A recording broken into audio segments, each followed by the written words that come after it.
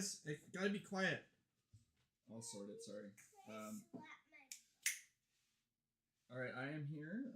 This is Poem. I'm just trying to sort out some audio issues. I'm assuming the stream can hear me and just not the commentators. Stand by for coverage here in Chicago.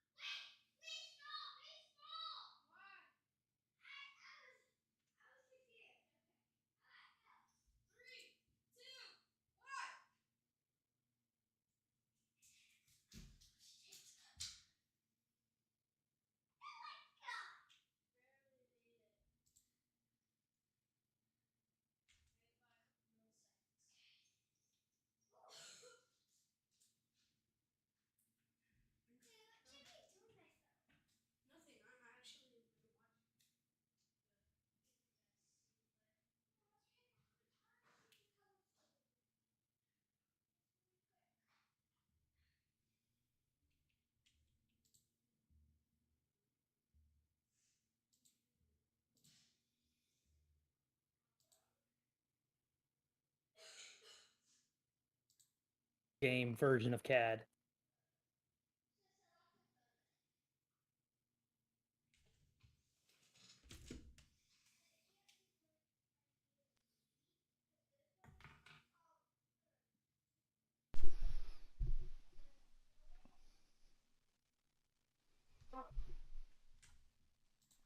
I believe I've resolved the audio issue.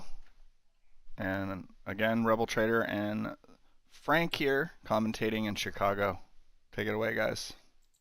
Thanks, Poem. And hopefully our audio is back. So it looks like both players are playing a long game with Ramp, a super laser tech, and I think a resupply from CAD is what started off the game after both players passed on their first turn. The one nice thing about playing Vader is you can ping, with the right sequence of cards, of course, you can kill your own super laser tech with Vader's ability. And that'll let him grab a... Because sometimes you play a super laser tech, you've got to figure out a way to kill it. Otherwise, it's just a little 2-1 for 3. It doesn't sound very appealing to me, right? Yeah, and the other thing about CAD is that, you know, if the super laser basically provides a shield for CAD's ability. Like if you use it, the super laser is just gonna die. And Poem, it looks like we've got audio working, so thank you. Oh, good. Yay. I think that's a Bosk, if I'm seeing that correctly. No, it must not have been a Bosk. Sorry, my video clear. Looks like a Cloud Rider to me. Must have been a Cloud Rider. Yep. Okay. And then he uses the super laser tech to kill it, as you'd expect. Yep. Or did he play the new villain event where each player sacrifices a unit? That's a very nice combo if you played that. Yeah, that's interesting. Super laser tech. That's some interesting tech. It plays out the Stormtrooper.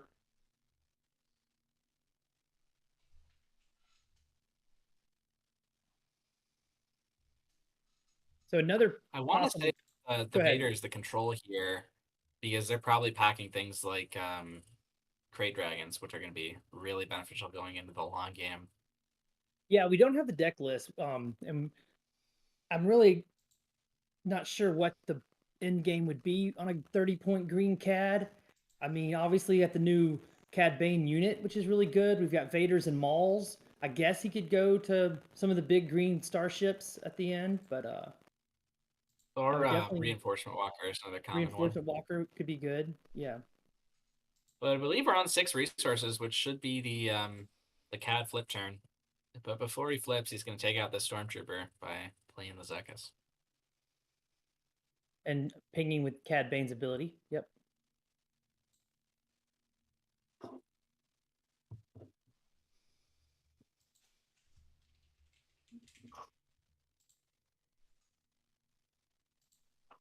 And here comes Cad Bane deploying to the field in front of the Sentinel.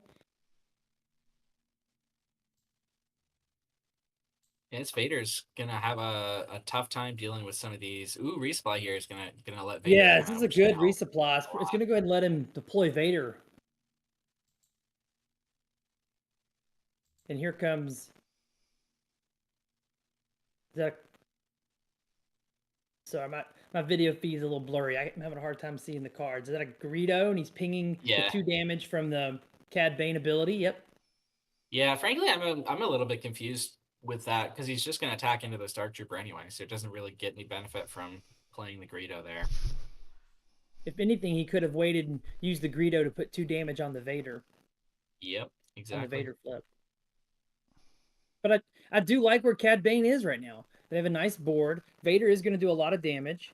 And we're not able to see their hands. I think that's an overwhelming barrage I think I saw in the Vader hand. So Yeah, that Barrage and a Traitorous. Yeah. Yeah, this is an exciting game. This is really close. And they're playing deck archetypes that we haven't seen much of in set 3 so far. I know set 3 is very new, but it's fun to see new decks. So I'm excited to see it. Interesting that the Vader player here went for the claim, presumably intending to play the Barrage first action, which could take out both Zuckuss and Greedo. And yep.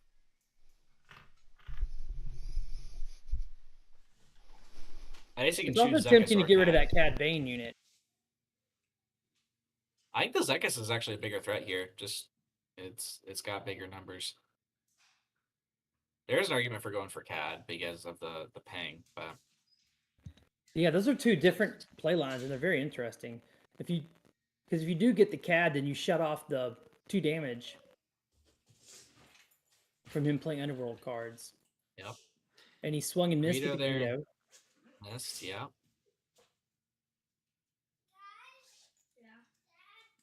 Dad's in the garage.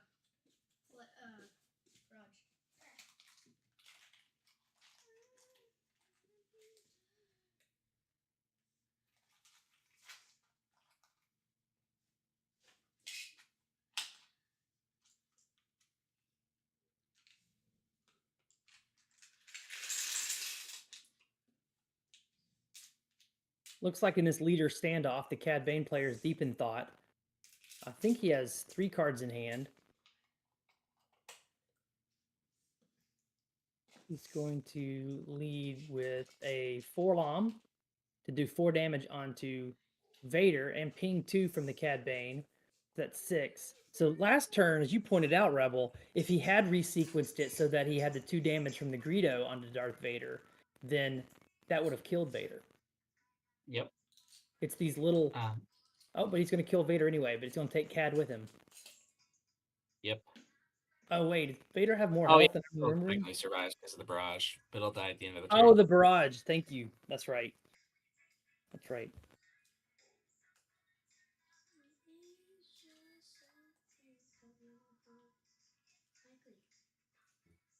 Spicy. But I mean, that was a good trade, all things considered, for the Vader player. He traded Vader Barrage for Cad, Greedo, 4-LOM, and Zuckuss. So Yeah. That was a lot of carnage in that round for both sides. But one thing that's really fun about Star Wars is the skill level of having to figure out these sequencings of these actions. In some other TCGs, you have your entire turn. You can do all the things you want to do in whatever order you want to do them on your turn. But one thing that makes Star Wars Unlimited such a high skill cap game is you have to be very careful in which order you do things because your opponent gets to interact in between every one of your actions. yep. And it definitely feels like perhaps if that Greedo had come out after Vader, then that Vader would not have been as destructive on the board as it turned out to be in this last round. Is that Zuckuss? 4-LOM. 4-LOM? Yep. I'm close. My video's blurry. Yeah. If you full screen it, it might help you. Well, no, I went back to not full screening because it's actually easier to see it. Oh, okay. Yeah. All right, Merciless Contest played to take out that 4-LOM. And then Uh-oh. Is he calling for a judge? doesn't look like it. Oh, okay. I thought he was gesturing off. 'Cause Oh, maybe he is. He might be trying to figure out if he can do Vader without hitting a unit, which you can. You can, yeah. And that's what they're figuring out. Yep. So we go to 4-0. And what's nice about that Merciless is it's like a Power of the Dark Side without having to run blue. Yep. So it's a very interesting deck build here from the Vader player. I'm very impressed by both these decks.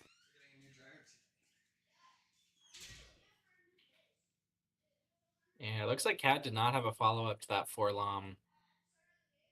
So we'll see what he's got now. I think they're 3, 4, 5, 6, 7. I think they're at 9 resources each. Yeah, they're definitely at the end game now. With almost no damage on their base. These are the times it makes me wonder about the 55-minute rule. Like, this is just game 1, and they're at 4 damage to 0 damage. And I was looking at chat. I know our friend Chris Tott is in chat. Hey, Chris, thanks for joining us today. We're going to have friends of ours. I know the next round and maybe the third round is going to be casted by Jeff. Wait, don't kill me from the Botha Network. He's going to take my spot after this game. And there's the Cad Bane unit coming down to capture Vader's 1 unit.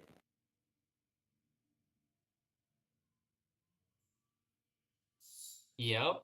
I mean, like, Cad at this point is he's basically an aggressive card, but yeah, at the same time, like, he poses a dilemma. Like, if you attack with just 1 unit, then he's effectively just a big guy.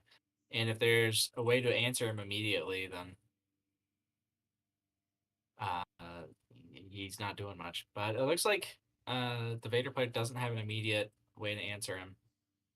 I mean, the Sentinel is an interesting answer because if Cad attacks, all he can do is hit the Sentinel, and then he can pay 2 life. Vader can pay 2 life to get his unit back, but then Cad gets to draw 2 cards. So there's a lot in that card. This is the kind of card the design team wants to put in front of us that offer lots of multiple layers of choices, both for you and your opponent, in how a card is played. Yeah. My guess is that the Vader player is just going to try and kill this Cad normally and then just rescue the Seven Sister without using the on attack. You definitely don't want to give him 2 card draws, that's for sure, if you can help it, because this is definitely a full control game from both players. Ooh, a main deck Relentless. That's massive, actually. Oh yeah, that shows that's gonna put a control Vader player in a world of hurt. Looking at his hand, I do see a Ruthless Raider, so there's definitely some space answers that Vader can come up with. And the Raider doesn't stop Vader from pinging after he plays the Ruthless Raider. And he's just gonna start with 3 to the base from the Sentinel. Yep, makes sense. You're expecting it to get ran over here pretty soon.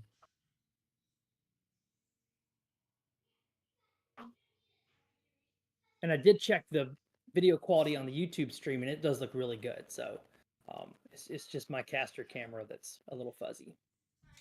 Great. As long as the show looks good, that's what we care about, right? Yep.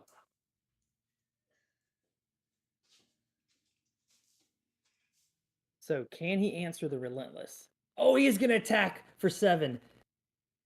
He is going to kill the Sentinel, and he is going to return the card. Ooh, interesting. I thought the Vader player is the one that makes the choice, though. Yeah, it is, but it looks like he did. It didn't look like he gave the Vader player the choice. He just attacked and gave it to him and drew 2 cards. And yeah, I mean, we're not hearing them, so... Yeah, that's true. It's possible he did. That's true. And wasn't there supposed to be 2 damage? I guess he did take the 2 damage. Maybe I'm misreading the card. Let me look up the card again. No, it's just I don't think there's any damage in Cad. Maybe that's my fault for thinking that.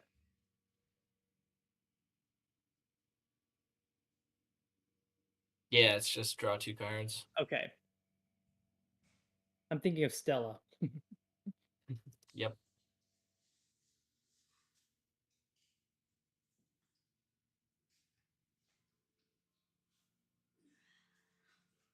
And there does the Ruthless Raider is coming to try to answer the Relentless, but interestingly, he didn't put the damage on the Relentless.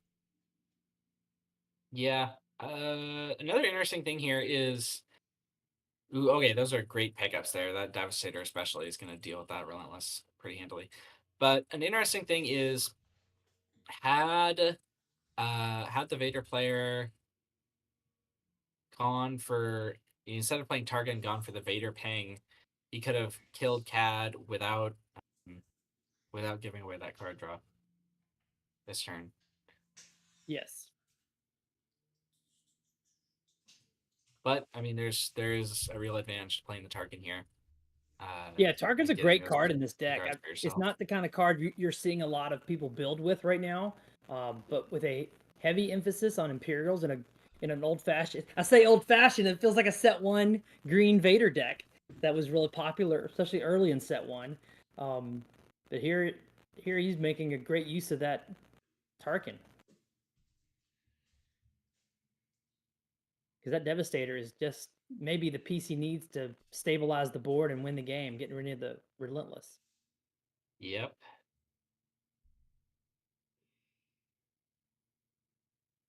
Yeah, once it gets out there, yellow doesn't really have a good out to Devastator. Like, you can bounce it, but it'll just come right back down.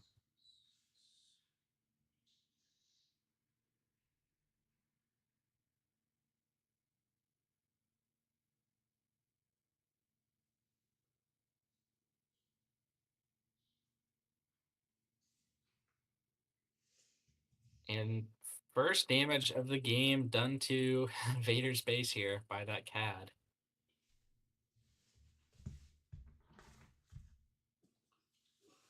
Making it 10-7.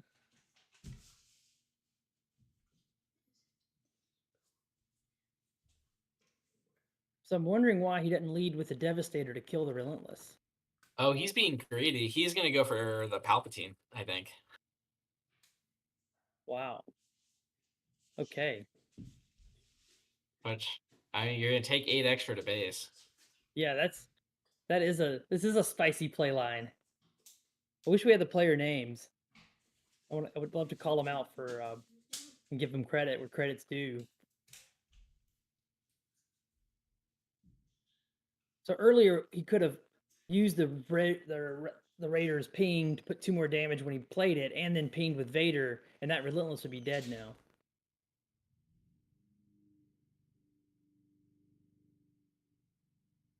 Because he didn't. I don't think he needed the damage on the Cad to kill it, because he had the units on the board. Yeah. Why didn't the Relentless attack first? I know. I mean, I guess it ended up working out, but I probably would have attacked with Relentless there, knowing that the Devastator's in hand. But there's also, I mean, it's 1 damage, and there's units on the ground that could kill Cad. And if you think that the Vader player's other options, there are real reasons to go for Cad first there. Was that a Cloud Rider? What, something ambushed Yep, in? that was Cloud Rider. Okay, and did enough damage to kill Tarkin. I guess. I thought the Cloud Rider only hit for 3, and Tarkin has 4. Yeah, Tarkin's got 3. Oh, Tarkin's a 3 health unit. These are cards I Yep. haven't seen for a while.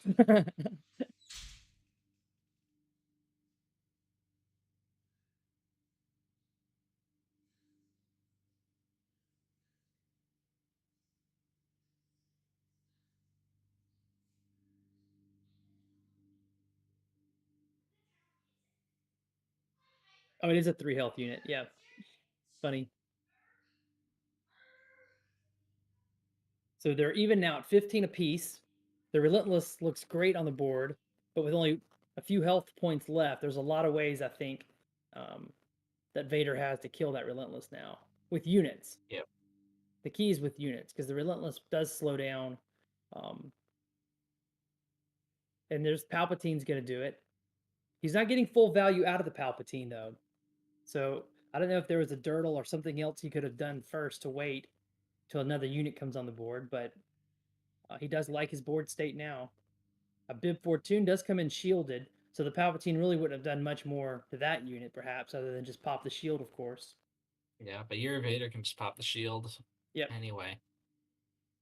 Yep. And then And Vader's reclaiming his damage lead. all right, he's Maclunkying, I think. The bib Yep. back to hand to kill off one of his units,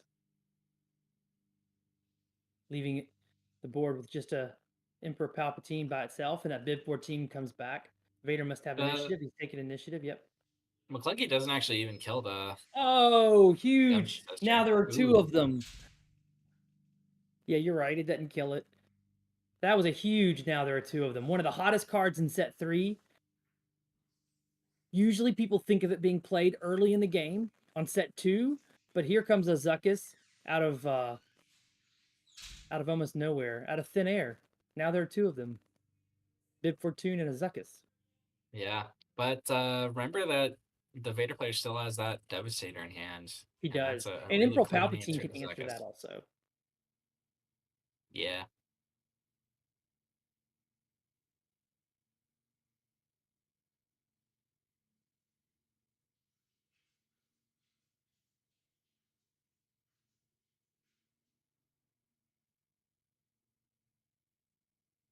And it looks like we are going to see the Devastator. Yeah, that's the kind of powerful answer that Cad Bane in a green-yellow deck would have a hard time answering. I know when I run yellow Palpatine, I could do like a change of heart and sacrifice it that way. That's a nice play in yellow. So I don't know if he's running change of heart, but outside of that, or just their normal bounce effects, or he could run his own Devastator. I mean, if he's main decking Relentless, maybe he's main decking Devastator also.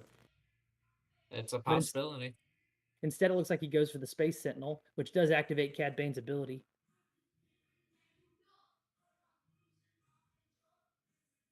But the Devastator does have Overwhelm, so the Sentinel's does. not as much of a roadblock as I'm sure Cad Bane wants it to be. Yep. And now these ground units are going to start chipping away at the Cad base here. Bringing him up It's to actually, 19.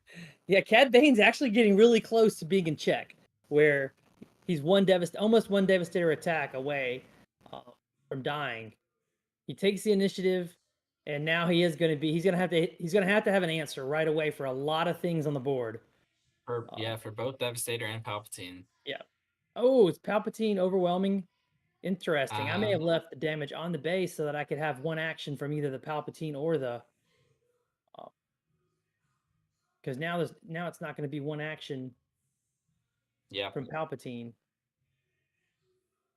It still is effectively the same because now an attack from Devastator does it, and then Palpatine attack plus Vader ping does it. So more roundabout way of getting to the same. Yeah, place, just one more action is going to be required if he does have an answer for Devastator. Yeah.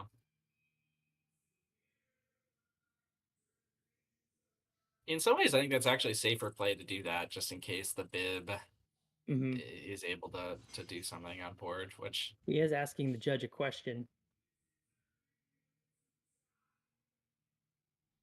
But with so many resources, the one discount you get from Bib Fortune for events, I can't imagine that would have been a relevant factor.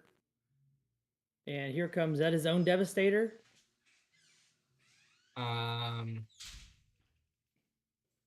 Yeah, but it doesn't do they're much. Scooping because Cad Bane surrendered but showed him the Devastator.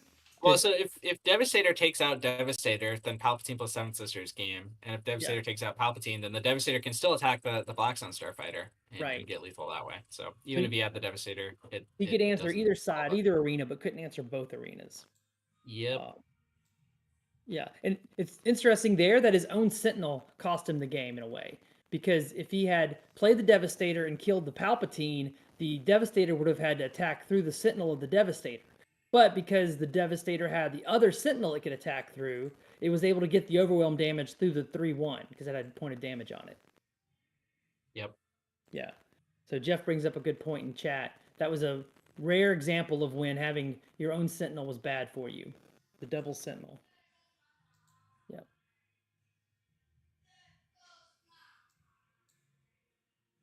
And I don't know that he'd be running Cunning out of Aspect, but Cunning also would have saved him. Temporarily, at least, yeah, it would have. And that's not totally out of left field. No. A lot of Boba Green decks last format ran Cunning out of Sure. Aspect, so Especially when they're emphasizing ramp the way that this one did with the early resupply. You can ramp into a Cunning on what would have been 5 resources, 6 because of the ramp. That's a very reasonable play, and the Cunning would have definitely helped him there. Yep. And Ralic25, welcome to the chat. Yeah, we've just gotten started this morning. This is the first round of this. Did they tell us how many rounds we're going to have today? 6, probably, with a field 6. size under 50. Yeah. I'm going to cast the first one with Rebel Trader here, and then I bought the network teammate Jeff is going to come on and do a couple of rounds, and then we have other casters for the afternoon rounds, right? Yeah. Who's coming on after you, Rebel? I think it's going to be Poem, and it's in the group chat somewhere. Just previewing for the audience what our day's like as we get started here today. Poem and Brandon from /Red Dragon 252 from I believe Maclunky Gaming. That sounds right. And Maclunky has some great players and casters, and they're definitely, I see their logo and everything as part of the so yeah, it must be a Maclunky gaming caster coming, we hope. We really like those guys over there. They do a great job. And girls. Yeah. Hey Claire.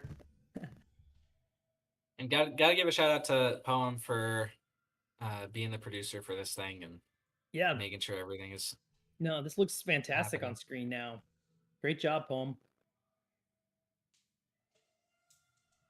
All right, so they're sideboarded and they're shuffled, and they're going to go to game 2.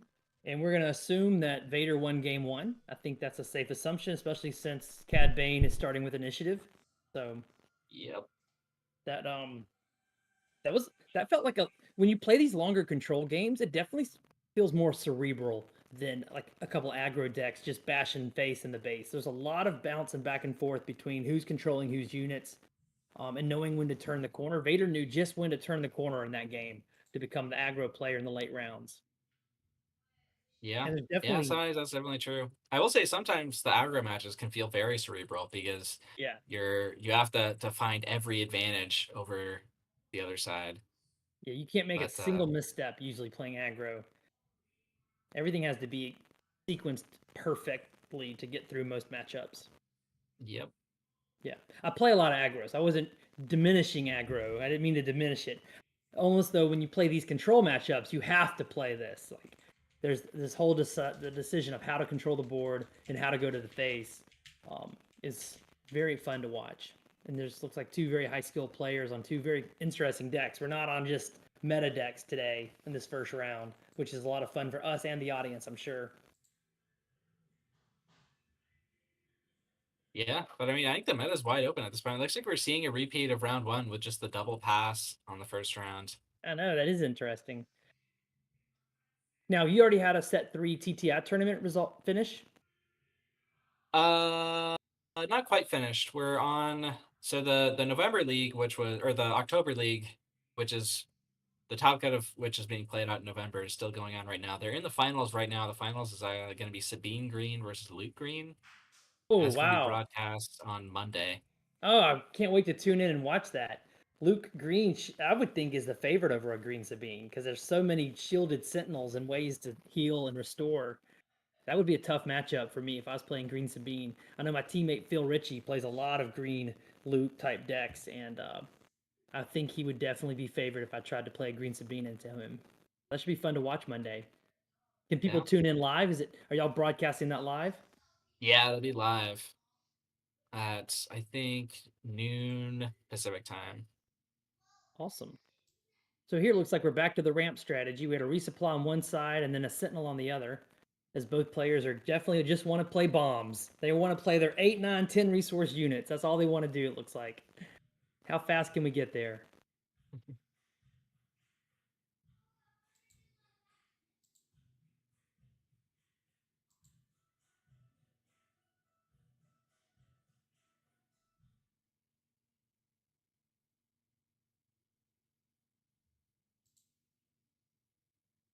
Zuckuss, interesting. Mm-hmm. Activates the Cad Bane ping, of course. The Sentinel hits him back for 3.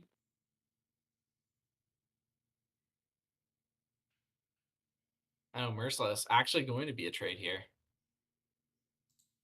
It is the poor man's Power of the Dark Side.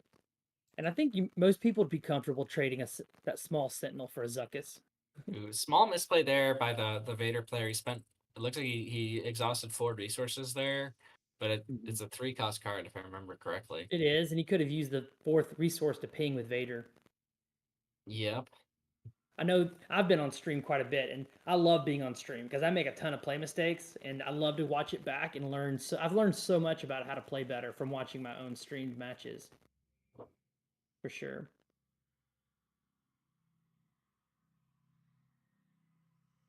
Even playing on stream for because my wife Courtney and I do a Blonde Sabine. It's on Twitch and YouTube. We do it Wednesdays and Thursdays at lunch, 12 Eastern.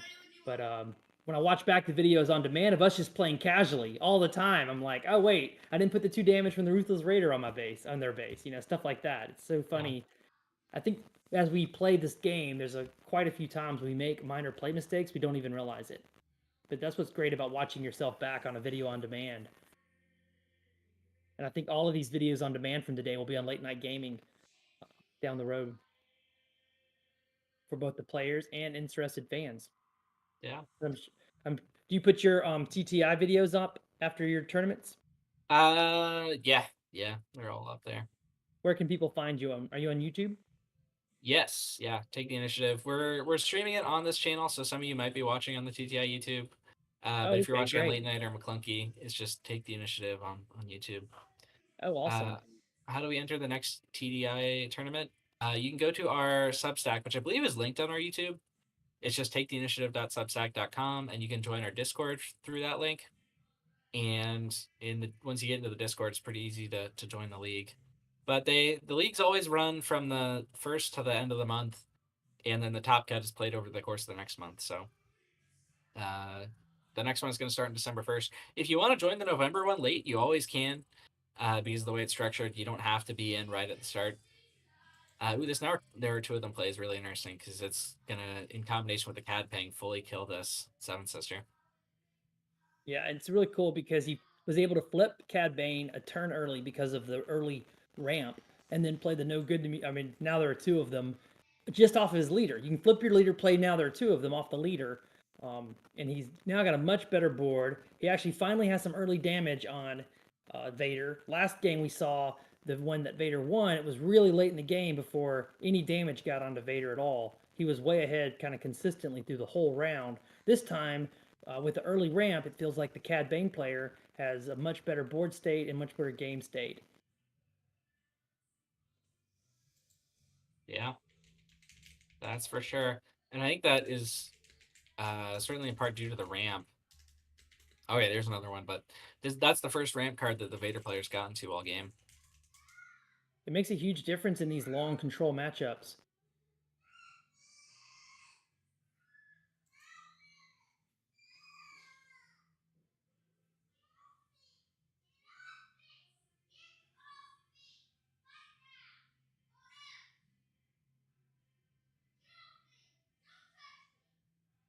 So we go to 8 damage to 3. Another one of the Power of the Dark Side effects, sacrificing the super laser tech. That's such a good combination this Vader player has latched onto. I hadn't seen that played anywhere before. Yeah. And now the Vader ability plus the eventual Vader attack is going to take out this Cad, or at least could, theoretically. If the Cad player doesn't have like a no good to me dead or something. Yeah, that was a great super laser tech sacrifice there. 8 resources. Is that going to be a reinforcement walker? It is. He's looking at his card, trying to decide. He puts it in his hand. So he drew the card. Only 4 damage on his base. That seems reasonable, but here comes the big Vader flip. Darth Vader has entered the arena and has the damage potential to kill the Cad if he wants to. He does, yeah. Although doing so puts him in range of being killed by the reinforcement walker next turn. So you're not too mad if you're the Cad player.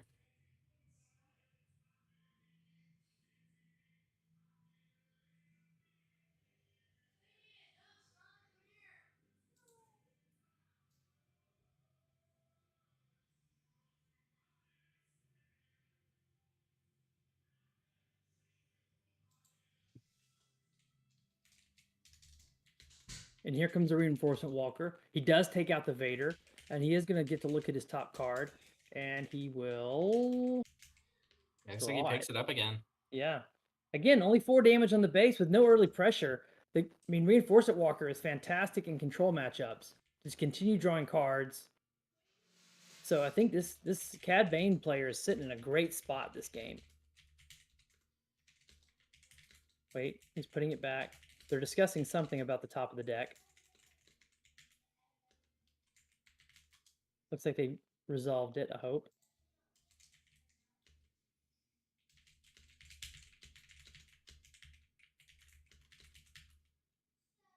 He's got 5 resources. I think he has them stacked in 5s, right? No, 4s. Yeah, it should be 8 because the Vader flipped last turn. Mm-hmm.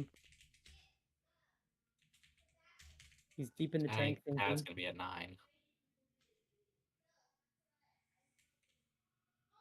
Yeah, we're at 9. I think both players, because he hit the super laser tech, so they should both be on the same number of resources. Unless there was a second ramp I didn't see. But Cad does have 9 resources to his 8. Maybe he didn't resource. And here comes an Emperor Palpatine with no effect. And there's that Relentless again. Well, one thing I did notice about the Vader deck, late game, it had a lot of big bombs that were units. And he wasn't relying on, like in a blue Vader deck, you'd rely on like Rival's Fall and Fell the Dragon and stuff like that, which makes Relentless even more powerful. But here, the Vader player is really relying more on big units. And that makes the Relentless not as effective in stopping Vader. Yep. I'm ready when you are. Okay, you said that? It's been set. Looks like I have about 20. No Devastator in hand for the Vader player here is going to be rough. Yeah, and this Relentless attack is going to put him only 1 action away from killing Vader. I think too, because it's a 30 health base, right? It's not ECL. Right, but isn't it? Okay. Is Relentless at 8/8? I thought it was a 9/9 for some reason. Yeah, it's 8/8. Okay, my bad. It's hard. Again, it's hard to see the cards from my view, so I'm having to do all this from memory. I have old man memory. All right, and there's a Tarkin. Going to try and Now find he can that find a Devastator. Devastator. Yeah, that's what he did last game. He found a Devastator and a Palpatine. Here, I see a super laser tech. Yeah. I think this is more of a whiff. I can't see all the cards though. Let's see what he came up with. He came up with a Snow Trooper and 7th Sister. Okay, He's really angry at me for doing that. 7th Sister. Not the Devastator he was hoping to find, I'm sure. Nope. But it does get him 5 cards deeper. Yep, that's true.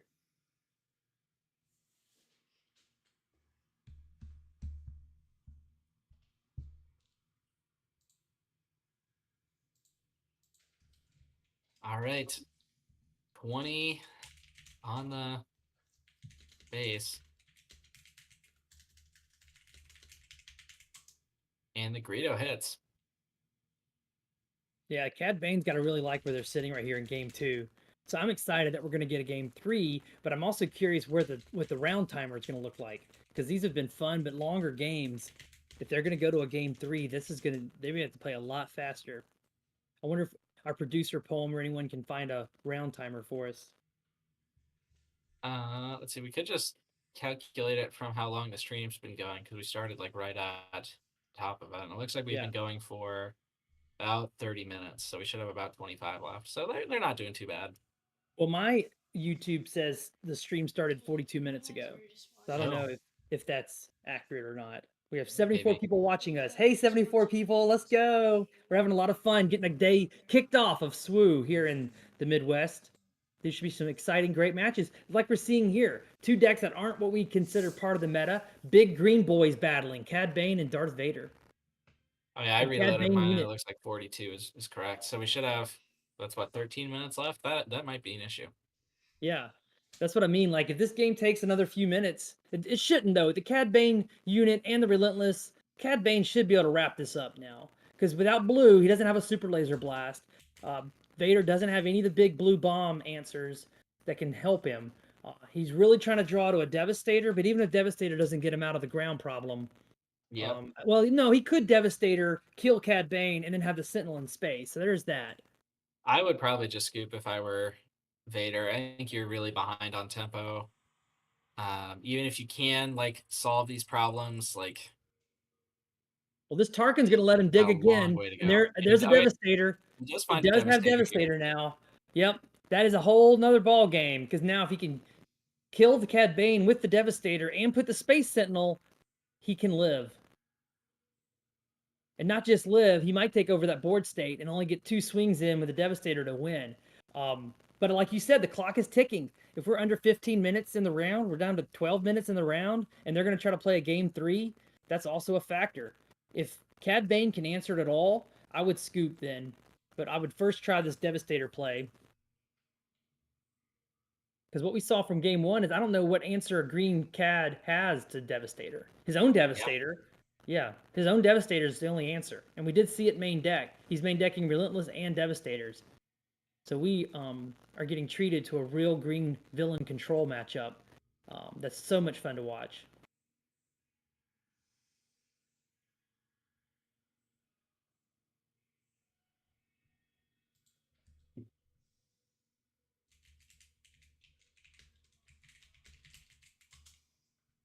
Okay, this is curious that he's thinking. Who's Xanadu blow? Yeah, I'm not sure. I'm not sure why he didn't just attack with the Cad Bane. Whoa, and he's returning the Cad Bane to his hand. What is happening? What? That doesn't make any sense to me. I'm sure there's some great logic I'm missing. Just swing with Cad and do 7 to the base and leave him at 27 damage. Does he have enough resources to replay the Cad this turn? I can't quite tell. Because if he does, it gives you an answer to Devastator, theoretically. But he doesn't. And Cad Bane is limited to only 8 health when he captures. And the Devastator did he exhaust the resource there? Does that put him at 9? Does that prevent the Devastator from coming down? Oh, that's fantastic play then. All right, that actually makes a lot more sense. And I'm really not sure why Vader didn't resource to 11. Yeah, that's a kick in the teeth for Vader if that's what happened with the Xanadu blood. That's a fantastic play to stop the Devastator. He's going to overwhelming barrage, but he can't. That's going to cancel the first card played. Yep. Oh, look at him sitting back. I think he just realized he messed that up. Looks like the Cad player is going to grant him a take back, though. So I think he's just scooping. Yep. I think that's it. I think that's what a fantastic play by the Xanadu blood. I was so critical. It's like, no, what's he doing? Attack with the Cad Bane. And instead he's like, I'll just win the game this way. Yeah. What a fantastic play line. What did you think about that, Rebel? Yeah, I mean, obviously I was initially surprised at it, and I couldn't see what was going on. But once I saw those resources, it was all clear.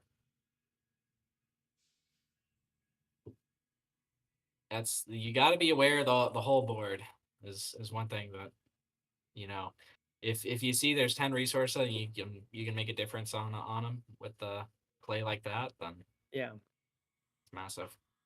So what we're about to see is going to be a speed chess version of SWU because there can't be but 10 to 12 minutes left in the round at most. Yeah, by my count, we got about 10.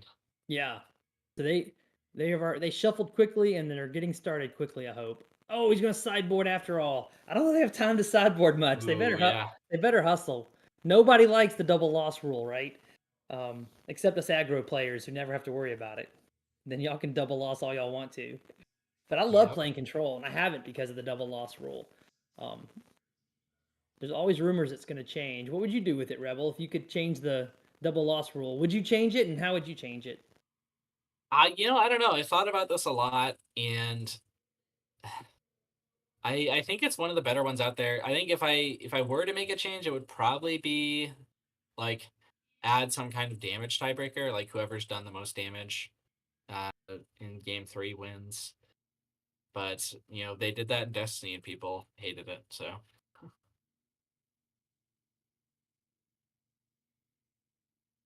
yeah, I don't have an answer either.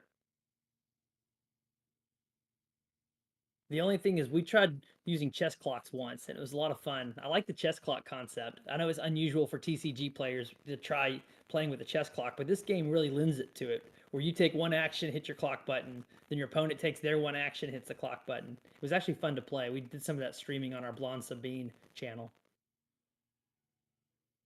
But I don't think that'll ever happen. Logistically. Yeah. Yeah, I think that would be bad move.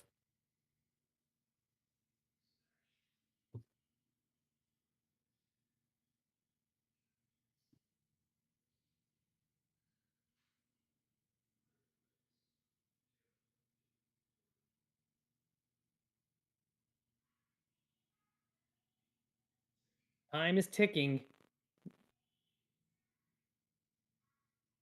Hold there be an official timer on Melee. I'm on the Melee and I can't find it. Does Melee have a clock ticking? I don't see one. I know Loopy just did a great interview with the marketing director from FFG and the Melee, the head of Melee, I think, for our FFG, the Melee team, and they talked about some great changes coming. I think decklist, for example, decklist may be included in the future. Maybe there'll be some more quality of life updates to Melee GG for SWU.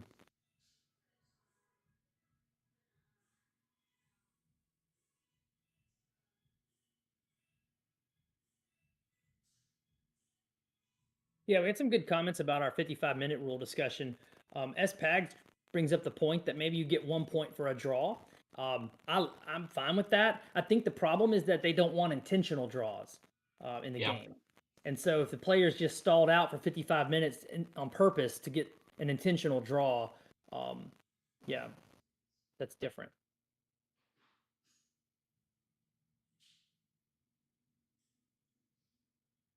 And Chris McBoober, hey, thanks for hanging out with us today. They're interested in the chess clock idea. It's fun. It'd be a fun way to play, and I think I like it. But and yeah, Loopy's checking in chat, and like I mentioned with the interview he did, you can catch it on his YouTube channel here on his video on demand about it. They are talking about in March integrating decklist to Melee GG, which I think everybody would love that. Loopy, if you can hear us, how much time's left in the round? Because we are just starting a new game 3.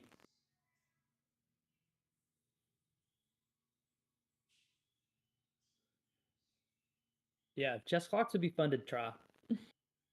So we opened up with a bib 14. I personally hate the idea of chess clocks, but wait, once you try it, you'd be like, oh, this is fun. To hit the button plus it lets the other person know that you're done, like your decision's done. You can't take it back once you hit the chess clock too. That's another part of the rule we like too. It made gameplay a lot cleaner. But anyway, I don't know how much time is left in the round, but it's got to be in single digits now. We have 2 Sentinels on the board and a bib 14, so we're settling in for a long game for sure. There's a good way to clear it. In my estimation, we should have like 5 minutes left in time. Well, that TIE Interceptor in space cleared out the Space Sentinel. Looks like no ramp cards for either of these players. And he's going to ambush first, and then he can stack the triggers the way he wants to. So he's stacking the Cad Bane trigger after the ambush, which requires then Vader to put the point of damage, which is usually his choice, onto the spaceship. Yep. And Bib Fortune, is that the way you say his name? Bib comes in for a damage. So with just minutes to go in the round, can they get this finished in time? Both players are relying on a big end game of bombs, of 9 drops and 10 drops. Yeah, I suspect this one's going to be a double loss. No one wants that. We're all rooting against it. Play faster, play faster.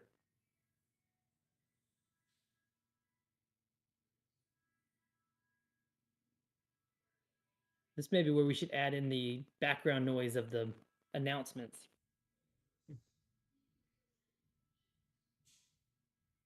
And there he goes with the second Sentinel on the ground. A 3-3. Now the Cad Bane player's got to decide if he wants to trade his Forlom into it, because of the 3 damage on the Forlom, it would kill it. And he can't really attack it with the Bib Fortune without it getting an experience token. Great, Loopy. Let me ask if Loopy... Hey, Courtney, can you ask how much time's left in the round?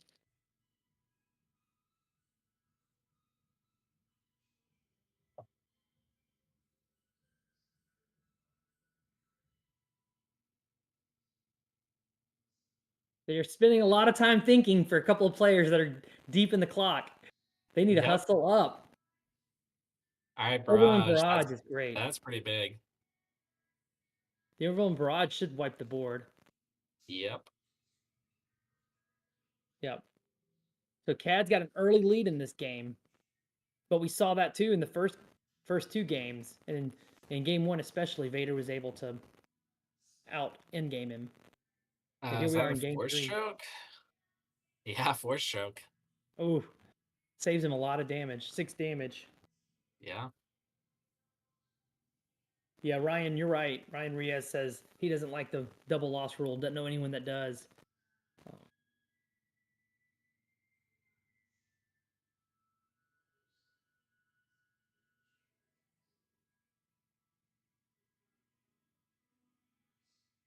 He takes initiative. I'm here in So we're about back 3 to minutes in time. 3 minutes? Oh, geez. 3 minutes. Let's go, guys. 3 minutes. Let's go. Play faster. With only 1 damage done to either base. We got 29 damage to go in 3 minutes, and we're only on 6 resources. Without ramp, this is the worst scenario these guys could have had for a game 3 with under a time crunch.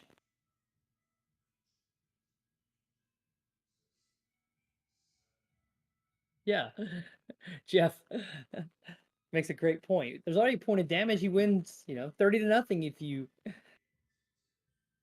count it out to 30 points.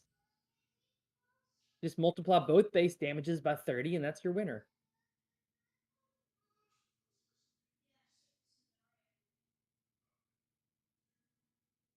Right. Chris Todd brings up the problem with making the double loss rule into a draw rule is that draws are really late game when players are just drawing to get into top cut. Feels really bad. So I don't know if we could ever have a compromise where a double loss on time is a draw, but you can't intentionally draw. You have to play it out. And then, you get into the collusion problem of would the players just look like they're playing and try to create a create a draw from time.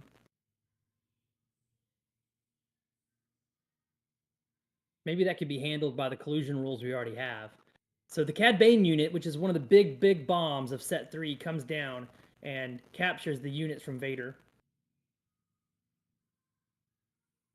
We probably have about a minute left in the timer. So it's getting to be discouraging to think that we're going to avoid a double loss. Yep. Should be about 1 minute left. And I think I see a judge standing there right with them, explaining to them that they're out of time.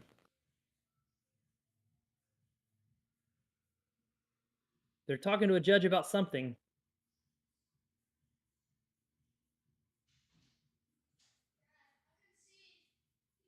Did I miss something?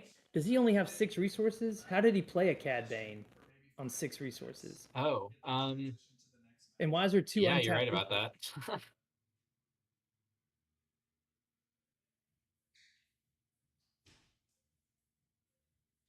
They're going on though. There must have been something we didn't see. Maybe there is a 7th resource high.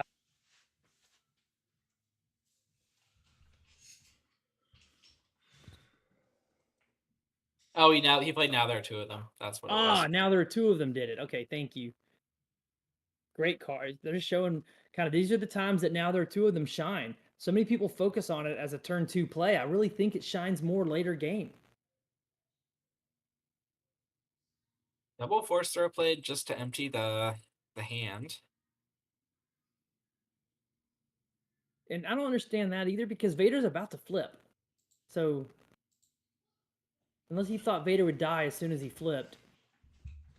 He is taking the unit back and letting Cad draw 2 cards. It is a Tarkin, but that's not a win played ability. You don't get your win played ability though. Okay, that's good. I was worried he's about to start drawing for the Tarkin. But when you are freed from capture with Cad Bane or any capture effect, it does not count if that unit has a win played ability. I mean, here comes a super laser tech.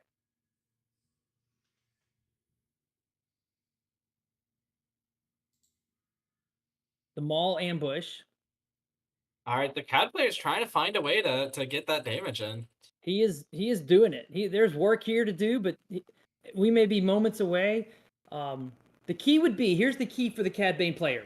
They have to get Fatal on the board because when the clock runs out, there's one more action phase. It doesn't matter how long that action phase takes. And if he's got the damage on the board, he could use that extra action phase to get to 30 damage. There is still a chance here for the Cad Bane player to pull this out at the very last moment of the game. He's at 19 damage. I think the Cad player can do it unless they've already called time, which it looks like they already had. And it looks like that's it. It's a double loss. Oh, All wow. right.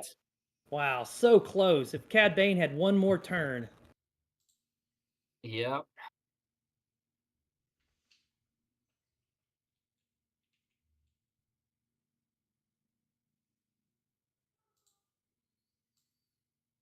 All right, well, that was a lot of fun casting that with you, Rebel.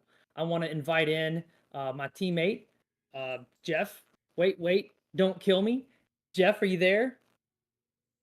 I am here. Awesome. We just saw an exciting control match. I know you got to watch it because I saw you chatting. What'd you think of game 1 today, Jeff?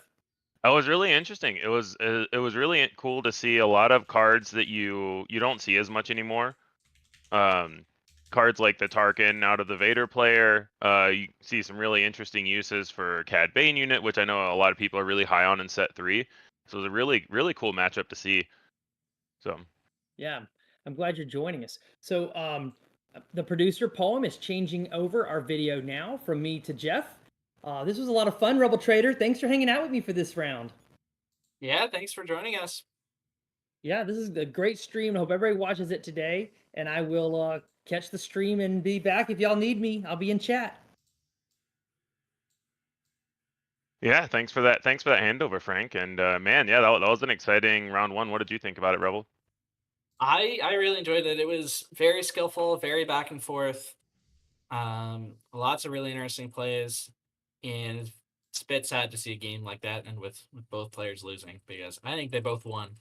Yeah, absolutely. And it's really cool. A lot of times, especially with these kind of tournaments in round 1, you don't know what skill level you're going to get, right? Because round 1 is all random pairings. So you see things like, oh no, he bounced the Cad Bane unit. What's he doing? And then you realize, wait, there's actually a very high skill play that won him the game. Yeah. So it's really cool to see such high level play in round 1.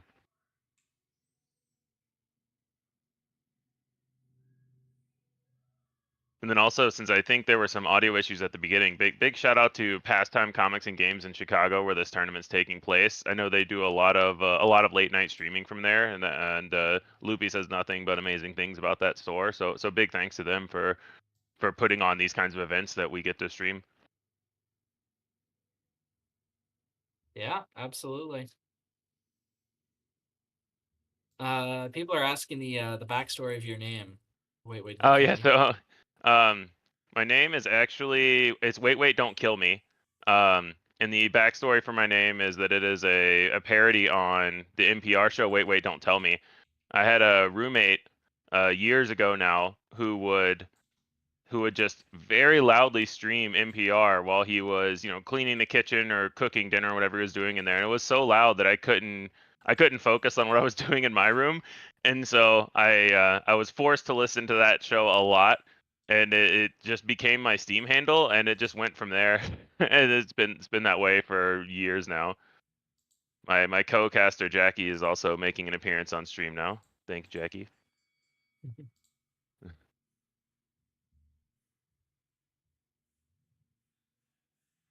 And then for you, Rebel Trader, your name comes from a Destiny card, right? Yeah. There's a Destiny card called Rebel Trader that was in a few decks. It was not amazing, but there were a couple decks that used it just because it was a 8-point yellow character. Nice. But I just really found the lore fascinating, and it became my handle. To me, those are the better handles anyway. You know, like if someone makes their handle just the best card in the game, then that's a lot less interesting than a card that you personally really like and like to play. So All right, it looks like players are sitting down for round 2 here. yeah, one of the exciting things about the show match going to time is less time to fill, and we get right into round 2 as soon as it's done. We may be able to get player names or at least melee usernames for this round. We are working on getting that in. Loopy's playing, I think. Oh, excellent, excellent. I Uh, see a That Django doesn't look like Red. Loopy, so that's Old Sweepy is the melee name.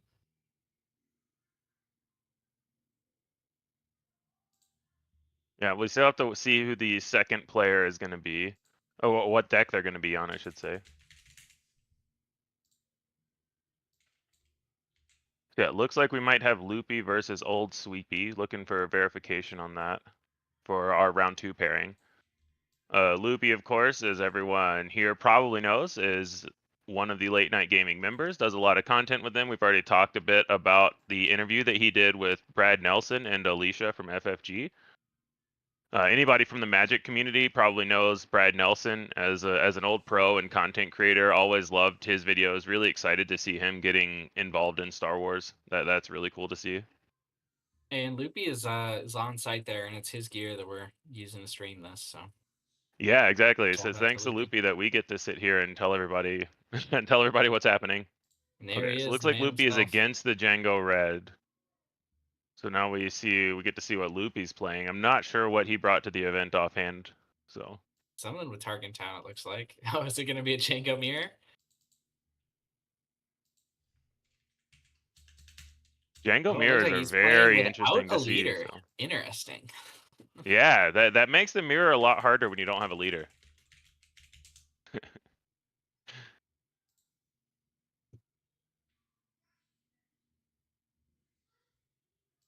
Just mono Tarkin Town. First time we've seen this deck in action, probably in all of Unlimited history.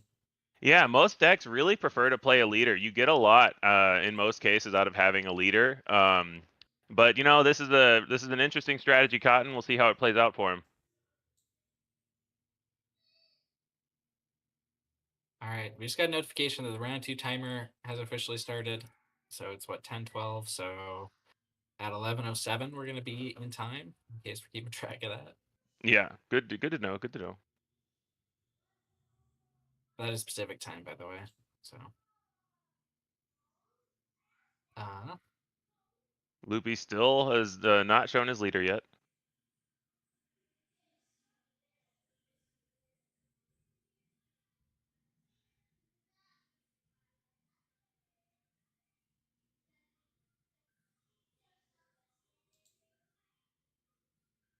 And they're flipping the coin for see who goes first. Yeah, good. I like ways like that, either flipping a coin or calling odd even to do initiative. Yeah. When you have a cool late night gaming coin, you might as well use it.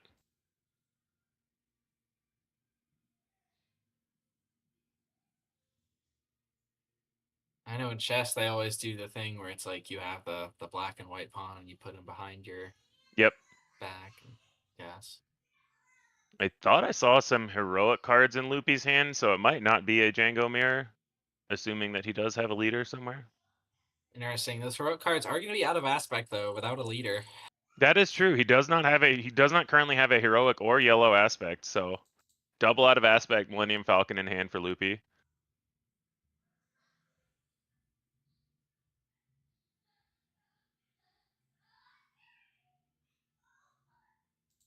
Looks like we have a mulligan from the Django player.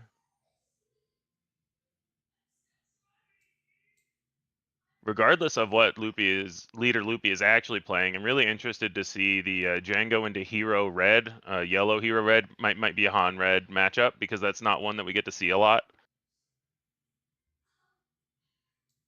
So I'll be interested to see how this plays out with cards like Millennium Falcon against a Django leader.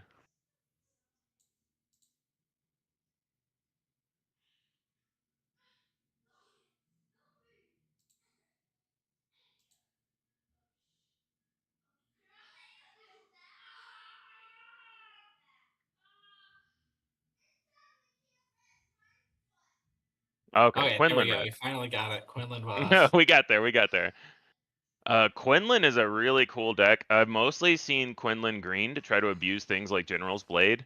So I'm really interested in this Quinlan red, where you get to match the pings with things like Tarkin Town and Daring Raid. This should be a really interesting deck. Have you ever seen Quinlan red before? I have, yeah. There's been a couple in the TTI League Nice. top cuts. But it's usually it's like a and now there are two of them deck trying to play things like Anakin early and get advantage off of Gotcha. that. But Sabine here is not going to set up the now. There are two of them really, unless there's like a 5-cost rebel unit that I'm missing. There's Wedge Antilles is a 5-cost, I believe. Yeah, I believe he's a rebel. There's a 6-cost for General Rican. Those are all in green though. Oh yeah, sorry. I'm so used to seeing in yellow red. There's not any that I can think of. Obviously Zeb Aurelius, but made a moot point by Greedo trading in. Another good point is that Quinlan on the leader side, you have to have exactly the same cost to ping. So the fact that Greedo was a 1-drop and Sabine was a 2-drop, Loopy did not get the free ping, which would have killed the Greedo. Yeah. And then same thing here. Be able to answer this silencer. Yeah. Yeah, Millennium Falcon continuing to be a strong card 3 sets in. It looks like the Django player took the initiative there instead of.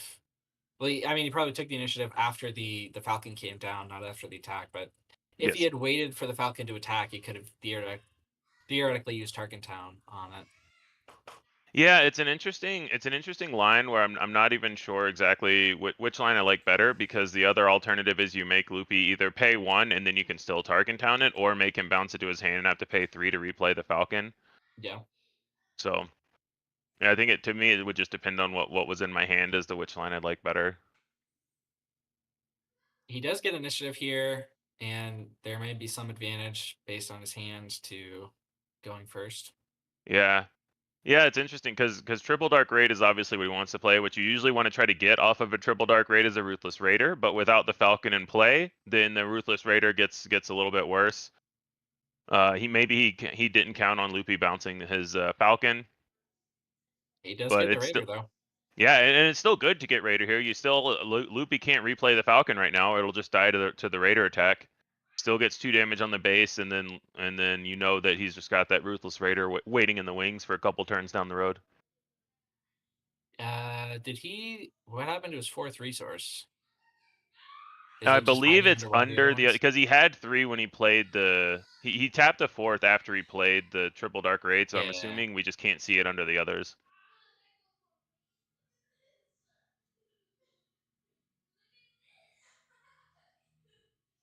R2 into Wing Leader. Okay. Looks like this is a more rebel focused version of Quinlan as opposed to like a Republic Force one. Yeah, I think if you're not trying to play now, there are 2 of them. I think that makes a lot of sense. And I'm also not the biggest fan of now there are 2 of them in this shell, because all of the 5-drop Republic or Jedi units you want to play all have coordinate, and by definition, when you play now there are 2 of them, your coordinate is off. So it just makes everything, in my opinion, a little bit more awkward than when you do it with the Underworld units to get a Zuckuss out, for example. Yeah. But I mean, even if you have to wait till next turn to get coordinate set up, if you do, like drawing cards early off Anakin can be massive. Yeah, definitely. I think Anakin and not in these colors, but in general, Kiadi Mundi could be the best ones. Plo Koon, in my opinion, is a little bit underwhelming because it's going to ambush as a 3/6, and you're using a lot of cards and deck building to set up for that. But yeah, I'm really interested to see how this Rebel package plays out. Yeah. We've got Django flip, so everything can be tapped all the time now. The limit of once per turn is now removed with Django deployed. I believe he meant to play a Fleet Lieutenant. Yep. There's the Fleet Lieutenant. into the Django. I like that a lot. Get a lot of damage in there while you can. Does that trigger the Django? Yes, it would trigger the Django, but the R2 is already tapped after attacking, and it would trigger the Quinlan. Well, you could. Oh, it's exhaust that unit. Never mind. It's Okay. exhaust that unit, yeah. I mean, like you could exhaust the wing later, but no. Yeah, Django's good enough already. Don't give him any ideas. You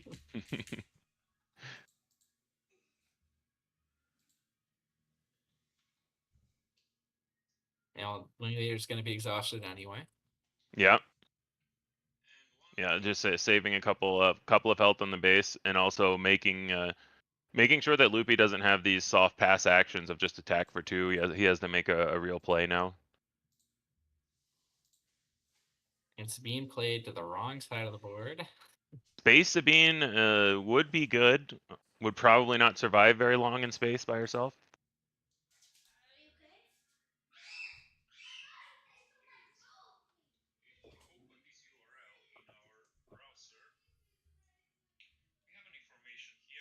We'll see what it looks like it's gonna be okay. Surprise strike here, going to base. Okay, just going to base. Going to base. Now Loopy could flip his Quinlan here, or he could just claim and use Sabine to immediately kill that Django. And then flip the Quinlan next turn. The nice like thing about he's that going line for the too claim. is when the leader unit dies, it comes back exhausted. So he's basically going to have a complete turn off from his opponent being able to exhaust anything with Django.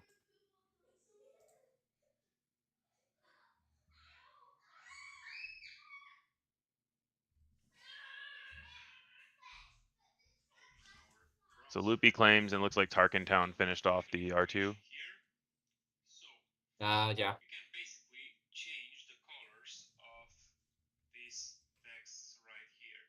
Then we're going to the next round.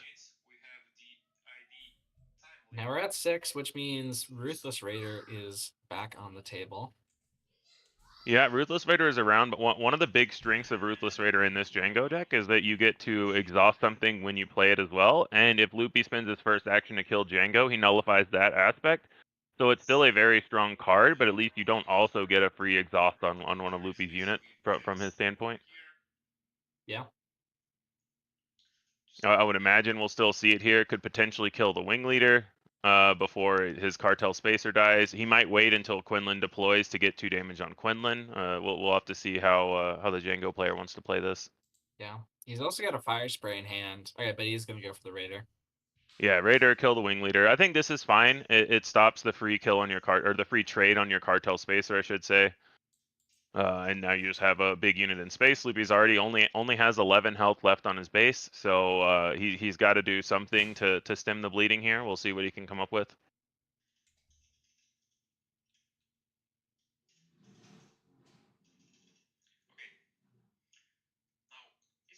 Yeah, deploy for Loopy. I would imagine he's just going to get his damage in.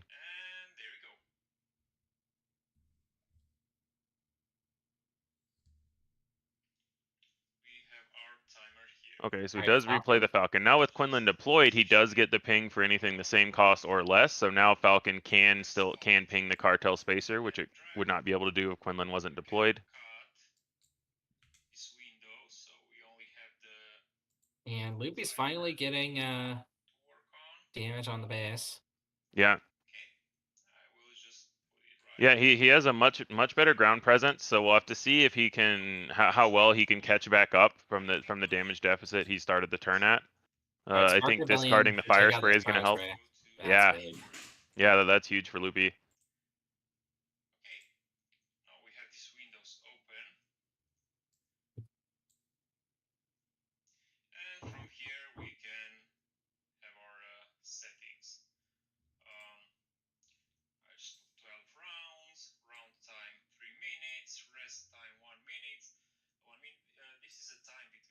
Then I would imagine at this point he has another interesting Falcon decision of does he pay to keep it out where it gets cleanly answered by the Ruthless Raider, or does he bounce it to hand and replay it after the Raider attacks and is exhausted? Curious to see how he's going to play that. Pum, if you're listening, I think your audio is getting through on stream. All right, we're going into a new round here. Interesting that Loopy attacked the base with Falcon instead of clearing the spacer. Yeah, I think he realized that he needs to catch up damage in this race. He might also be looking at leaving Falcon out as it saves him 4 damage if he if the Raider clears his Falcon out. Yep. Also interesting to start with the Cartel Spacer attack. So now Loopy could get in another hit with a Falcon if he wants, but I think this Django player just sees the finish line and is trying to get there. Yep. Just 7 away. 6 of that is, I mean, if he goes, Falcon or Raider attack, and then if the Raider dies, Oh, that's it. Oh, both looks like another TDR. spark. And so, yeah, so I believe that the Django player saw the fire spray and his eyes lit up with thinking that he was going to have lethal this turn. Well, he's got triple dark raid, and is that a daring raid? Is the other card? I believe it Red was a event. daring raid. So it looks like Loopy's in a lot of trouble here. He still gets the attack to base with the Ruthless Raider. So this triple dark raid, I think Loopy has to keep his Falcon up to be able to hopefully answer whatever gets found off this triple dark raid, and he just has to hope it's something Falcon can kill. But then he's still really far behind and needs to find something to help this space arena. Yep. And then if the Django player just takes initiative, he can finish it off with Raider next turn. So Yeah. Loopy has to find a way to both, and if that's a daring grade in hand, then this one's as good as over. And Yeah, it's just looks like best Loopy two. scoops it up. Really hard in yellow red hero to have any kind of space sentinel. And also really hard to do anything to the Ruthless Raider. If you bounce it, it comes back for 2 more damage next turn. If you kill it, you get 2 more damage now. So really really showing the power of Ruthless Raider. Even when you can't tap something with Django, you just get enough damage on, and then they just get put in a no-win situation. Yeah.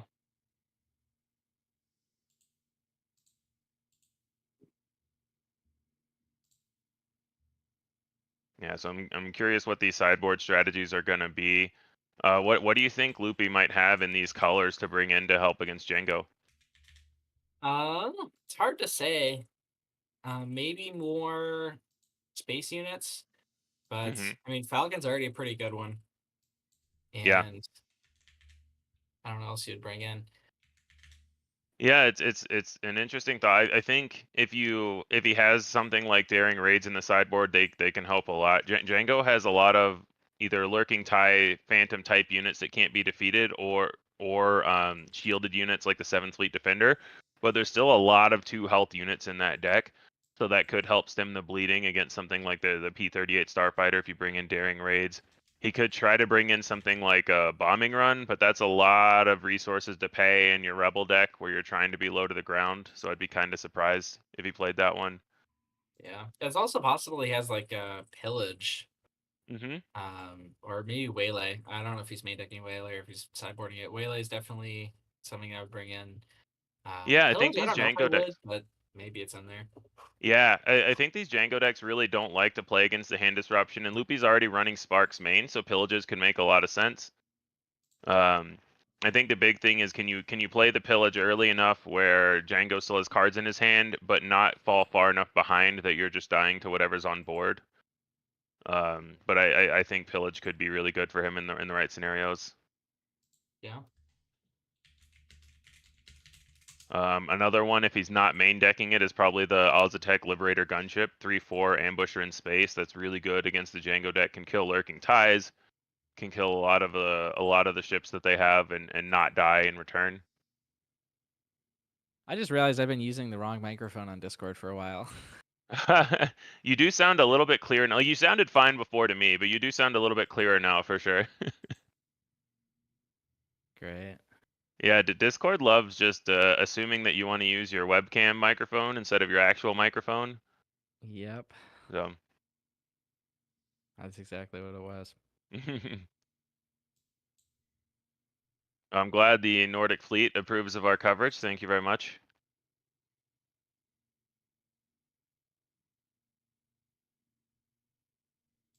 Yeah, and a nice thing about this matchup too is very unlikely to go to time when you have two more aggressive decks both on 25 HP bases fighting against each other. So I think we're definitely going to see a conclusion to this matchup either way.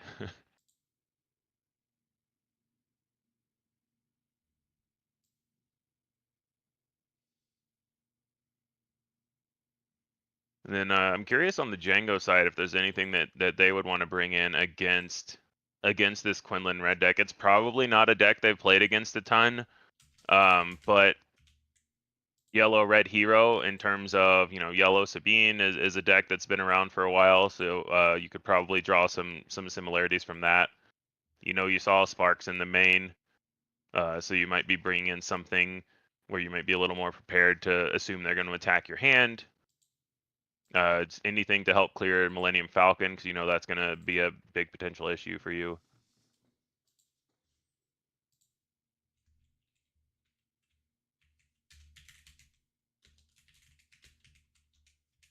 Another key is I don't remember. I believe Django Tarkin towned an R2 last game. He may want to save his Tarkin town for a Falcon this game.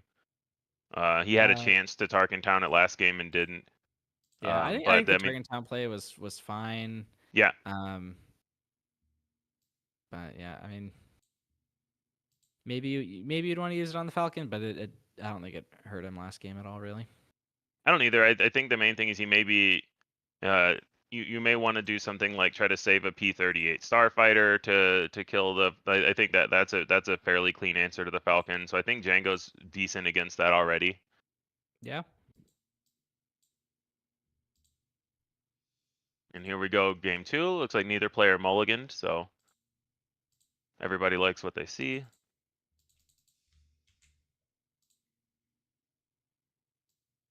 Loopy, as the Quinlan player, gave away initiative because he wants to be able to ping whatever Django plays first.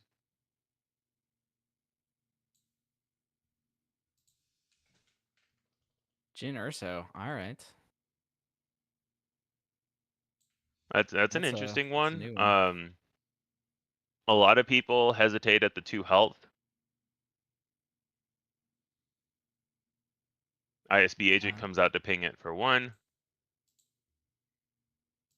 And Tarkin is going to be used right away just to get control of this arena. Interesting. Yeah, that's a really interesting play because the ISB agent could clear it out anyway, but now he also the Django player also has the benefit of being able to use ISB agent to tap down. It's basically a free tap down on the board if he wants to throw it in later that Loopy still has to deal with.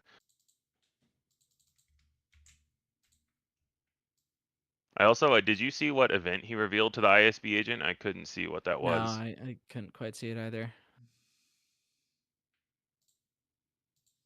Like a Greedo in hand. Okay, there is the Falcon. Tarkin Town's already been used. Could be a Cartel Spacer to tap it for 2. Looks like potentially no other plays for the Django player this turn. Okay, oh, he just passed. Okay. Attack. Yep, gonna play out that silencer. Yeah, it makes a lot of sense because now if Loopy wants to clear it, he has to pay 1 to keep his Falcon around.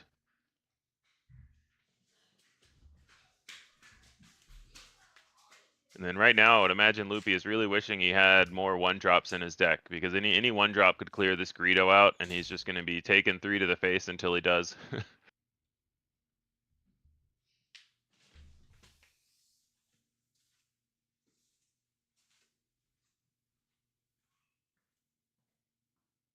Loopy's got a tough decision to make. We'll see if he keeps his Falcon or brings it back.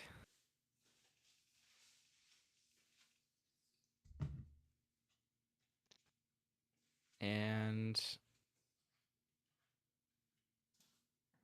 he's going to bring it back. He's going to take it back to hand. And, I'm guessing that means that he just has a much cleaner way that he needs to use all 4 resources this turn. Yeah. But we'll have to see what he comes up with.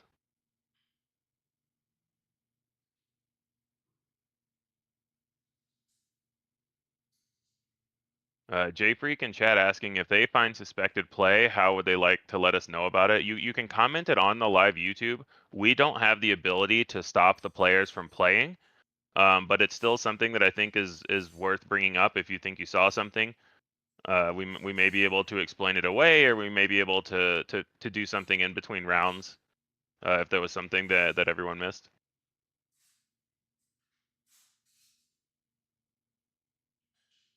Looks like Greedo goes into the K2 and misses. Oh, he has the backup anyway, so I like that. That makes that yeah, because Greedo has usually about 15 hits in this deck. Ooh, and so K2 forces the discard, and that's a Vanebrace flamethrower that gets discarded here. That's an interesting one that has Yeah. been in. It's a spicy tech card in this Jenga list, which I think is it's a great include. But I guess Yeah, I we like it a can't lot. So just Vambrace yet. Flamethrower lets you on it only gives +1/+1 for 3 resources, but lets you ping up to 3 units for 1 damage each on attack. You could also just stack all 3 damage on a single unit. So when you put it on Django deployed, you could tap 3 units, and the 3 damage is not terrible on a single target either. So it's been a really interesting tech card in this Django deck, and especially when you just deploy Django and then immediately play the Flamethrower on him.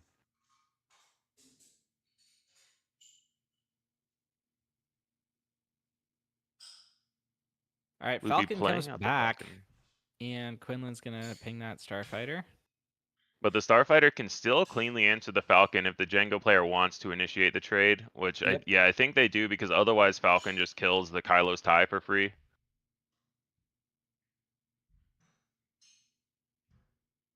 So P38, both when deployed and on defeat, gets to do 1 damage to a unit. So Falcon does have 4 HP, but the P38 dies and deals the 4th damage to the Falcon with his when defeated effect, which is why they trade there, for anyone not familiar with the P38.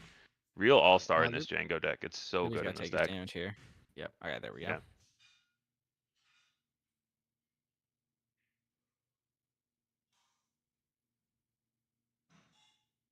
And is that gonna be? Oh, it's an R2. Okay, I was R2. gonna say if it was a force throw, that would be pretty big, but just Like an R2. a lot of this also goes back to the Tarkin Town play early. Oh, 1 to base, interesting. I was gonna say that the ISB agent could tap Quinlan if Loopy was trying to leave it up, but the Django player working really hard to just pile the damage on the base, which we saw work for him in game 1.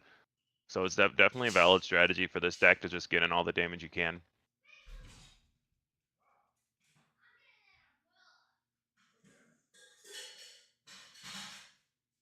Looks like a Crafty Smuggler might be coming out, and they're okay. Yeah, so putting the Quinlan damage on the ISB agent. Yeah. All right, Crafty Smuggler. Loopy is just gonna take initiative.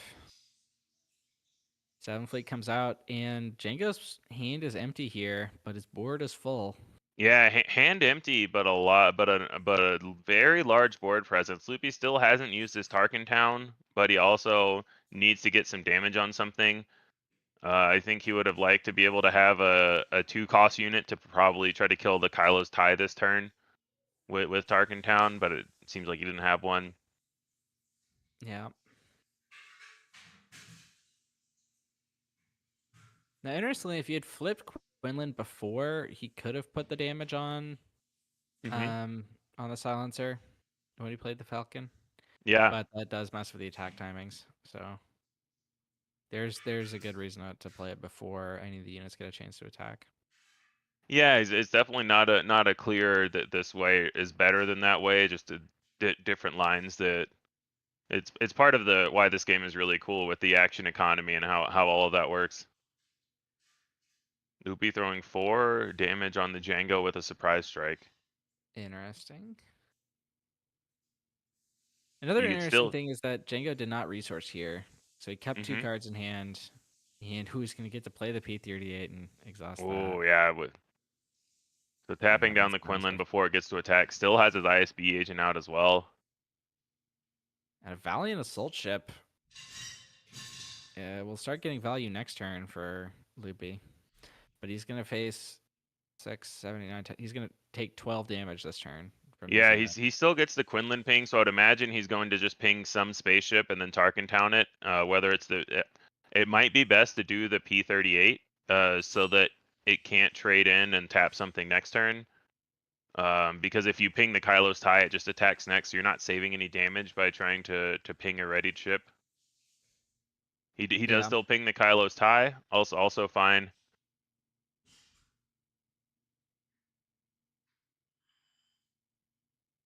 Then yeah, it looks like Tarkin Town taking that out. Yeah, really seeing the power of this Django deck with just the ability to go wide, stop Loopy from gaining control of this board back by tapping everything down. And Loopy's in a lot of trouble here. And Loopy has to find a way to deal with all 5 of these units next turn. Is he playing Evacuate? Probably not. Even that doesn't deal with Django. That's fair. Yeah, non-leader unit. He needs Evacuate plus something else.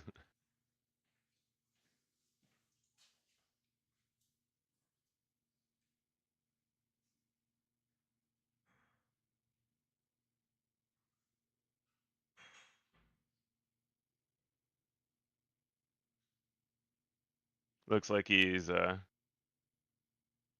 bringing out the discard to just send a message. Yep. And Daring Raid for the Yeah, Daring Raid for the win. last Nice. damage. All right, congratulations to our Django player for taking it down. And Yeah. again, shout out to Loopy for playing it through and for making this stream possible. Glad we have him on stream even if he lost. Yeah, absolutely. And really, we saw a lot of this Django deck at SG Columbus, and I think people that saw it there knew that it wasn't really going anywhere. And showcasing again here just how explosive it can be, and it's really interesting to have an aggressive deck that can utilize these tap downs from Django to make sure they get in the final points of damage. You saw him there playing the P38, which stopped Quinlan from trading in. Loopy just could not get this board back under control with all the tap effects, and Django was still able to get a lot of damage on base at the same time.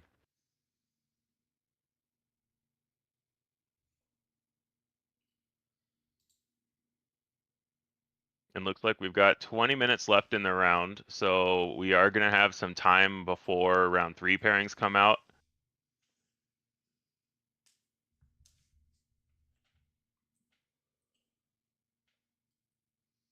And that's a good reminder. It looks like we've got over 100 people watching right now. So everyone watching, please like the video, subscribe to the Late Night Gaming channel.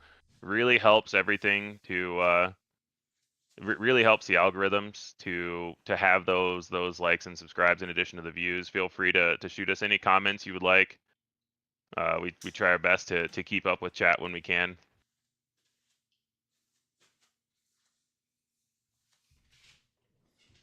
So, Rebel, what decks are you really looking for in this tournament? We saw some breakout decks in SCG Columbus. What kind of things are you looking to see if they either hold up to time or come back with a vengeance in this event? Well, this Django deck is definitely, I think, the crowd favorite. If you had to bet, I think a lot of people would be putting their money on the Django. I don't think we saw a ton of this at Columbus. We saw a little bit of it, but I think blue-green control is pretty well positioned right now. Mm-hmm. Either Kira or Krennic, or even Yeah. Palpatine blue could be could make a mark if people bring it. Sabine is another thing that I think is obviously always going to be a threat. Mm-hmm. But I think there's lots of there's a lot of things that can win because like this Quinlan deck we were just seeing, it's got a lot of good plays. Now there are 2 of them is massive. I think blue green hero could be really interesting if people bring that. Like there's a Luke deck that's going on that's in the finals of the TTI League right now. Yeah. Something like with Luke or Yoda or Rey could be really interesting. Mm-hmm. Yeah. What are your thoughts on the Palpatine into Django Red matchup? My not as much in set 3, but previous sets experience with Palpatine is that the hardest thing for it to deal with is the space lane, which is what this Django kind of exploits. Did Palp get any cool set 3 tools to help with that? It depends on which Palp. The blue version I think is going to struggle into it. There are things you can run like Devastating Gunship, System Patrol Craft that do mitigate that a little bit, but it's still definitely a challenge.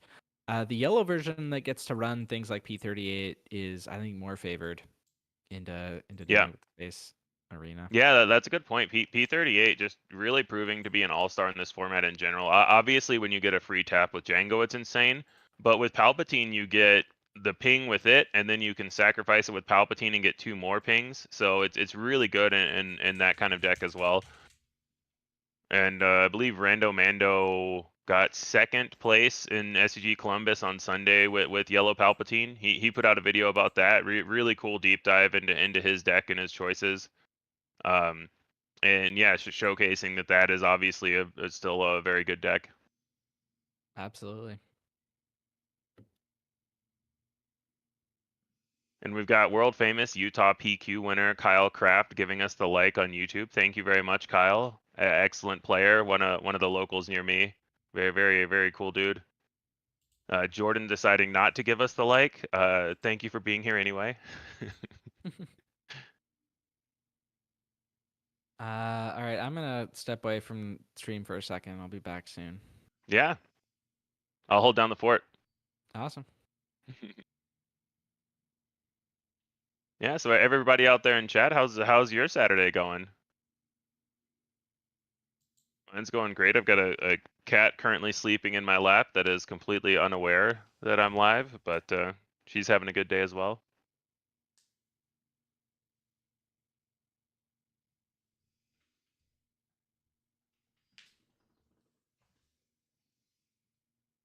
But also for me, I'm curious how many more set 3, when we're going to start seeing the set 3 specific mechanics that are probably a little bit harder to deck build right off the bat.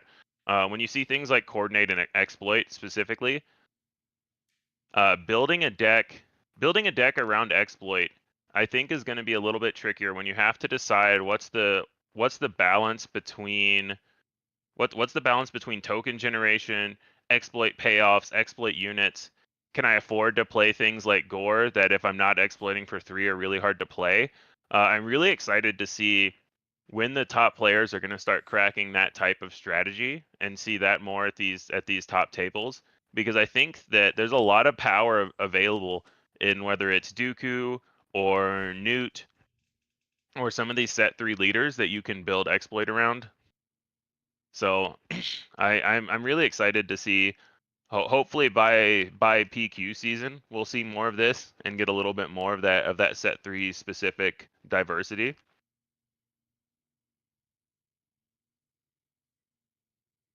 And then yeah, interesting. Kyle saying Kira was struggling into Boba Red. That is not a matchup you have to worry about anymore, at least. So that's nice.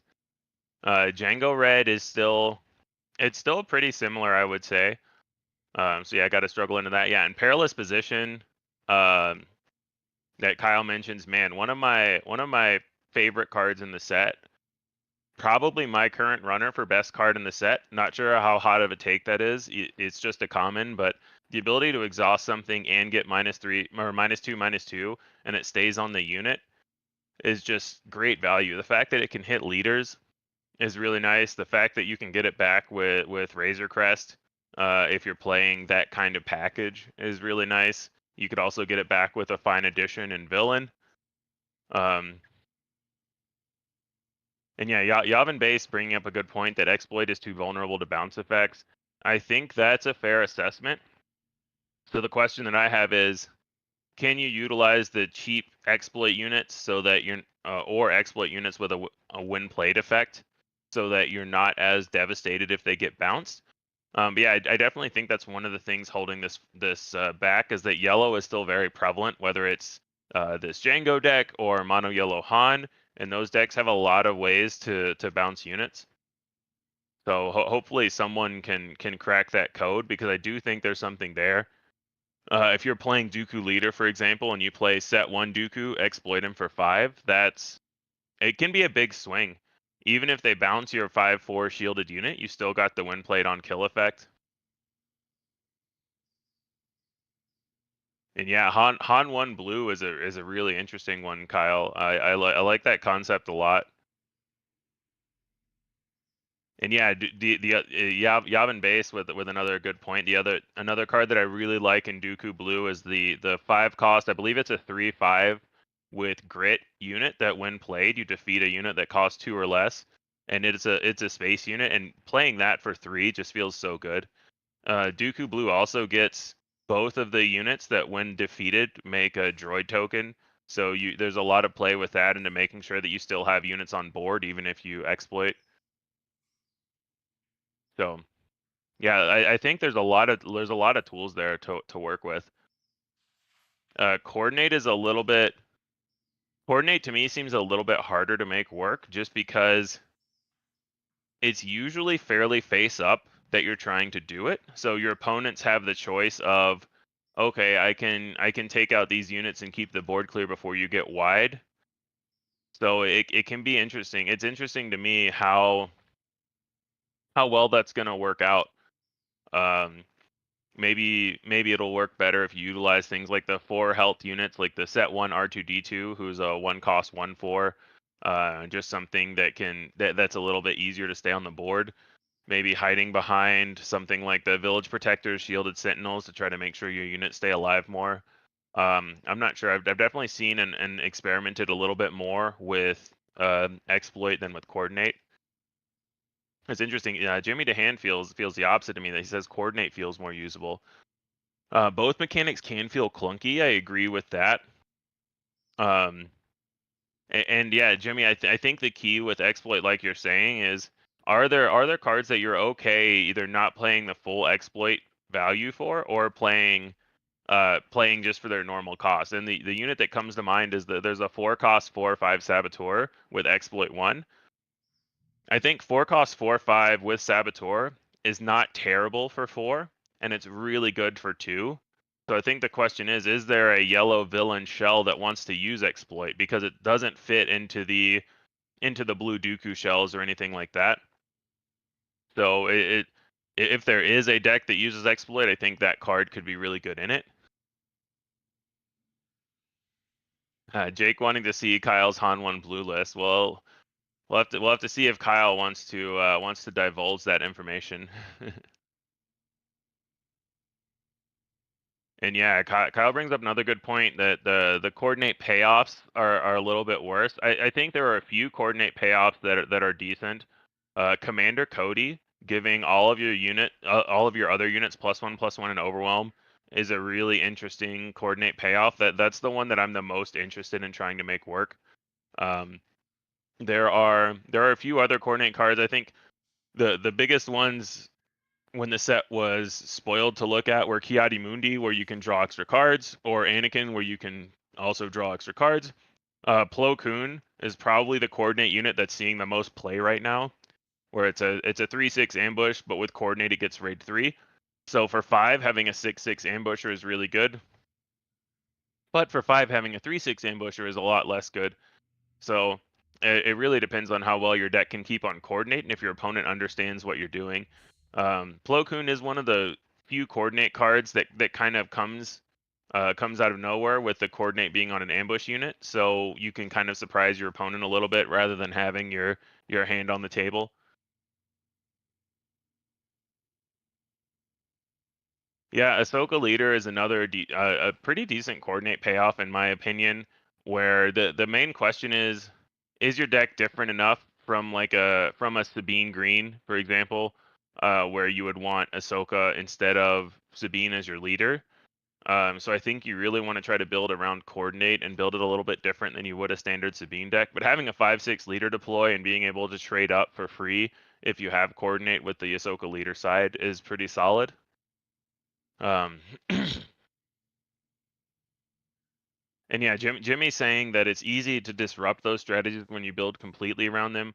I think that's what's been holding the exploit deck back for the moment, is coordinate. It's a lot easier to just throw in a single, throw in a Plo Koon into any deck with yellow hero and you have a coordinate payoff, versus I need to put a lot of droid manufacturing into this Dooku deck to make sure that I can easily exploit.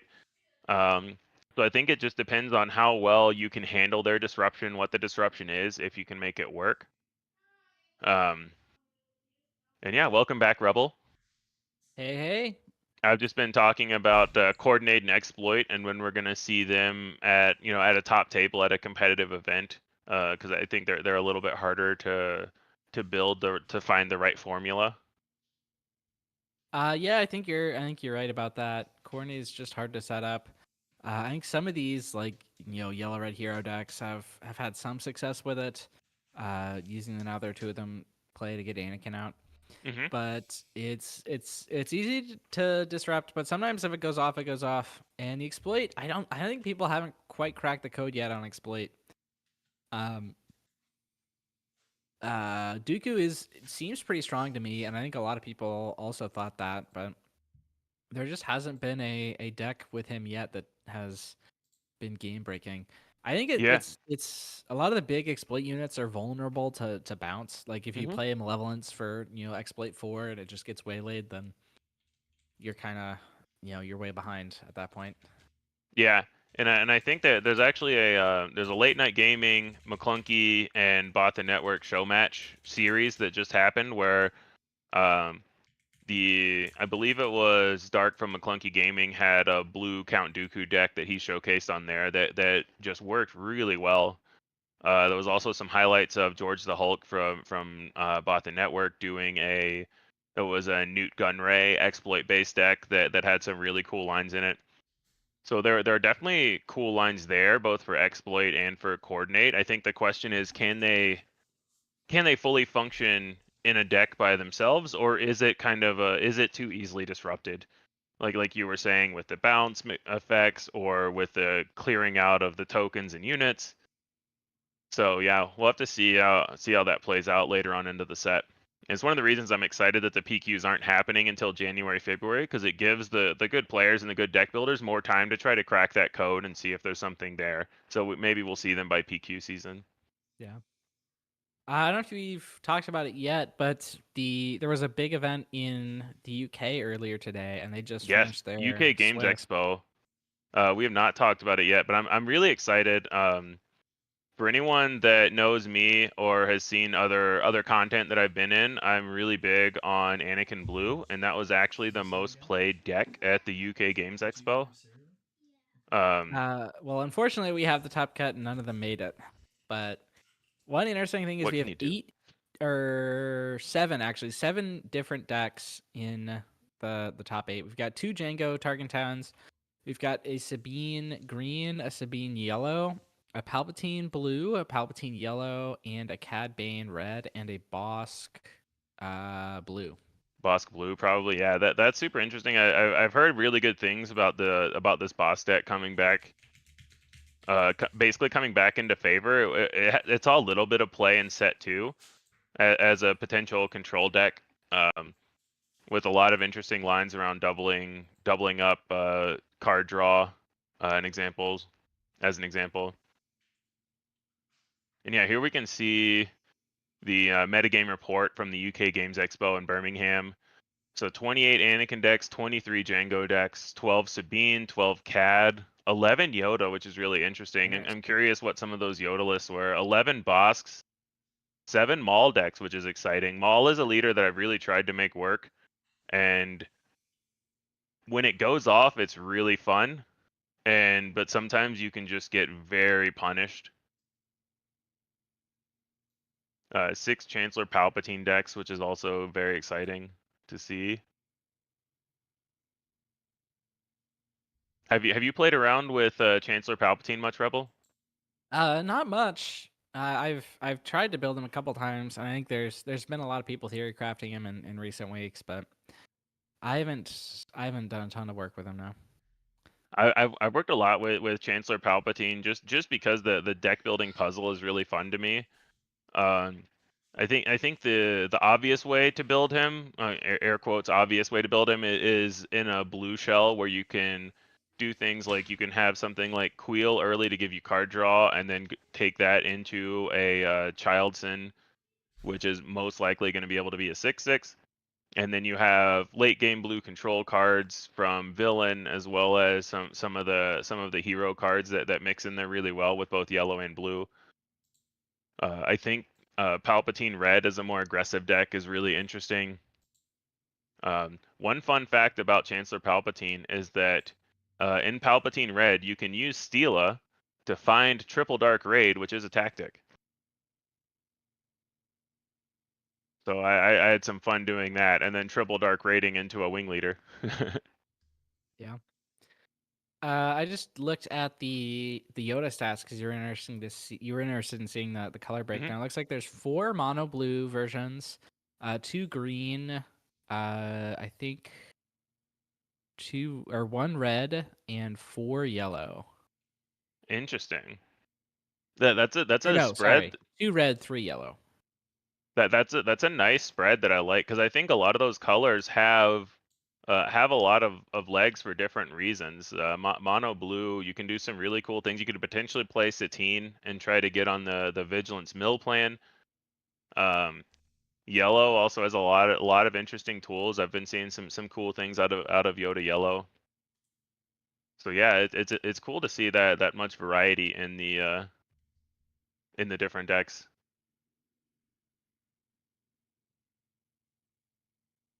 I'm trying to see if the standings I'm seeing are correct. It looks like the only undefeated in Swiss was a Sabine deck at 8-0. Yeah. And then we've got, what, 2 Emperor Palpatines. So yeah, a pretty diverse top 8, I would say, with a few aggro decks and 2 Jangos and 2 Sabines. We've got a Cad, a couple of Palpatines, and a Bosk. So it looks, it looks like mid-range was a little underrepresented in the top 8, being 0 of 8, but then you've got 4 aggro and 4 control. Yeah. So still pretty interesting diversity there.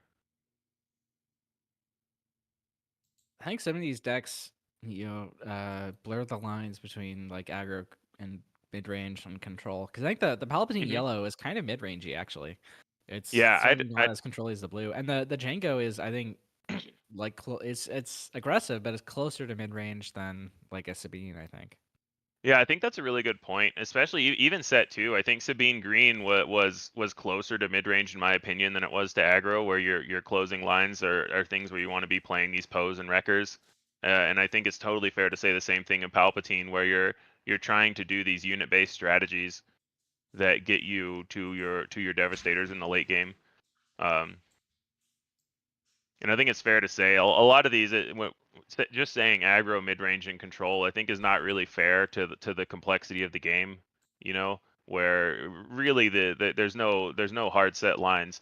There are some decks that run very fast, like when you see an Asajj yellow or something like that. But for the most part, I think the lines are a little blurrier.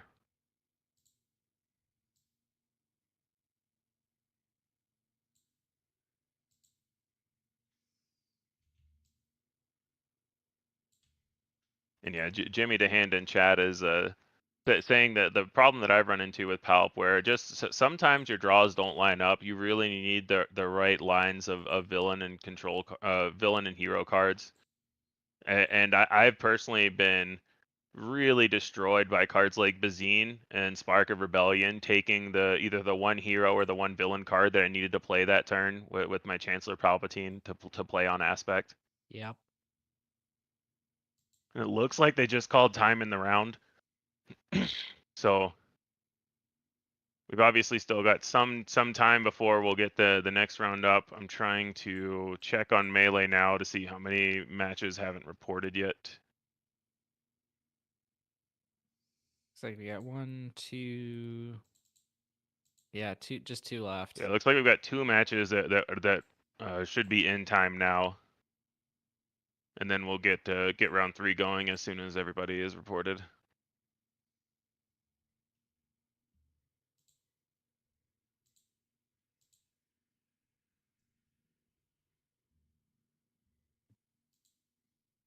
And yeah, Belenik in chat is that's a line that I've taken a lot with Chancellor Palpatine as well. Going a space heavy version with yellow red, you can kill your own units with heroic sacrifice, and that can allow your Palp flip. It also lets you draw more cards, which is something Palp already does really well. But if you're running a lot of low cost space units, having 6 cards in your hand when they all cost 1 or 2 can be really nice to just let you dump and flood the board. We just saw in round 2 how well it can work to just go wide against a lot of different strategies, and some decks just can't handle it, especially if you're going wide in space, where it can be even harder to stabilize.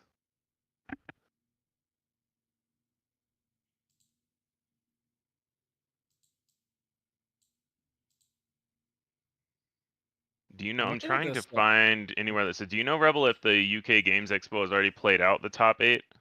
I think they're playing it out tomorrow. Oh, gotcha. Okay, that makes sense because it's already pretty late there. And if they did 8, I actually really like that in something where your Swiss is 8 rounds to play the top 8 in the second day. Because man, the fatigue of just playing 11 rounds in a day it's so exhausting. Yeah. I'm looking at the Palpatine deck, and it looks pretty interesting to me. Like, he's not running Poggles or Magna Guards or Grievous, but he is running. He's running like the Client, which is something we haven't seen in a while. Two copies of Traitorous main deck, 3 Takedown main deck, which is interesting. He's That's got 2 interesting. clones and 3 Devotions in the sideboard. This is a really interesting list. Yeah, that is really interesting. I know that there's I've seen from a lot of tournaments. It seems like the European meta is fairly different from what we'll see in a lot of different places in the U.S. But yeah, I'm curious about the 3 takedowns. Is he running? I'm trying to find the list. Is he running Perilous Position in the main? Yeah, 3 copies. Excellent. Okay, so to me, the way those cards work together is really nice. Because let's say your opponent plays a 7/7, you can Perilous Position it and tap it for that turn, and it still puts it in takedown range.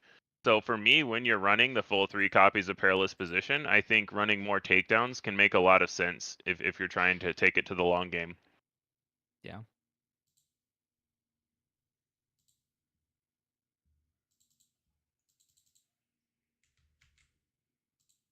And then I personally really like Poggle and Palpatine, but there are a lot of new officials that are all really good. I've seen Scanning Officer be played a lot just because people expect a lot of Mono Yellow Han, and Scanning Officer is really good when your opponent has a tech out or when you think they'll have a DJ in their resources. And you can only run so many. It looks like I'm seeing some Admiral Piets in this list, which is interesting. That's one of the ones that I think is kind of falling out of favor a little bit more when you get these new officials that have more abilities that are more useful early. Yeah.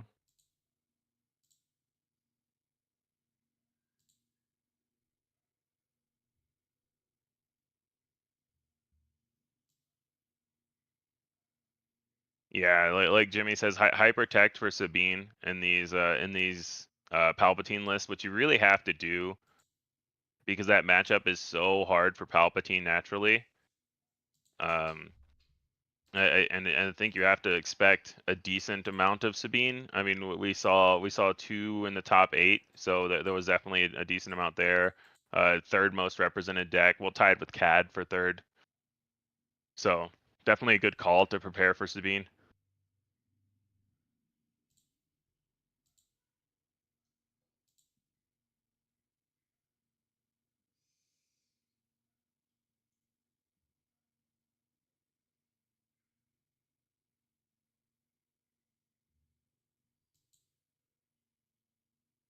Oh man, I could deep dive into some of this data that they have on Limitless all day long. You can see the matchups that Emperor Palpatine had as a leader.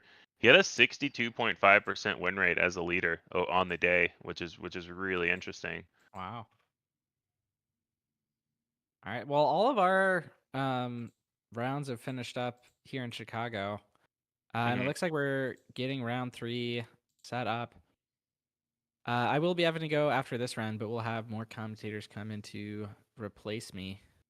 Yeah, we've got a great run of commentators. We've got a lot of really cool people lined up. So I'm really excited that commentary in this game is getting to the point where hopefully one person doesn't just have to keep covering for for 12 hours. We get a whole lot of people in here with a lot of looks. Oh, Yep. okay. We've got a round 3 matchup set up on camera now. So again, this is starting round 3 of the Win a Case tournament, Pastime Comics and Games in Chicago. Huge shout out to them for putting on this tournament. And it looks like we've got Anakin Blue versus Sabine Green. So this is a matchup I'm really excited to see. Really excited to commentate.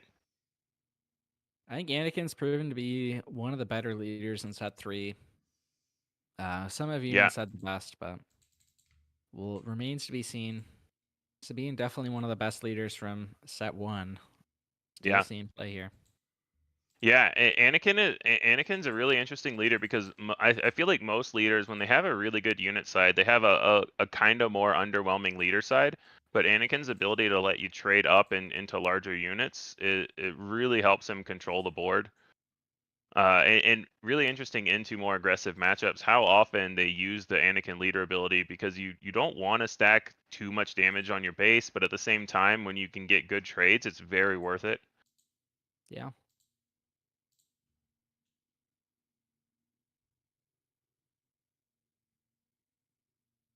Yeah, I don't think we've seen yet if the players have rolled for initiative or anything like that. Looks like they're still just shuffling up. Don't see a token on either side yet.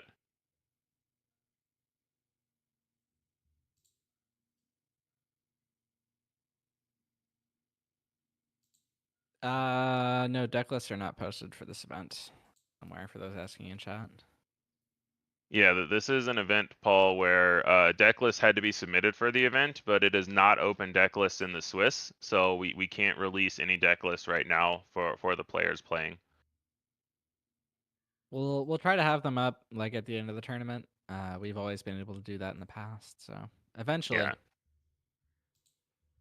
And I'm not sure if top 8 is open deck lists or not. Sometimes we'll get them by then. If the players swap deck lists for top 8, then we would be able to release them. But for tournament integrity, we can't release them yet.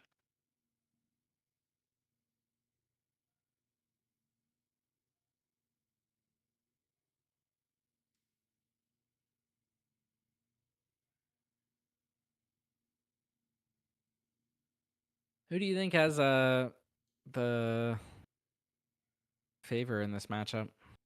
This is the tough one. I think a lot of it depends on if Anakin can live when he deploys. Sabine Green, specifically with ECL, has a lot of tools to kill Anakin the second he deploys. Poe can kill him in one attack. If you ECL in a Poe, it kills him. Wrecker can kill him. So I think the keys to this matchup are, does Sabine have to use ECL early, which can kind of free up Anakin to get a hit or two in? And can Anakin hide adequately behind a Sentinel? So what I would be looking for is Anakin to try to force Sabine to ECL early, and then on flip turn, if he could play a Village Protectors on flip turn before he flips, that lets him flip and then put something like a Jedi Lightsaber on, which still doesn't save him from Wrecker, but saves him from most of the other effects. So you'd have to discard 2 cards with Poe on attack to kill him, so it makes it a lot harder for him to die. And then can Sabine pile on the damage early is the other thing. Can you put Anakin on the back foot enough that he can't afford to take this time off to try to have a big flip? So Yeah. I do think this is a really tight matchup overall. Anakin's usually pretty good into aggressive decks, but this one specifically, where you have tools like ECL Poe, ECL Wrecker, make it a lot trickier.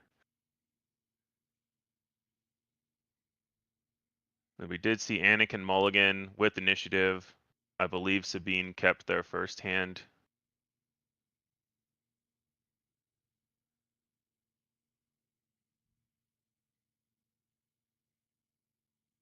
It looks like Anakin's starting with the initiative. Mhm. Restore Dark is a pretty good one. Yeah, definitely. Restore Dark's a really good one because it'll trade, using Anakin's ability, it'll trade with any space unit Sabine wants to play, and if they play to the ground, you still get that restore in to help heal, so that's a solid turn 1. Yep. But Sabine does go to the ground, which means this arc doesn't have a target just yet.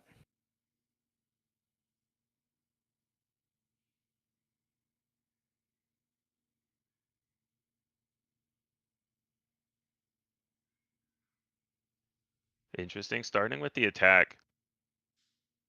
One option that you can do, especially with this Anakin deck, is leave your units readied and don't attack first, because then you can threaten your opponent's unit, so that if the Sabine player, for instance, wanted to play a red 3, you could kill it. If they had a green Squadron A-Wing, you could kill it without dying back. It makes a lot of sense with the Sabine play because he didn't want the Battlefield Marine to just eat his Sabine for free. But it's part of the intricacy in playing this deck, is when do I want to attack first and when do I want to play my units first. Yeah.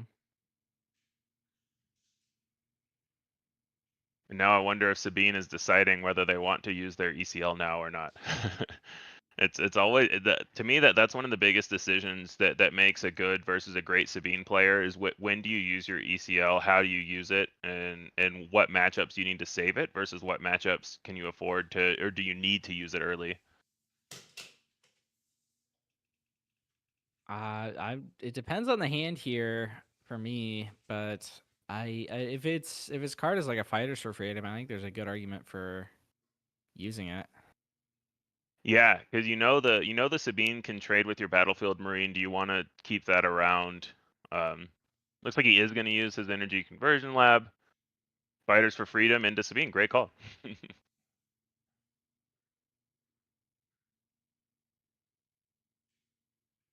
Yeah, the Restore 1 in space looking a lot worse when facing down 6 damage plus Sabine flip on the ground.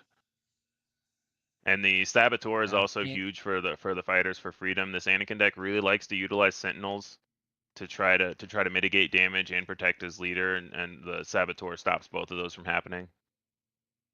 Yeah.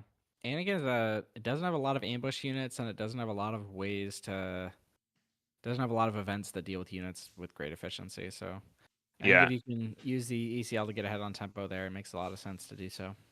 Yeah. Yeah, it could be looking for, it's not resource efficient, but something like a perilous position on the fighters for freedom. But even that doesn't feel very good when you know that Sabine's going to deploy this turn and they still have 4 resources. Even if you had that, you might want to save it to see if there's a Dark Saber or something coming. Looks like there is a red 3 in space. That's pretty big. Yeah, the Anakin is facing a lot of damage this turn if they don't do something.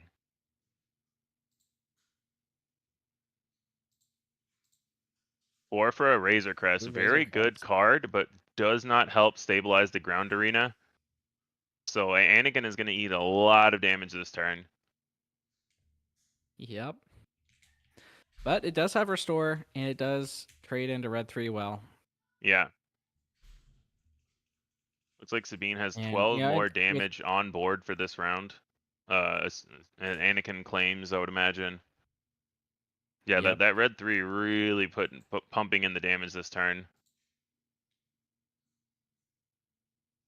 But at a certain point with Anakin, if you take a lot of damage but don't die, you're actually fine because your Anakin becomes Yeah, massive. Absolutely. It can help race for sure. So the question is, is Sabine getting enough damage on?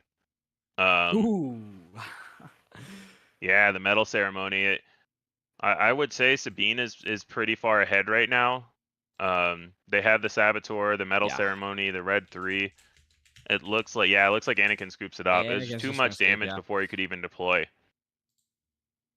Yeah, because Anakin wasn't even going to be able to deploy that round. Yeah. Yeah, so Sabine really showing that ECL Sabine's still around. If he hadn't used that ECL, I think he would have been in a much worse position. Absolutely. Our Sabine player. Yeah, because Sabine unit can trade up really well with this Anakin deck, so using it early to kill that, especially when you have that much damage on board, really shows. Yeah, the versatility of ECL. Anakin has to constantly worry about is there going to be a Poe coming, but also how do I even get a ground unit to stay around?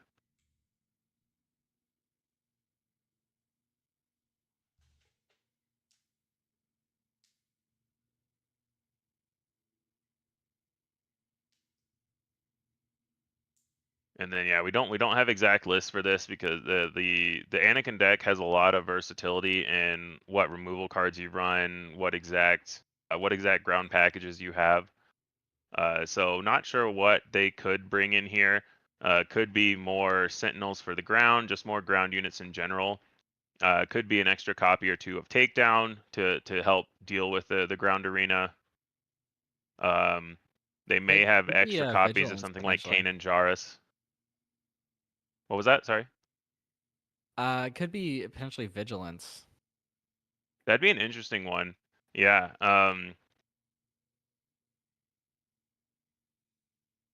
Yeah, I haven't played it with Vigilance too much in my versions. It's obviously always any deck running blue can look at running Vigilance. It's an incredibly strong card.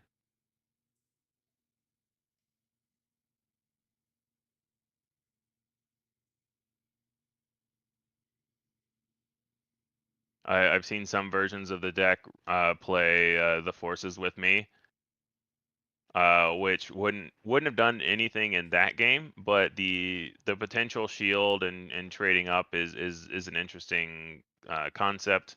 I don't think I would keep it in for this matchup.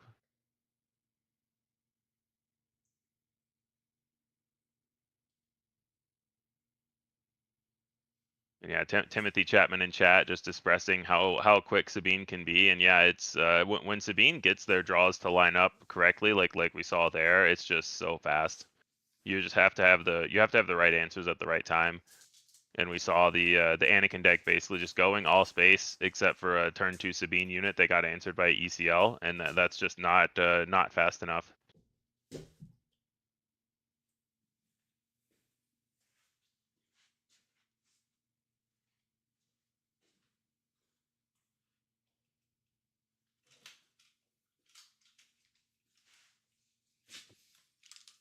All right, and we got some well, not necessarily player names, but player usernames. We have Foremost on Anakin and Lights Out on Sabine.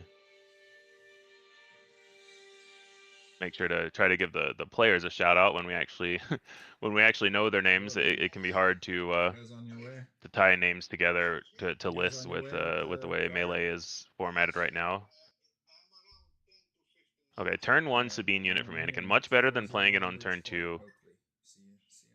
Should be able to trade into whatever Sabine's trying to do here on turn 1 if it's in the ground arena.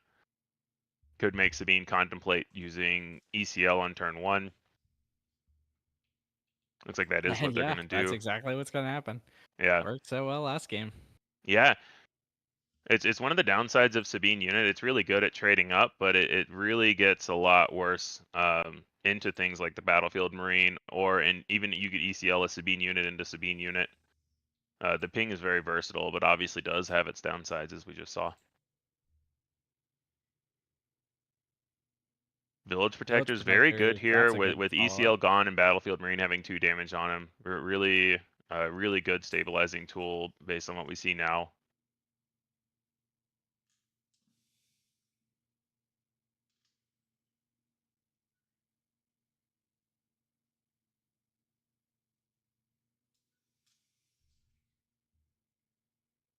Sabine taking a long time to figure out their turn 2 play. I'm curious what the options are running through their head right now. Yeah. Village Protector is just a great answer here. I wonder if Sabine might have a wing leader here, which would put the Marine outside of range of being killed by the Protectors. Yeah, it would make it a trade over 2 turns as opposed to just killing the Marine for the shield. It's always possible. Sabine made something like a greedy keep where all they have is something like a fleet lieutenant. Okay, Fighters for Freedom. That's a solid one. Gets around the fact that it has Saboteur, it can just kill the Village Protectors and take the shield with the on attack trigger. So we're really putting a lot more pressure. But since Anakin has initiative, if they don't pop the shield now, Village Protectors can just kill Fighters for Freedom using the Anakin ability. So the fact that Anakin has initiative here still seems like he's in a much better spot than he was last game. Yeah. Going to crash that Marine into the Protectors, not going for the Fighters play there.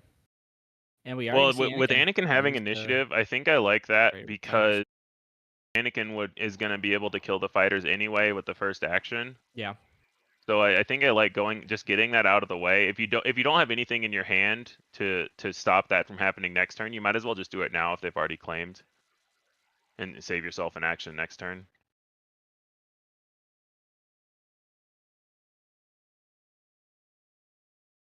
And then Anakin does use the play of using his Anakin ability. So taking 2 extra damage on his base, but letting the Village Protectors trade up into the Fighters for Freedom. So Sabine not getting any use off of the when played for red cards or off of the Saboteur.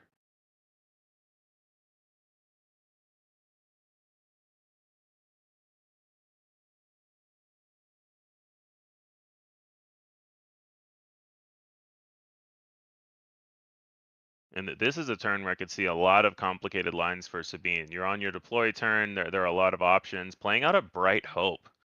This is a much less aggressive start from Sabine than what we saw last game. Yeah.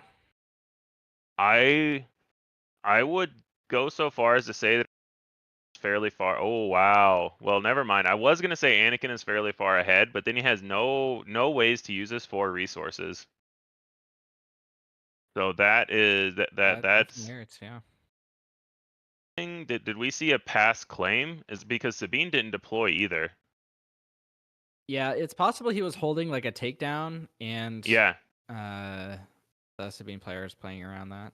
Yeah, what I'm guessing happened is Sabine played the Bright Hope, Anakin passed, and Sabine claimed to not run into the takedown. Yeah. I saw a little bit of the Anakin's hand. I saw a Green Squadron A-wing, but couldn't see everything. So it looks like that there is a takedown in there in hand. It could be a perilous position. I just saw the border of the blue card. All right, and there's an A-wing.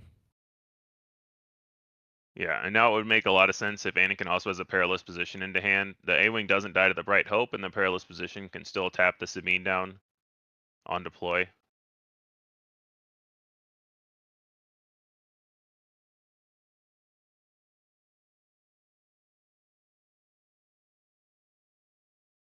Two to base, interesting. So not worried about the A-wing.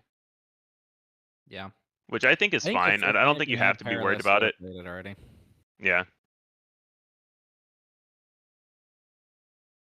The only real punish for that is if it's something like Red 3 and then the A-wing can kill the Bright Hope in one attack. But if that happens, then you're not developing your ground arena. You're not doing anything to stop the Sabine flip. So there is the Red 3. Red 3. Yeah, so now with Anakin ability, this Green Squadron A-wing attacks a unit for 6. So the A-wing can clear the Bright Hope next turn. That also means taking 2 extra damage to your base. You have no ground arena, so a lot of it's going to depend on what Sabine does with their 5 resources here.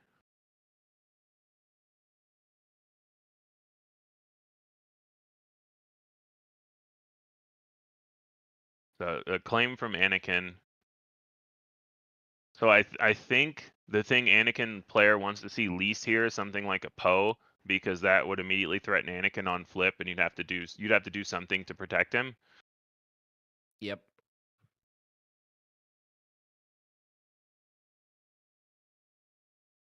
Where are we seeing Sabine's gonna go to base? Yeah. Which, I mean, to me that makes it more likely that it's a Poe. Okay, but it's Oh, not. wing leader on the Bright Wing Hope leader's is gonna really protect the big. Bright Hope.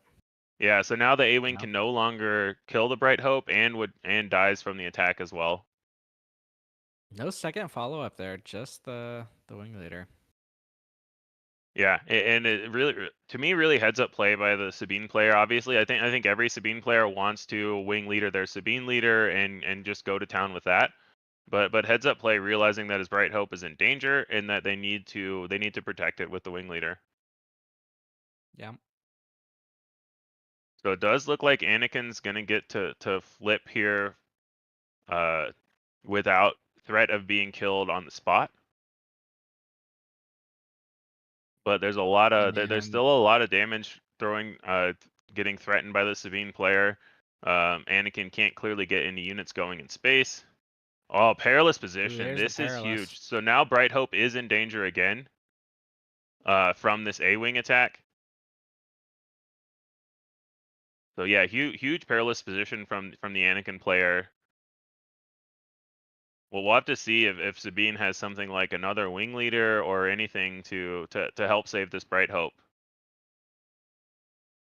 Because now we're perilous position, giving -2/-2. Bright Hope's back to the pre-wing leader state, so it's a 2/6 again, and this A-wing can still attack into it 4/6.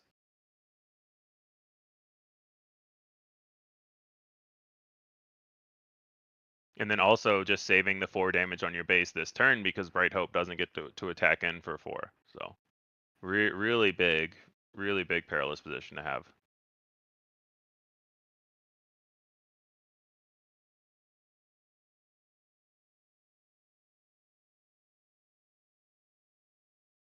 Sabine player taking a lot of time. I think the lines at this point are very tricky for Sabine. They've got to have something.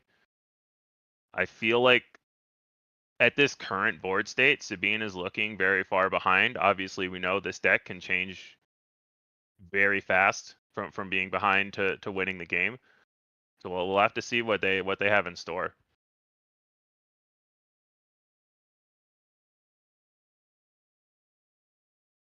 Rebel, what do you think Sabine is looking for to try to kind of potentially get out of this situation they're in?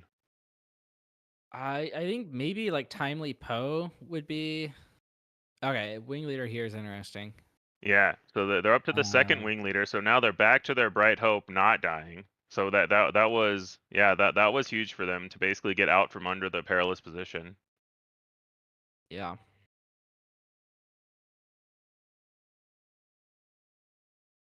Anakin still could trade both of his ships for the Bright Hope, but that hurts.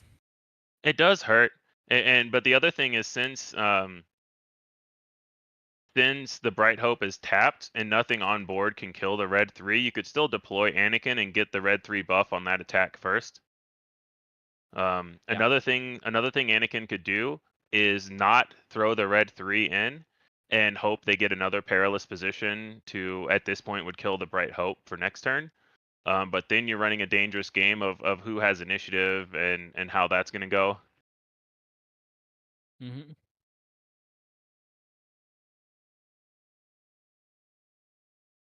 Yeah, Moy pointing out that the Space Arena is going ham. That is very accurate. It's interesting to see multiple wing leaders with Sabine leader out. Oh, is that a confiscate? Oh, wow. So that's huge. This Bright Hope just keeps getting bigger. This Bright Hope is beastly. So now Bright Hope has 4 health left, and the red 3 doesn't kill it. All right, Anakin flipping while on 13, not waiting to get to 15 here. Yeah, but I think that's fair because right now. Sabine's next action is going to be attack base most likely. So yeah, so now Anakin attacks for 8. 3 open resources, so we could still see a Jedi lightsaber. With Sabine dead, we could now see a bravado. Just Sabine 7, only up to 6 on base. Yeah. It should have been 3 overwhelm. No, it's 2. He gains 1 for every 5 damage, and he's 4. Yeah, but there's also the red 3. 7 attack. Oh, that's right. Yeah, the red 3. Oh, I think that was a claim from Anakin. So nothing to spend his last 3 resources on. Anakin has been in a really good position, but multiple turns has not been able to use the resources effectively. So I think Sabine may be turning a corner with that second wing leader into confiscate here. We'll see if they can answer Anakin. Wrecker does kill Anakin now, so that's probably the cleanest answer they could have. Because now they're in the spot where takedown. Takedown to finally kill this Bright Hope. Finally kill the Bright. That Bright Hope saw a lot of action this game. It's been a very busy Bright Hope.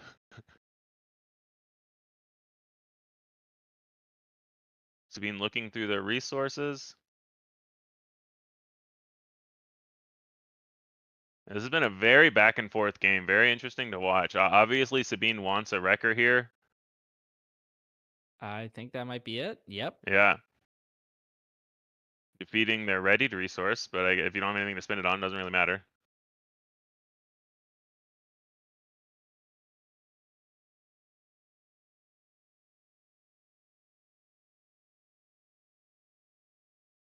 And then now, I would imagine Anakin's just trying to do some cleanup, knowing that this Wrecker poses a serious damage threat.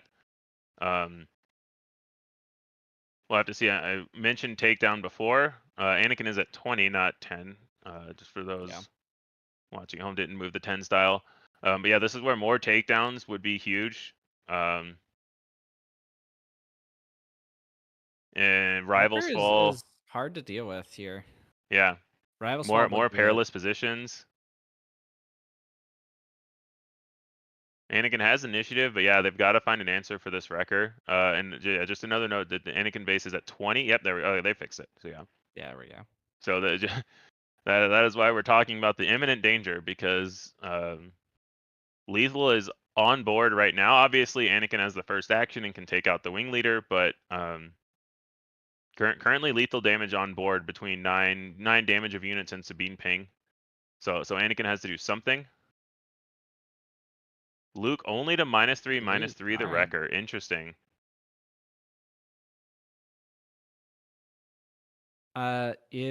If Sabine is a Forakas here, that's going to compensate for the lost damage.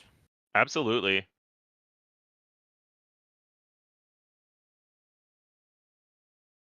So I would imagine if Sabine has a Forakas, you just get in this wing leader attack while you can. Yeah. Force throw could be live now, but would be unlikely to kill the wrecker. Oh, 5 to base with the fleet lieutenant, so that's huge.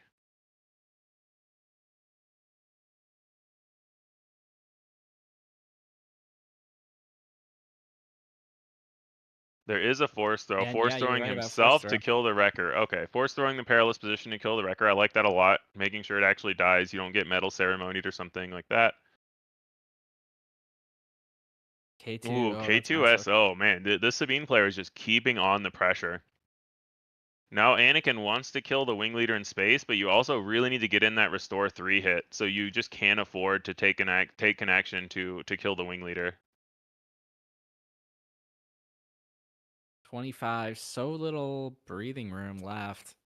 Yeah, and if you for kill the Anakin. K2 with Luke attack, that just negates the restore 3 basically. Yep. So I'm curious if he's going to Luke into the fleet lieutenant instead, but then you just still have K2 posing a threat out there. It's yeah, K2 was a really good card to have for Sabine.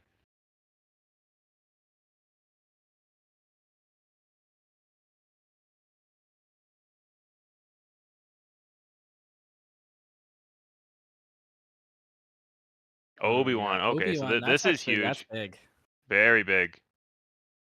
Now you get the freedom to take an action to take out this wing leader potentially if they don't attack with it now. You get to not worry about K2 hitting your base. You're gonna get to draw a card. Yeah, this Obi-Wan was huge. Let's see what the answer is from Sabine. Another fleet lieutenant. Okay, so Fleet. Obi-Wan dies, but you're still okay with that as the Anakin player because now you get to still kill this fleet lieutenant without it attacking. You get the restore 3 in. They're still in a Yep. spot where after the attack with this wing leader, they're probably not going to be able to kill it this turn. Oh, another sentinel. Okay. I think they wanted to play that. But that's Yeah, just they're game, not right? on board though, so maybe could have Luke attacked first. Slight Yeah. missequencing If there at Luke the had end. attacked first, that would have saved him. Yeah. But I mean, he was in a rough position anyway.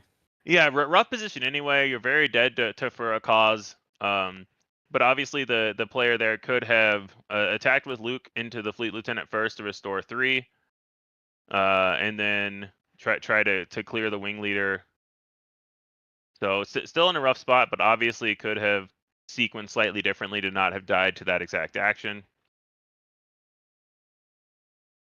Yeah, it goes into the tough skill level of this game though. You're so busy thinking about need to protect this, save 3 damage here, and then you look up and realize you're you're 2 health from dead.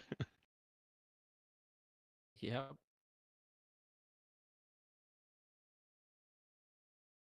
But yeah, much better showing by Anakin in game 2. Took it much later, had some lines. But yeah, Sabine showing that even when it gets to the late game, you can still get the last points in. And yeah, Bjorn Lebowski stating it was some tunnel vision on the ground arena. Yeah, it happens. I think focused on what your action economy is to get the next. You just assume that the restore 3 has already happened in your head because you're banking on attacking with Anakin. So yeah, unfortunate ending to what was otherwise, I think, a really good series. But I mean that's what Sabine does. You make one mistake, one sequencing error, and it goes from turning the corner to you've died.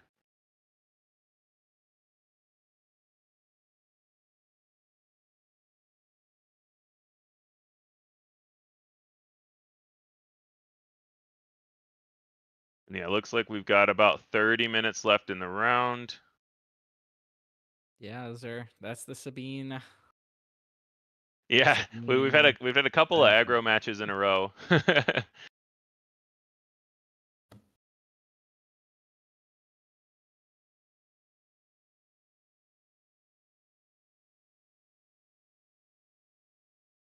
I'm curious what YouTube comments thoughts are on Sabine's staying power, and that they're not really, most of the Sabine lists that I've seen aren't using any set 3 cards at all, really. The main one you might see sometimes is Jen Urso, and that's not even in a lot of lists.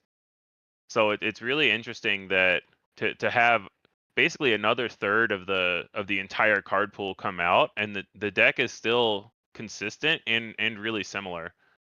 To me, part of it kind of makes sense when you still want to run the Rebel package and they're pushing new traits like the Republic trait that aren't going to synergize with Wing Leader and Fleet Lieutenant as much.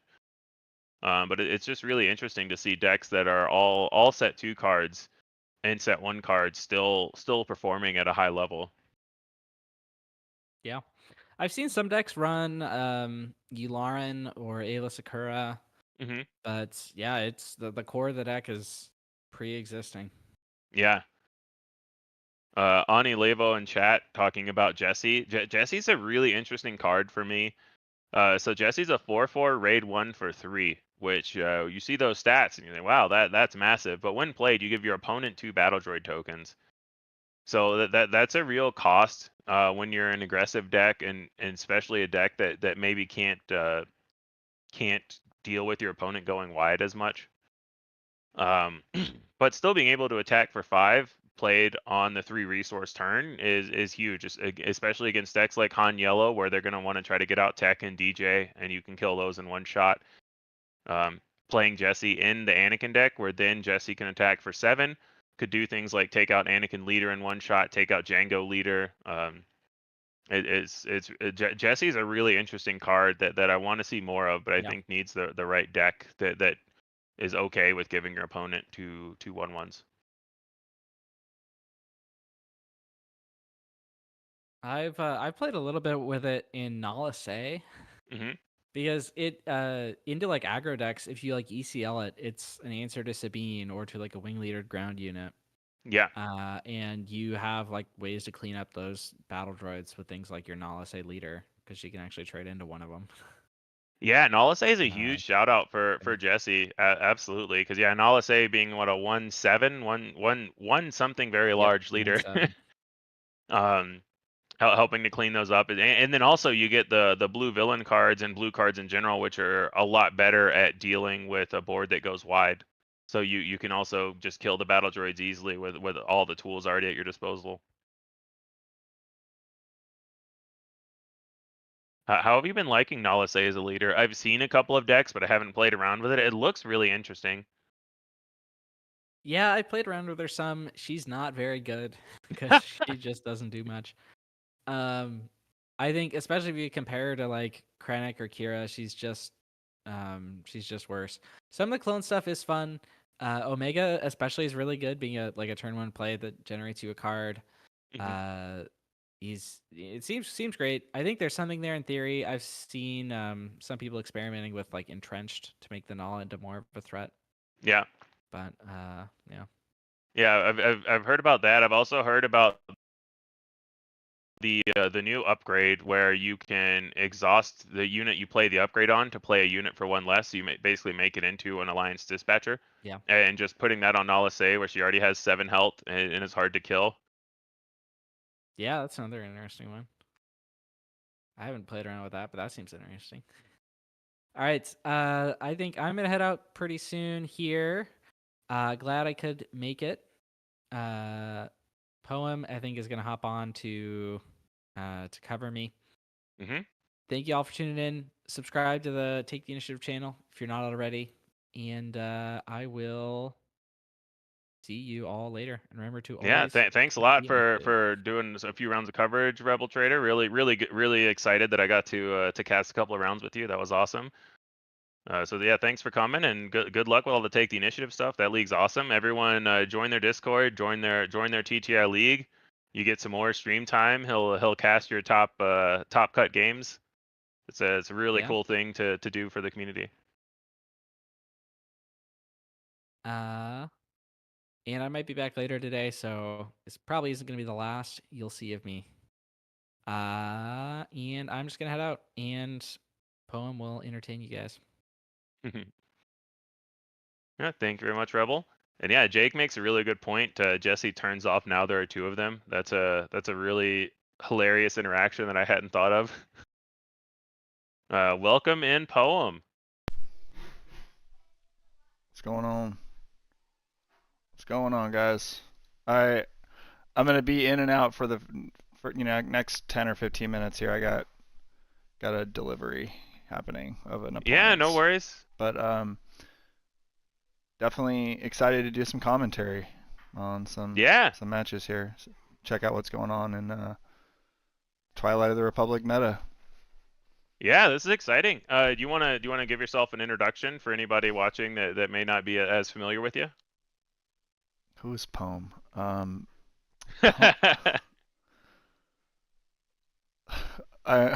like where to start. I'm 6'3". No, I'm just kidding. Right. So yeah, I don't know. I've been part of the late night gaming group since kind of the beginning, and I've been pretty kind of unplugged during set 2, just busy with school and stuff. But on kind of a break here, so able to help out today. Excited to see what's going on. Yeah, did you catch any of the other rounds, or did you just get in? I was sort of in and out. I mean, trying to do some producing for you guys, but I was absolutely a little bit preoccupied. I think Loopy just got smoked or something. I'm pretty sure that happened. Yeah, it was a rough one for him. He was so his Quinlan Red list went up against Django Tarkentown, and man, it did all the Django things that Django wants to do. It was going fast in space, making sure Quinlan couldn't get trades by constantly tapping down the leader. It was just really showcased the power of the Django deck, in my opinion, where you just get this incremental advantage every turn, and it just keeps incrementing up until you're at this unassailable board state. Yeah, it kind of sounds like you got to kind of factor in that Django Red deck for sure in your planning. It's just definitely the actual like sequencing and the things that it's doing. Like there might be some play around that. Like if you thought about it ahead of time. I mean, I don't know. Like, yeah, I've tested some things into it, and you're like, okay, like I can really see the power here. Yeah, it changes a lot of the math when you have things like like in the past examples. For example, in set 1 and even set 2, you say, oh, things like Millennium Falcon are amazing because it has 4 health, and most of the ships that people play have 3 attack, the early game ships anyway. And same thing with like the Ozatec Liberator gunship. But when you look at the P-38 Starfighter, it's a 3/2 ship that pings both when it enters and when it's defeated. So in this Django deck, you can say, okay, I play my P-38, I tap down your ground unit, and then if you have a Millennium Falcon, it just trades for it because it also deals the damage when defeated. So it really changes the math of these 4 health yellow hero ships being good. And I think we saw a lot of that in the Loopy match where he played a Falcon and Django just didn't really have to respect it because the P-38 can take it out so easily. Yeah, it seems like that P-38 is really a nice addition to that deck. I wonder where exactly it would be fitting right now, meta-wise, if it wasn't for that ship. I mean, it'd probably be pretty good, but that thing kind of takes it over the top for sure. The on play and on defeat sort of exhaust, plus the action, the additional kind of damage to kill, like you said, those 4 health ships. I mean, it's a pretty solid card. I mean, one of the best cards in the set. In my opinion, that is the best card in the deck. In my opinion, it just makes the whole deck run. It's so good. Yeah, that thing is. And I'll be right back. Yeah, no problem. And then just so folks at home know, we have 20 minutes left in round 3, as you can see on the clock. We just finished our coverage of round 3 at the Win a Case tournament at Pastime Comics and Games in Chicago. stream is Yeah, being 5 put stars. on by Late Yeah. Night Gaming. 10 stars. In 10, coordination 10, 10. with the Bothan Network, Maclunky Okay. Gaming, Take the Initiative. Yeah, you get 10. There's my cat Jackie walking in front of the Okay. camera. Thanks, guys. So we have we have a Once lot it's of done, then we teams start. coming together for this coverage. bye, which is guys. Really Have a great exciting. rest of your Big day. shout out to Loopy. Need and the whole anything to Late Night drink or Gaming crew. anything? Without them, none of You this got stuff? would be happening Okay. for this Bye. stream. But yeah, I'm really excited to be a part of it.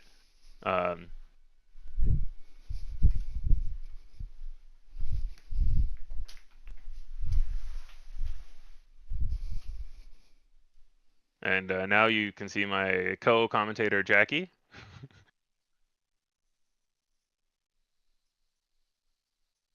He is trying to find the correct spot.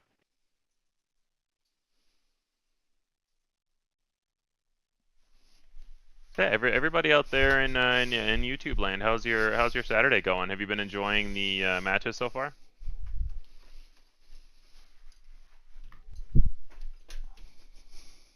I think we've had some good ones. I think the Sabine versus Anakin match that we just saw shows that Sabine is still really powerful into even the new toys of the new Anakin deck. It was the most played deck at the UK Games Expo, but didn't top 8.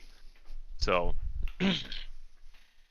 it's really interesting to see how that deck evolves and how it holds up now that people know it exists. Once you've been hit for 14 by Anakin once, you respect it a lot more, and I think a lot of people are learning how to attack against that deck.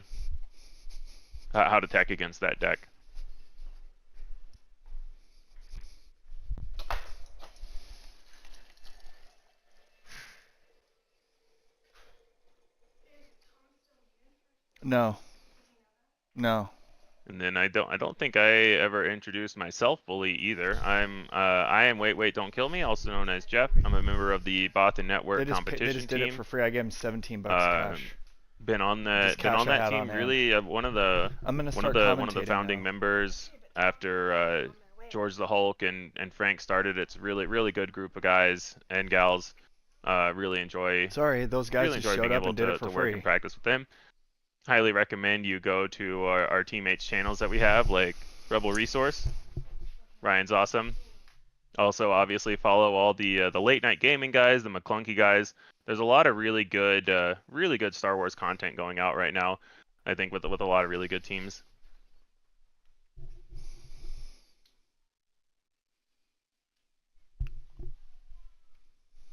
Get the chat open here.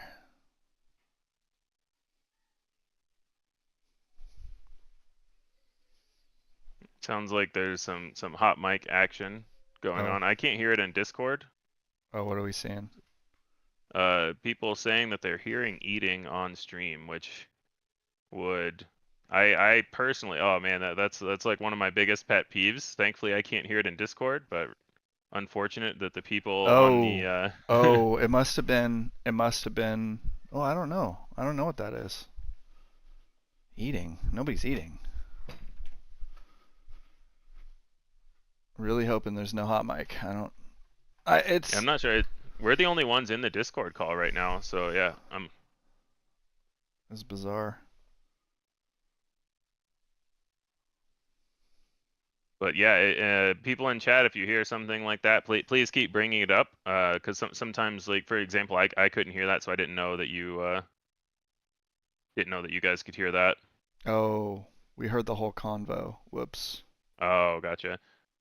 I thought I was muted. That's interesting. Sorry. That's interesting because I didn't hear anything, so it must have been something weird with the. Oh, they heard the whole. They heard the out. whole delivery conversation with the delivery guys. I could have sworn I hit that mute button.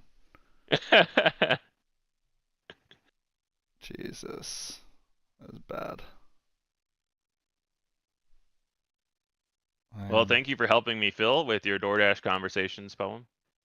I'm like, I was like, all right, I'm going to the delivery, and then I thought I hit the mute button. I must have hit some other. It must have been button. something Discord only because I didn't hear anything.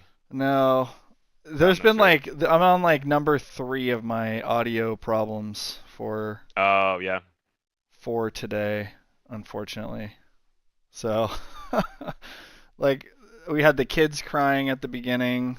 I played a a YouTube video on how to embed a timer over the stream. Then you guys just heard me talk to the delivery guys and fill up my water. Yeah. So, cool story. Well, for those of you at home, Poem is currently multitasking and is also being fundamental in running the actual stream itself, in addition to now doing the casting job. So it's a lot of hats to put on. So there's a lot going on over there. I have the easy job. I just have to sit here and talk. Usually we got like Loopy doing this kind of stuff. I'm usually just Yeah, we need Loopy to scrub out of the tournament quickly so he can help. yeah.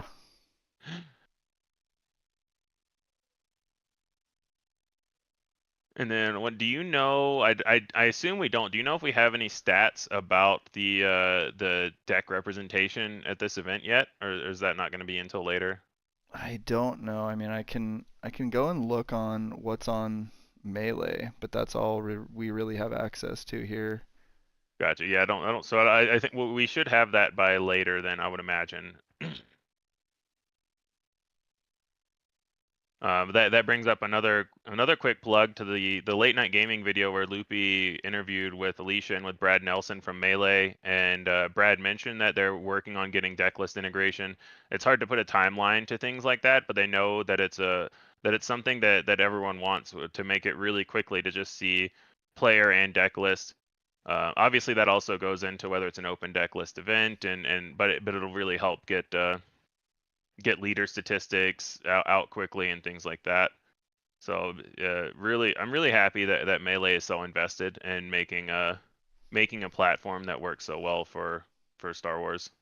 Yeah, I kind of remember like at the beginning of the set they were using the embedded like Fantasy Flight software, and there was a lot of complaints about that. So it sounds like that's gotten sorted out a little bit.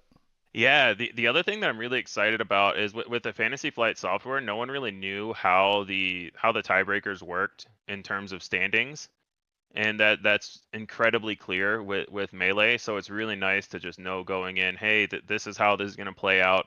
I can see what standing I'm in, and I know why. Versus a lot of guesswork. So the openness with the Melee formula is also really nice, really good to see. I will say that there's some drama with the whole, I don't think it's a Melee thing, but the whole like under 18 like situation to get like a SWU ID. Like that's a real disaster. They really need to figure that out. It's really hard. Bot the Network has a teenager on our team, a French person named Junior, who's an amazing player. So I really hope that they sort that out. But I think it's really hard when you look at the fact that they're also doing competitions in Europe and EU. The European Union has a lot of specific laws, I think, about that. So I think there's a lot of legalese tied to prize support and things like that. I don't know. I'm not a lawyer. I have no idea. That's just what I'm guessing. But hopefully they get that sorted out, because there are a lot of young players that are really good at this game. Oh, we got a statement in chat that says the under 18 issue was resolved already. So that's good to hear. Okay. I am fairly out of the loop with all of that from the FFG official standpoint. So I'm really glad that got sorted out, because we have a lot of young players that are really good, and they need to be able to showcase their talent at this game. So yeah, I'd like to see like an official kind of comment on it, as opposed to like, because there was quite the stir on Facebook there about that. So it's just trying to figure out. You know, my son's been waiting, because I told him like, hey man, like it sounds like we're in a holding pattern until we get some confirmation. So he wants to know. I mean, yeah. But if it's been resolved, came through the judge Discord. Got it. Ooh, okay. Oh, thank you for that clarification, Tennessee Feet Monk. Looks like we got 10 minutes left in round 3. So we had a Sabine situation here that went pretty quick, so we're just filling in. Yeah. Just chatting.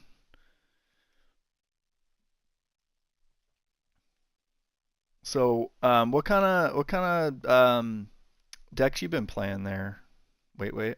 The deck I've been playing the most in set 3 is definitely the Anakin Blue list.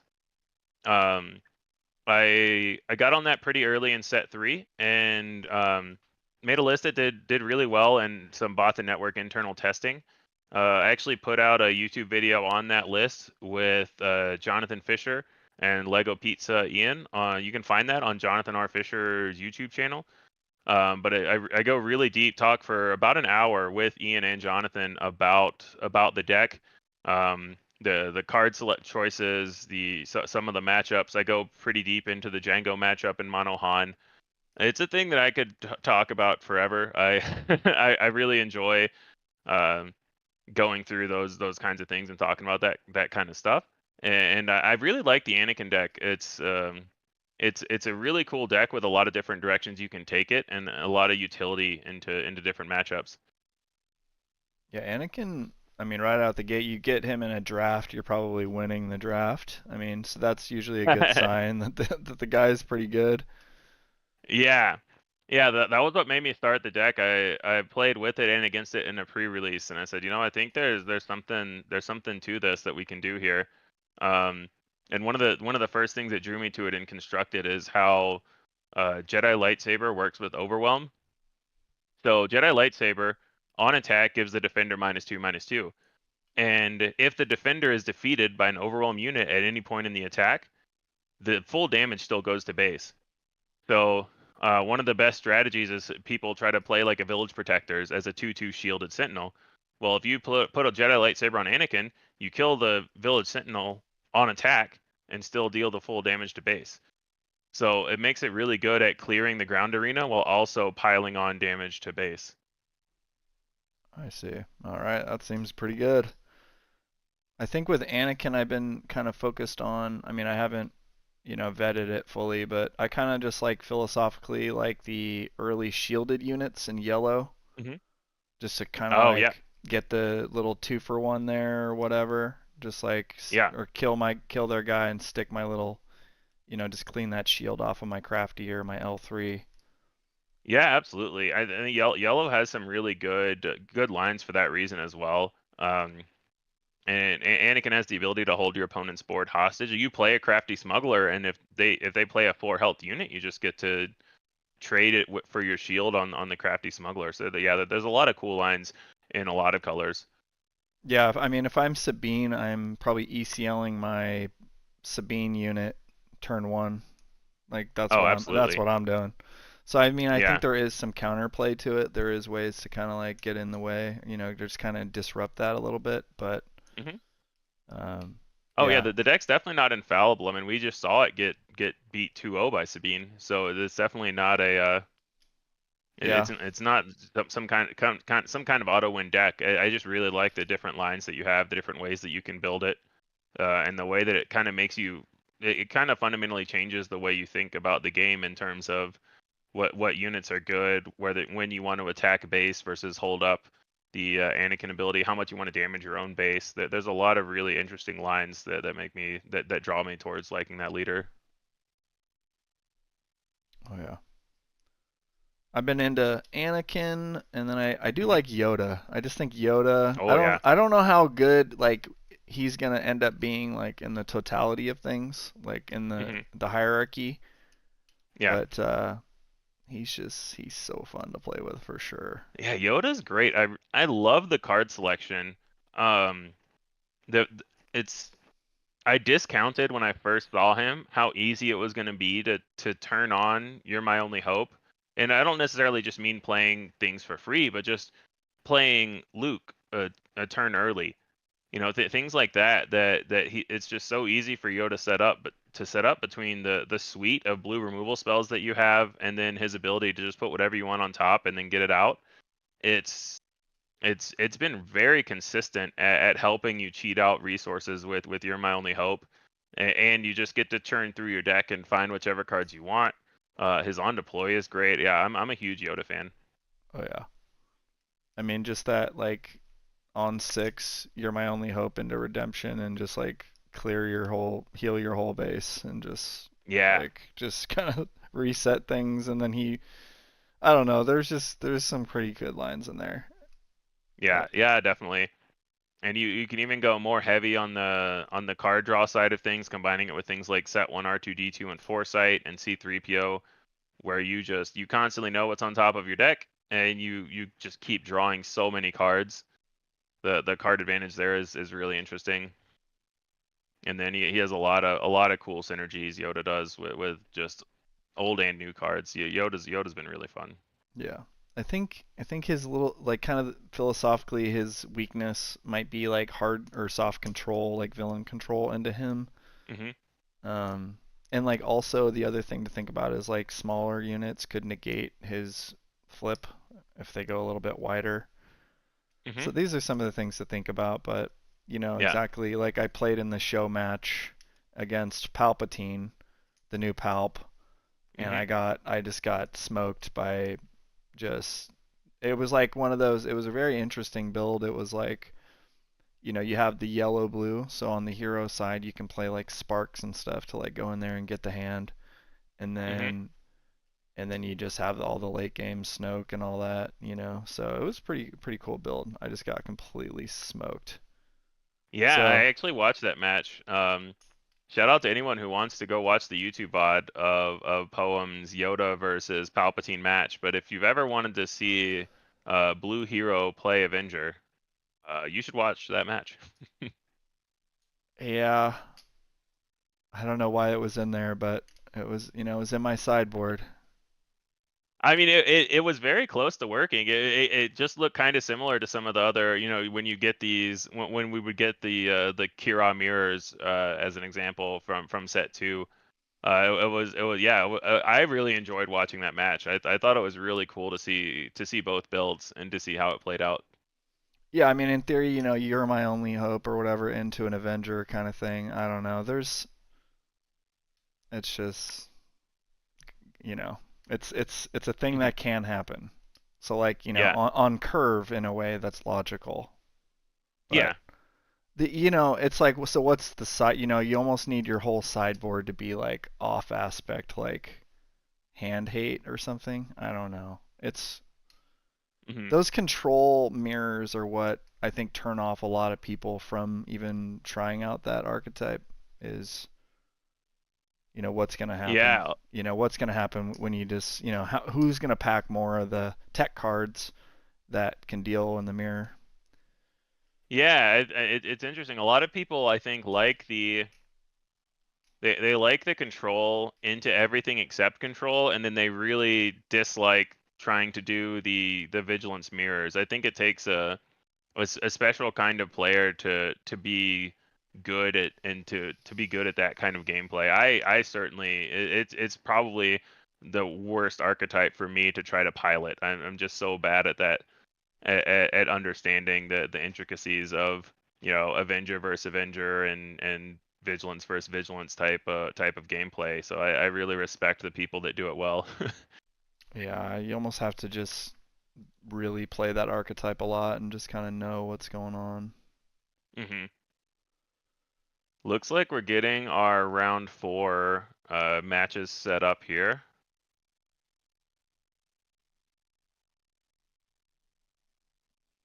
To see, we've got another Anakin Blue, so that's exciting. A little redemption arc for Anakin Blue. Hopefully, we'll see how it does this time.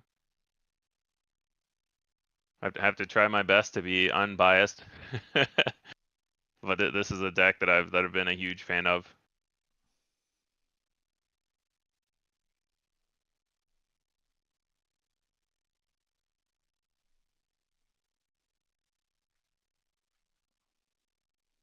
And then, so for those just joining us, we are about to start round 4 at the Win a Case tournament at Pastimes Comics and Games in Chicago. Big shout out to the store for hosting this event. Big shout out to Late Night Gaming for doing this this hopefully excellent coverage. Oh, we have a Bothan Network coin. You love to see that. This may be, I know there is a Bothan team member at this event, so this might be Yoda Killer, aka Carlos. I am not 100%. I know he loves his Cad Red. I'm not 100% sure if this is him or not. Haven't gotten confirmation. But I do see the Bothan coin.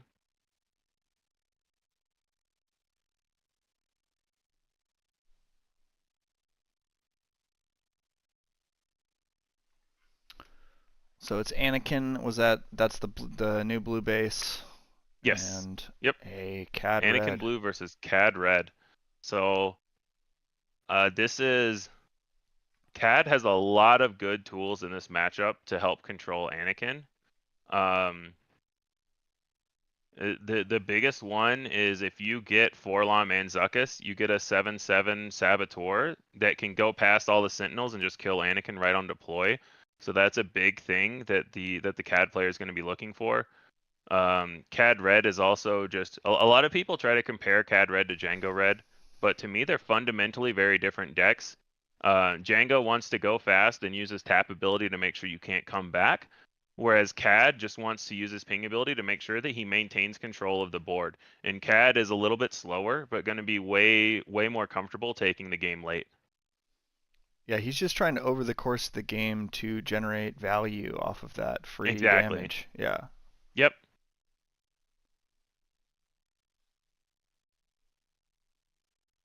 All right, we finally got a coin flip win. Looks like Anakin won the die roll for initiative. I think the Cad player is just hoping that they remember to pack their no good to me deads. I think that's that's another huge card. Is it really good is there 3 main deck? That's the real question. The interesting thing is I don't think Cad even needs 3 main deck because you have so much. It kind of goes against your ping ability a little bit when you think about the fact that once you tap something, your opponent may just kind of have given it up for dead already. But no good to be dead is so good against anything that wants a big thing, whether it's Anakin trying to swing in for big damage, even if you just use it on a triple dark rated unit so that it can't attack you that turn. There's a lot of good utility and no good to me dead that I think it's hard to keep out of any yellow villain list at the moment.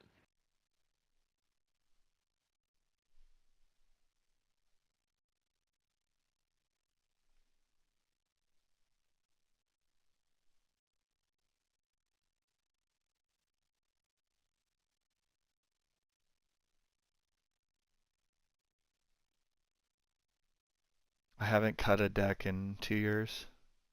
Don't tell anybody. Don't. Well, now I know whenever we play, I'm just gonna stack my deck and shuffle so that it stays stacked. I've got your number. It's just you start doing it's like becomes a thing. Like I don't want to stop this streak. Oh yeah, that's fair. That's fair. It's just your thing now.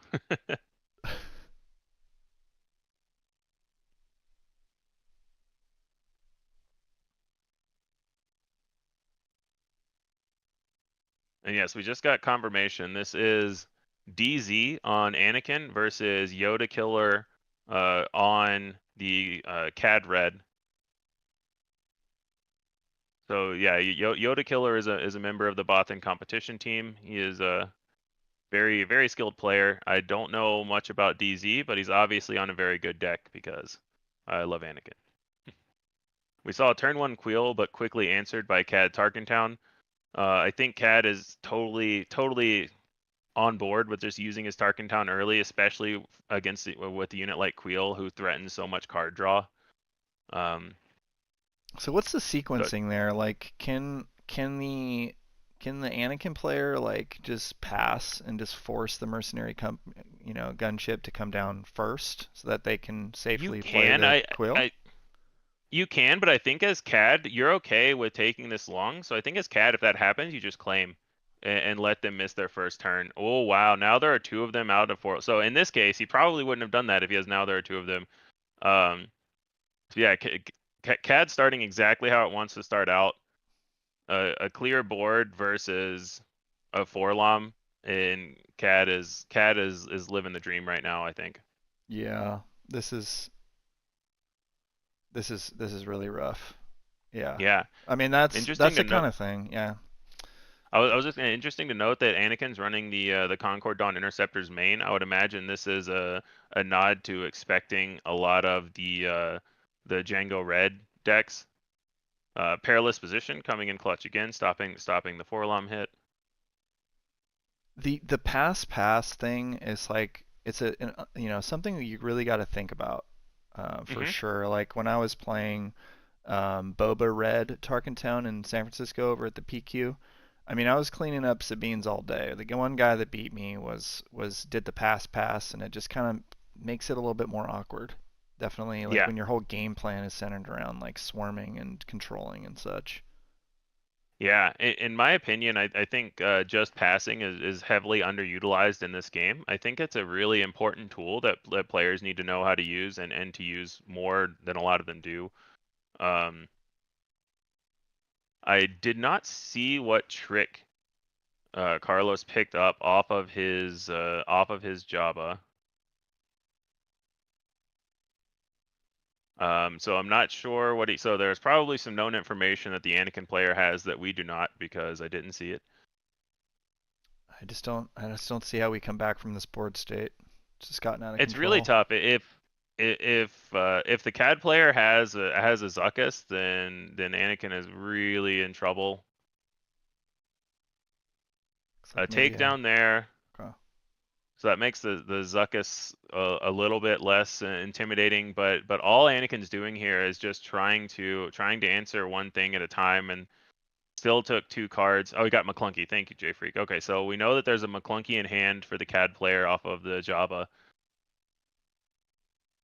But all this removal is just getting held up for the Anakin flip turn, because Anakin isn't able to develop a board. They're spending their whole time trying to answer Cad's board, which really just plays into what Cad wants to do.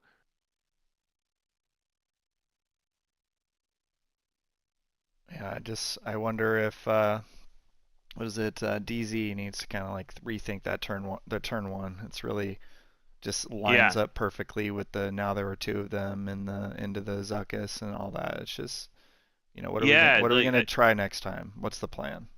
Yeah, I think especially when you consider now there are 2 of them, it makes the pass a lot more appealing, because if they claim, they're not gonna now there are 2 of them. I think Poe is a really good start. It's a big threat that the CAD player has to try to answer before Anakin deploy. It's answerable for sure, but I think it's a good start. You have to start asking questions rather than spending your whole turn trying to answer the CAD units. I mean, he's got enough on board just to clean that guy up with his units. He can, but if he just attacks Zuckuss and trades with Poe, then Anakin flip gets a lot more free. So I think that's what he's trying to. The nice thing is, since Cad for Cad, since Poe got played this turn instead of last turn, he doesn't have to answer it right away. He can take his time and wait to see what the Anakin player is going to do next. Anakin's pretty much out of actions. It's either flip now or forever hold your peace, right? You're either running into this Zuckuss. This is a good example of where passing might be good. But I think Cad is still pretty far ahead on this board state. Oh wow, that's huge. So playing the Hotshot Blaster with Smuggle so that Jabba can take out the Poe, and he still has the Zuckuss up. Yeah, we So got that was. So we played a Greedo, got a ping, and then we went gun kill, and we're just riding into the sunset. Exactly, baby. yeah. And Cad Leader, when deployed, pings for 2 instead of 1. So that plus the 4 damage from Jabba plus Blaster was enough to kill the Poe. So yeah, Anakin is in a lot of trouble here. We'll have to see what they can come up with. Note Cad is still holding up this Zuckuss. It doesn't kill Anakin right away because there's no Forlom, but it is still 6 damage into him. And he wouldn't die back. And yeah, Anakin just claims and doesn't flip.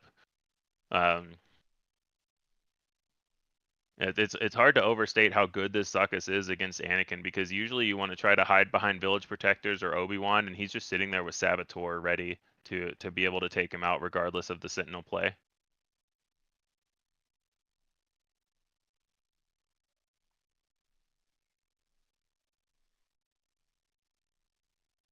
Starting with so I think what happened was Anakin passed and Cad claimed. So Cad missed out on some damage to base, but made sure that the Anakin flip didn't happen that turn. So and now Cad wants to shoot first or something to that like that card. Oh, that is savage. Yeah, it's a good response though to get the Luke back. It's about the best Anakin could hope for, and because now Cad has to have something else to be able to clear this Luke.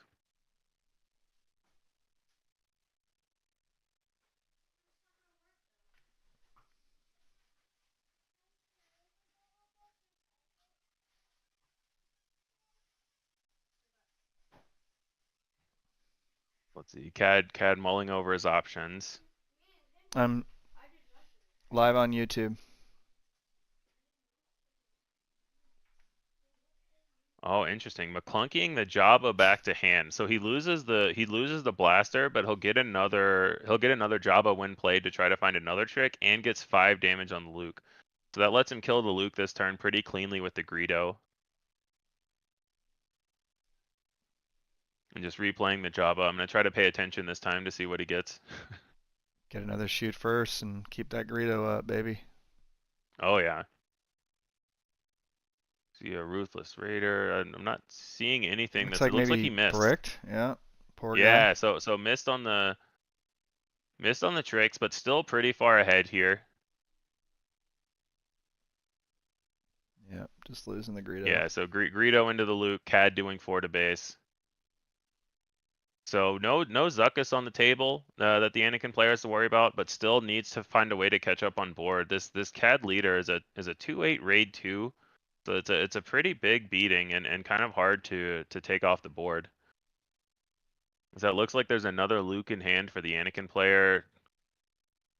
Not the biggest deal when both of your opponent's units have 8 health. So maybe the Anakin player can hope to try to develop something on the board this turn, have it die next turn, and Luke then.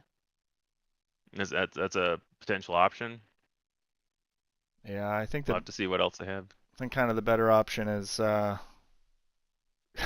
concede and see if there's a taco truck outside. I don't know, or you know what I mean. I mean we're not. Yeah, we're not. There's we're some not merit coming to back just taking here. it for game. Yeah, there's definitely some merit to just taking it to game 2. When you're both playing decks that aren't super fast. Forlom plus Zuckuss now. So the Forlom killed the Cassian. Oh, Zuckuss going to base. This tells you the Cad player thinks he's really far ahead. Oh, sorry, that's Jabba for 2. I don't know why I thought that was Zuckuss. I think he's just pushing in. So he's pushing in. The Poe is going to stay around, but this is a lot of health to go through. Just a waylayer. Is that what that is? It might have been a no good to me dead. Oh, okay, no good to me. Okay. Yeah. So Poe not going to get to attack this turn either, which really that is lethal on board if the Anakin player doesn't have a Sentinel to throw in the way or a removal spell for this Forlom. We know there's a Luke that could come down, or there should be a Luke that could come down to kill the Forlom, but still obviously in a very rough spot for the Anakin player. When I hit the mute button, I'm just not getting muted. That's what's going on. It must be something because I'm not hearing you in Discord when you do that, so it must be something about what's going to the stream. If I had to guess, I'm not sure. Yeah, there must be like another mic. Yeah. Going in. And yeah, so Anakin player does go for the Luke to kill Forlom. So not dead on board right now, but still obviously in a very rough spot. Another hotshot blaster. I see. I had a hot mic. Yeah, I found it.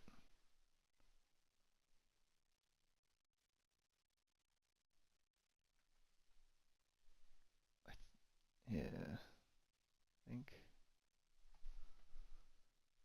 So now 4 health left on Anakin's base. Big decision here now. Do anything else or try to claim. Only 2 resources left, so not much that the Anakin player could do.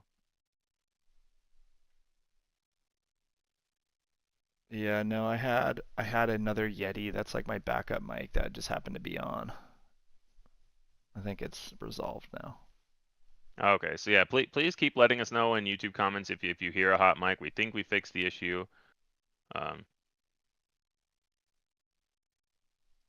Anakin player going with a force throw to try to get lucky, but does not get lucky and is now dead to the Cad attack. So on to game 2. Really good showcase from this Cad deck of just what this deck wants to do as a whole, and I think a really good showcase of why it's different than the Django deck. A lot of players seem to think these decks were fairly equivalent, and should you run Cad, should you run Django? I think this was a huge example of why this is just a fundamentally different deck, even though it's in the same colors. Yeah, I think the Django in particular really there's like a very narrow set of cards that need to be included in that. Yeah, definitely. Like it's going to be more space heavy. It's going to be based around triple dark raid.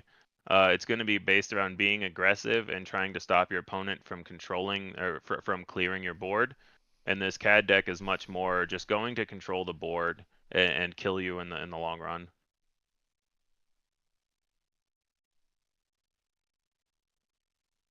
It's also really good use of both Forlom and Zuckuss, I think.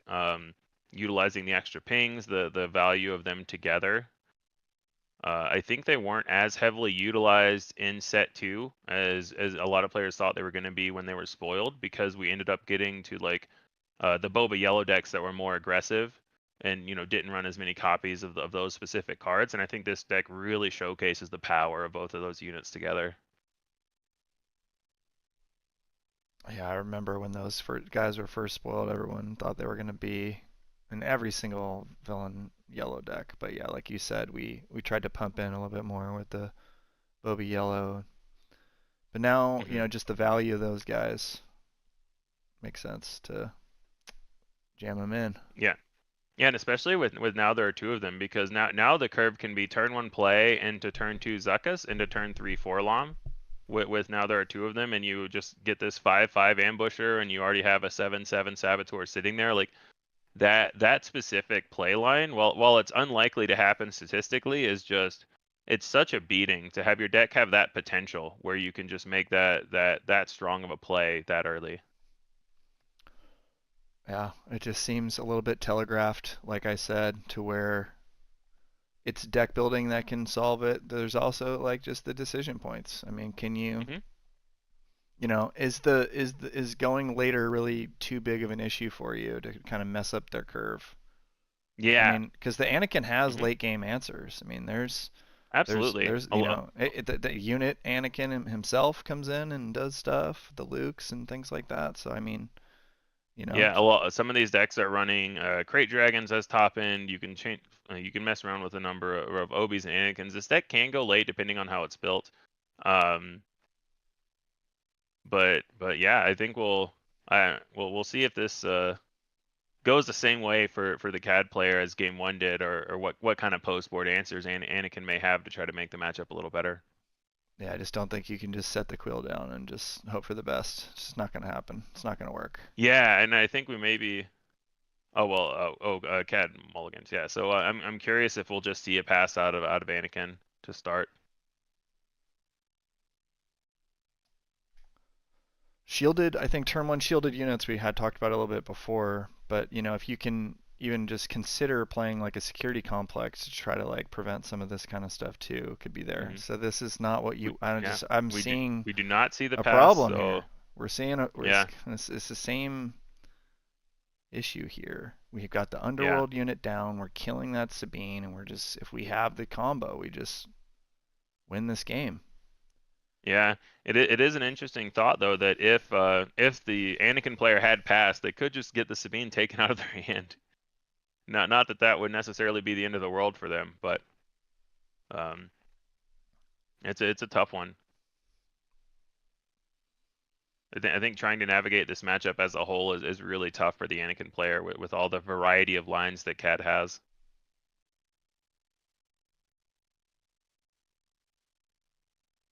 Yeah, that's the thing, is you pass and they just play the guy, and then do you really have a way to like kill that guy right away to where they're just going to end up in the combo anyways? It's tricky. Exactly. It is very tricky for sure.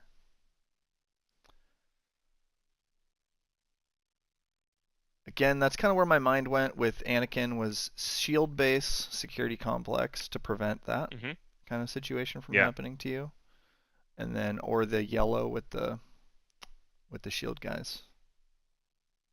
Yeah, so we see the Village Protectors, which we knew a couple of in hand. Punishing One, just honestly really good as a 3/4 space unit for 3 coming down. This deck doesn't play around much with the defeating an upgraded unit, but just playing it as a big space unit that can help make trades there has been really good from what I've seen from this CAD deck.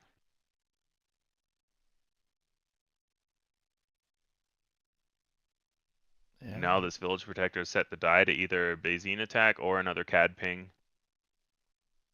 Yeah, this Cad's looking real smooth. Yeah. Yeah, just really firing on all cylinders and really showcasing here that, you have the now there are two of them for Lamzaka stuff, but you don't need it. You're still a good deck when it doesn't happen. And I think that's the key to making now there are two of them good. You need to have a functional deck when you don't draw the combo, and then an insane deck when you do. And that's what I think we're getting with this Cad Red deck. I'm leaning towards Tarkin Town really being one of the kind of like the premier cards in this game. I mean, I feel like maybe set one it wasn't really kind of like I just over time like just some of these it's seeing more use right now for sure, but it's just such a good card. Yeah, and I think both the Cad and Django decks are showcasing why Tarkin Town can be so good, but both the decks based around doing small amounts of damage to get value, and then just when you have the right numbers line up, you just get to kill. In this case, just try to always kill a turn one play, or try to finish off that other unit. It just makes trading less efficient. I agree. I think Tarkin Town is going to be a big player in this whole set.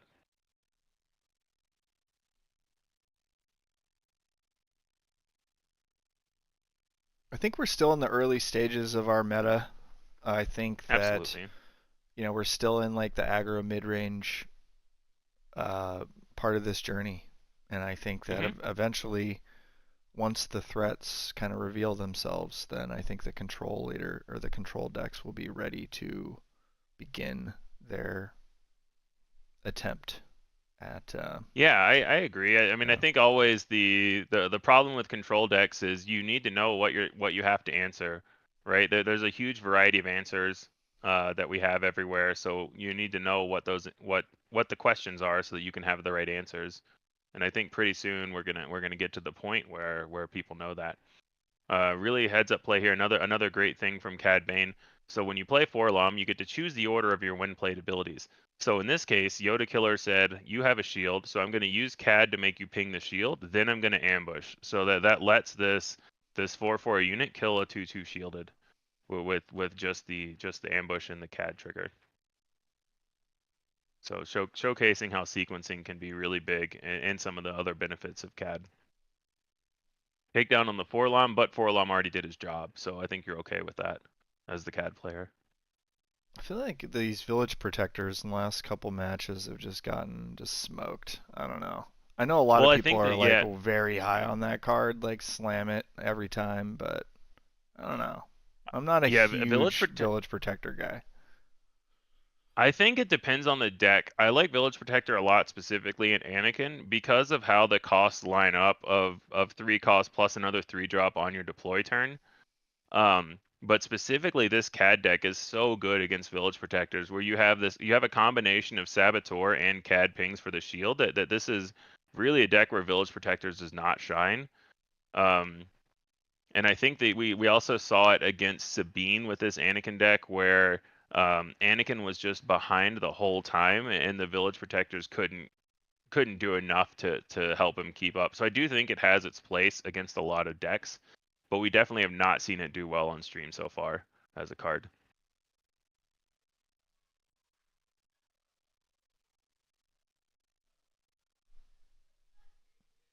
Yeah, but we're on both leader deploy turns now, so interested to see where the players take it from here. Yeah, DZ on Anakin here has had to kind of overpay a couple times for some mitigation, doing a takedown on a 2 health remaining unit and such. Yeah, and doing a takedown on 6 resources is also awkward because it's a lot harder to spend the last 2 than it is to spend 3. So, Ian and Chad asking, yes, correct. Yoda Killer is on Cad Red, and then we have DZ on Anakin Blue. This is game 2 with Cad taking game 1. We see another Jabba coming in, probably looking for maybe a shoot first, maybe a Maclunky. Could be looking for a waylay. Looks like he whiffed again. So that's the second time we've seen him whiff on Jabba. but I think in general he's still okay with just getting a 2/8 underworld unit out. There it is. Has There's the that no good to me dead. So Yeah. I'm thinking that- I'm seeing Jabba getting a lot more play as well. I think the play line of like the Jabba find the now there are two of them into the Cad is maybe pushing that, and also is generally fairly good into discard type hand hate strategies just to have the extra card draw. So at the end stages of the Shadows meta, I started putting Jabba in my Boba Red deck just because the weak matchup was actually into like Han 2 blue and things like that, like pillage you out and then you're just kind of hosed. Oh yeah, that makes sense. I think in set 1 everyone saw Jabba and always said, man, when we get more and better tricks, this card's going to be really good. And I think we're at that point now in set 3 where like you were talking about, a lot of the new tricks and the old tricks aren't bad, but you just get a higher density of them now, along with the stuff like now there are 2 of them where you can try to get you can get a lot more value out of this. And then just having a 2/8 body with things like the Hotshot Blaster, we saw that used to great effect last game. That makes Jabba work a lot better. Good old Hotshot. All right, we've got still in poem math. We've got Cad up 3-2. Got three cards on versus 2. Yeah. Keep it simple. Oh, Cad unit coming out. So, only getting to capture 1 unit with the Yoda. He can't capture leaders, but just having a 7/7 sitting out there is huge.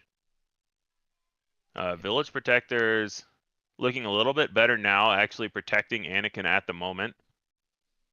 Yeah, could we have dirtled there a little bit more? Maybe hit him with the punishing one and just kind of wait and see if another unit comes down before that Cad pops. Yeah, I think that's totally fair, because if this Cad gets to capture the Village Protectors too, then that would have been even better. It's possible that Yoda Killer on the Cad would contemplate taking initiative rather than swinging with the punishing one, so we might have just wanted to present an overwhelming board state and say you have to do something or I'm going to claim and hit you a lot. I don't think this game's going to be tilted either way based on that decision point. It was just interesting to think, discuss why it kind of happened. Yeah, absolutely. It's very interesting to discuss because it goes back to all the sequence and things that we had talked about, where those are really big in this game. Like what order do you want to do actions in? When do you want to basically soft pass to set up like a better CAD unit versus making your opponent have something to answer what you're playing.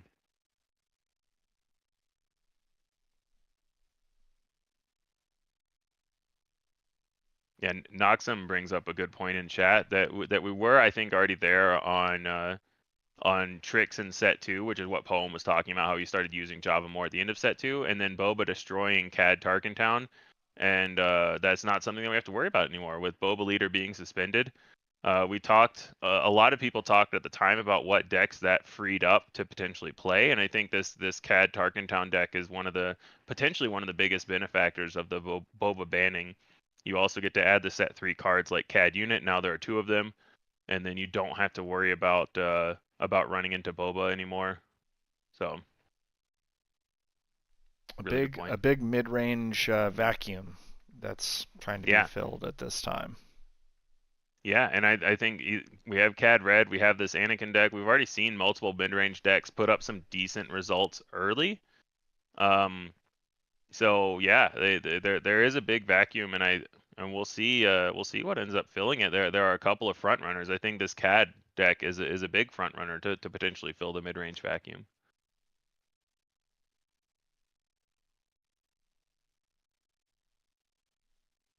I tend to think, and it's like hard for me to shake it, that resource advantage, some type of resource cheating, ultimately has to just be the best deck. It's hard for me to kind of get away from that. Yeah. So I agree. That's why for me, any leader whose leader activation has a resource cost, that's a very big downside for me. I know some of those leaders have still put up good results, but even leaders like Rey or Luke, where you have to spend 1 to either put the shield or experience counter, I think those are working the opposite way of the way you want the game to function, of cheating on resources like you were saying. And so when I see leaders like Cad or Anakin who don't have resource costs and still have powerful actions, or obviously we look at a leader like Boba who went the other way and gave you resources back, Han 1 and Han 2 who both cheat on resources. I agree. I think those are the big things from a game fundamental standpoint, to look at how you can break the resource curve as it was designed. And even just simple, I mean, in addition to your leaders, certain types of upgrades, like, you know, your general's blades and whatever's, just things like that. I don't know. Bring back the Alliance Dispatcher, shield that baby with Luke, and just can't get killed Tarkin Town, and just push out a Kanan. Start humming, you know. Just the like resources, you know, fundamentally are like where my mind goes in games like this. So yeah, absolutely. What's exciting for me is how many more ways we have to do that now. You know, in set 1 it was Boba, and there weren't a ton of other ways to do it. But now there are 2 of them with both the Han leaders. There are a lot of ways to cheat resources. And here we're seeing Cad take out Anakin leader, and I think maybe Anakin is deciding if they want to rescue the unit to get 2 cards. Looks like they don't. Does that mean the Luke unit's probably coming? Yeah. Okay, we've got a Luke on the board. I mean, that's a plus unit there, and a little bit of restore with Yoda. So this game, not completely over. Kind of curious to see what Yoda Killer has in hand on this. Yeah, game's definitely not over. We'll see what the force throw is not very nice here. Okay. Looks like a cartel spacer. What is? I can't tell. Looks like kind of looks like a Greedo, honestly. Sadly. Oh, I think you're right. Yeah, 100%. That's a Greedo. Yeah, one damage there. So Anakin has a lot of health on his base left to play with. By this point in game 1, Anakin was basically dead. So he's got a lot more. It looks like a waylay on Luke. So Yoda Killer buying some time there into Boba unit. Yeah, still some unspent resources there for Yoda Killer. I'm not counting Anakin out here. Oh, definitely not. The health on Cad's units line up awkwardly into Yoda attacking for 4, so Cad's got that going for him. But we know there's a Luke in hand. We could see something like just Luke turn the Boba into an 0-3 and then Yoda can kill it. We could see Luke could just kill the punishing one. So there's still definitely some plays that for Anakin to make. I think Cad's gonna have to have something else big to close out this game. We'll have to see what that ends up being. Yeah, I kind of like the just Luke kill punishing one. We'll see. Yeah, just save the damage on your base, clear the arena that you're not in, and then you still have this Luke that they can't answer on board.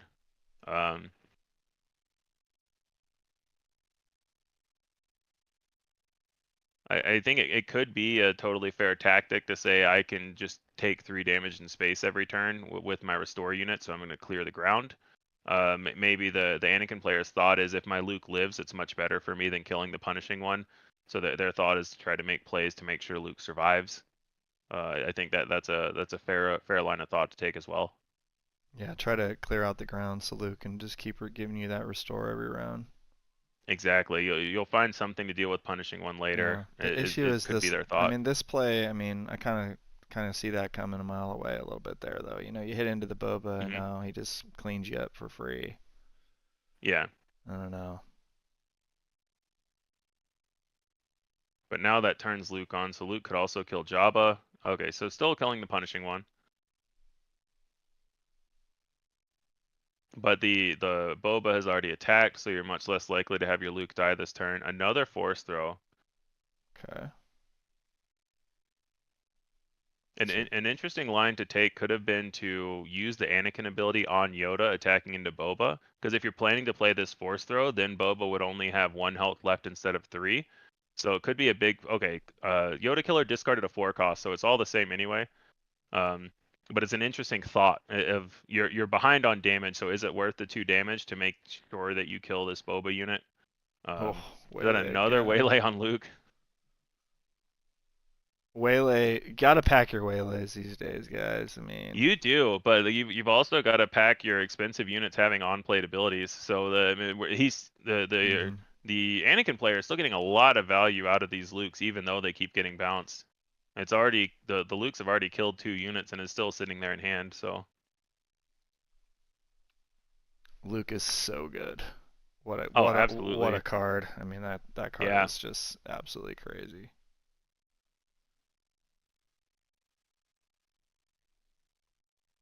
Glad we got some excitement here in game 2. Yeah, I'm glad Anakin's putting up a fight at least. We'll see how the matchup goes. It looks like we just saw another Jabba in Yoda Killer's hand. I think just these force throws are potentially causing some problems just from like a card availability standpoint.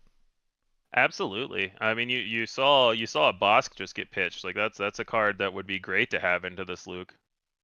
To help clear it over a couple of actions.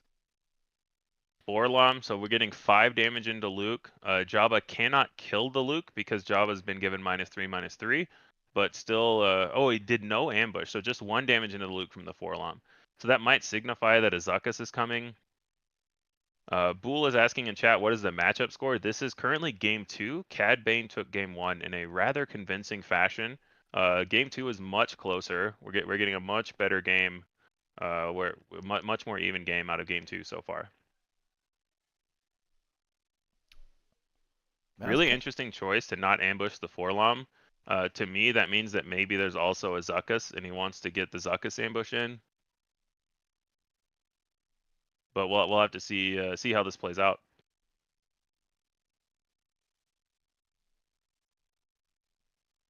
Yeah, I think the math kind of works out. Oh, so he plays a Sentinel, but that does not matter for the Zuckuss. The Zuckuss could still kill Luke if that's what's in hand. We do not know what's in hand. It could just be that he didn't want to lose his Forlom for no damage. Because without Zuckuss, this Obi-Wan is looking really good. I think that Zuckuss would have come out. Yeah. And yeah, I agree with Bool. Cad is a pretty tough matchup for Anakin in my testing as well. Carlos, the Cad player on stream right now, is on my team and has brutalized me with this Cad deck when I'm playing Anakin before. It can be, a lot of these Cad lines are really tough for Anakin to deal with. But Anakin's putting up a really good showing this game. He's the Anakin has done really well, even without getting big hits in with Anakin, which is usually the way this deck wants to win. Got a sneak attack off of the Jabba this time. There was definitely some advantage early with the Cad. It seemed like some of the trades and the board state kind of, but as we turn the corner here, we're advantage seems to be Anakin, if I had to guess. Yeah, Anakin stabilized really well. Force throws played a huge role in that. I would say there was a lot of Luke into force throw. Luke got waylaid. Luke into force throw lines that really helped Anakin stabilize, getting multiple win plays off Luke.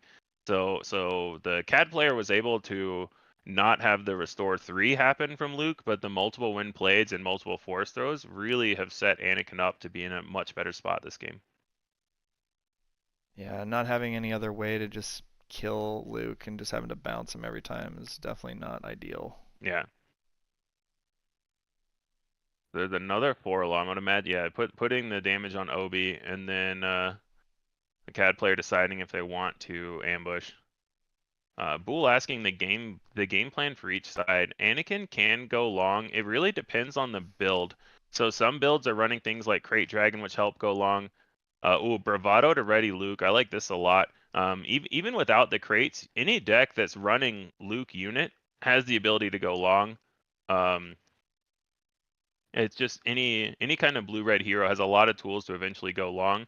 I think with Cad going long, the biggest additions are things like Cad Bane unit, because right now Cad Bane unit could clear both of those and make Luke have another answer. That's a very risky play because you could give them back the units with the Rivals Fall. So it's very tricky, I think, taking this matchup late.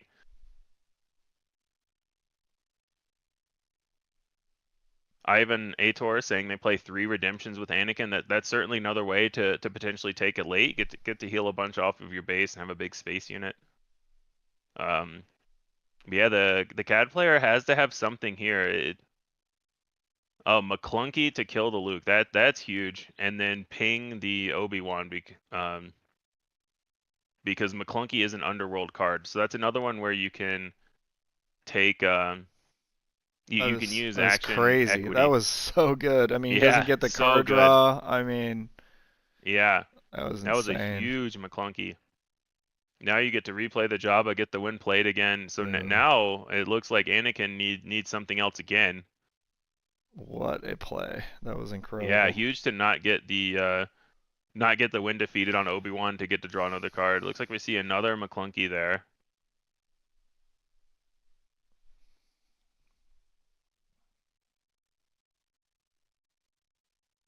Yeah, huge play by Cad there. And it shows the punish of when Cad played the Forlom last turn, my first thought was you put the damage on Obi-Wan because that's a Sentinel that's going to die first. But when you're playing against this Cad deck, having any unit at 1 health left it can be a huge liability, and we saw it there. If Obi had 1 more HP, then it would have lived through both of those triggers. So it's a really interesting play line that I certainly would have played into the Maclunky as well. But it's just something to think about when you're trying to make these intricate plays. Okay, so that damage if it had gone onto the Luke, we just don't that whole line doesn't work, or can he have done it opposite, like to where there was Well, if he had put the damage on the Luke, I think Luke and Obi both would have had 2 health left, which means either one would have still died to the Maclunky, but neither would have died to the Cad ping. So I thought they were both at 5. So if we put the damage over there, then on Luke, then he's at 6 and he's dying. I think from Luke the was ping. at 5 after the. You might be right. I could be misremembering the game state. But either way, it's interesting to think about how multiple turns later these Cad pings, like where you put them, can really matter, and what cards you're playing around. We've redeveloped our board state here on the Anakin side. Yeah. Yeah, Poe and more Lukes, and Anakin they just keep asking questions. It's one of the things that I like about this deck, that this deck is just full of questions, and you, as the opponent, you have to have the right answers at the right time, and so far Cad has, but we're not done asking questions. Anakin's still saying, here, now I've got another Poe and another Luke. What answers do you still have? Correct. Anakin has already deployed and died, so it just doesn't have the X counter on it.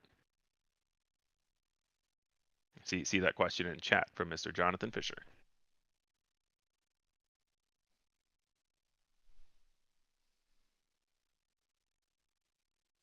Yeah, so this is the last Luke.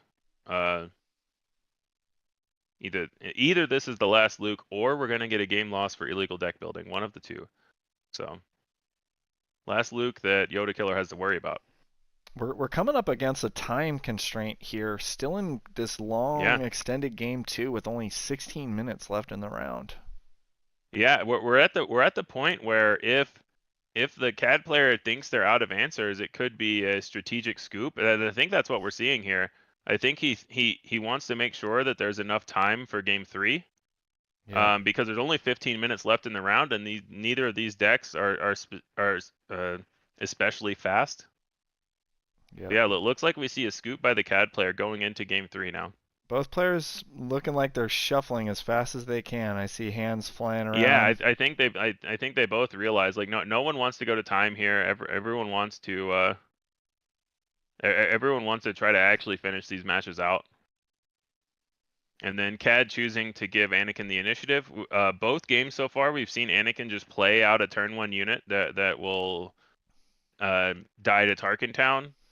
I just don't love it. I don't love it. Wait. I think you gotta just be like, pass and just see what's gonna happen. You know, what are they gonna do? Yeah, I agree with you, and I think the now there are 2 of them lines really exacerbated that line, because I think set 2 Cad would be kind of okay going into turn 2 with no one playing anything, but this set 3 Cad where you're playing these now there are 2 of them lines, you really just have to play your turn 1 out at some point. And we saw how, as the game extended, the Anakin was favored. I mean, just the healing, the card advantage, all that kind of stuff. Yeah, I think this CAD really needs to get the early to mid game advantage and try to hold on to it before all these Lukes come out. We'll have to see how it lines up in game 3. But it was a really intricate game 2. There were a lot of cool lines played there. Maclunky killing both Luke and Obi-Wan was really awesome from the CAD player. A lot of people saying pass for sure. Anakin should not play a turn 1. Yeah, I mean, you really gotta. I mean, we've been talking about it a lot, but it's happened both games. Just kind of like sitting that little, bringing that little 2-3 out there, and just like shooting fish in a barrel. It looks like they did pass this time, so playing differently already in game 2. Okay, is there another? Nope. Okay, no other turn 1. We're at least getting an attack off from our ship before we get Darkentowned. Yeah, there could be a Maclunky, but then you're not getting, now there are 2 of them. Yeah, there's three to base, so Restored Ark's getting in. Turn 1 did not get immediately killed, so this is already a much different game than we saw in the first 2 games. Do we see a pass there? We saw a Greedo attack into deploy Yoda. The Anakin player played Yoda, I would imagine, so that they could potentially kill any ship with the Restored Ark. It looks like maybe we bricked 3 resource turn. Yeah, no 3 resource play from CAD is not a great start. That is not a good situation. Yeah. All right, nice. Forlom to kill the Yoda. Nice little kill there. Stays alive. The math lined up there on that. And the ping. Yeah, and then also get 1 damage into the Restored Ark, so you get to Tarkentown it. Okay, all right, we're recovering. We're bouncing back. Yeah, and then the Tarkentown uses up an action, so you have the Greedo to potentially run into any 4 resource play that they try to make, or you could just attack with the Greedo now. Oh, you love to see Greedo just hit off the top rope on whatever, maybe a Kanan or something that comes out. Oh yeah, exactly. Yeah, like yeah, exactly. Okay. Anakin not playing into that, sticking to the space arena. And now we see that, so that was excellent sequencing from Anakin to make sure that Greedo doesn't just get in the free trade onto Queel. Now they have to use their action this turn if they want to do that.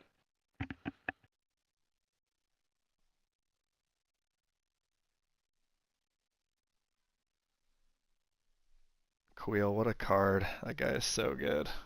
Oh, absolutely. I think Queel suffered earlier from a lot of decks not wanting to have a blue base. All the blue-red hero decks were like Luke and Rey, where you have the red base and you want the blue heavy cards. But that's one of the things I like about this Anakin deck and about mono blue Yoda, where Queel just really shines. Perilous Position to take out the Forlom is really big. Didn't get in that 4 damage with it, and makes Zuckuss not have ambush for the upcoming flip. That was a huge Perilous Position for the Anakin player. These guys are going lightning speed, man. It's just they're going bam, fast, bam, and bam. Yeah, the damage is adding up. This game is already going to be a lot faster than before. We have 7 damage on the ground for Cad and 5 damage in space every turn for Anakin. So we're zooming. Yeah, these guys, it's quick action. So we might see some mistakes in that scenario when you're trying to just rush. That's a really good point. A lot of times, in the faster you try to play, the more mistakes you make. But I at this rate of play, I would be surprised if this round goes to time, because I think they're both very conscious of that. Yeah, they've gotten all the way into kind of the mid game with still 10 minutes left. So I think they're probably going to be okay. I think they still need to keep it up. They can't go in the tank. Yeah. And this is one where Maclunky would be huge here to just completely clear the space arena between the Bosk ping and the 3 damage. But he might be Carlos might be trying to save something for the Anakin flip, so you probably can't afford to spend all your resources clearing space right now.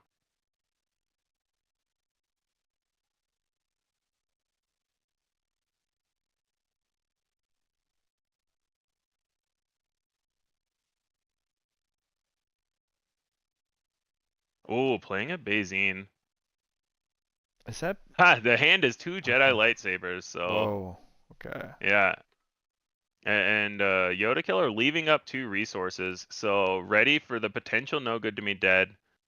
I would imagine if you're Anakin, you just have to flip into this anyway. But DZ going 3 to base first because there's also the Cad flip turn, so there's a lot of potential damage ready ready for this Anakin when he tries to flip. Because also with the boss scout, anything like a shoot first is going to let Anakin die in 1 action to Cad attacking for 5 and then boss pinging for 2.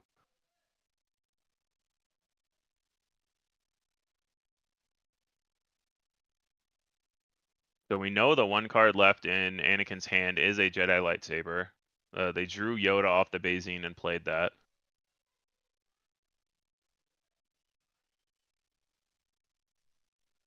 Yoda Killer with a lot of cards in hand. We don't know what they are. It looks like it was a pass and claim, so no Anakin deploy and a bunch of damage left on base for a bunch of damage left unattacked for Yoda Killer. Ironically enough, Yoda Killer choosing not to kill the Yoda. That's like the C3PO has to. What was it? He has to say 3 every time. Is that Yeah, what it is? he's not named C2PO. You know. Oh, CAD unit. So that gets Ooh, everything. okay. 4, 5, 6, 7, 8. So yeah, CAD unit cleans up the entire board. So Anakin still could deploy. Cad's exhausted. Out of resources now for Yoda Killer, so it's a Okay. clearer deploy. Oh wow, Okay. looks like a rival's fall to immediately get the units back. I confused the 2 Cads. Rivals fall. I don't know. You gotta pack your like vanquishes and rivals falls and stuff. I mean, they're. Oh, absolutely. Those are just. You gotta I have think them Rivals there. Fall is another one. Yeah, we had talked about Tarkin Town being big this set. I think Rivals Fall is another one. That there are just so many must kill units around right now. Worth noting that because of that, unable to play the Jedi lightsaber on Anakin, so it's going to be able to be cleaned up by all these units. But that's a lot of trading to do when you're already behind on damage. Already at 13 damage and only on a target down, so it's only 12 health left for Yoda Killer here, and he's staring down 5 in space every turn, even after he kills Anakin. So it looks like Anakin has decided to enter race mode, which I can't say I disagree with given the current board state.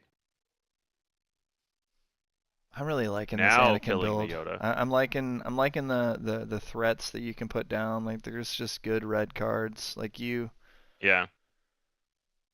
Just the way Looks this guy's like got it built too. It's aggressive. It's getting in there, but there's also the mitigation to deal with threats as they come through. It's pretty solid Looks stuff. like DZ did not draw their card off of the Yoda death. Unless I missed it. So that might end up mattering. They're pretty low on cards in hand.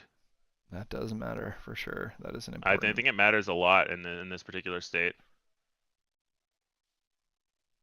But I think a lot of that goes back to both of these players are trying to play very quickly. No one wants to draw. No one's trying to go to time. You saw how quick they were acting after Anakin claimed. There was a lot of just, I'm going to do all this damage. So I think we can probably chalk it up to that. Yeah, these guys are still going lightning speed. Yeah, which you have to do. It's one of this time limit can be really restricting in some of these intricate matchups. So yeah, they're both trying to just rush through this game 3 and get there.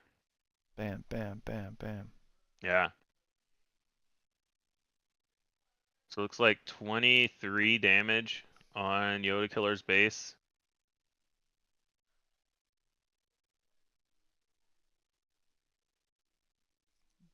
He's not immediately claiming, so it makes it seem like he has something. Yeah, we'll see what he drew off of that Bazine draw. Yeah. Losing a Poe gets a takedown. Oh, takedown. So that means no CAD trigger. So the Maclunky play to kill 2 things no longer works with CAD defeated. Waylay. Waylay on the A-Wing, but it looks like there's enough resources to replay that. Yep. I don't know if the Waylay is good value there because we know how few cards are in hand. Yeah.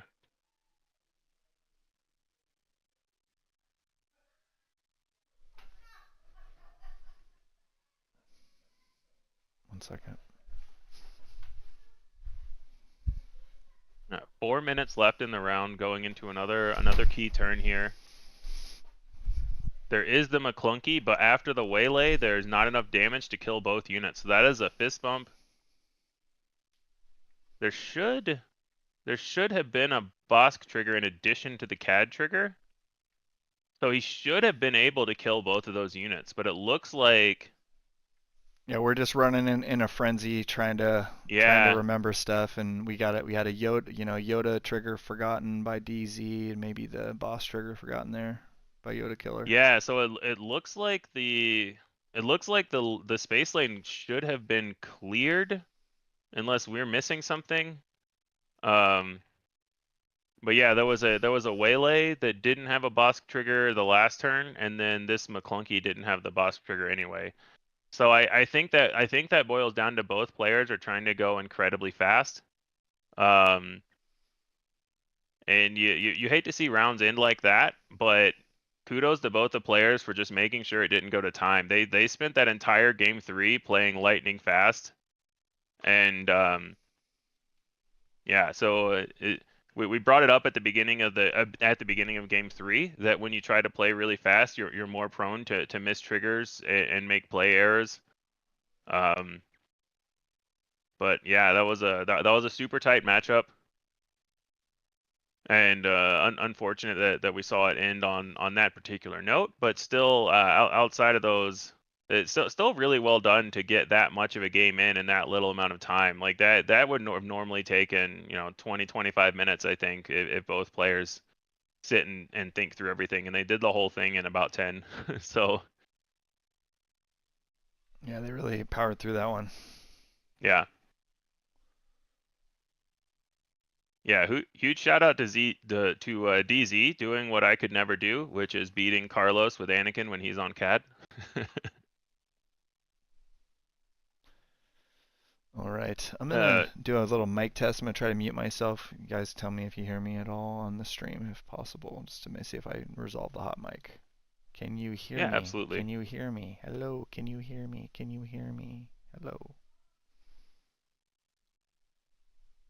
Okay, were you able to hear me when I was doing jazz hands? I could not hear you in Discord. I'm still waiting for the stream to catch up. I think it is resolved. Okay. Oh no, I did hear you on stream, I think. Still heard me. We're about to hear if chat could hear you too. I was trying to unmute the stream to hear it, but I don't know. I don't know what's going on. But yeah, we're fairly sure that Anakin won. Unless we missed something, and maybe they noticed the triggers and Anakin scooped. But I wouldn't think that was the case. I'm trying to check Melee to see if the results have been reported. Jonathan, they have not reported yet. I think was it Jonathan? Who's at Red Dragon? I think is going to be doing some casting with us coming up here. I'm not sure exactly yes, I when they will believe be here. He should be stepping in shortly.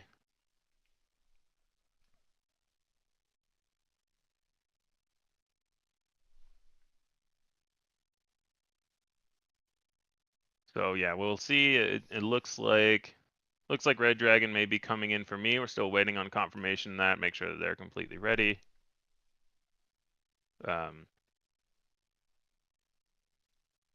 Yeah, we're running at about 10 seconds left at round 4 now, so we shouldn't be too much of a delay before we get to the next round.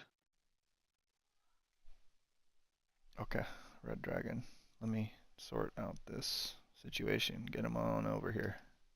Okay, so yeah, Red Dragon's coming in, so that's that sums up my casting for now. I'd like to thank everybody in chat for hanging out and for listening to me talk for forever.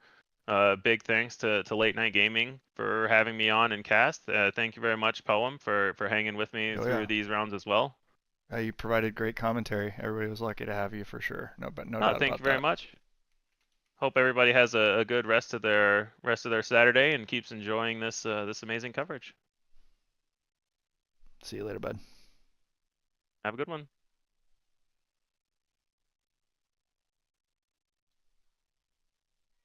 All right, and we're just going to be on a little bit of a delay here while we get sorted out. We'll get Red Dragon in here for our guest commentary for round 6, round 5 coming up. And it looks like we're already in action. We're already getting this baby fired up. So I got a lot of work to do to get us ready here. Hey, Red Dragon, welcome in, bud. Hello. How are you? I am good. And let me send you a couple messages that I have some questions for you real quick, Red Dragon. Sounds good.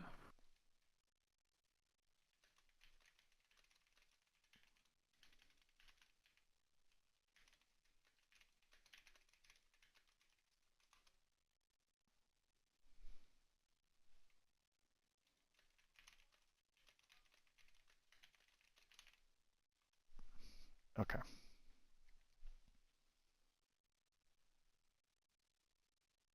And we're getting this thing fired up, and I don't know if I can get this timer ready quite in time. Takes me a second. But we've got a Anakin blue against that looks like a Bosk blue. And Red Dragon, are you able to see the stream okay? Yes, I can see the stream. Okay.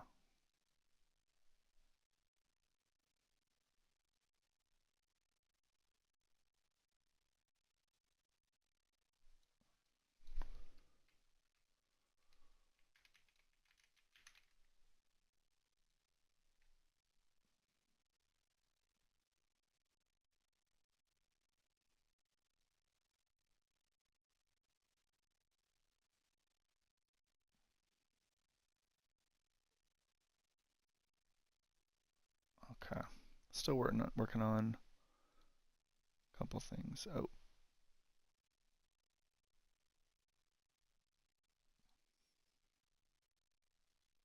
Okay. Did you get my PM there, Red Dragon? Let me check. Yes. All right, we're going in. We're going in for this match right now. We're resourcing and we're ready to start round 5 action.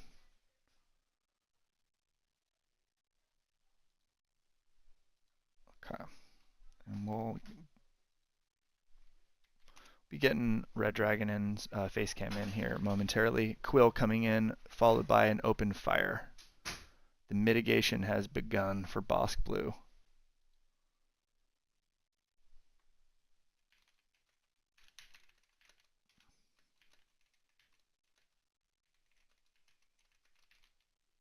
And an A-wing coming down.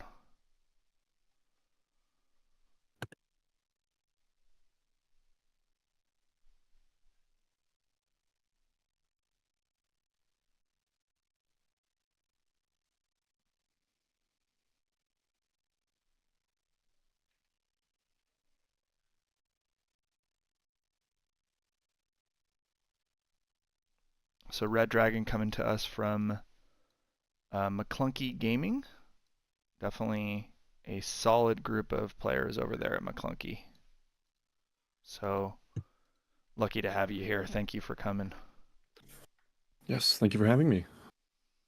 So, game's underway. Seems like it's going relatively well for Bosk right now. Client setup is a pretty big play for a lot of control decks. Once they stabilize, it allows them to start regaining all the health lost.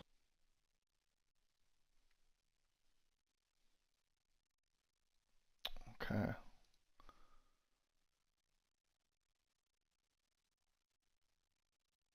Bosk with a bounty onto Green Squadron A-Wing.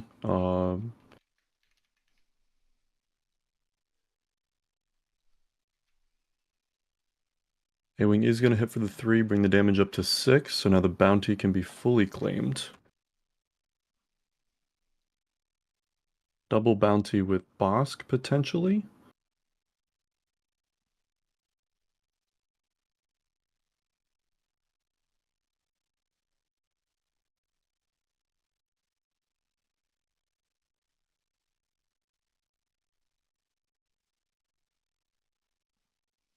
Just working on some technical stuff here.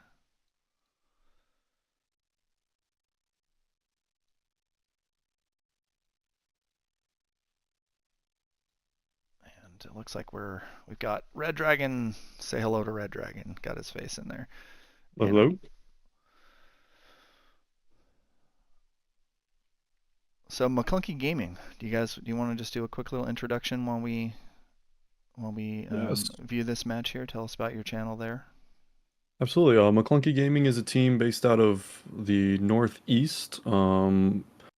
We've had a couple showings across the Northeast PQs, including the Rochester PQ, won by Philip, and top aided, or no. Yeah, Rochester was won by Philip, drawn in top 8 by Philip with another member of Clunky Gaming that I do not remember the name of, along with top 8 finishes in the Flipside PQ, and then Philip's win in the Red Seal PQ. So we've had a lot of tournament representation there, as well as streaming across many of those events in the Northeast for the most part. That looks like a Rivals fall on Bosk. Solid play there from Anakin.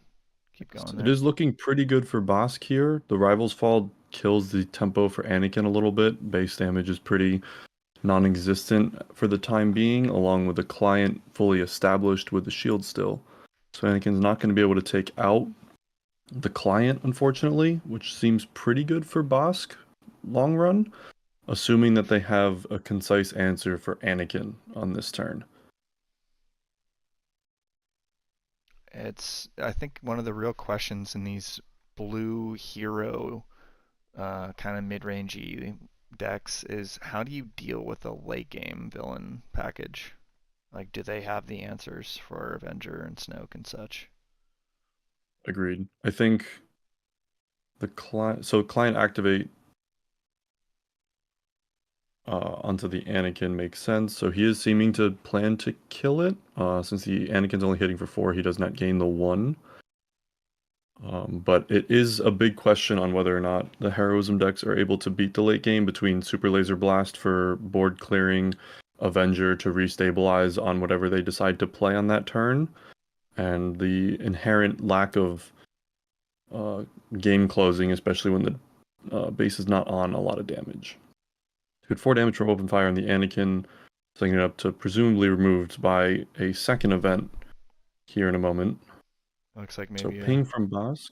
Maybe a takedown or something like that. Might be a takedown. Might be. He puts it in daring raid range with the 1 more damage, but he seems to be waiting to decide how to kill it. Seems like that might be a blood sport, so 2 damage to everything. Definitely so pops his own shield.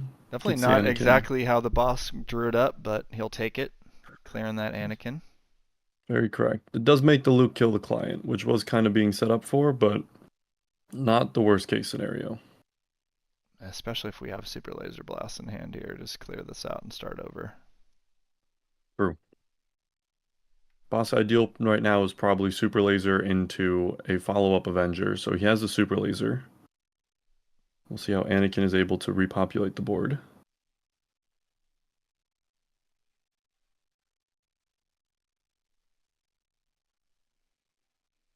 So he gets the... It's that Mandalorian ship to grab an upgrade, and then drops Anakin's ship. Razor Crest, that's what it's called. So it gets back the perilous position, which can be good on the Avenger to tap it for a turn, but it is not going to be able to put it in range of takedown. I can see the Bosk Blue does have a second Super Laser as well as an Avenger in hand. Anakin would be wise to not overcommit to this board. Okay, the Avenger coming in.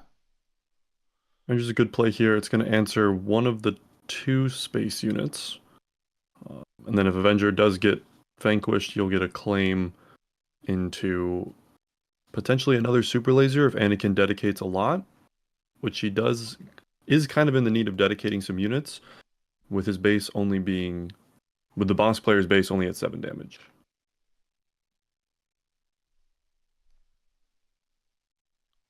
So what does Bosk Blue gain from set 3? Have you done any analysis on this list or on this archetype? Not extensively. It gains the perilous position, which is helpful. Potentially, it gains equalize for 5 resources mainly from the sideboard, as it's helpful in the Django space side matchup.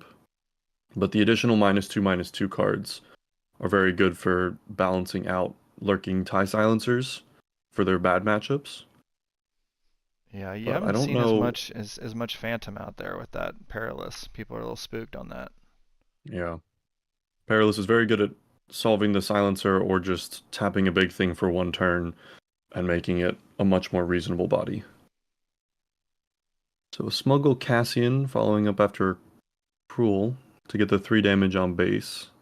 The Avenger is set to kill the space unit potentially. Then the fight will turn to ground for the Bosk and Anakin players.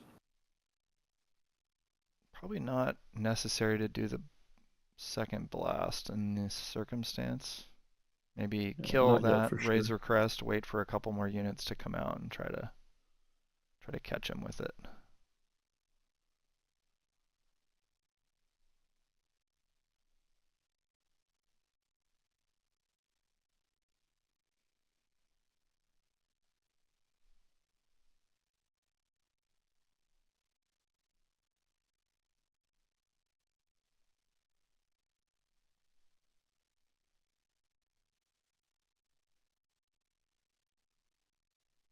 So the Anakin, Avenger is going to attack the unit.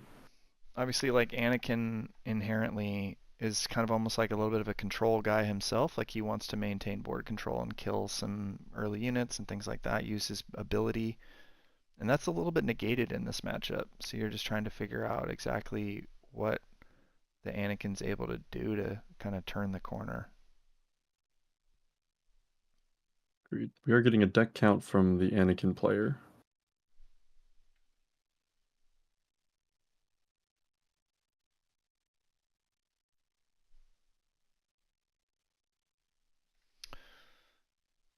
I can try to get a counter back up. I was a little distracted before. So let me see what I can do there for us on that. I don't have an exact time. I think we've been going for maybe about 15 minutes or so if I had to kind of ballpark it. So we got the bounty onto the Cruel.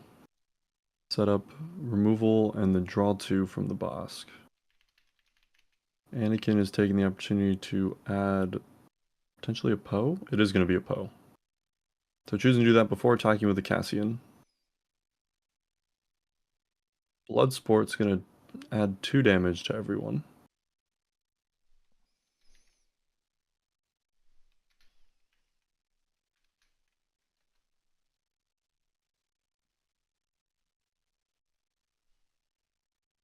So the boss ping will finish off and collect the bounty to draw 2. Bosk with like 5 cards in hand, 2 of them appearing to be super lasers.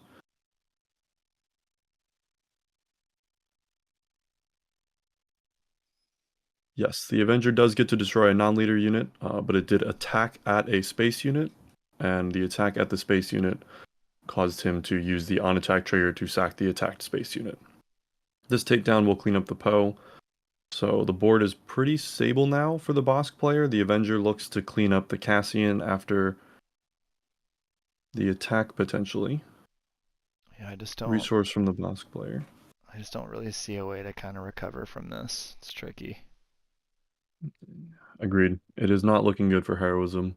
especially with double super laser. Even if he's able to take down the Avenger with something, then You saw 2 super lasers in hand? yeah, I saw 2 super lasers in the back of his hand. Can't quite make out anything else currently, but with a follow-up to the Avenger and a seeming lack of removal for the Anakin on the Avenger, is not looking ideal. The ship was not a Sentinel. He did just opt to attack, I believe.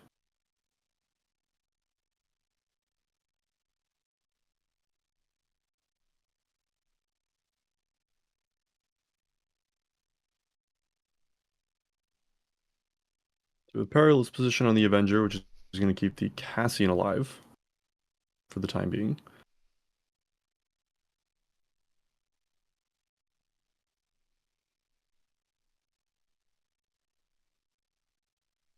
And it's responded with another perilous position, putting the Cassian down to a 1/3 with 2 damage on it. So ideally the Bosk would like to put a bounty on it, which is going to be top target, and clean it up with the Bosk activated. Yeah, we're getting into scoop it up so we have time to win 2 games territory here for Annie. Yes. With the death mark applied for the draw 2 coming up, I do agree with that. It's not looking ideal at all for Bosk. Excuse me, for Anakin. Draw 2, regain 6. I just don't Avenger's see. still going at it. I just don't see in the color palette unless he's got a sideboard with maybe hand hate or something like that. I don't know. He's hoping to get to Force Throw. I don't know if he has Pillage's main board. We haven't seen any of them from the Anakin player this match, or the previous. But even so, the death marks have kept the hand plentiful. It's seeming like Bosk is opting to stop resourcing now. And the client established is going to mean that he's very quickly going to get down to 0 damage on base. Yeah, we are just burning clock at this point. Agreed. Though it does highlight the importance of control players having ways to close the game. The Avenger is a good way of doing it. It will have to attack a Sentinel this turn. Probably after the client activates on it. Yep. Client activate. Sentinel gets in for 1. Not the best card for this matchup. Very good in the Django match. Another perilous position will keep a unit alive. Instead, Avenger is down to a 4/4, which puts it in takedown range. We're chipping away at that Avenger. It's just there's probably another one in the hand, you know? It's like yeah. we're hoarding those. We're hoarding Avengers and Blasts and Snokes and all that kind of stuff.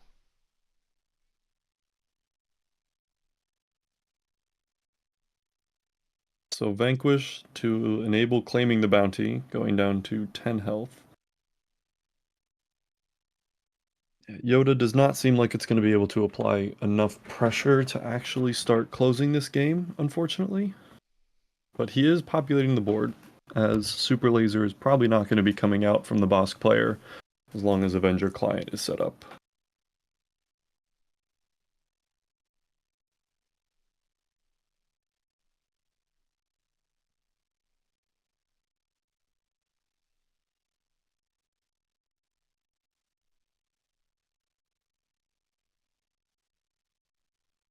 Got some interesting lines with like Sabine being able to get that shield off of there and then being able to hit in. Anakin activation on Sabine could put client to 1 health. Lines it up for the potential to have it die in the future. The Avenger did attack the space unit, and the restore arc was then sacked to the on-attack trigger. So the Avenger stays healthy, but the Anakin player has more units to continue attacking with. So Yoda's going into base for 2, so he's choosing to ignore the client still.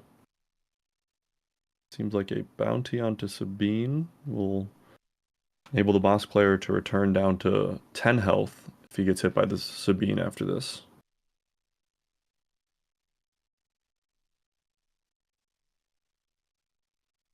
Bosk player appears to have a Vigilance prepared in hand to kill the Sabine, but it will be a question of, is he going to mill or will he restore 5 more? So he started with a death mark, the third one. So it'll be the last card advantage the deck has access to for this game. What do you think here, heal or mill? What's your evaluation of the current state of things? With an established client, I would opt for mill, especially now that the Avenger died the action prior. I don't think that, I mean, he's going to go down to 10 damage on base after the client activates, and I think having a way to start aggressively closing out the game is better. But he will opt for the 5 health. Super lasers give a lot of insurance for now, it appears. Infinite Perilous position, it seems, as a second Razor Crest brings back the one of the 2 that were played.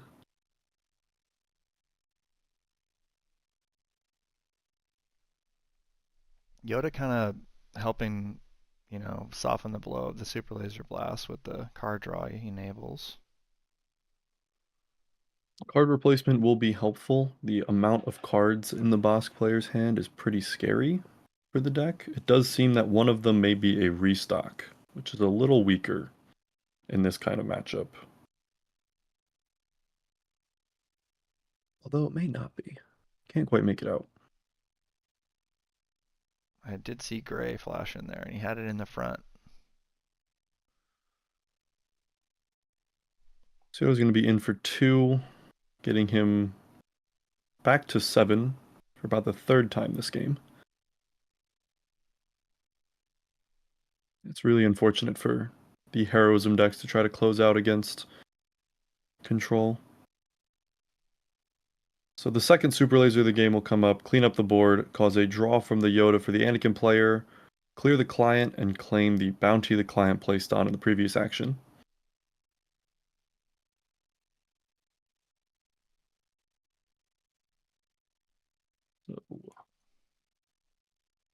I don't know what that card is.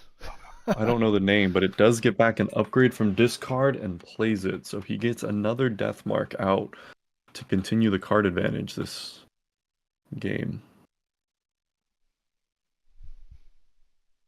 Another Kanan. So a Kanan after the Village Protectors. The shield will come off with the Bosk activation, seeming to line up something like Daring Raid. Clear that, draw the 2. Board is down to just Kanan. Planning to save the Super Laser Blast for later, it appears. Use just a targeted removal, as his health is pretty high. Chat has pointed out a Fine Edition is the card that brought back the death mark.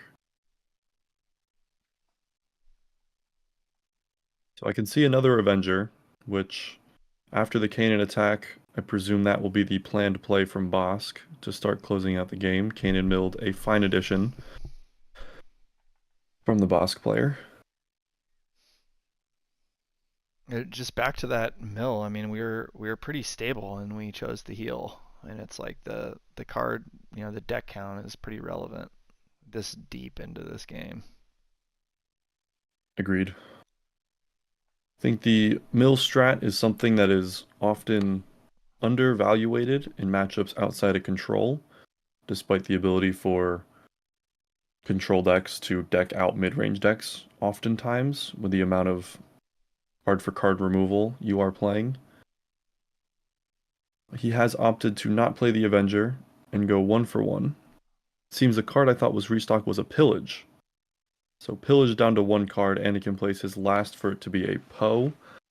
The Bosk player is seeming to speed up his gameplay a little bit in an effort to avoid time. As if this match goes to game 3, it's something control always has to be conscientious of.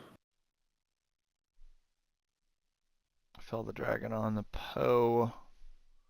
We still need to get some threats on the board at some point here. Establish a win condition. Agreed. And we've seen Bosk Anakin has drawn more cards.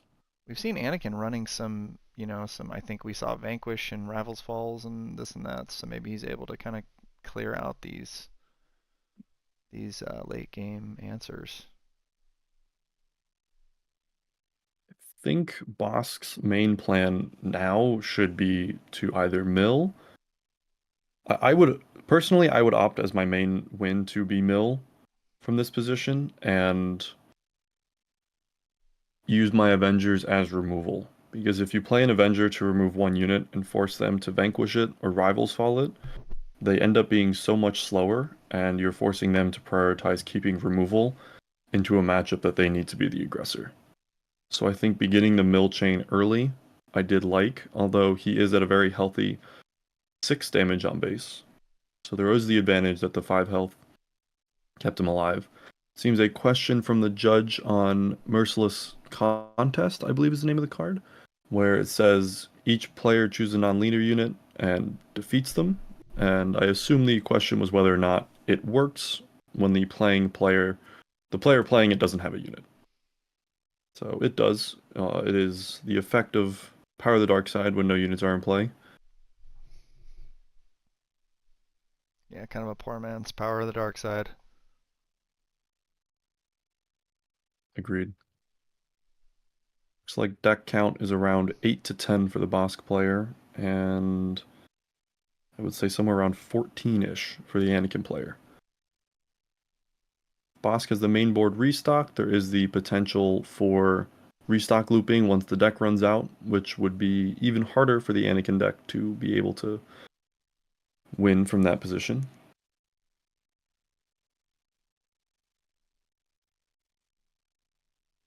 I don't think there's any way to get that restock out of the hand either. So it seems he did just draw the restock. Yep, definitely drew it this time. Anakin, yeah, Force Throws presumably are in the main, but one card will not be enough to gut the hand of the restock. And Vigilance is unlikely to see main board play in Anakin decks, which means there's no way to mill it. Although if a Kanan's in play, there's a chance a Kanan could knock it off the top. It seems unlikely that unit would stay in play, though, by this point.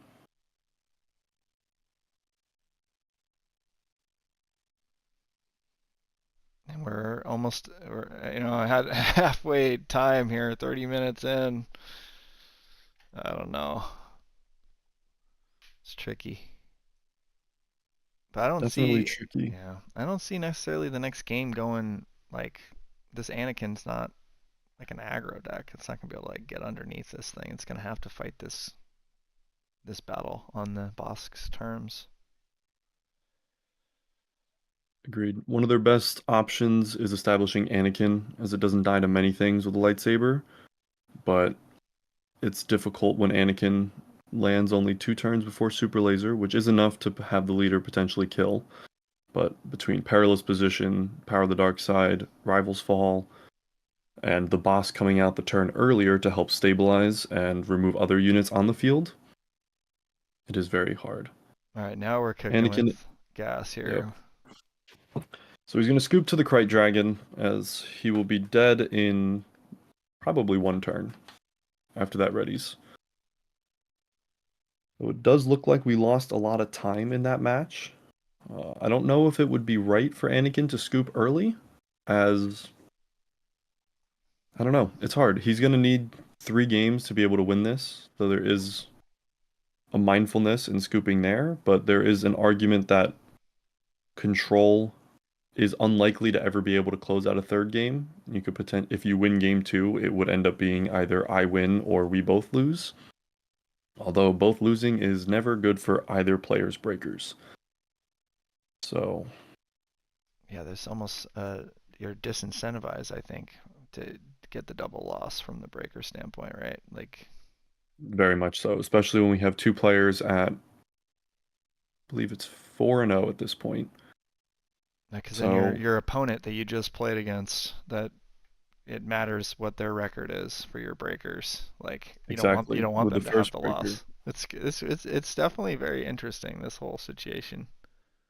It definitely keeps contention all the way through all the rounds, and avoids it prevents the 5-0 people from being able to double draw in 7-round events, which has been very relevant in the gameplay so far. Oftentimes, They are just about locked based on the fact that their breakers are so good, but a double loss at any point doesn't help your breaker, because instead of having an opponent at 100% win rate, you're going to have an opponent at that 80 in this case, which not beneficial for anyone.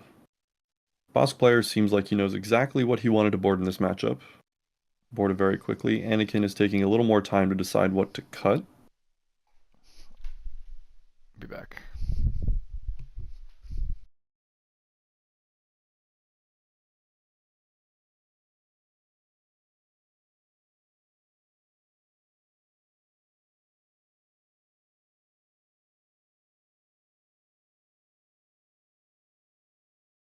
I think heroism decks have some options.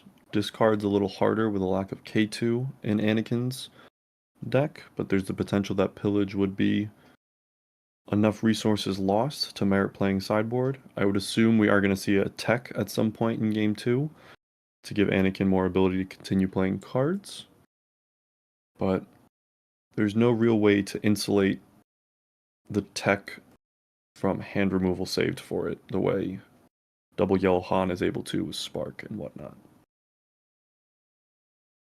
So boss player will begin drawing his hand while the Anakin player shuffles up. Anakin, while the initiative in game 2, boss player is up in the first game.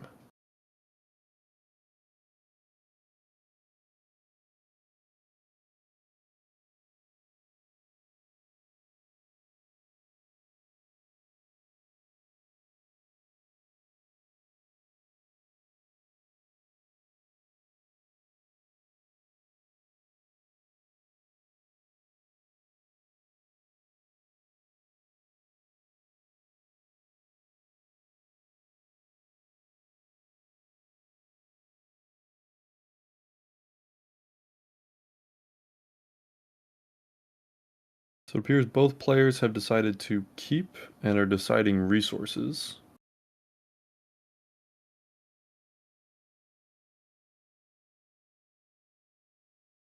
Anakin will start with a Cruel to have a chance to draw some extra cards. The death mark will be placed on it, and 1 damage will ping down from the Bosk. Star Wars Unlimited released in March of this year.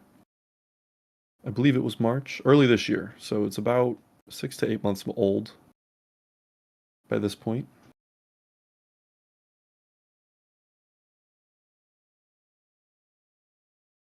The Cruel attack will draw an Obi-Wan, putting 2 damage on the base of the Bosk player. Bosk will put a second ping, lining up for it to kill next turn with the activation.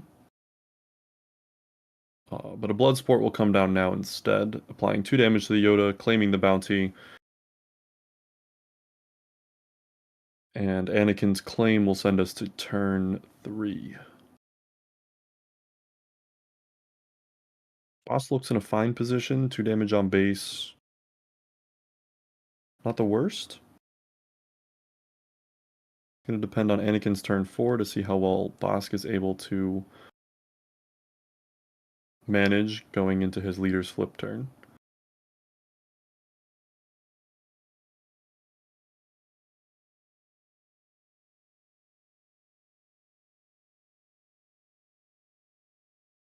So Daring Raid will clean up the Yoda, leaving 3 resources for the Bosk player. Lining up potentially a Merciless Contest or a Power of the Dark Side to kill the unit played. It will be a 1/5 space, Concord Dawn Interceptors. Not an ideal card in this matchup. Doesn't apply much pressure.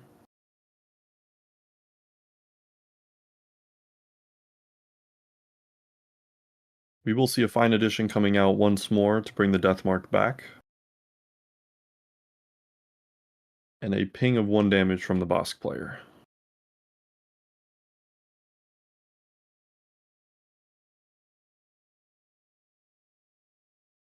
Bosk has had many answers for what Anakin has done so far. The Bosk flip currently doesn't really answer anything, but does give the chance of a double bounty claim to draw 4 cards.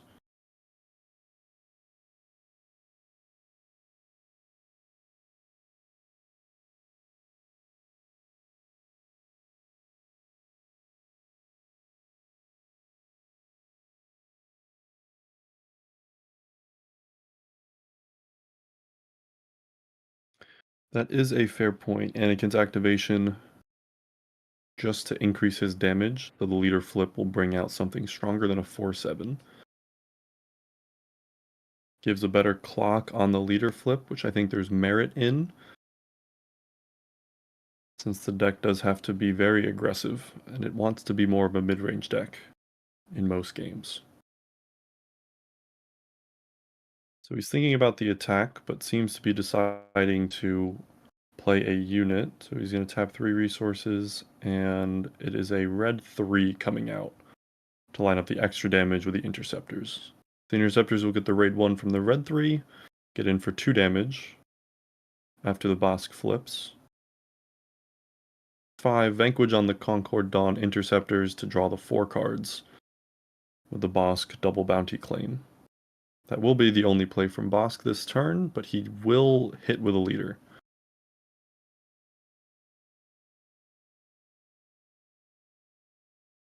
I think this matchup showcases the worst matchup for the Anakin deck. Not much ability for Anakin to close the game out early, and the late game just gets dominated by Super Laser Blast and Avengers, as well as a Krite Dragon to close out the game. We'll be on 6 resource turn now. Anakin will have the opportunity to flip into a pretty empty board, which is not ideal. There is a red 3 that the Bosk will not be able to kill for free. Red 3 will get in for 3. Got a top target coming down on the red 3 with a potential double claim. But there is a Rival's Fall for the Bosk this turn.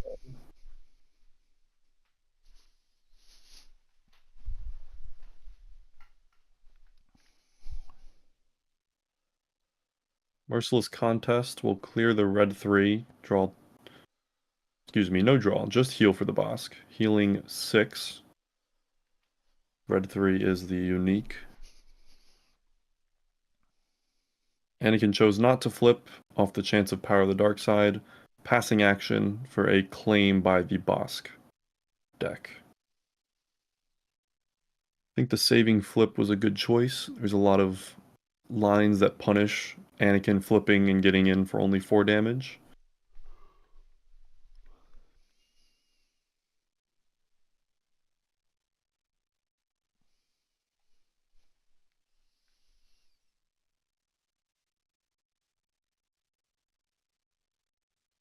So he starts out with a red 3, followed by a play of Savage.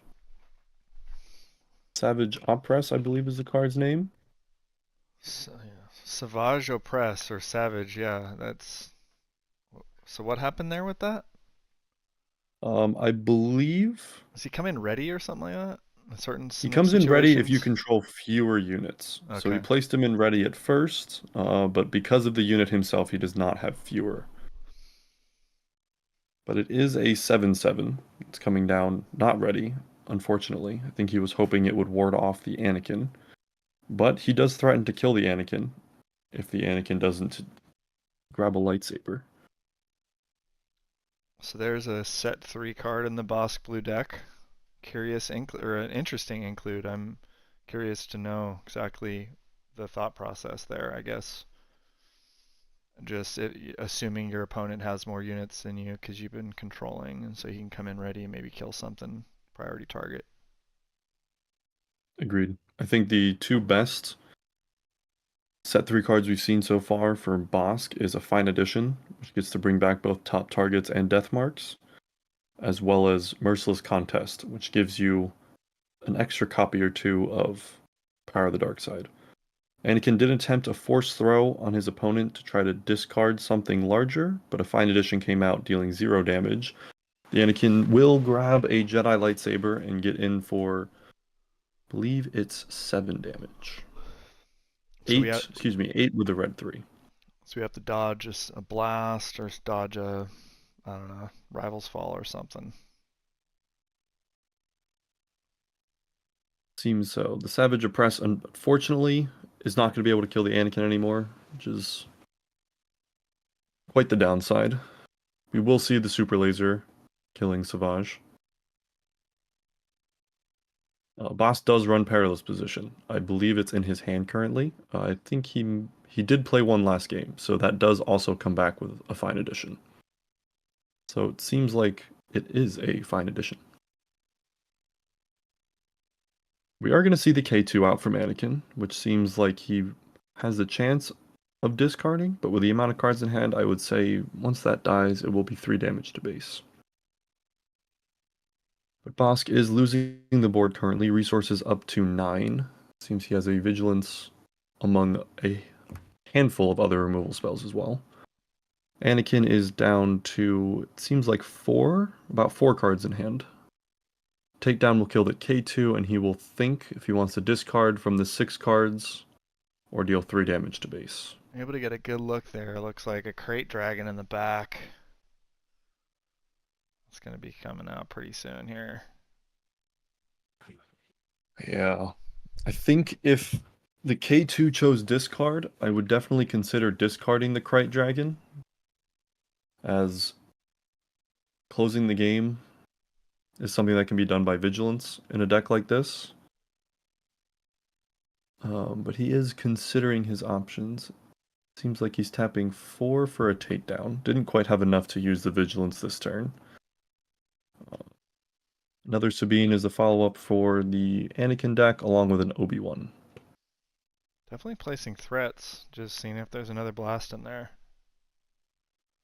That 4/6 stat line dodging, some mitigation. Can't be takedown, can't be felled. So it's kind of in between. I like those 4/X kind of guys. Agreed. The 4/6 has been a very difficult one to answer for control decks. I think the addition of Merciless Contest gives you a couple more answers to it. But the Bosk deck can put on a bounty, ping, and put it in takedown range. Although we did just see 2 takedowns played. So it is going to be a Vigilance for the kill and heal.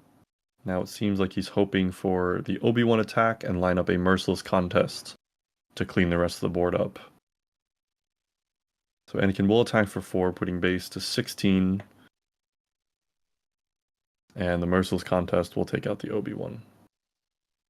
Unfortunate position for Anakin from here. Less cards than his opponent in hand. It seems like one of them is a Bravado, potentially. Definitely has a takedown. Yeah. 5 events in a unit does not spell a very good chance to win this match for Anakin. The second Merciless Contest of this game will take out the Obi-Wan.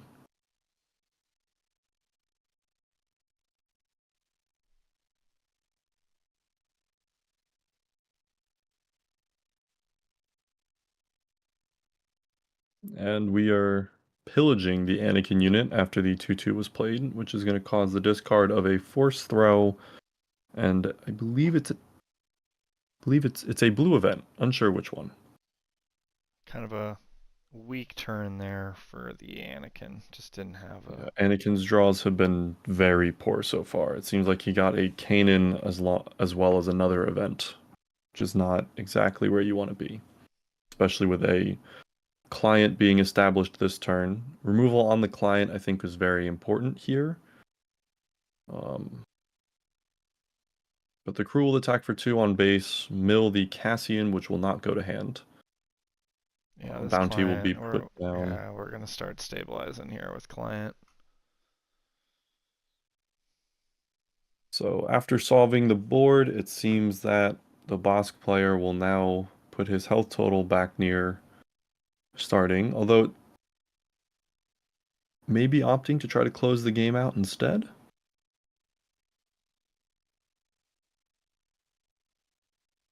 Interesting play. Aim to close the game with a Crate. There's going to be a follow-up from a Fell the Dragon, which will cause the Cruel to be removed and fire the bounty claimed for the turn.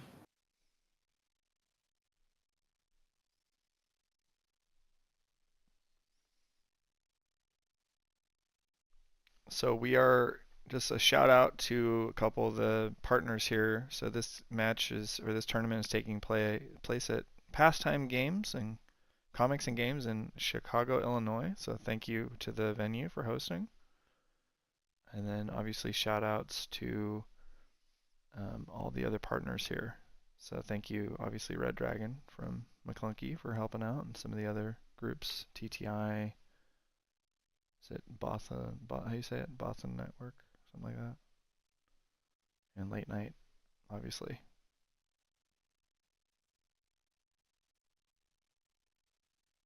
I don't know how to pronounce that. It gets me. Seems we did have a Vanquish take out the Kanan after a client activation, which allowed Luke to kill the client. And another removal took the Luke off the board. We are at the point that the two players will most likely be going card for card with one another, which is not ideal for the Anakin deck.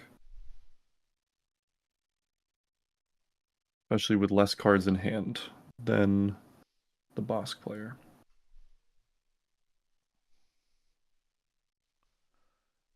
Personally, I feel the pain of just the Anakin player here. It's like when stuff like this happens to me, I'm like, okay, what do I like? It makes me affect my entire deck building. Like, how do I beat this kind of thing? As my starting point too. Sometimes it's like I go on a little bender of just I'm not gonna lose to that. Understandable. I think we saw last set Han 2 Blue had a much better chance of winning these matches with their ability to curve out with K2 on turn 2, followed by a Pillage on turn 3. That guts the hand of most control decks. The insulation of Deathmark and Dr. Pershing as potentials in the control decks helped a lot, but I think the lack of that curve for Anakin makes it much harder for them to try to close the game. We will see a Krayt Dragon though. It's a base with 12 health. It's not quite an auto win. You will see a client activation on the Krayt Dragon. Definitely one of the better cards to find on Anakin's side at this point. Seems like a Super Laser is being considered to answer the board. Don't think he has a removal spell that can kill the Krayt directly. Great, making this a little bit exciting. Agreed. We're going to see a Vigilance come out to kill the Sabine. He has to take 4.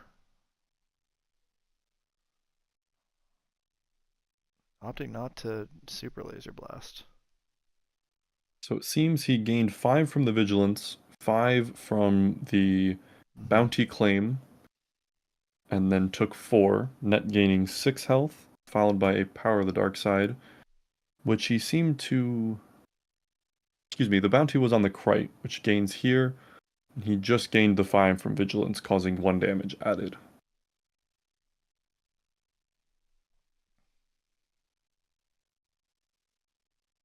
I think that was like the window there. We needed Anakin to have some other, just the one extra unit there to like prevent that Power of the Dark Side play. But I think we probably just Super Laser Blasted in that scenario. Agreed. I think with the Krayt here, a Fell causing 4 damage on the base, as Krayt cannot hit space units.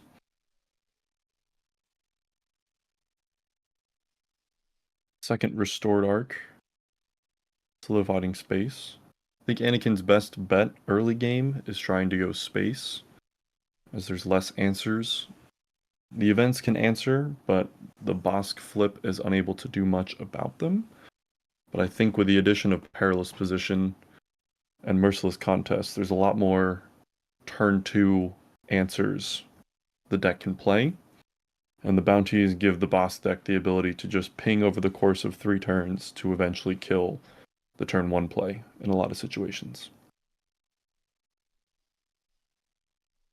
You'll see the third Krayt from the Bosk deck, I believe.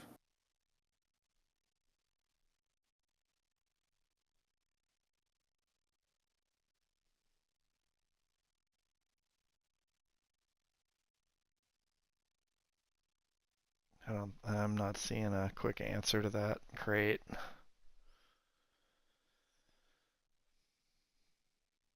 Appears to have the Luke in hand that will answer the client, potentially.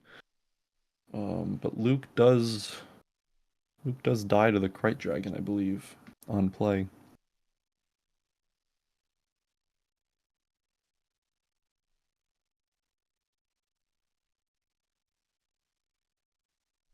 A Poe.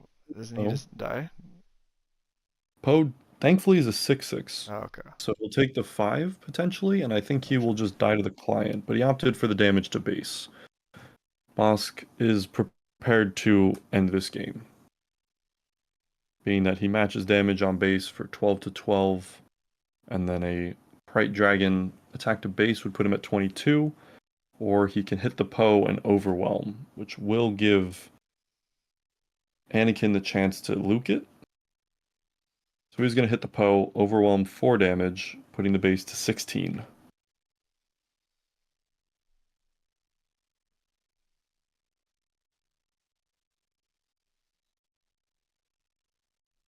So we are getting a back and forth now.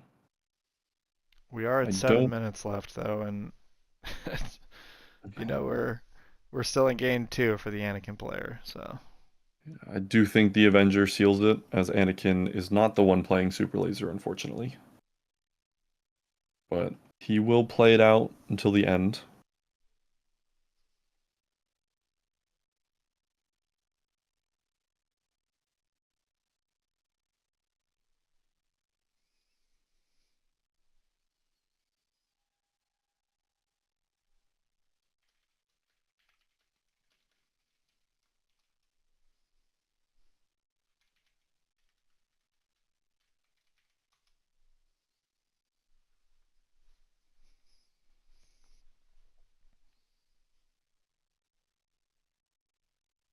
So it seems the Anakin player is deciding on whether or not to play the Luke. I believe he read the Krayt to see if it would survive or not. So he is considering the 7 resources. He's going to opt to tap 3 instead and play a Yoda. Krayt will deal 3 to base, bringing it to 17.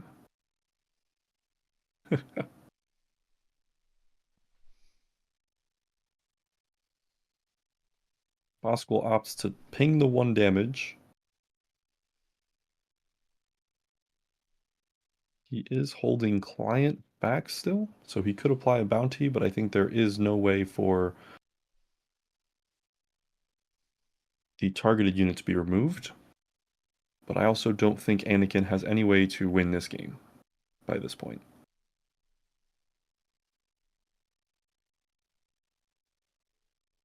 Seems Anakin is still considering. He has the 7 resources available for the Luke in hand, and a restored arc has died this phase to the Avenger play. He is going to opt to claim instead. Client will get in for the 2 damage to base. And we will see if an answer can be found for the Anakin player. Although I believe he's dead to everything. I mean, he's got the Anakin ability with the heal to kill the Krayt. Yeah. So he does go to 19. That does give him an answer for Krayt that doesn't cause him to take damage. He will take the 8 to base, putting him to 27. Anakin will be forced to claim here if he does not have removal for the Avenger. I guess not, since he's dead to the client as well, if he claims. So he does have to answer both of the units this phase. We know he has a Luke, which can answer the client. If he has 11 resources now, he may be able to fell the dragon on the Avenger, but we have seen 2 of those already. He's going to check his resource pool. There is a tech buried in there.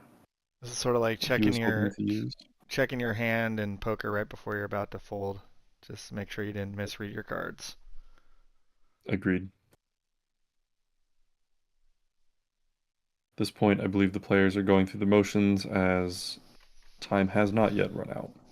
The Luke will land answering the client with 2 resources left. The Bosk player could claim to have lethal, but he will power the dark side, clear out the Luke, showing a dominant performance on board. But this does give Luke or Anakin a chance to draw a removal. That decision happened really fast too. Oh, there's the game. Okay. Yes. I think the decision to play the power is kind of when you get to the point in a game where you're playing quickly from time constraints and you autopilot, you start to think just I need to answer everything on board, and you start playing the event to remove before considering the fact of maybe I can just kill him or use the Avenger trigger to kill. Yeah, just claim and win. But wasn't punished. Alrighty, so that was, I believe, round 5 here in Chicago. And I think we're on commentary for round 6, and then we'll be joined. Looks like Savage Dragon will be coming in. That is Jonathan Fisher will be on taking over for me after round 6, I think. Taking us into the top cut. I think it's an interesting sideboard choice for the Savage Oppresses to come in against Anakin. I believe he is a 7-drop. 7/7? Let's find out. Yes, he's a 7-drop 7/7, so he does come out the turn after Anakin, which is not the best. Seems like the Bosk player had 2 enticing rewards that never came up this game. I believe they may be sideboard. 2 enticing rewards, 2 bombing runs, and 1 copy of a blue event or a blue upgrade that removes all abilities from a unit. I believe is what it does. I don't remember the name though.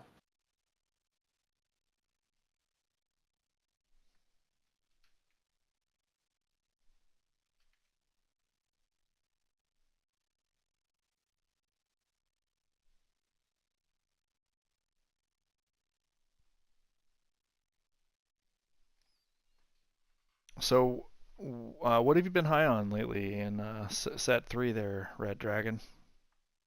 So set 3 overall, I think Han 1 yellow seems like one of the best decks to me currently. It has a great control matchup between having 3 Spark Rebellion main board as well as 3 Bodies. And then it pairs decently well into aggro due to Cunning being an extremely powerful card. But it has seen a little...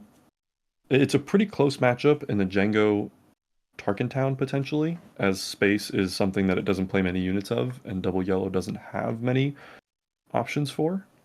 But it does seem like a strong deck overall. I would say control is something I've played the last couple sets between Krennic ECL in set 1, followed by played Boba Blue towards the end of set 2.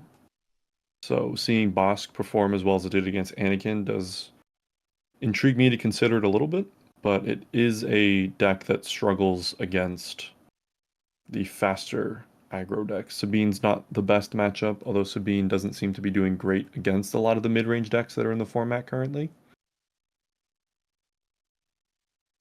And I would say Heroism Control, like maybe a Yoda Control, double blue Yoda, but having your only real planned win lines being milling with Vigilance into decks that have Rights and Avengers can be a little hard, especially with the lack of the villainy-based removal in Super Laser and Power of the Dark Side. I think the format has a lot to develop still as we move forward.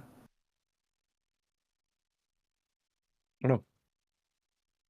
What have you been playing this set so far? I talked about it a little earlier. I like Anakin, but I think I like the yellow a little bit better because the shielded units can kind of like deal with some of the ping crap, and then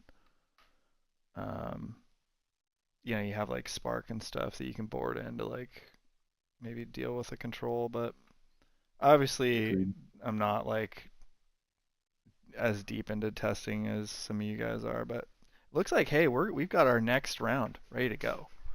We've got Cad Red, that Cad Tarkin Town. That is this the Yoda killer? I'm assuming from earlier. This just would be a wild guess there. And against that Bosk Blue again. So let me get the timer sorted.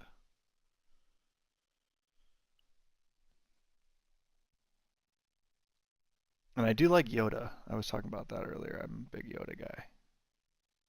Yoda is definitely a deck that intrigues me, with Yoda's ability to put the top card on and utilize You're My Only Hope. Yeah. I think the double blue gives them Equalize as a 3-drop, which is pretty scary and pretty strong in the Django matchup. And then having Vigilance as a 4-drop makes it a much better piece of removal all around, being able to defeat almost every space unit, as well as gain 5 on 4 resources, is absurd. We saw the attempt of double blue in the Iden decks at the end of set 1. Double blue Iden came around, utilizing the restock looping as the main plan to close that game out.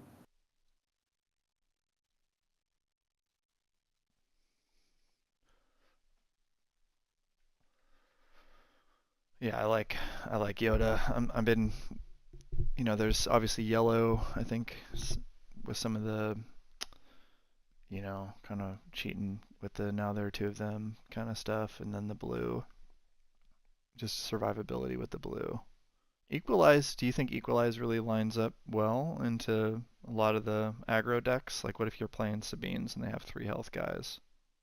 I think into Sabine it's a lot worse, unfortunately, so I think Equalize may be relegated to a sideboard card once the format starts to figure it out a little more. But I don't know. It seems like it might have potential in Bosk despite being a 5-drop with the pings from bounties. But against Django space, it kills 7 Fleet Defender, Lurking TIE Phantoms, Crafty Smugglers, Greedos. It lines up very nicely. And even playing it to kill a 7th Fleet Defender and -2/-2 on the 2/3 space. All right, action starting here with looks like a crafty Cartel space. Cartel, that's the one. Just forgot the name. Recognized it. Couldn't remember. The 2/3 guy.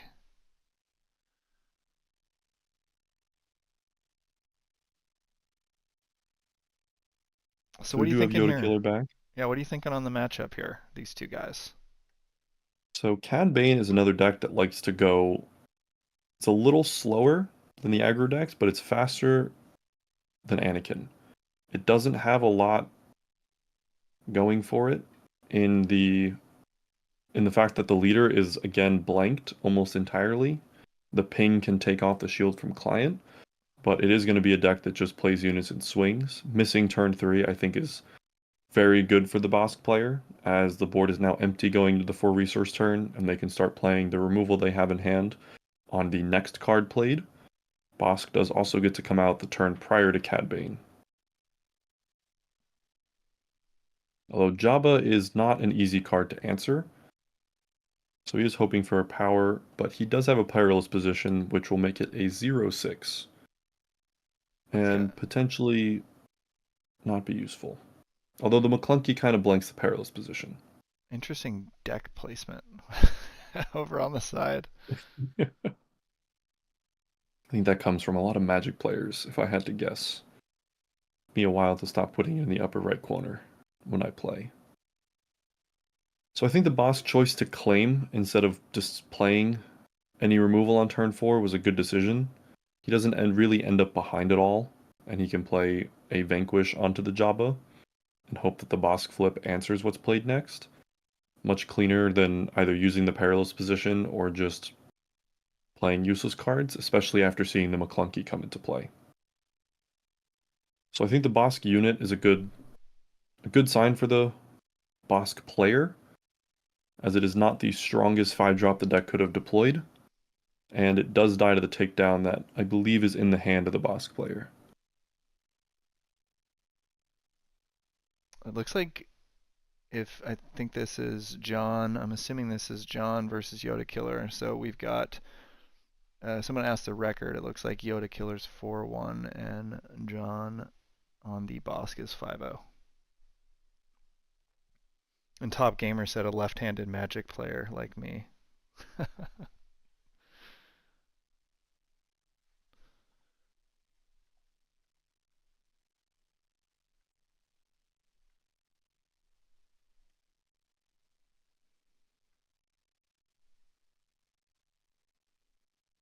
So a shoot first is going to come down, which is going to allow the Bosk to kill the Bosk leader with the Bosk attack trigger, or the event trigger, dealing the 2. Yeah. But it seems like he's opting to have the event trigger happen second. Or I guess it is required since the event needs to resolve first. So he will take the damage. The shoot first will not allow it to go damageless.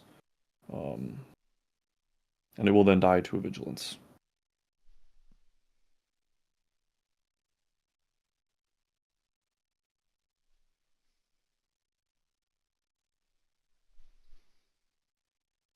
Cad Bane flip here is pretty strong. This is not the best position for Bosk to be in, as the board can now insulate. I think if he has the Greedo as well, it would have been a very difficult position for Bosk.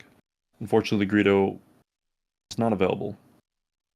But he will have 2 units, both attacking as 4-power units, the Cad Bane having 8 health, which takes it out of range of pretty much everything, but it will die to a potential Rival's Fall. Although I don't believe we've seen any from the Bosk player in the last match. I'm seeing like an Entrenched in there, looks like a Perilous. Entrench and Perilous, I think, are very nice into this board, but Vigilance, maybe a Power. Top target. Definitely top target. Looks like he's resourcing the Entrenched. Don't know if I like the Entrenched resource. It seems like a good answer to Cad Bane. Perilous Position is an option to be used, but it doesn't solve the fact that it has Raid 2. Seeing some video issues on their end here. Bringing the video in. So it did cut a little bit. It was while the Bosk player played a Power of the Dark Side, which took out the Forlom. And the Cad Bane player played a Cloud Rider, which is a very good decision, I think, here. It allows you to have a unit to sack to a potential second Power of the Dark Side and not have it be a strong unit. The top target will be played on the Cad Bane, with 3 resources left. Potential of a lined up Perilous Position to reduce its power. Though it's not the greatest answer. We have seen 3 resources tapped for a smuggled Hotshot Blaster. And Cad Bane played this turn really well. Cloud Rider Insulate never opened up his leader to the potential Power of the Dark Side and allowed as much damage as possible to go through. But he did have the Super Laser, which will clear the leader. It will gain the 6 from top target, putting it 4-4 on bases. And I think from here it is not looking great for Cad Bane. He really needed to fade the Super Laser. He will only play 1 unit with a claim from with Bosk. Bosk has the potential of an Avenger clearing the board and really claiming tempo for the remainder of this game. So are we just hoping just the Super Lasers, all 3 of them just get tucked on the bottom of the deck and just that's how you win? Like that's our plan here. I think main board it's very possible that that's the plan. I think sideboard there's a good chance that he's bringing Bazines in and you have the ability to smuggle Bazine, not discard a card from your hand, maintain a lot of cards, and Bazine both insulates the Cad Bane from a Power of the Dark Side while also stripping the Super Laser, which allows you to go a little wider on the board.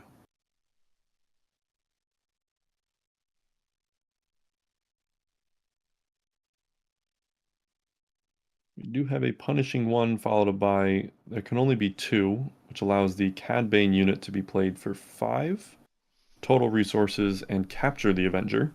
That was pretty hot. Definitely a good step forward for the Cad Bane player. It was a good recovery. It's going to be harder to answer both units, so you are once again hoping to fade the super laser, which I think is a statistical odd that you need to play toward once the first one comes out, especially in a deck that can't go a whole game. That's not what you want to see. Just a perfect answer, fell the dragon, just bam, Yeah. get my Avenger back. I mean, that is not great. Thankfully, the Avenger will not trigger when played when it comes back, but it does not look good. Cad Bane player has played very strong lines. I think he's played very smart. I think this matchup is just not one the Bosk player really has to worry about overall. Bosk Looks like it is going to be an Avenger for a Vigilance to start the mill, remove some of the resources, and go down to 2 damage on base. Just really good stuff coming out of the Bosk player here. John G.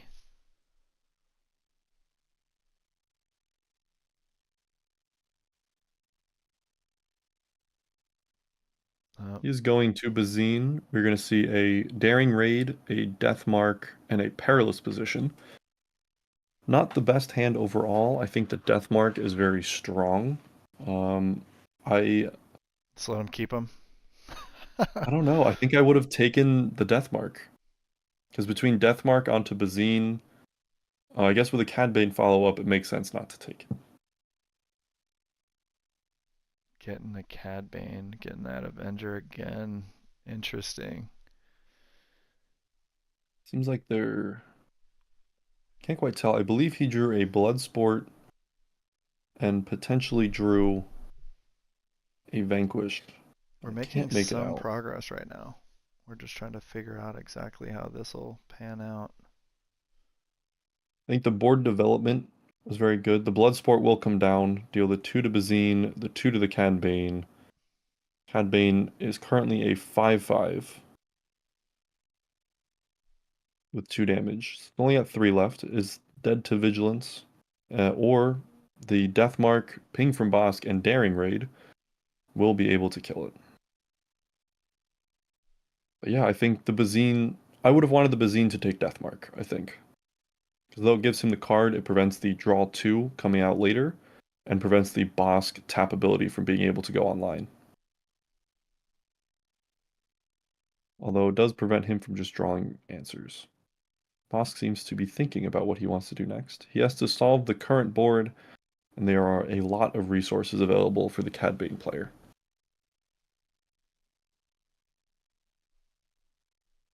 I mean, this is the Cad's Yoda Killer's chance this game. I mean, this is the one.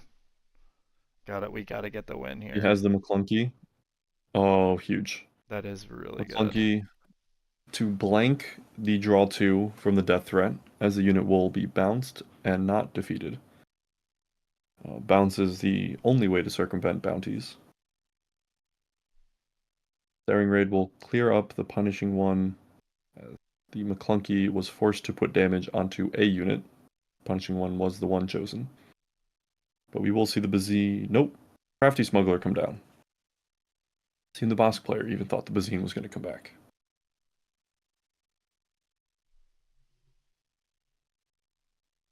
Hopefully there's something else big. I think the Zuckuss play is very good. I think a Super Laser here would probably be game, just about straight up. Looks like Merciless. Because the Avenger Merciless, Entrenched.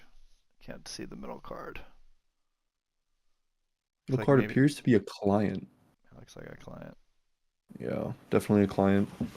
Not really what you want to be seeing, unfortunately. He will get in for the most amount of damage possible for the 6 from the Zuckuss.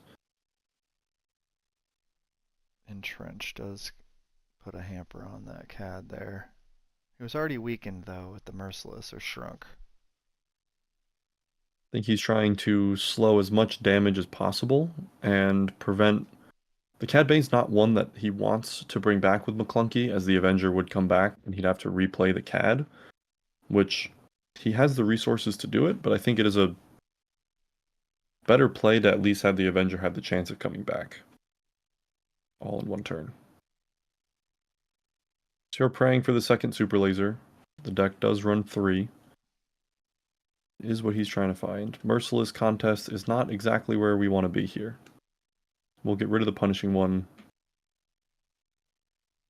A Bazine will come down. See a Fine Edition and a Client. Just let them keep He will them. let them keep them. Yep. Definitely the best option there.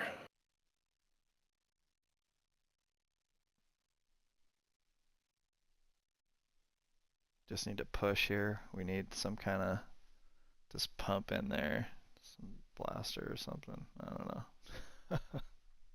Blaster would be nice. Get in for the 8, especially knowing that there really is no removal that you have to worry about currently. We will see a top target come down on the Zuckuss, which I think is a good choice since kind of has to.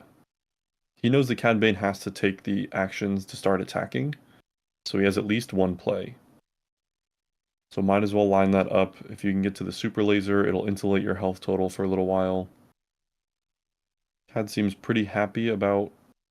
She should be pretty happy about the way the board is positioned right now, and it'll be a question of how much more he wants to dedicate. He only has one real attacker in the Zuckuss, and if a Vanquish comes out with initiative, it's not the best. Looks like another bricked hand. I'm seeing like a client, a takedown. A takedown, I guess, does do some work. Well, a takedown will do it now, but only after taking 6. But a Bazine to try to clear out what would kill the Zuckuss. So the takedown will be gone. He's hoping for a redraw on something that does something. A pillage is not going to do much, unfortunately. Bosk player is not looking to be in the best position anymore. Cad player has played this exceptionally this game. Yeah, Noah Lee making a good comment about Bosk and maybe Palp being in a good spot meta-wise with the low amount of Sabine in the event.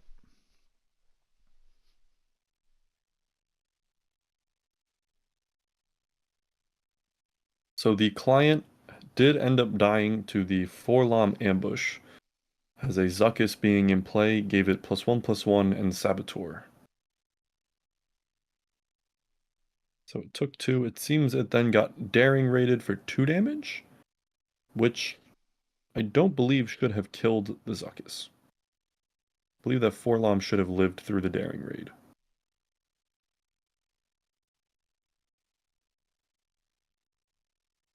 The Zuckuss giving it extra health, so it should have survived it. Yeah.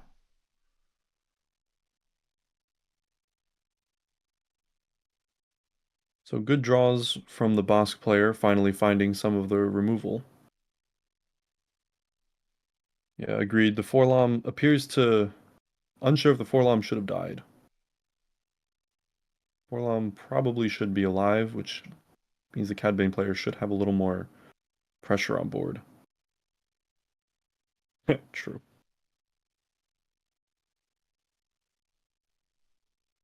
True, the Forlom would have died the turn after to the Fell top deck, so I think ultimately it does not matter. Perilous position to solve the Ruthless Laters for 1 turn, allowing Cad to only take 3 damage here.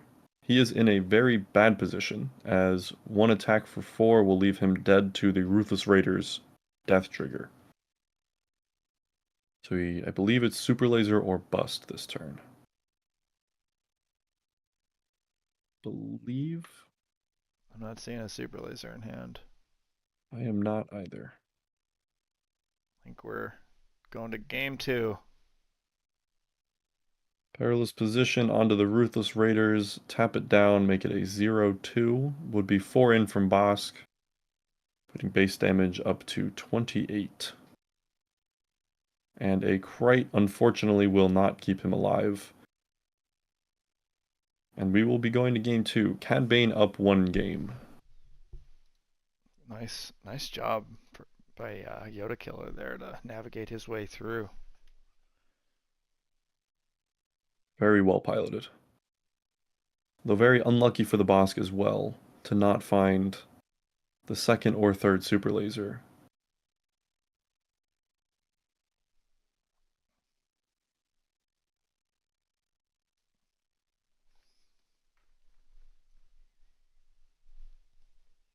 I think we're just seeing really good piloting here. Like we had the one miss trigger, but I mean, besides that, it's just been really clean from both players, really. Agreed.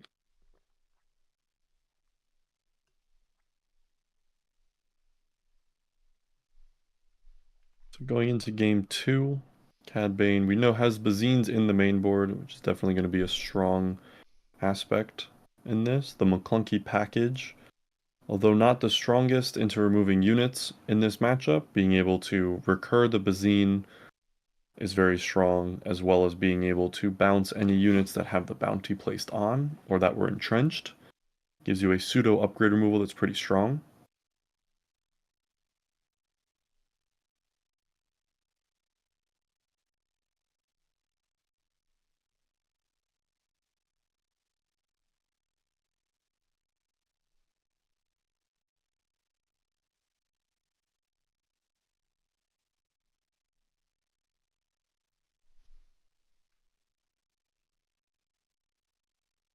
Yes.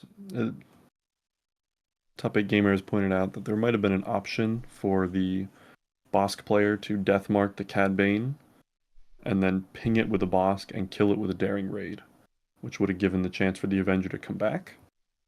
And that might have been able to stabilize the board from there, especially if Cad Bane didn't have another way to follow up and answer. Yeah, maybe prioritize trying to kill that Cad, get that Avenger back. We didn't really see that.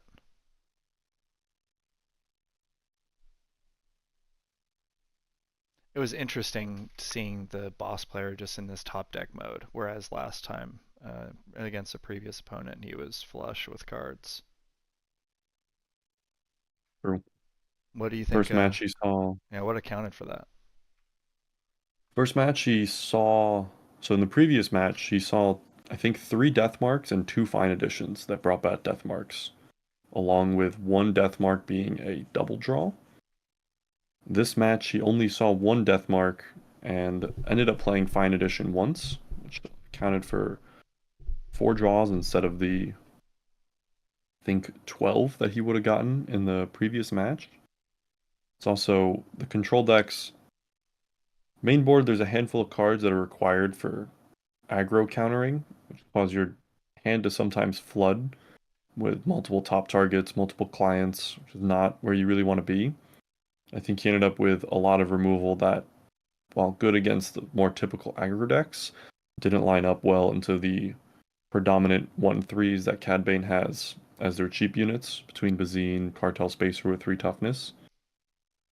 We will see a Bazine kick off for the very first turn, showing a power of the dark side, the client, perilous position, and super laser blasts.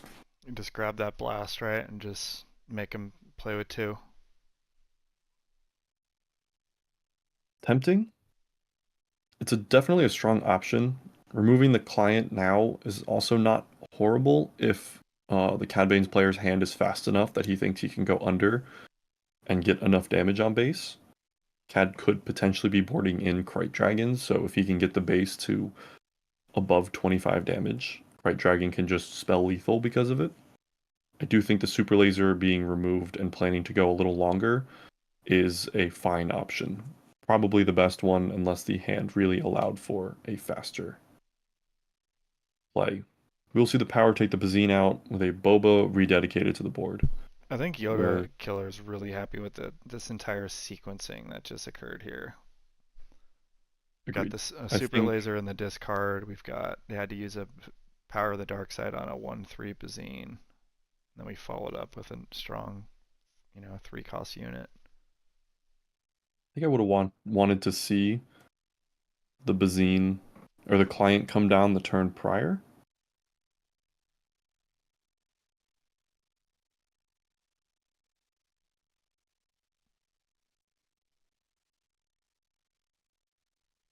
The client will die to the, I believe it was the Tarkin town that took the client out. The 4-alarm attacked, triggering the Cad Bane to ping the shield, apply 4 damage. I believe he used the Tarkin town to clear the client out. Good use of Tarkin town, as it is not very relevant in this matchup. And health points also don't really matter on the Cad Bane side. So I think the option of taking advantage of the Tarkin town at any opportunity definitely merited.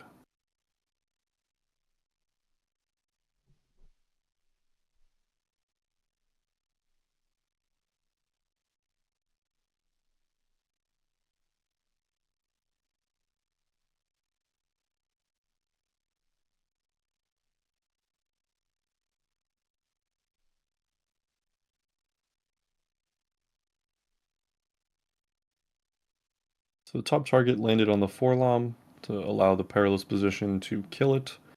Net gain the 2 health from top target healing 6, 4-alarm only dealing the 4.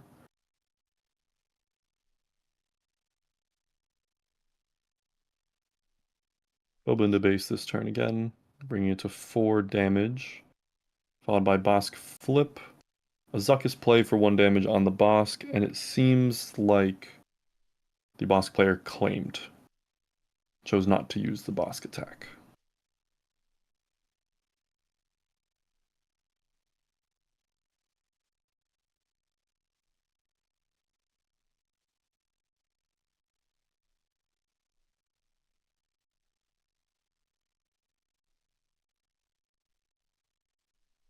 This hand's looking like Krayt Dragon, Vanquish, Entrenched, and Deathmark for the Bosk player. Although I'm a little surprised he's holding the Krayt Dragon so early. We will see the Entrenched onto his own Bosk, bringing the stat line up to a 7-8.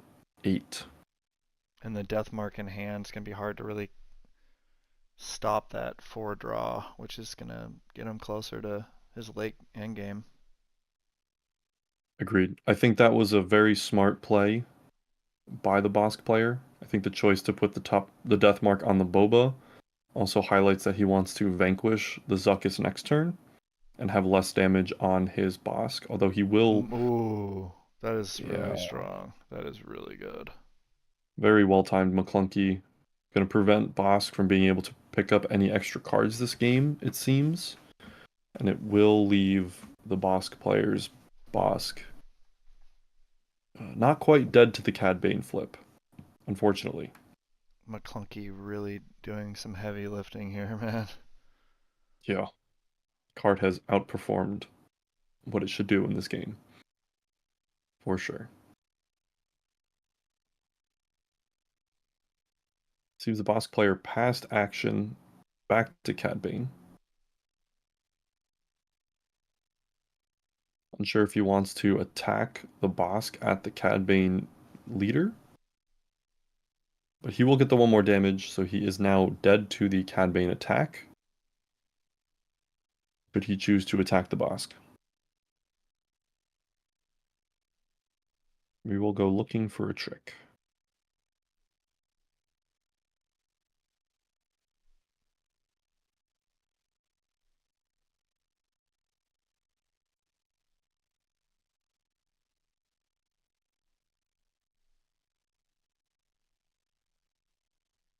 So I assume he has found options, as he's now checking his resource pool and his hand. He's gotten an additional Maclunky.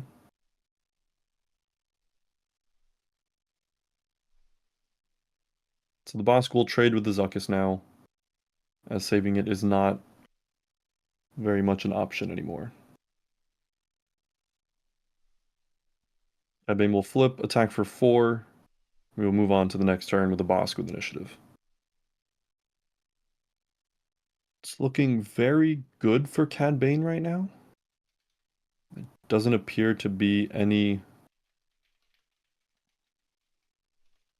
Oh, very unfortunate. Vanquishing a Jabba the Hutt, although it's one of the few pieces that actually kill it, you are forced to use a card on a 2/8.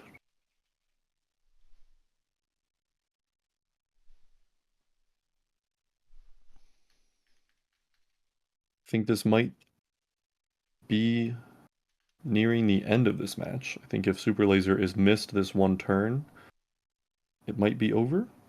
Cad Bane answers are going to be few and far between. I think a top target client draw is not where the deck wants to be. So it does appear that he will be taking 8 this turn, putting him to 28. A Hot Shot Blaster will spell lethal. A 28 is a number that will cause Ruthless Raiders to kill him if it dies. The top targets would heal first. Just really smooth stuff here from Cad. I mean, the stuff's coming in just perfectly. He has drawn what he needs, and he has played them very well throughout the end. He's maintained the resources up to do whatever he needs to. He's played very slowly. He's insulated the important units, kept a lot of power on base. Bosk, I believe, will be forced to claim here and hope to draw Super Laser. Bosk draws have been very bad. He's drawn a lot of top targets, a lot of clients. I think he saw all 3 clients this game, with one being played, one resourced from the starting hand, and one resourced this turn. Top targets, there's 2 in play, and he played the one. I believe he played one earlier on the Forlom this game. So he has found all 3 of both of those. No draw of a Super Laser will spell the end for the Bosk player. Cad Bane will take this 2-0. All right. So, just some really exciting stuff here. I mean, not really the result I was expecting. Villain Yellow being able to kind of punch through the Bosk without any real. I mean, I guess the Bazine did some heavy lifting there. Could provide some answers there. I think the Bazine was really strong. Any matchup where your hand is not a safe zone for control can be very difficult, as trying to hold Super Laser for 8 turns becomes less powerful. I do think that there was Bosk held a Krite Dragon for a very long time, although his draws were not fantastic. We don't know what he was resourcing. I don't know if holding Krite necessarily is the best plan early, but the inherent problem with the Bosk deck does become the fact that you're playing 3 top targets, 3 clients, 3 death marks, 3 fine editions potentially. You have a lot of cards that don't really answer a card in play, that when you start drawing them clumped together, doesn't matter how many death marks you put on a unit if you can't kill the unit. All right, and I want to welcome in our friend here. Let me get him on over. We've got Jonathan Fisher from the Boston Network joining us to provide commentary. Yeah, is my audio working? Yep. Welcome in. All right. Yeah, thanks. Let me just get your video over. It's good to see my teammate winning here as I come in. That's great. Hopefully, I assume this means he's in top cut. It's going to be awesome. I guess, 5-1, you just beat a 5-0, you're probably safe, I'd say, regardless of the outcome of the next match here.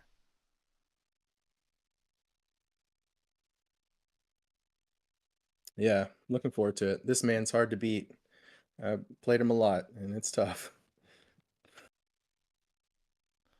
Yeah, my experience against both your guys' teams there are just very, very good there. It's good stuff. No joke.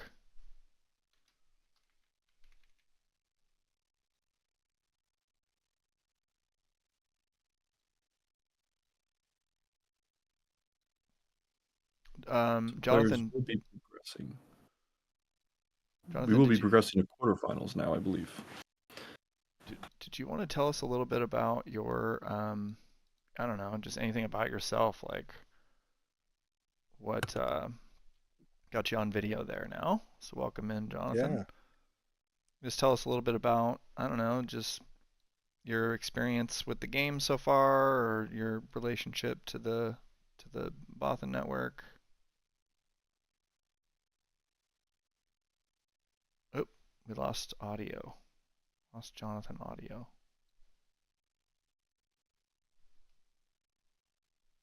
Are you hearing Jonathan? Did I lose my audio? Dragon, are you there? I'm here. I can hear you. I cannot hear Jonathan either. Okay. You guys hear me now? Yes. Okay. All right. Yeah, so I came from playing Magic. You know, a lot of people come from other games coming into this one. And I did there was an early tournament in Atlanta where I met Frank and George the Hulk and some other players there. The weekend after that, they went to Orlando and met some players. And that just started off the Boston Network, really. It's really started with Frank reaching out to us and saying, hey, we should play more. We should get together. So we did. Frank and George played a lot in TTS. They played a lot with the guys they met in Orlando. And then life was busy for me, and I joined in a little bit after that with these guys. And then we just started bringing on new players as we met awesome people that we love playing with and just creating this team. So it's been a lot of fun. That's kind of how we started. I've been dabbling in content a little bit. I love, outside of gaming, I love teaching. I work in tech. So it's a good mix of getting involved with presenting materials, talking about things, and it's just been a lot of fun.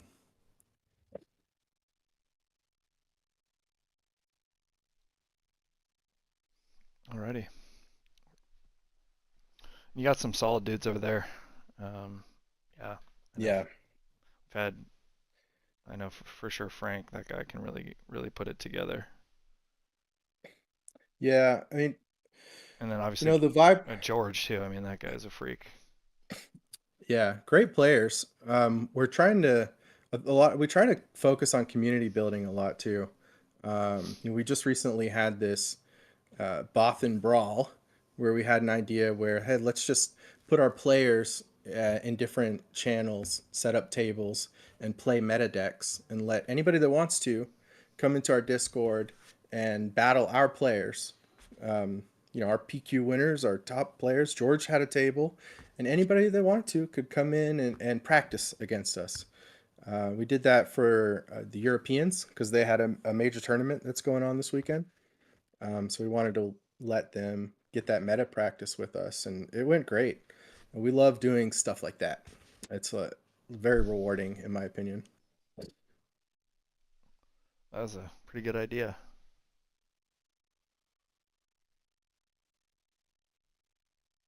Yeah, we look forward. We've gotten a lot of great feedback from that one, so we're looking forward to doing it again.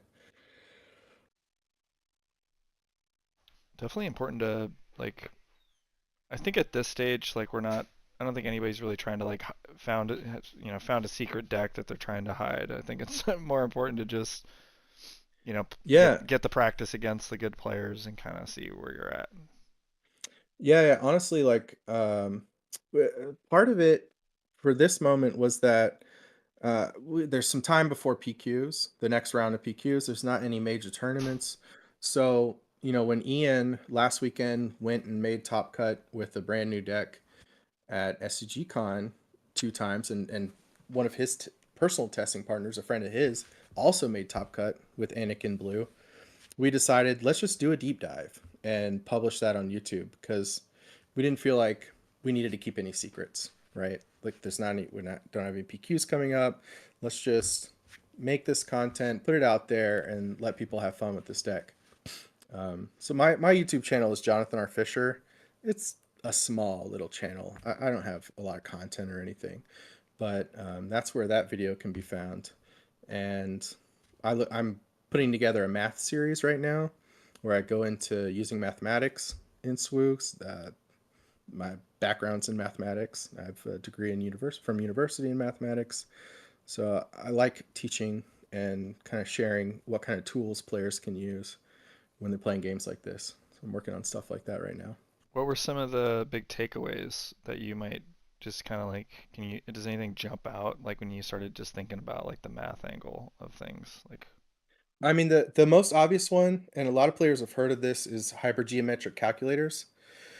And that's what this first video, I'm putting the materials together. I've been working with George the Hulk. George loves getting into probabilities and mathematics around deck building in particular. I mean, he likes gameplay mathematics, but he really loves getting into deck building math. And so this first video that I'm putting together is going to be about how to use a hypergeometric calculator to think about things like mulligans, things like if for a cause I believe in, if it's very important that you never do less than 3 damage, then what kind of numbers do you need in your deck? So this is the kind of tool that you can use to calculate those kind of probabilities. So I'm going to teach people the anatomy of that tool, where to find it, basic understanding of what it is mathematically. I'm not going to, my idea here with Math with SWU is I'm not going to explain the math. I'm going to teach people how to use the tools, because there's lots of resources out there.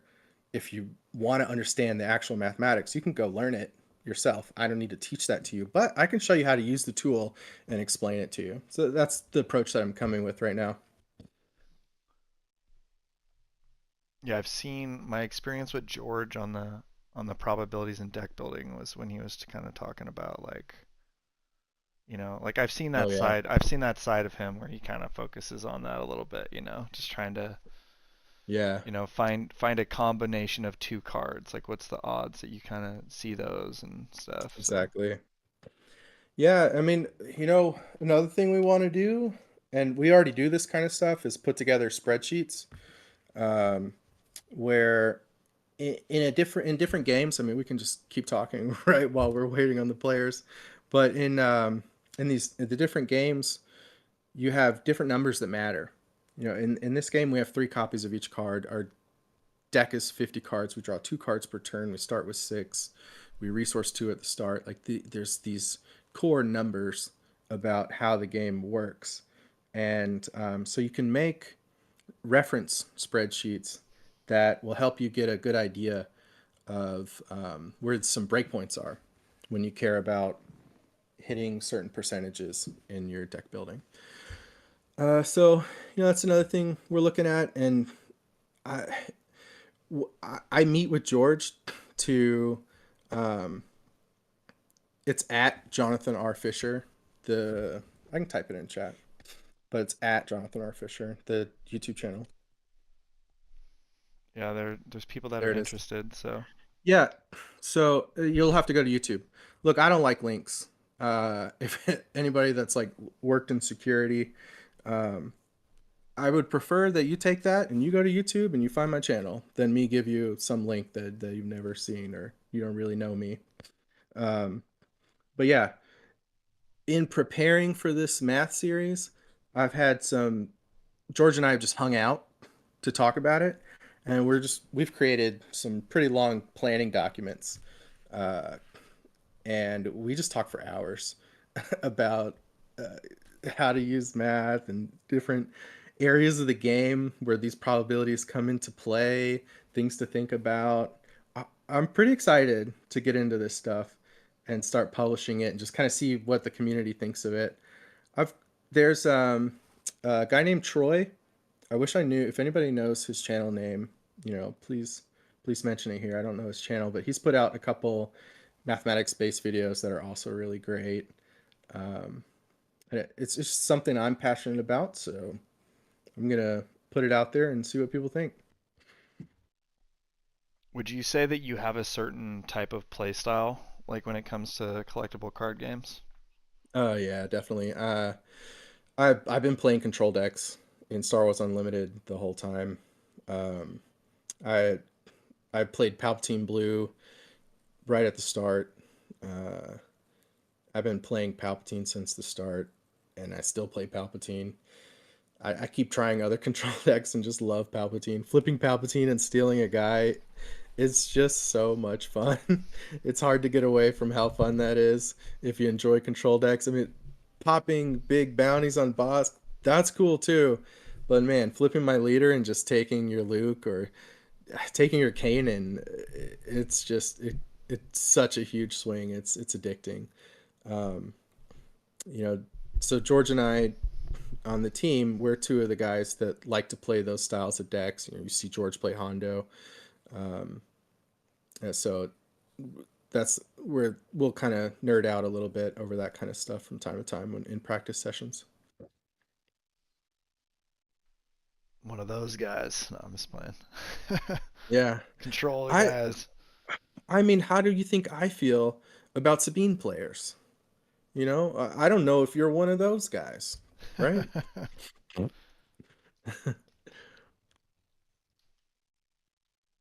There are some Sabine players that I do love. I should clarify, you know. Frank, Ryan, Jeff, Michael, these guys have all Adam played said Sabine. he went looking for your channel and found a channel that hadn't posted in 16 years. Oh, it's Jonathan R. Fisher. So Okay. you gotta copy it exactly. I don't know. I don't know what odd channel you found. Oh, well, I mean, look, this is my this is my personal channel. I think there are. Thought I took them down, but there were some really old videos, like a silly going and visiting a waterfall, and I was like trying to learn how to use YouTube, and I posted this just video of a waterfall. That might have been my channel. Maybe I failed to. Oh no, you missed the R. You missed the R. Okay, You missed yeah, the that R. That's good. So, what are your thoughts on the position of Palpatine in current meta? I mean, I think it looks good, but I still think Sabine's very good, which is a little scary. I like one of the things I would always plan on going into tournaments playing Palpatine is how prevalent are the decks that can beat up on Sabine going to be. If I didn't think that a lot of those would be showing up, I might try something else. In the end, I almost always convince myself to just play Palpatine and just jam it. But that's what I'm thinking about, right? Like I want the Sabine bracket to not be favorable for them. So if I run into a Sabine, okay, so be it. I'm gonna try to win, and I might win, but I'm probably gonna lose. As long as they have hard brackets, so I'm not running into 3 or 4 of them, I'm still happy to be battling with Palpatine. So, I mean, from what I've seen people playing, I still feel good about it, honestly. And we saw Rando Mando do it with Palpatine Yellow, and that had some excellent new tools. The new CAD unit's amazing. The P-38's amazing. Blue Palpatine's got a lot of new tools. The officials are so much better now in blue. They're really fun to play. I mean, the green Poggle's amazing. There's a lot of cool stuff going on for a lot of decks right now. How's the Django matchup for Palp Blue versus Palp Yellow and whatnot? You know, I haven't been testing that. I've been testing all my stupid ideas that don't work lately. I'm with you. That's where I've been putting most of my time. You know, throwing a lot of stuff at the wall and not much of it sticking. But, you know, sometimes that's how it goes, and you just keep going until you figure it out. I think, you know, just thinking about the deck, it doesn't make me all that nervous. Ruthless Raiders doing damage when they come down and when they die is painful, but that would be the unit I'm trying to steal from them a lot of times when I flip my Palpatine.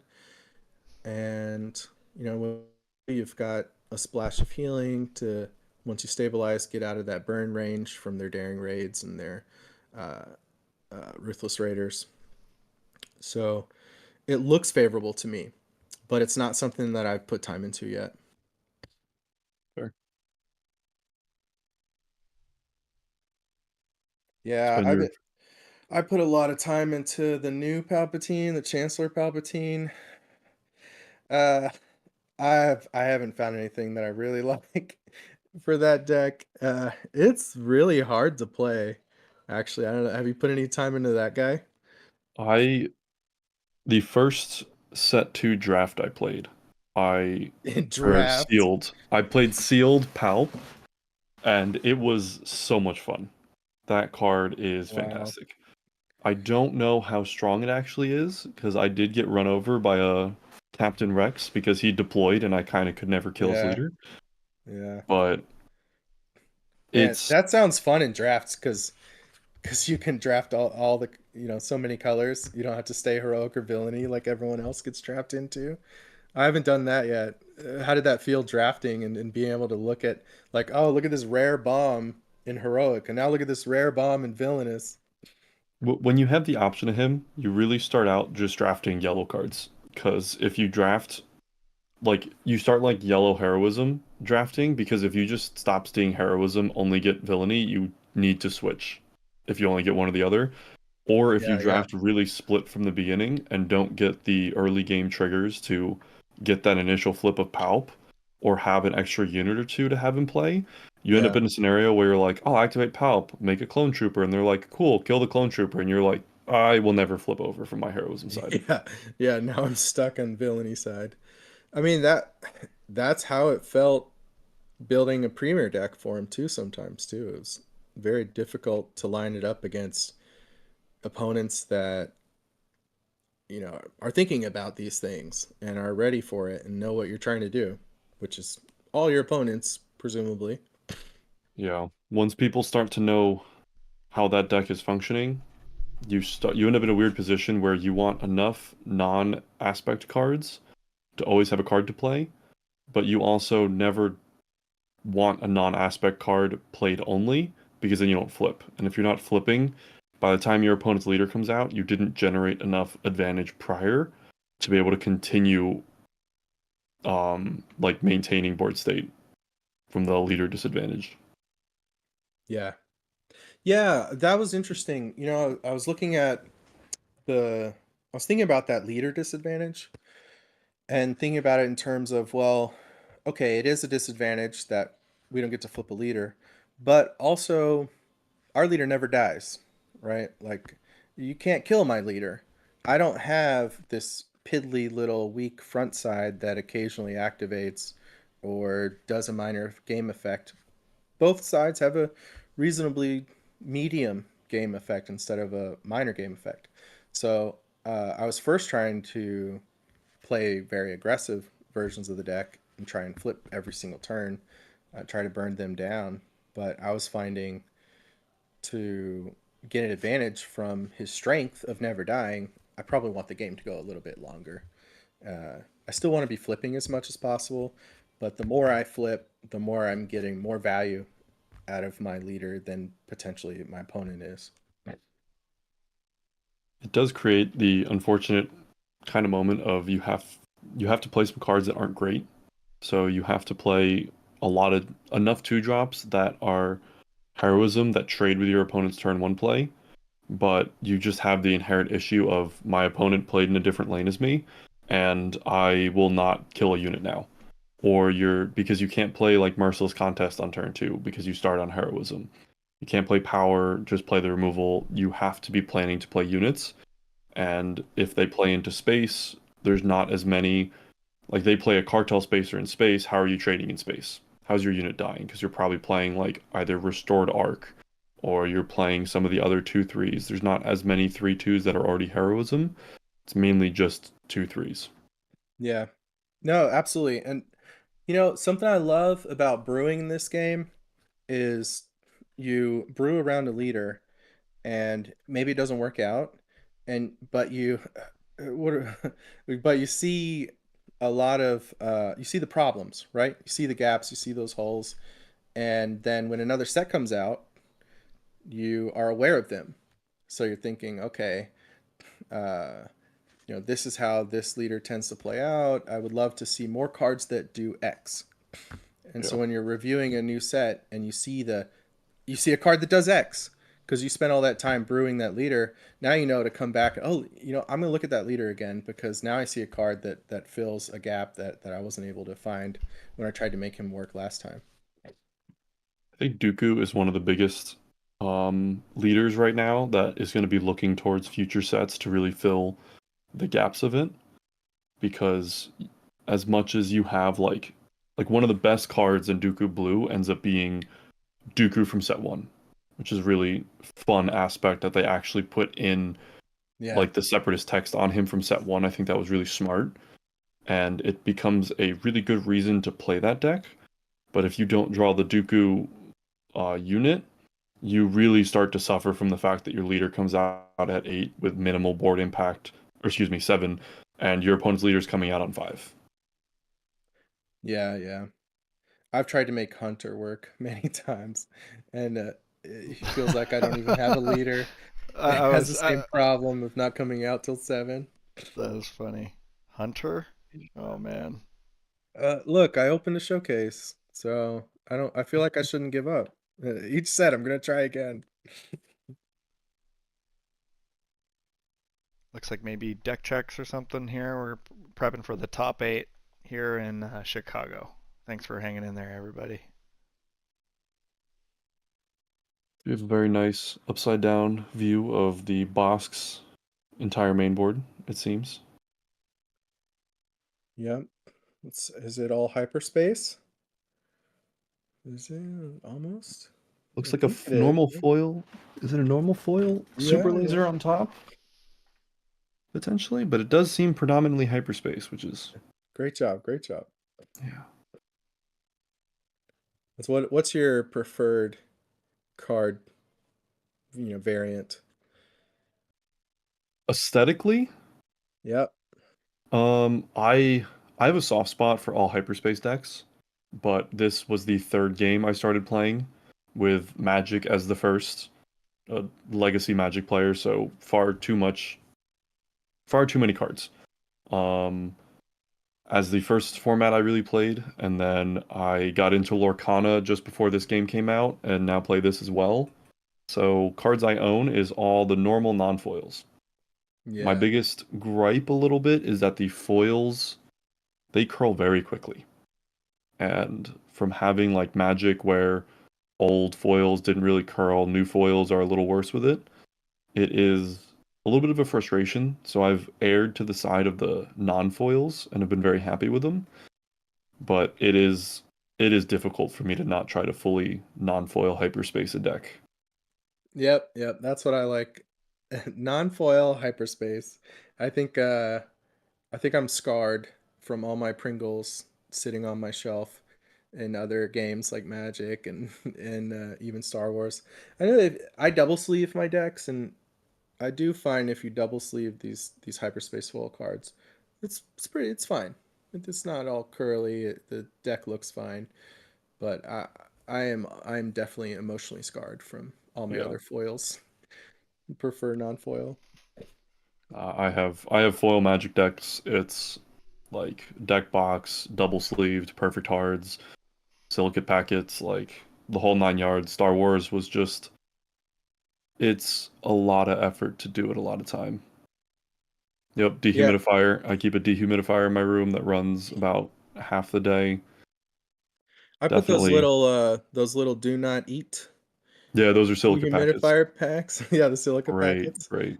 I put those in my storage boxes, like drop one in my deck box. Yeah. Just gonna keep those in there too. And it depends on where you live and where the humidity where it's manufactured and the humidity where you live. Interesting. I never even That's how thought that about that. works.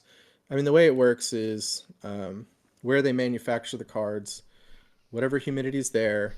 If you have a different humidity here, then your card where you live, the cardboard in the box will absorb some of that moisture, and the metal in the foiling will not absorb any moisture. So the cardboard is expanding slightly, and the metal is not. So then it starts to curl up from that. So then that layer on the top, yeah, pulls it in either one way or the other. Whereas right. cold foil, as pointed out in chat, is a treatment, which is nice to. Lorcana does cold foils. You have the treatment layered right on top. Doesn't Pringle, but you don't quite get the same shine, unfortunately. Yeah, I think that's a good trade-off, in my opinion. I like the Pringle is too much, so I'll trade that for a different style of bling. There was like one of the first foils that they showed off on like an FFG live stream from like a prize kit or something, and they pulled it out of the package. It was so pringled, and I was Oh like, no. "Oh my Oh god!" no. Right away, I was like, "This is what's Yeah. going on here." You gotta do a test run, boys. Let's see how it looks on camera. That's pretty funny. Literally. Like they pulled it out of sealed packaging. Yeah, like it was. I think it was like when they were showing off like the prize, like the weekly play, like prize kits or something. Like I don't remember the whole details. I'm not good at telling stories, but You know, the ones in the pre-release, or not the pre-release, because like the dual decks, the starter decks, those leaders, they definitely come out a little bendy. I guess the packaging doesn't protect them as much or something. Might have been that. yeah, something like that.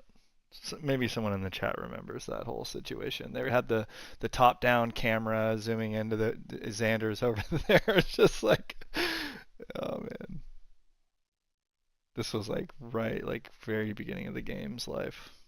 Just cracked it open. I shouldn't say too much. You know, I'm a FFG partner or whatever. You know, we love Yeah, I you, get Fantasy it. Flight. Thanks for all you We do. do. Yeah, what we're talking about right now is the pain that we could feel from them in that moment, and our love for them, and how we didn't want them to experience that pain. Mm-hmm.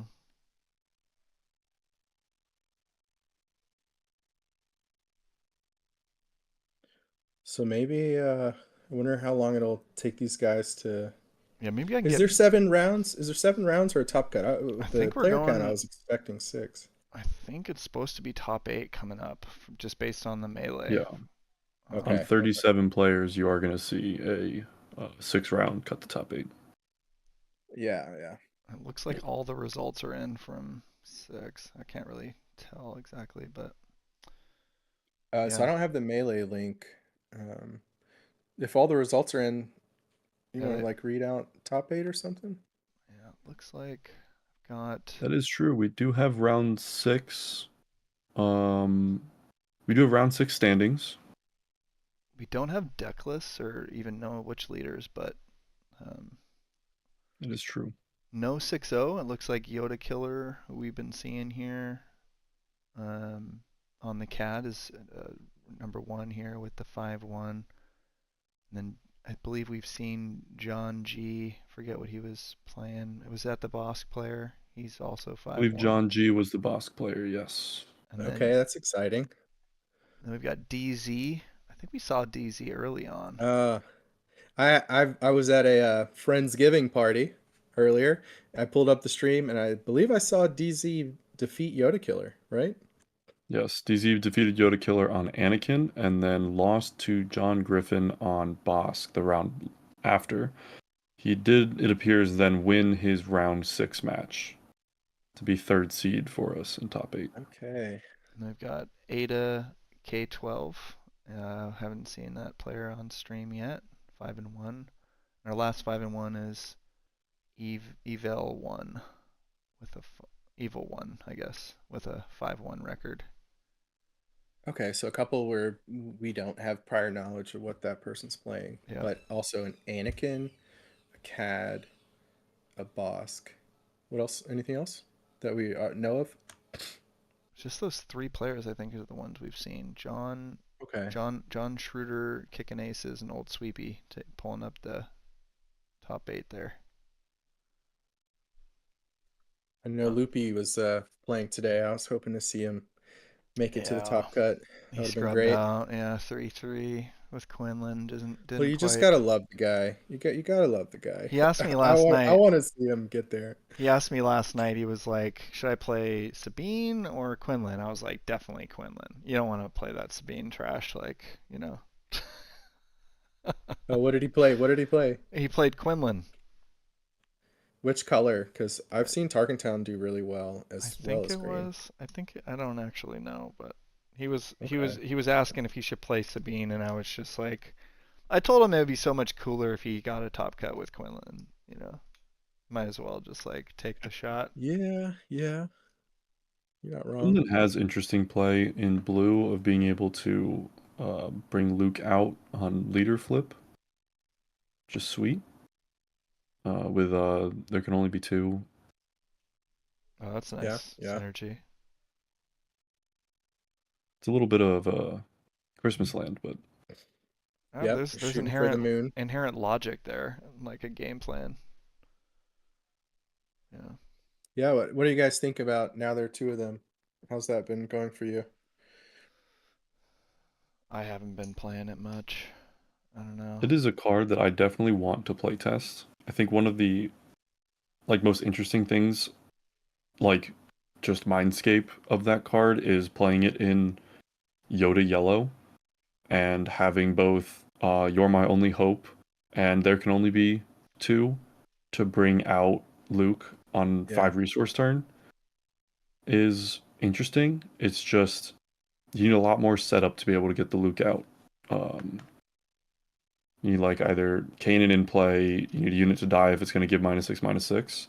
With There Can Only Be 2, but if you pull it off, how do you lose? Luke on 5, I think, is a good bridge for the fact that Yoda doesn't have a deploy until 7, but playing 7 drops on 5 is a great way to pretend like you have a leader. Yeah, comes out earlier.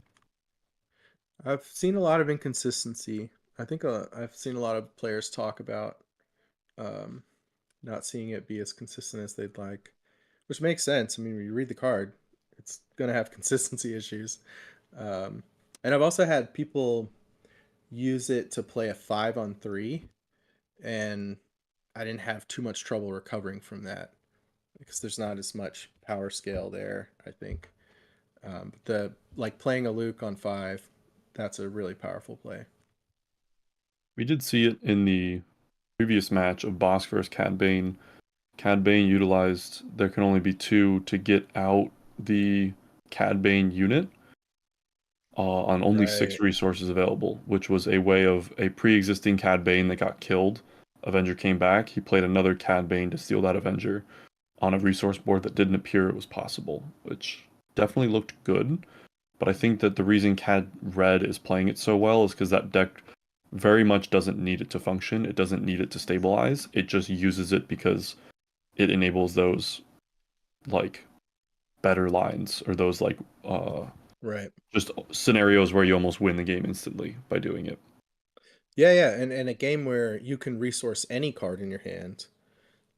You've got some slots to spend on, hey, if I draw this card at exactly the right time, it's going to be incredible. Otherwise, I'm going to resource it. Yeah. It also scales very, very well. Got players coming to the table. Head of hair there. Yeah. They seem to be okay. Now they're collecting this deck.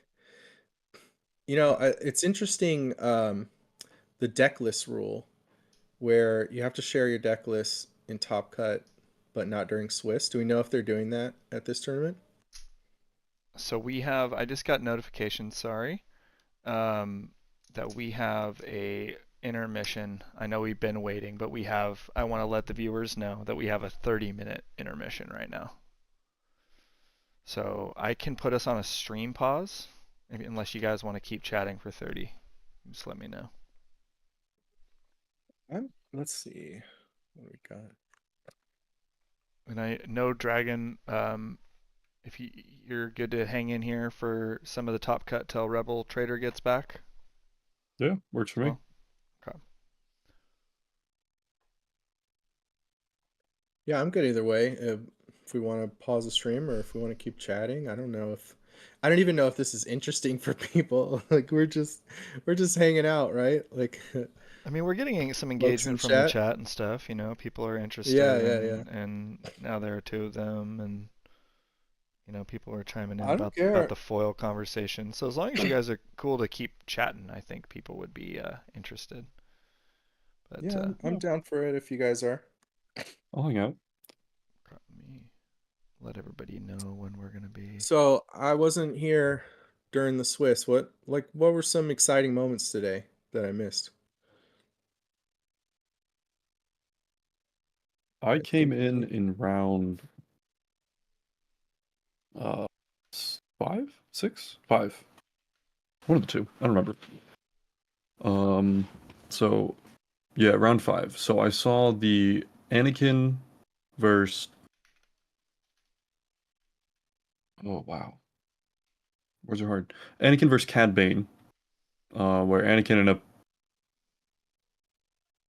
pulling out the win, which was definitely a shocker.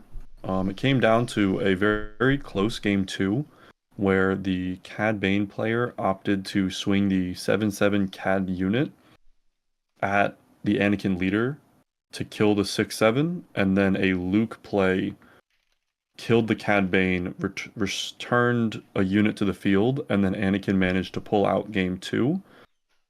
And then in a very close game 3, managed to overcome the Cad Bane player just from a tempo advantage gained early.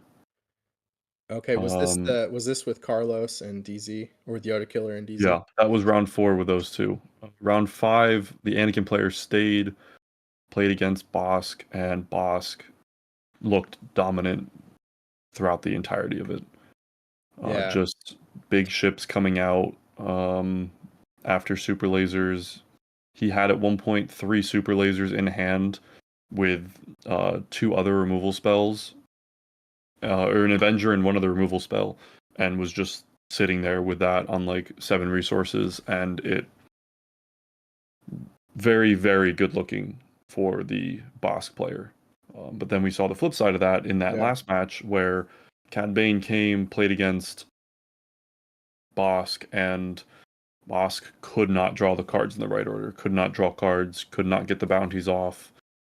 Very good plays from Yoda Killer on the Maclunky timing to prevent any extra card draw, the Bazines to very see the hand and very intelligently in game 1 choose to leave the opponent with all of the cards, and then made the most of the board state thereafter.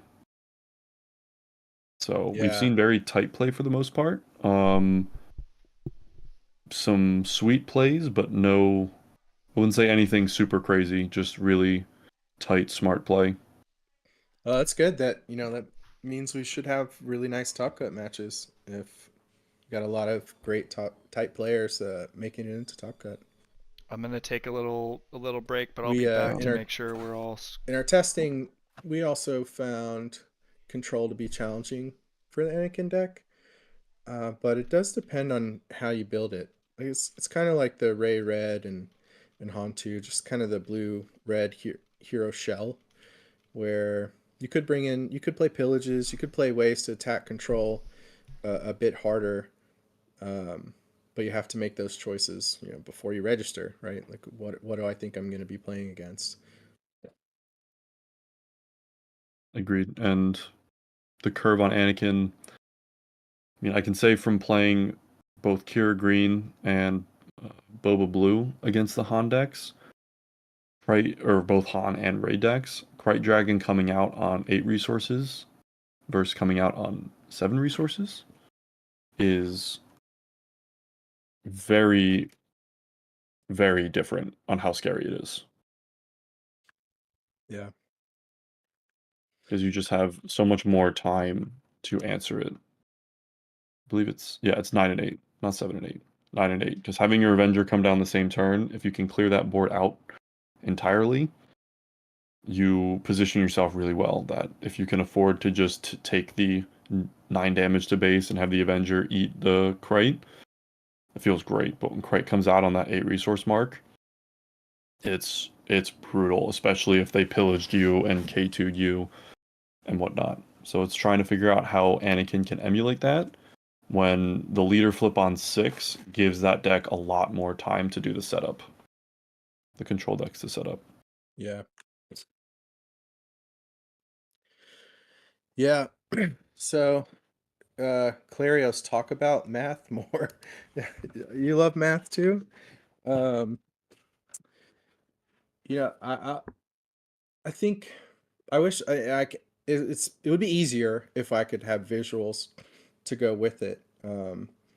But again, I think just to talk, I'll mention something interesting with the hypergeometric calculators. what you can, the basics of it is you can say how many cards are in your deck, how many cards are you drawing. So I'm going to talk about mulligans real quick. How many cards are in your deck? How many cards do you draw in your opening hand? And then what are you looking for? So let's say you're talking about ramp in a deck that has 6 ramp cards. You're playing 3 SLTs, 3 resupplies. And your deck functions way better when you have at least one of those in your opening hand. What you'll do is you'll enter 50 for the deck size, 6 for your first hand size, and then 6 for how many copies are in the deck, and then 1 for what you're looking for, like how many hits you're trying to look for. And then it'll tell you the percentage of how often you're going to see exactly one of those, how often you're going to see one or more, which is what you generally are really looking at. Because I don't care if I draw a laser blast or a super laser tech and a resupply. I just want to see at least one. So you look at the part that tells you your odds of drawing one or more, typically. So if anybody that's listening, you can go in a browser tab, type hypergeometric calculator. It's like StatTrek is one of the top ones from Google, and you can punch in those kind of numbers that I'm talking about, and you can see it for yourself. But what's interesting, like let's say it's 75% on your opening hand. Well, then when you mulligan 25% of the time if you're really trying to dig for it, right? So then 25% of the time you're drawing a fresh 6, and you multiply the 75% times that 25%, and then add it to the 75%. My calculator real quick. And then, so let's see. So then 25 times 0.75 is 18.75 plus 75. So if you have a 75% chance of seeing a card in your opening hand and you hard mulligan for that card, then 93.75% of your games, you'll be able to find at least one copy of that card. And that's just with your mulligan hand. If it costs more than 2, so if you're hard mulliganing for something that you want to have on the first turn, that's the way you calculate it. If you want to play it on the second turn, then after that mulligan, you're going to draw 2 more cards.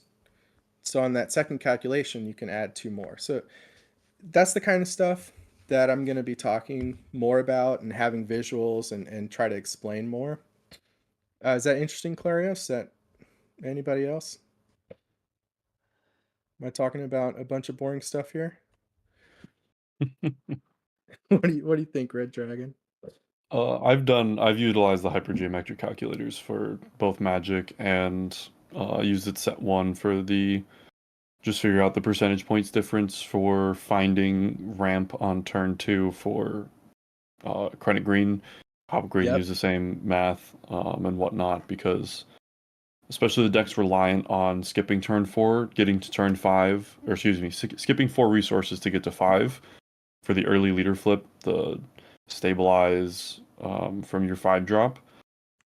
It was important to figure out what the percentage points you're losing are, and if you get another piece of ramp, like, okay, you can have 9 copies of a 3-drop ramp spell. Do you play 9? Do you play 8? How many percentage what percent are you comfortable with? That's best. Yeah, also, like, how insulated are you from not playing a turn 1 play? Like, if you are willing to hard mulligan like that, you're risking finding that card you're looking for and not having a turn 1 play, for example, right? Yes, Jake Peterson. Do you not count yourself among us? Great question.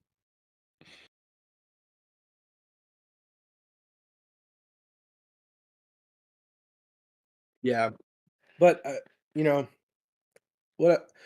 here's what I'm imagining: somebody that creates a deck, or maybe they take a deck list, someone else, and they go play it at locals, at their weeklies, and they have some problems, or they want to make some changes. Maybe they're seeing a lot of space in their locals, and the deck that they're playing just doesn't have enough space.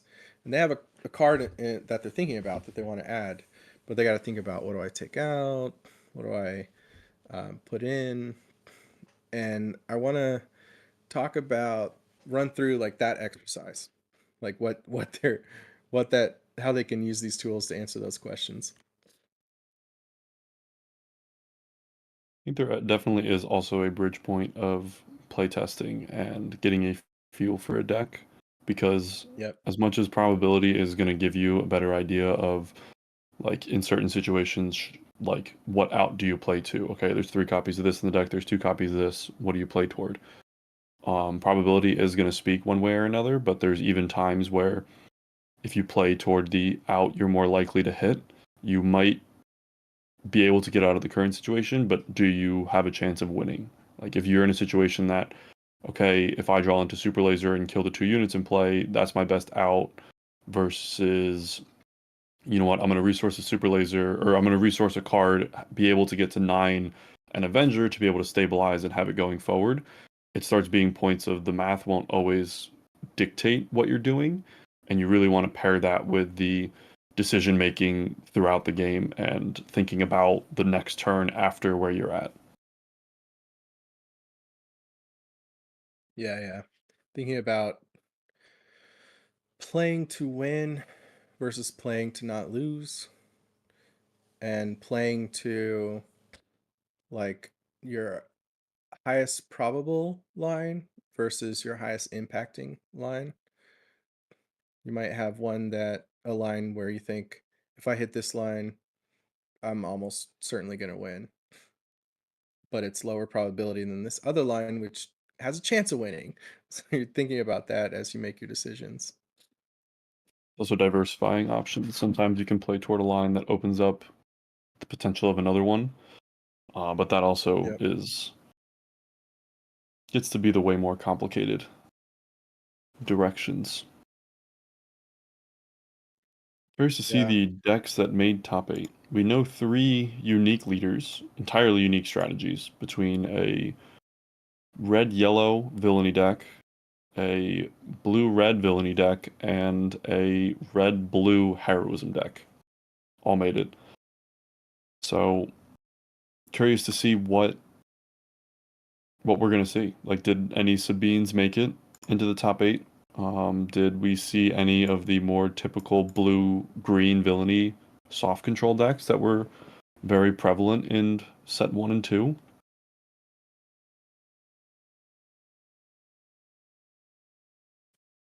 Yeah. Did we see... Yeah, neither of us were around for the earlier rounds. We don't know if we saw any of those decks in previous rounds.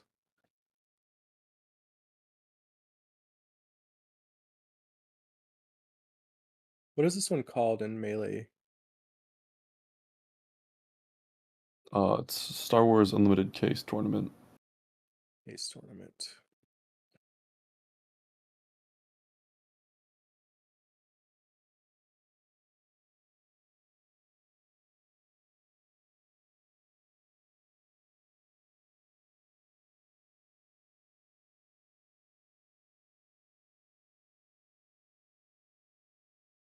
So now that we've seen some of set 2 and done playtesting, what do you think set 3? What do you think the most impactful cards and impactful leaders have been so far? We think one of the best cards is Perilous Position and blue. That's Josh put out a video talking about metas from SGCon, and he said that was the most played card across all the top 8s of any card at all. And every deck that's playing blue is playing it. I've been really impressed by it, particularly for shutting down leaders when they flip, which is, we know how important that is. But the -2/-2 is really interesting for, not just shutting down that leader, but softening it up to be able to trade into it real easily. Being able to flip your leader into their leader, perilousing theirs, they can't attack, and a weaker leader is now able to overcome. Card was Card is I think one of the best on spoil, especially as a control player. Seeing a card that just is a direct upgrade in a lot of almost every sense of make an opening to where, oh, you have a Sabine unit in play, this isn't going to do anything. Perilous Position will always prevent that 2 damage. You make it a 0/1, it attacks for 1, and you just run with it and call it a day. Yeah, and it's it being an upgrade instead of an event opens up different opportunities as well. You know, like maybe go explore Mandalorian again. Is this worth doing?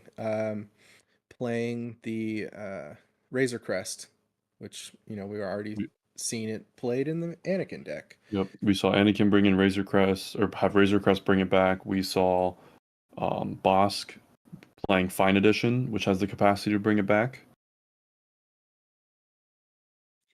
Well, what I want out of set 4, I'm still waiting on the space deploy leader. I want a leader that jumps in his ship and goes right into battle outside of his planet to protect it. My hypothetical on space leaders is how are those going to balance into the format? Because giving like all space decks the now race utility to have their leader deploy there as well is really, really scary to me. I'm thinking it'll have much less stats on it. Like a 3/3 or a 3/4 or 2/3. I don't think we're gonna see. If we do see space deploy leaders, I don't think we're gonna see them deploy into like mid-size or capital ship size space units. I think they'll show up in their little fighters like a Red 3 type size unit and stuff like that. What do you think the deploy threshold would be? Yeah. I don't want to see a 4 that deploys to space. Yeah. Fours are scary enough already. To make 4s that we don't play, you got to make something like Lando. Sabine, just if you look at Sabine's unit side, it's not that scary, but deploying on 4 is just so powerful. It's definitely 5 or more.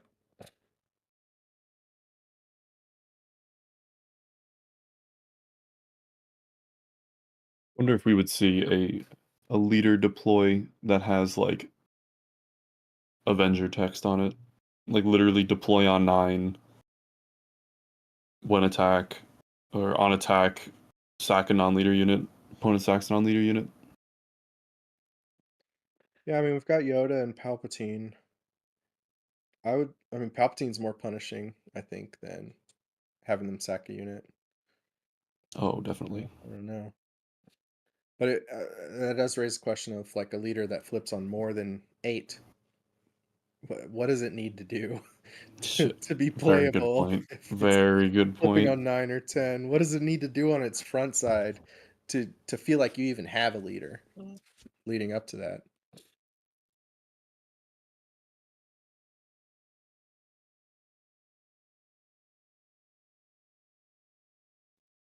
There's another question from Dylan. What's your favorite leaders in the current meta? Current meta, favorite leader number 1 is probably Han 1 on yellow currently. Okay, With Monohan. yeah, I think Mono Han is really, really, really well positioned. Yeah. But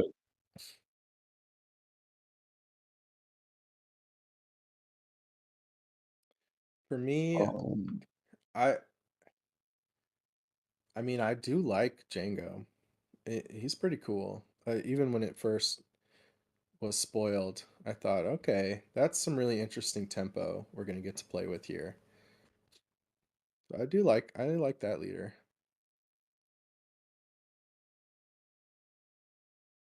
I think the interesting about Django is that I think Django would have 100% replaced Boba as the Tarkin Town leader for the Tarkin Town Space Boba Fett deck we saw at set 2. And it makes me wonder how meta would be with Boba still. Because we've seen Anakin. We don't know if Anakin would have a better chance. Would Boba Green be the number one dominant deck still? I think so. I haven't seen anything that I believe so. Do you think it's Boba's leader flip turn, or do you think it's the armor that ends up worse for Boba Green specifically? I think his resource cheating ability is just too Yeah. strong. It's just too strong. I think you know, the designers, they gave him a little bit too much stats for flipping on 5, and maybe didn't realize that players would be able to build such efficient decks that leverage the resource untap ability as well as it does. I played Boba Blue at the end of last set, and there were a couple of moments where you got to pay 4 to play a takedown, trigger Boba, attack with Boba, or flip out, attack, ready 2 more, and play a second 4-drop removal. And it was fantastic. Yep. Yeah. I mean, being good in every color. I think that was his death sentence. Just every single color. If you're gonna play villainy yellow, why are you not playing Boba? What Explain that to me. That was the question. And when you explained it, it didn't make sense. I'm sorry. Boba's still better. Do you have a question about Monohan on why it didn't take any top slots last weekend? I believe Monohan did take third in one of the SCG 2Ks. I don't know if that was Yeah, last weekend or the weekend before. yeah, this one where that they split the top 4. It was Tata, I think Ryan, and I believe the Monohan player was in that set of 4. And Monohan then, was Philip from Maclunky. there you go. Yep. So And he they played it out, and Tata played against him in that top 4. So Monohan also is a very difficult deck to pilot because the activation of your leader ability gives you a vast amount of decisions overall. So you increase the amount of decisions you actually get to make, which gives a very high ceiling, but you can be very punished by your own mistakes on like that deck often just functions on 1 to 2 cards in hand because you're resourcing twice and then losing one of the resources. Yeah, my teammate Ian Klein, he was the first person to pilot that deck to top cut finishes, won a couple tournaments the weekend that he played, and I've spent a lot of time with him going through the deck. We've made some match analysis videos, posted on YouTube, and it's a lot of really interesting decision making. I see some Han players hesitant to use the resource ability because they seem a little like maybe they're scared or that it feels like it's not worth it. um, but yeah, the decisions you're making, so many decisions that impact you from turn to turn, that it makes a lot of opportunity to make mistakes.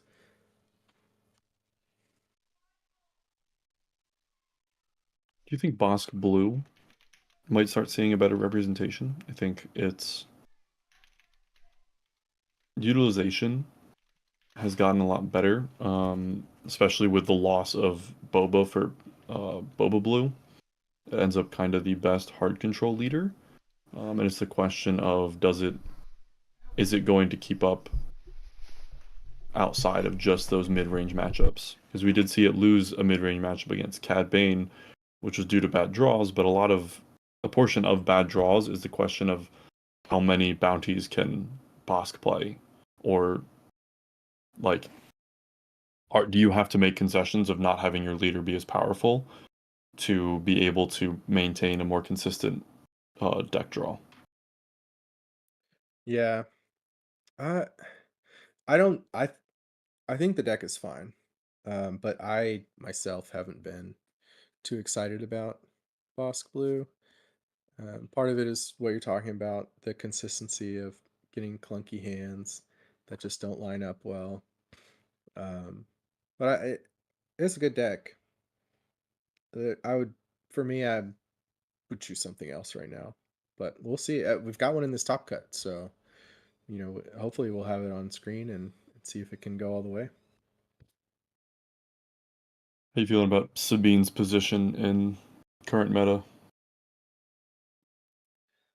I think I still like it. They won the Sunday tournament at SCG Con. It's still a great deck, right? Like it has some of those lines that are just so easy to execute and close the games out. So deck lists are out on Limitless.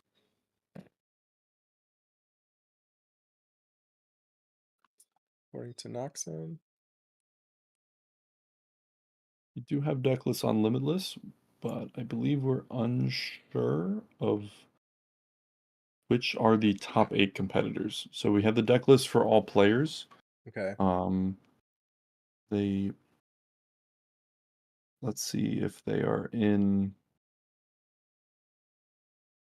So with the usernames on Melee not having player names, some of them are going to be hard to figure out.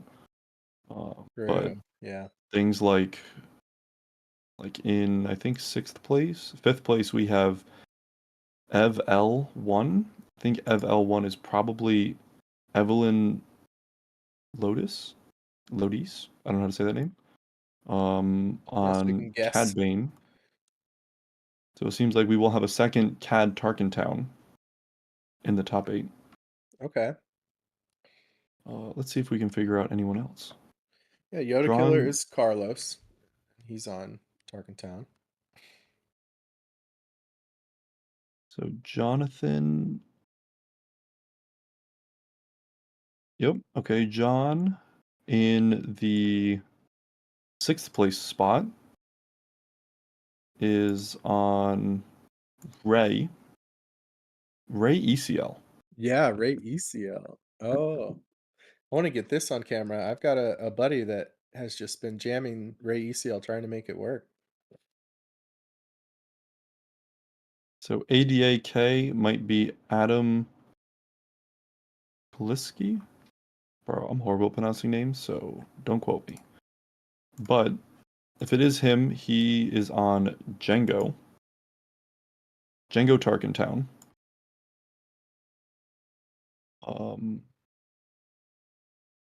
So we need 7th place, which is Kickin' Aces. I'm going to hazard a guess and say I probably won't be able to figure out who that is. Yeah. And then Old Sweepy. Probably also won't be able to guess.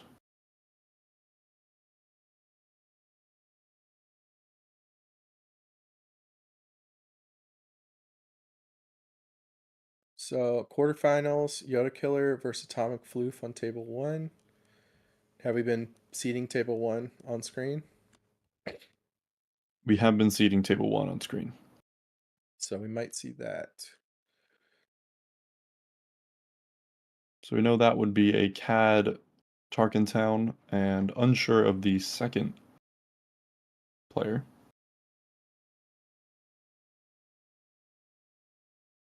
Let's see. Atomic Floof.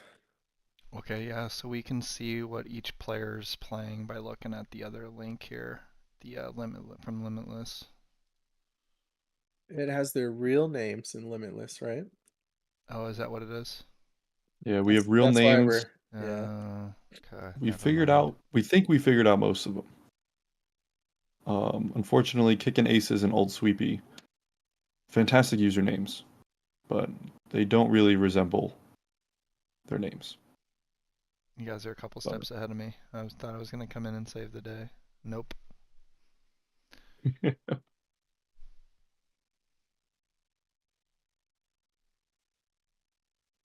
Yep. Maybe we got boots on the ground though. We might be able to figure out who these guys are. Oh yeah. That's right. So have Loopy get on do an announcement. Yeah. Excuse me. We need to know who Old Sweepy is.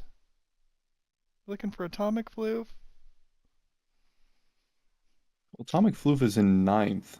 but he seems to be paired against Yoda Killer in top 8, which doesn't I was notified make of sense. a drop in top 8, so the 9th place was elevated. That's what Loopy said. Okay, So time it to go home. seems like ADAK has dropped.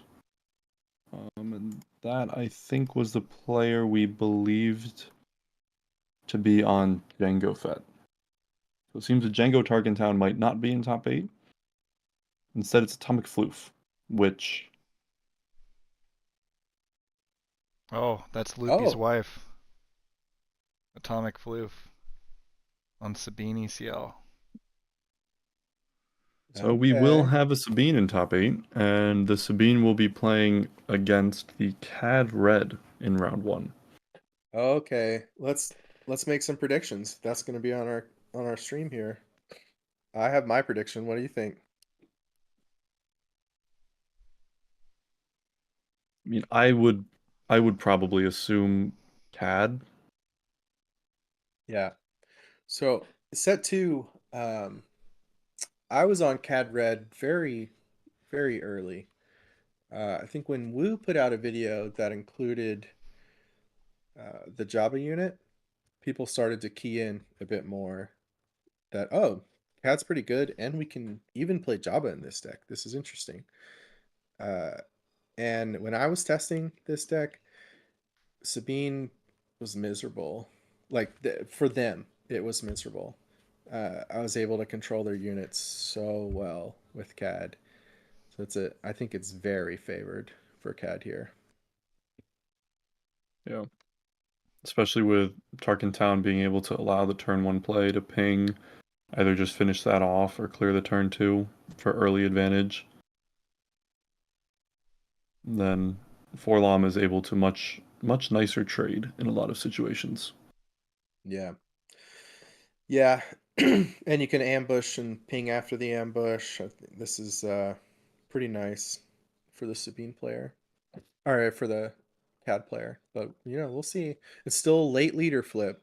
So he's going to be leaning on, keeping his life total healthy, deploying units to the board, and trading where his doesn't die, but theirs does die, and be able to keep some pressure on that base. We got notification that Kickin' Aces is running Ray. I don't see a base. We've got a Ray player. We saw Ray ECL earlier. I believe Kyle Adams is the Kyle that Kicking Aces is, which is Ray Tarkin Town.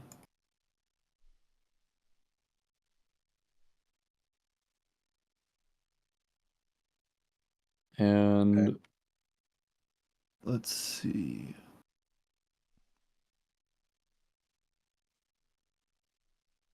Got a name for the second player, but I don't see their name in the Limitless. I'm in the same boat.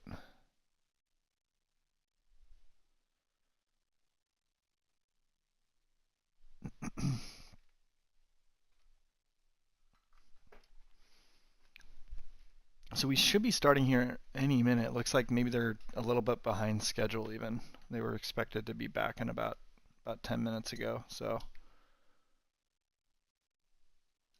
can try to I get did an misspeak update. before because I misread the Limitless, but it seems Evelyn Lodis is on Iden. Yeah, I clicked Iden the Green. opponent.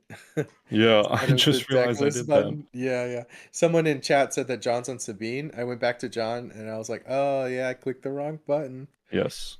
So, apologies on the misstatements there, and thank you for pointing that out in chat. Iden Green. Echo Base Iden. That is... And which player? Oh, that's the table 2. Okay. Playing against Sabine. So, I mean, I think part of the reason you choose Iden is because you think it's good against Sabine, as far as a control leader that can handle Sabine. So it... Okay, we got players coming to the table. Putting his passcode on the internet.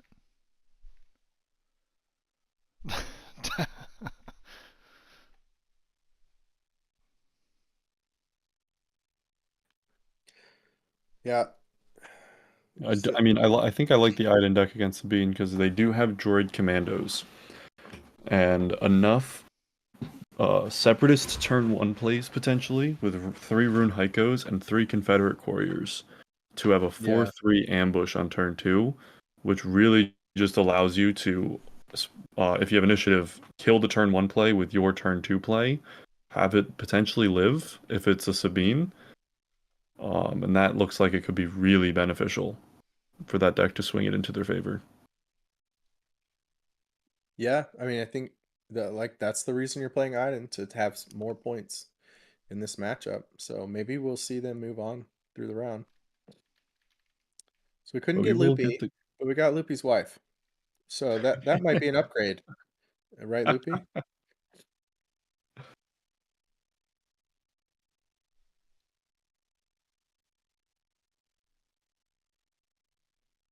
The players are going to shuffle up for Sabine ECL versus Cad Red, Cad Tarkin Town. So I need to talk to Carlos about putting his phone's passcode in when he's playing on stream. Don't lean under everybody don't lean under cameras and unlock your phone.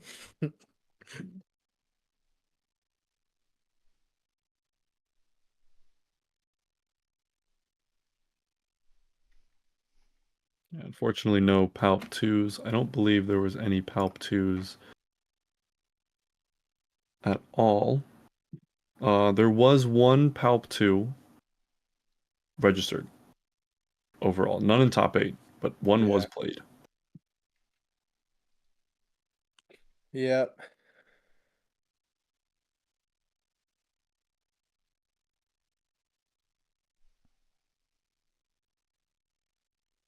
I think I have the same position as almost all players that are interested in Palp 2. I'm really excited when someone finally cracks it. I haven't been able to do it. So hard to build. Yeah.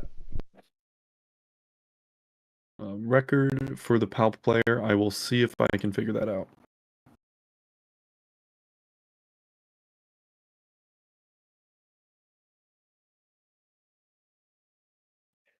I mean, that's a good point. Even if they don't make top cut, if we see some players bring a Palp 2 and do well in their Swiss but barely miss top cut, it's still interesting to see what ideas they had. I believe he ended up 3-2-1 in 17th place. So the double loss seems to have prevented him from having the chance of coming down to breakers to make top 8.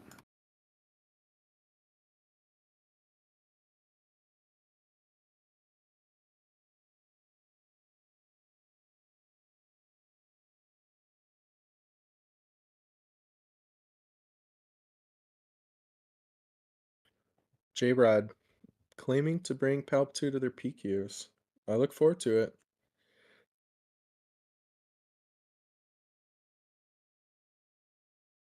Show us how it's done.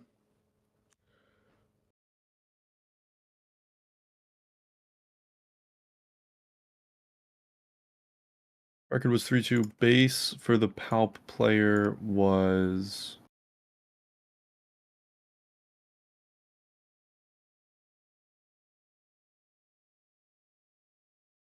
the Crystal City.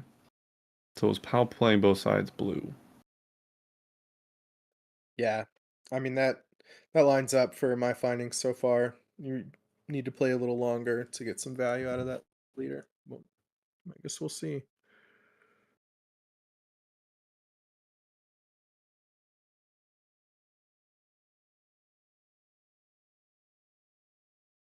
Let's see. I'm gonna pull up that Sabine list. Is there anything spicy there?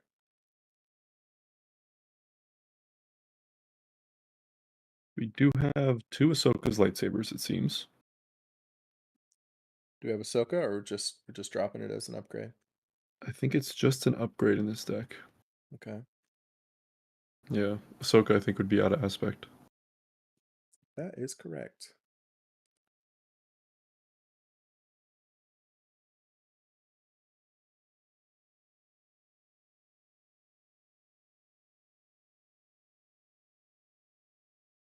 So we have two Bright Hopes, which may not be great in this matchup.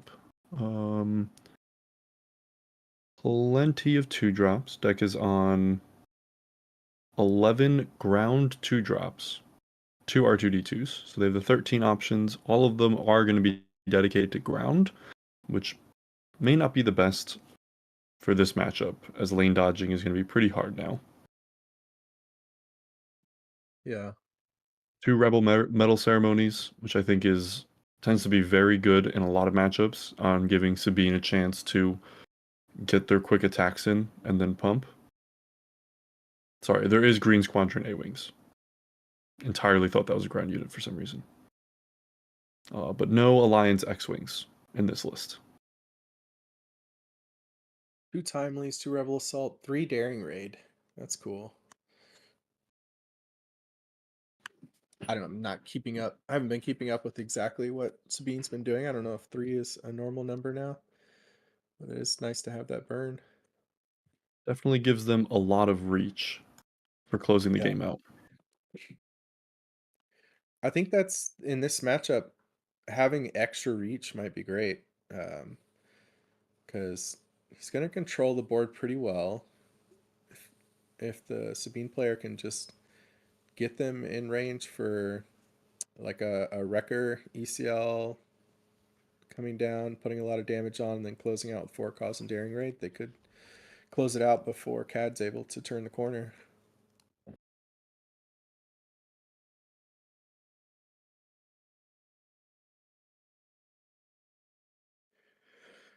Okay. All right, so Sabine wins the first battle and has initiative. Very relevant.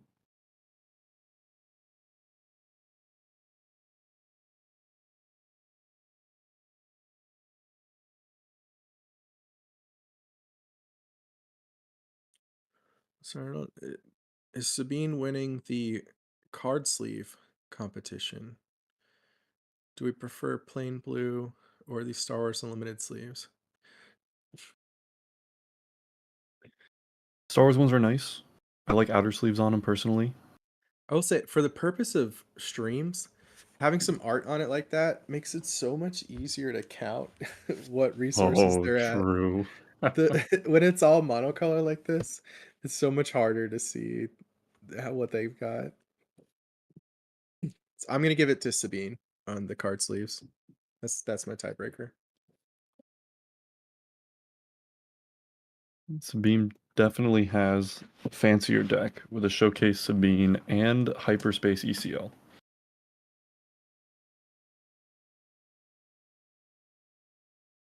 I believe that was a mulligan from Cad Bane. So Sabine kept their original, Cad Bane mulled, and will now resource their 2. I presume we'll see a turn 1 play from Sabine. After you mulligan, Red Dragon, do you tell your opponent you're keeping? I do it every time. I don't know. I can't help myself. Yeah, I never noticed I did that until you said that. Yeah. You're like, okay, I'll keep this one. It's the Magic player coming out. It is, yeah. All right. Okay, this is a shielded unit at the start. Really nice. We're gonna be able to trade into that as the CAD player, and still have some material on the board. Ping from Sabine will allow Cad to pick up the initiative, and will mean that the Battlefield Marine will die to the Crafty Smuggler's shield, most likely. Yeah, I would have claimed there, and gotten that 1 attack in. So we'll see. When things like that happen, maybe nerfs get to you or something. When I noticed it as a player, I tend to jot down like a little note, like -2 or something like that on my paper. So at the end of the game, I can ask myself, did it matter? If I had gotten that 2 damage, would I have won? Yeah.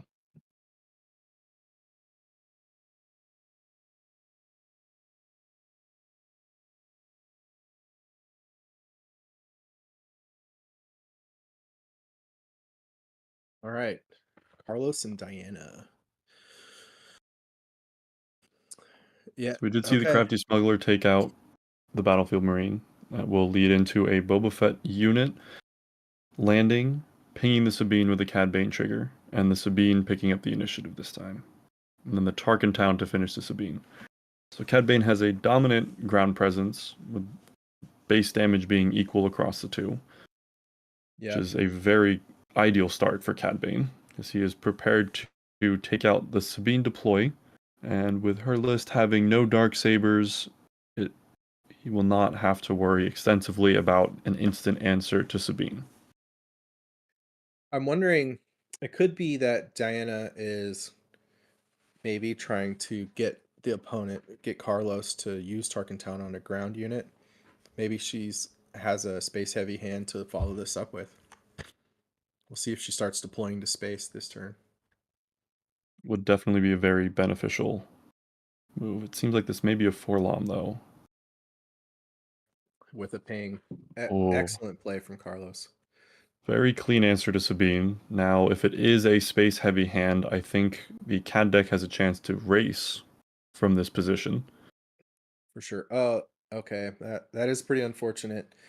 Diana left with only the option of filtering the top of her deck, trying to set up her future turns, but otherwise not impacting the board. I believe that's also a 3 damage, because the Daring Raid was the first card milled.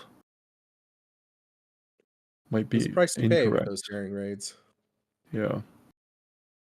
Yeah, it was 3 damage, unfortunately. Seems the draw was not what the Sabine deck has wanted, with a unit light hand making it up. We have ECL still. So a Poe can come down this turn, take out the 4-LOM with the discard, and take out the Boba unit to try and clean up that ground and maybe make some room for Diana to have a chance here. Would then set up for potentially a record the following turn. We will see a Daring Raid to take out the 4-LOM, which cleans up the board a little bit, which is progress in the right direction. Followed by a K2SO. Yeah, we've still got the Cad activation. We could see a Maclunky bouncing his shielded unit and finishing it off after we activate Cad. Particularly with Jabba coming down. That's what I'm expecting to see here from Carlos. Yeah. He has the option of... yeah, I think he'd return the shielded unit. Yeah. I think with that one getting the 2 damage in before the Boba, that would make the most sense. He did find the Maclunky on the Jabba, so there's a almost 100% chance that gets played now. Yeah. You have the option of returning the Jabba, but in this matchup, we're not as interested in continuing to get value out of Jabba. Agreed. Although the 2/2 is a lot cheaper to get back out, which is helpful. Right. And I think the Jabba in play to continue making tricks cheaper might be of benefit. Yeah. So 3 to base from the Boba Fett. Pushing the Sabine to most likely claim this turn. I think she claimed after the Jabba. She pinged after the Jabba. Oh, okay, you're right. So she'll she did get the 1 damage in on the ping. All right, my bad. K2 will hit base for 3. We are on to the next turn. So 5 damage in play, with a Cad Bane flip for the potential of 4 more, meaning that Sabine can be up to 22 damage if the board goes unanswered. Still haven't seen a big ECL play. At this point, we could see Wrecker come down and clean up the Boba unit. But then Jabba's so big. Wrecker could put 5 on the Jabba and overwhelm 4. But I don't know if the base at 13 is going to be a fast enough close. Although the Boba isn't able to kill the Jabba, or kill a Wrecker in 1 attack. You would need a Cad trigger. Let's see if Diana's, because the ambush isn't that profitable, it looks like she's electing to not use it. She opted to destroy the 1 resource, kill the Boba Fett, save the ambush. I think it is of benefit. I don't think overwhelming the damage is of much merit, and keeping the Wrecker healthy gives it a better chance of surviving the turn and potentially hitting for 7 on the base. Yeah, She has a lot of potential burn with Daring Raids and 4 causes in her deck. I don't expect the Wrecker to survive the turn, so it's still going to be a tough game here. Looks like Carlos has some options, trying to figure out his best lines. On the Cad flip turn, one thing you're looking to do is use the front side and the unit side of Cad. Play 2 Underworld cards. Did you see the other card that was in Diana's hand? It was the Wrecker and Rebel Pathfinder, I believe. Okay. So, what are we looking for here? Oh, there we go. Oh, Yep. very clean answer to Wrecker, unfortunately. Yeah. Fortunately for Diana, it does seem like Carlos will have... It is lethal on board now. And that Either was the- Cloud Rider 3/1 ambush that's Underworld. So Cad forces Diana to put 2 damage on Wrecker, and then the 3 ambush finishes it off.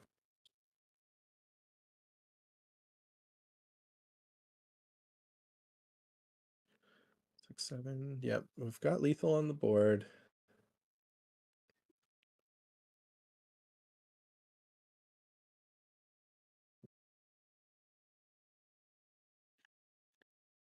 It will be an ECL K2 to kill the Bazine.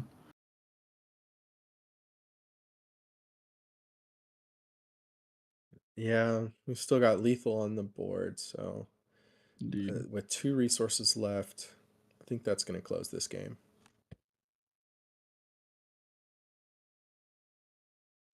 And Carlos, just not even spending, it's just attack, and if you have something, you have something.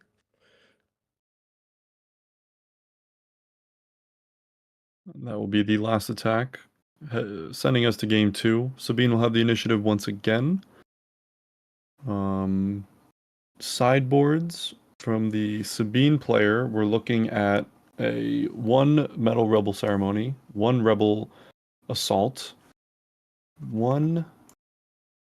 Can't quite make out the name, but it's 2 copies of the 1-drop that removes Sentinel. Spec Force Soldier. Thank you. Spec Force Soldiers, 1 Timely Intervention, 1 Bright Hope, 2 General Dodona, and 2 Adelphi. What are you bringing in here? This is interesting. Cad does such a great job of cleaning up our early board. So it's really hard to get a lot of value out of these medal ceremonies. It's hard to get multiple attacks early in the game to build those up.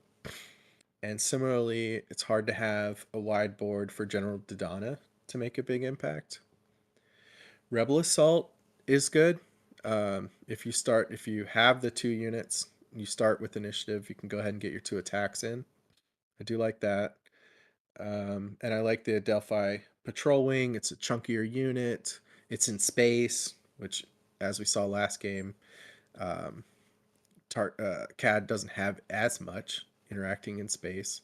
He's not spaceless, but it's a good arena to be in for her.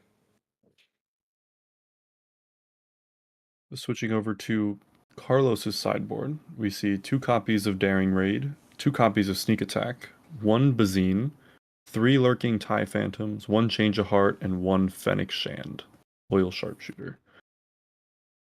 What are you thinking on his board? I was going to put the pressure on you. What do you think? Oh, what do I think? I think most of it is unnecessary. I think his deck has a really strong start all around. I think the Bazine's worth coming in on the play, but not on the draw. The Lurking Ties aren't really needed. The Change of Heart's not grabbing anything. I think Fennec comes down too late. The Daring Raids, I think, are good to bring in, because it gives you the ability to get your ping off and then have a Daring Raid to clean up a unit at the end. But I don't know if it's better than something that's already in. I'm assuming cutting 2 Yeah. Ruthless Raiders for something cheaper might be worth it, but Yeah, I'm cutting the daring raids. I mean, I'm bringing in the daring raids here, I think. Um, did we see if she has sabers, Diana? she does not have sabers, and Okay. I don't know if we ever got an answer on whether or not players see opposing deck lists at the start. Oh, that's true. That's true. So yeah, I think I would bring in the 2 daring raids, and I might trim some of that top end. Like maybe go to 2 Cad Bane units instead of 3. Maybe go to 2 Jabba units instead of 3. The the Jabba unit isn't quite as impactful in this matchup, I think. I mean, it's not a bad card. It still can fetch a removal spell for you that you can play that same turn. But I would trim a little bit and bring in those 2 daring raids. I think Daring Raid also gives a couple more options on if Sabine lane dodges you on your turn 1 play. You have a little more ability to make sure you can Tarkin Town off whatever unit it is if need be.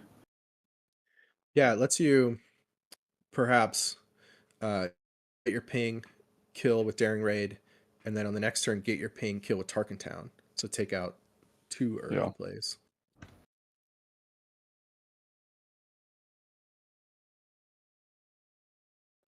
So even post board, I'm still liking the CAD matchup a lot. And let's see how it goes. See if Diana can take a game here and put some pressure on Carlos to have to win. So much like last game, we get a Battlefield Marine to open up on the Sabine side. And a Greedo follow-up. Not quite as good as the Crafty Smuggler, but it does trade with a turn 1 play if they want. This is where if he has daring raid, that's exactly what he's looking for. So now he'll be able to kill the next unit with Tarkin Town and get a really quick tempo start here. Greedo is set up to kill something in the future, probably not anytime soon, if an Underworld ping is possible on this turn 3 play. So Daring Raid back from the Sabine player to kill the Greedo. Will clear the board for both players. And now it's a decision of do you dedicate or pass for the ping. So he has opted to pass the potential of pinging, which will play a punishing 1 and get the 1 damage on the Battlefield Marine. And Target Town will finish it, just like you had said.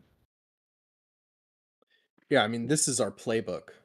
You know, there's nothing else we're looking to do but exactly this if we're the CAD player. So Cad is definitely very happy with the start so far. Sabine is looking to bring some of the bigger, more powerful units to the table later. Bright Hope will pause the punishing 1, but unfortunately will not apply much pressure to Cad. Yeah, it's going to end up trading with punishing 1, which is fine for her. She might have even brought in a Bright Hope from the sideboard.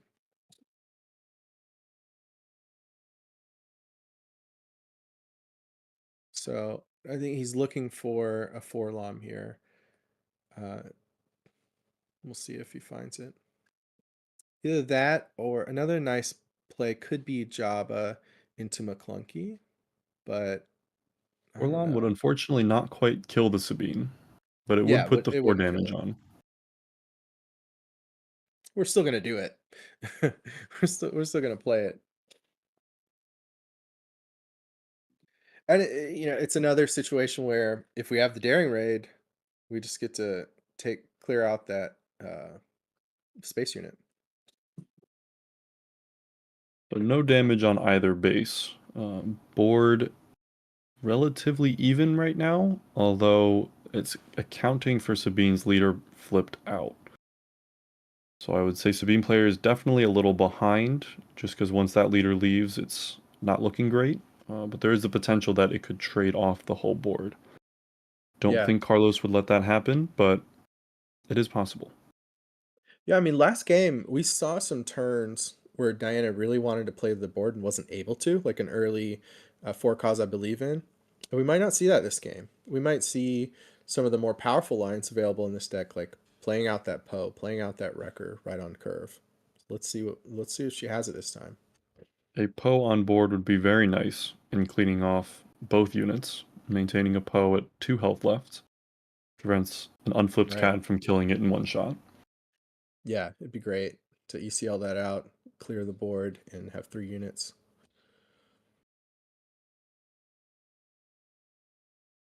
This could be a daring raid. No, it's a Maclunky. Okay.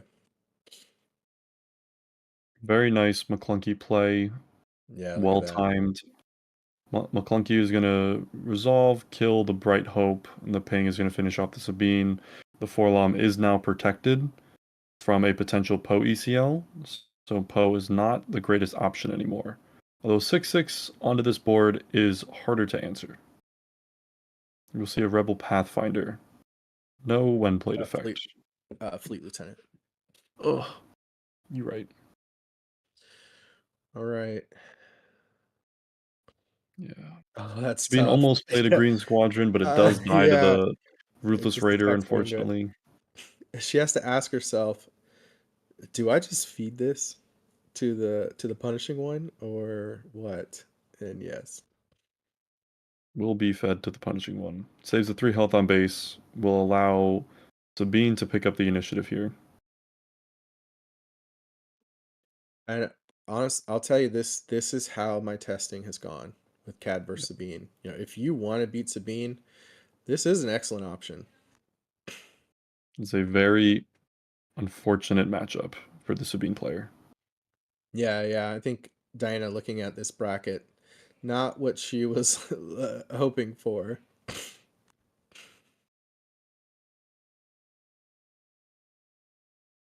We're going to see a Cad Bane flip out this turn. Cassian was smuggled out for first action for 5 and has entered play ready. Yeah, Carlos has the question of attacking into that to put it on 1 health remaining so that the ping kills it. Or just going to base. I mean, he has such a strong lead. It's at the point where he probably can just race in and finish the game.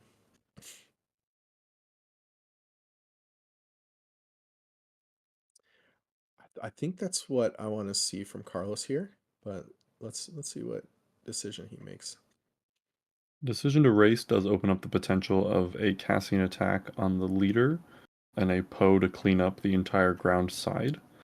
Although I think a smuggled Bazine is going to give all the insurance needed. We're going to see a wing leader and a rebel assault, which are most likely to be left in hand, and they are. Yeah, absolutely. I think now a race is definitely the best option. Will be a rebel assault to have the Cassian get in for 4. And yeah, leader's going to clean up the Cassian, our CAD leader, and have a very commanding board here. Look, Diana, she's not going to go out without a fight. She's still going to use that Sabine ping. It doesn't matter. Every turn you can, send it in. Yes. 4 to base from Forlom.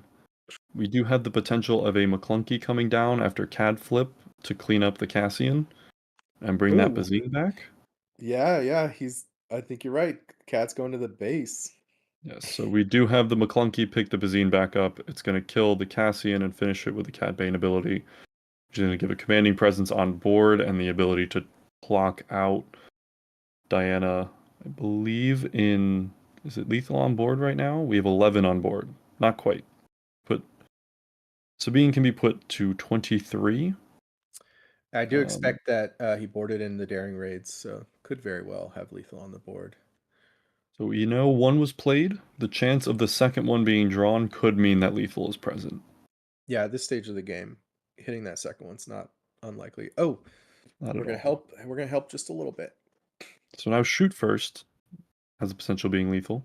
So Right. Forlom will get in for 4, bring it to 17.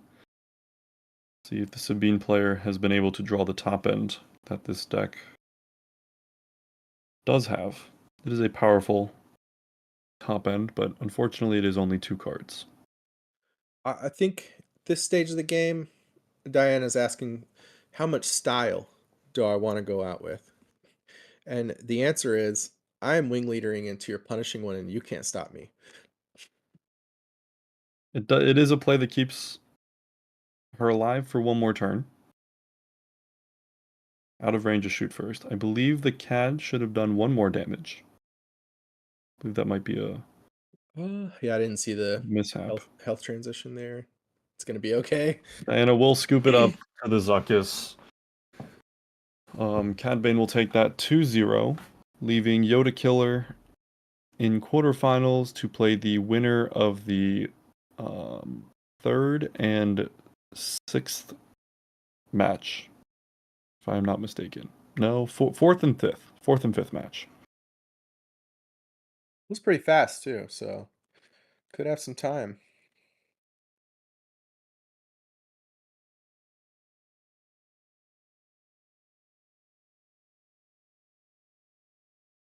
Yeah, that went about how I expected.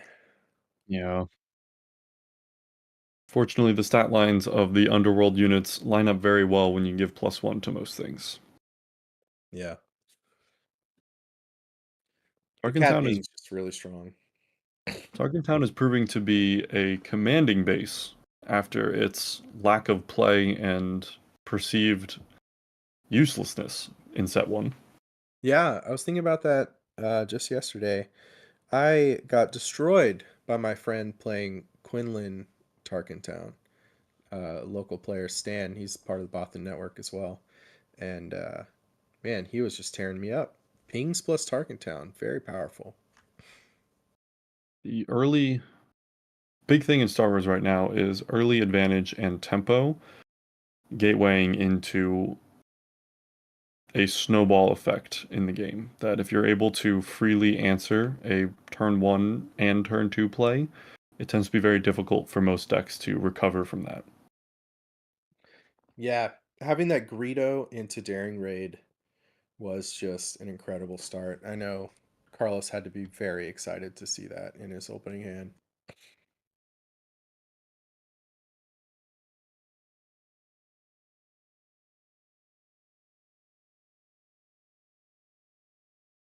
So, you said which bracket? I believe so. First and 8th play, and then I believe after that, the winner of that match plays against the 4th place versus 5th place, I think, in typical brackets. And which players are those? Is that the Which is, I think, one of them is the player that dropped. So it will be Evelyn, who is the Iden Green player, if I'm not mistaken. Oh, that's exciting. And I think who did Evelyn I think play? John was Evelyn is another against Sabine John. ECL. Just another Sabine ECL. So, if Carlos gets another Sabine ECL in his top 8 bracket, that is ridiculous for him. It'll be really interesting to see if um, this Evelyn's control deck can take that win. It would. Who do you think wins that? It's going to be a more soft control style with good top end, which is typically strong against the slower decks.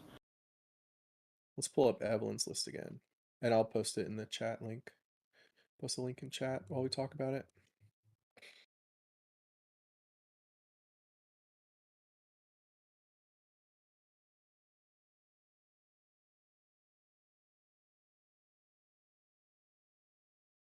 All right, let's see.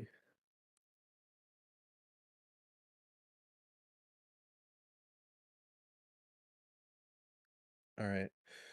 We have the top targets in the sideboard. I expected that. The vigilances are in the sideboard instead of the main. So that is interesting. But that means we've got potentially 7 cards that could come in if we want to bring the traitorous. I think we would. The 3 top targets, 2 vigilance, 2 traitorous, and cut a lot of this top end. I would cut all 3 Avengers. I wonder how Kiadi Mundi has been playing for her. She's not on ECL. So I think I would want to cut Kiadi and then keep the Vaders and Mauls because of their ambush. Reinforcement Walker because of the healing. The Depends Reinforcement on Walker is a very, very important card in a lot of those matchups because the biggest thing that the deck relies on is having a way to start closing the game while also pushing yourself farther away from losing the game. Wait, Loopy just said John is on Bosk. So did we look at the wrong John? Is there another John? Yeah, wait a minute. John Griffin John is the S. Bosk player. John Griffin is up a game with Bosk. John S., who is the match against Evelyn, won. So we will see a potential follow-up. If Yoda Killer is on feature match, he will play against Sabine one more time. Wow. And then DZ is up a game. DZ was the Anakin player. And he is up a game against his opponent, who was kicking aces. Kicking aces is Kyle. Kyle was on. Let's see if we can find that real quick. So here's Kyle was on my the Ray deck. Ray Tarkin Ray. And DZ is Anakin. It's currently up a game. So we might see Ray Tarkentown versus Anakin. Is that what we're saying? Right now, we know that Bosk. the other matches in top 8 are all currently in game 2. So if we do have a game push into game 3, we're going to bring them over to the feature match area. If not, then we will be having the next match in the feature match. So we know one matchup is going to be Cad Bane Tarkintown against Sabine ECL. Once again, we currently need to figure out who will be the winner of the Ray Tarkintown versus Anakin Blue, and the match of Bosk versus... I don't know if we know who Bosk was playing against yet. Bosk was against the player username Old Sweepy. I do not know if we figured out who that player... We never figure out the deck list of the... That's right. Yeah, we could not figure out who that player was. Yeah, Loopy gave us a name for Old Sweepy, but we don't see that name in Limitless. So I'm not sure. I have a moral dilemma here. Carlos is my teammate. Having him on camera is great. But Carlos, you've been on camera a lot, brother. It might be more interesting to see the other match. Okay, we do know that Sweepy is Django Tarkintown. He played on feature match during round 2. So let's see. Anakin versus Rey. I would say Anakin's favored due to the inherent power of leader flip. But the lack of discard might be a deterrent, but I don't know if Rey's subpar unit power overall will be able to keep up with the ability for Anakin to attack with a +2 so quickly. Right. Yeah, I've played Anakin versus Rey, and what I found was Rey's trying to drop units that she can pump, right? And we can trade into those without losing our units pretty easily. Even when they pump it once, okay, we can just put the 2 damage on our base, clear it off, and still have our unit on the board. And that scenario was lining up for me pretty often. So we end up as the Anakin player with more material on the table going into the later phase of the game when we start trading things like pillages or our biggest units. I think it's definitely not a matchup the Rey player wants to see, and I'm not entirely sure how the sideboard would make the matchup better by nature of both players being on the identical colors. Yeah, sometimes it comes down to how much a player went into the discard package for these late game matchups and how much they have things like Crate Dragon or Tex, because in that matchup I do expect it to go to the later phases of the game and come down to some haymaker plays. Have you played the Han 2 Blue versus Anakin Blue at all? I'm thinking if we did, I can't remember if we tested that matchup. I know Hantu Blue is one that has mostly fell out of the meta Yeah, we with did the test on rise of 2 space Blue. aggro. I can't remember if we tested it into Anakin, actually. Let me see. And the other match we know that's playing is Bosk Blue against Django Tarkin Town. Bosk Blue took game 1. We don't know much about how game 2 is going. I do think that Bosk is, I would say, a little favored, especially even if they go to game 3, Bosk with the initiative is able to multi-claim bounties pretty efficiently. So top targets become really strong. The client is a little harder. You can ping the shield off. It's harder to exhaust it though, as you first need to get that shield gone. Yeah, I think I'd be happy being the boss player in that matchup. I think I'd feel okay about that.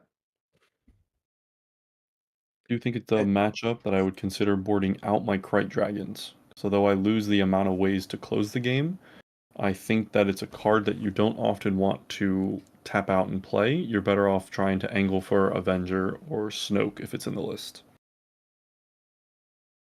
yeah, so Frank had Tata on his stream, coaching Courtney through playing the Django Tarkentown deck against Ian. Did about a 2-hour session of that, and I remember Tata saying that the just the Snoke was just a death sentence for his deck. That it's just amazing against him. So I'd love to be on Snokes in that matchup. It is one of the most powerful cards, but it often comes down to whether or not the deck can make it to the Snoke turn. Because if you can get the Snoke down, you usually auto-win, but the deck does have a small handful of responses that they can take if the control player is on death's doorstep. If they're healthy, Yeah. it is better off being scooped in most cases.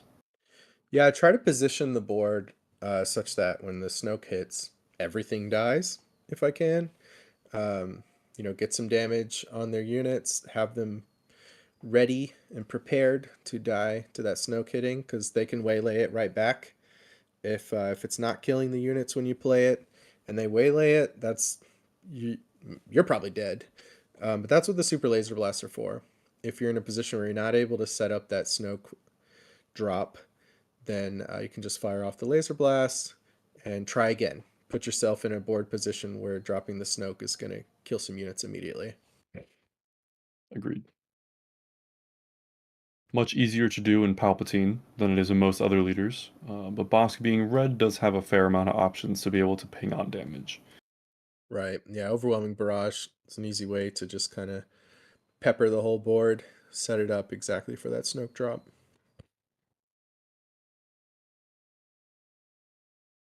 So if we do see a Bosk victory, we would see Bosk moving on to play against the Anakin and Rey Tarkentown. So if Anakin wins, it will be a rematch between these two players that played in Swiss on round 4.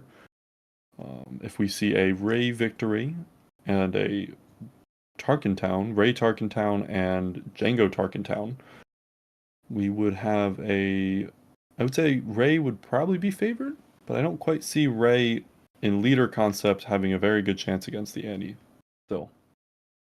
Yeah. I think that's a tough matchup. I do. Yeah. We love the Anakin deck. One of our players pioneered the build that Ian won with last weekend, and we're seeing it a lot out there after those wins.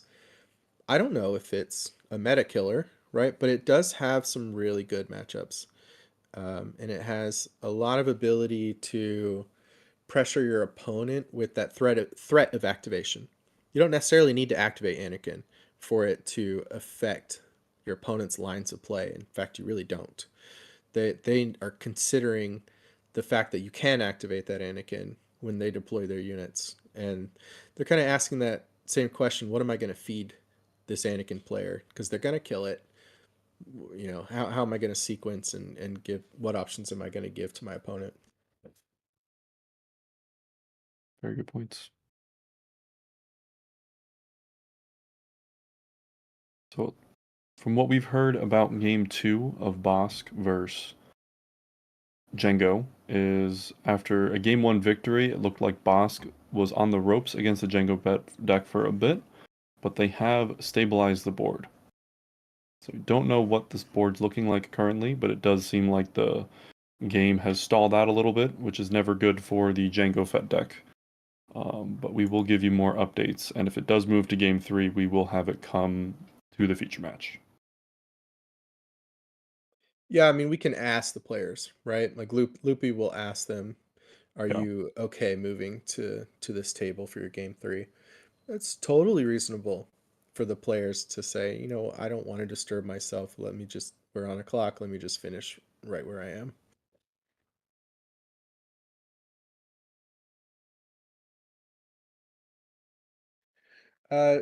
Torm is asking if the participant deck lists will be available to us after the tournament. I'll post the link. They're already up.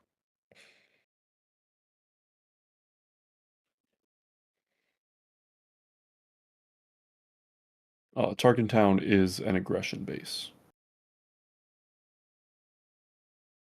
I think Tarkin Town is also the most appeared base in top 8, with the Ray deck having it, Cad Bane having it, and one Jango Fett deck having it. So I think the 3 copies is the most of any given base. Jeff is definitely kidding there when he asked if it's an aggression base, but I don't remember what we said when he made that comment. He probably made a joke that he thought was quite witty, and we missed it. Sorry, Jeff. Yeah, yeah.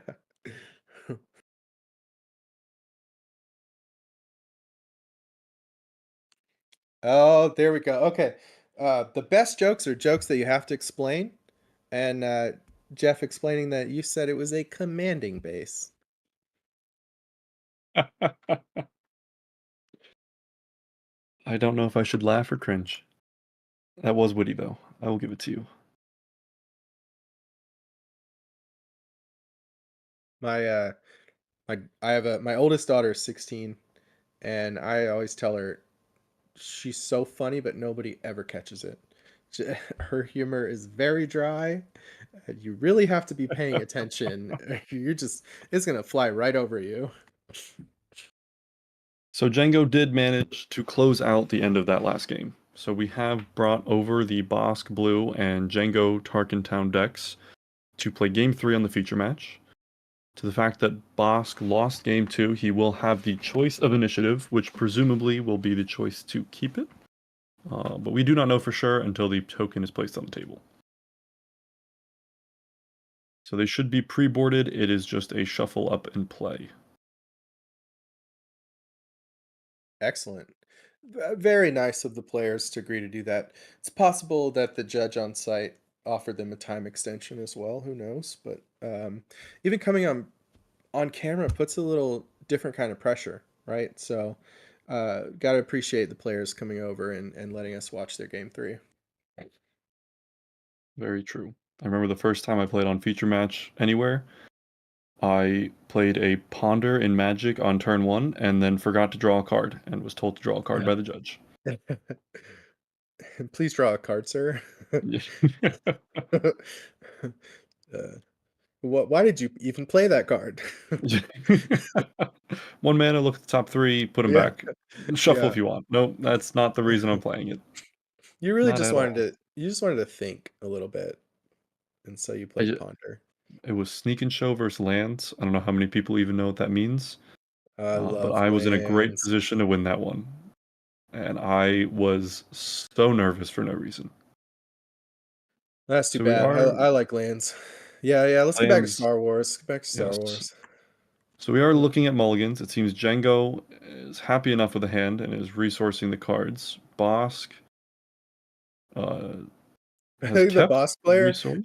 I think they were leaning in. Like they knew something keyed off, or maybe they said Bazine before they exhausted their resources. I Okay. don't know where the deck is. I assume it's off camera right now. But there is a death mark placed on the Bazine, so I think we're going to see a lot of Bosk pings over the next couple of turns. Django getting rid of that laser blast, they're really looking to the future. One thing about Bazines and repetitive Bazines is you can clear out all of their laser blasts potentially, and just know that they're not even on it anymore. The Bosk player has very kindly showed us how awful that turn's draws was, with an Avenger Yeah. and a Krayt Dragon being the addition to the hand. A Very Merciless exciting. Contest will finish off the Bazine, keep the board clear, draw 2 cards. I hope they are not... They seem to not be Avenger and Krayts, so I believe he's far happier with what has happened. And a Punishing One will be the follow-up. In the ground arena. Yeah, it's another thing about this matchup. Any decks with Maclunky, you're nervous when you put a bounty on one of their units, because they, even if they're not going to damage with Maclunky, they can just bounce and get rid of your bounty, particularly on your flip turn. I think the way this board has solved out in the early turns is of benefit to the Bosk player. Being able to try and go card for card now and preserve the health is a decently nice option. A double 2-drop turn would be very unfortunate for the Bosk player, but he is pretty happy that the removal of Punishing One right now will leave a clear board for Django to play into. Yeah, I mean, Django's trying to look to the future, clearing out that laser blast, but I don't know. It is a good spot for Bosk right now.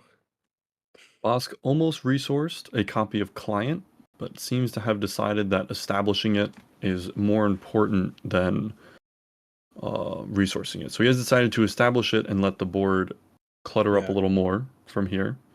Shields are good against Django. I mean, they're going to pop the shield off pretty quickly. But one thing it does do is they can't exhaust it. Like, they're going to pop that shield. Okay, so it's not going to matter. But in other scenarios, if you have a shielded unit and a Django player pings it, that unit didn't take any damage. So they're not able to use their leader ability.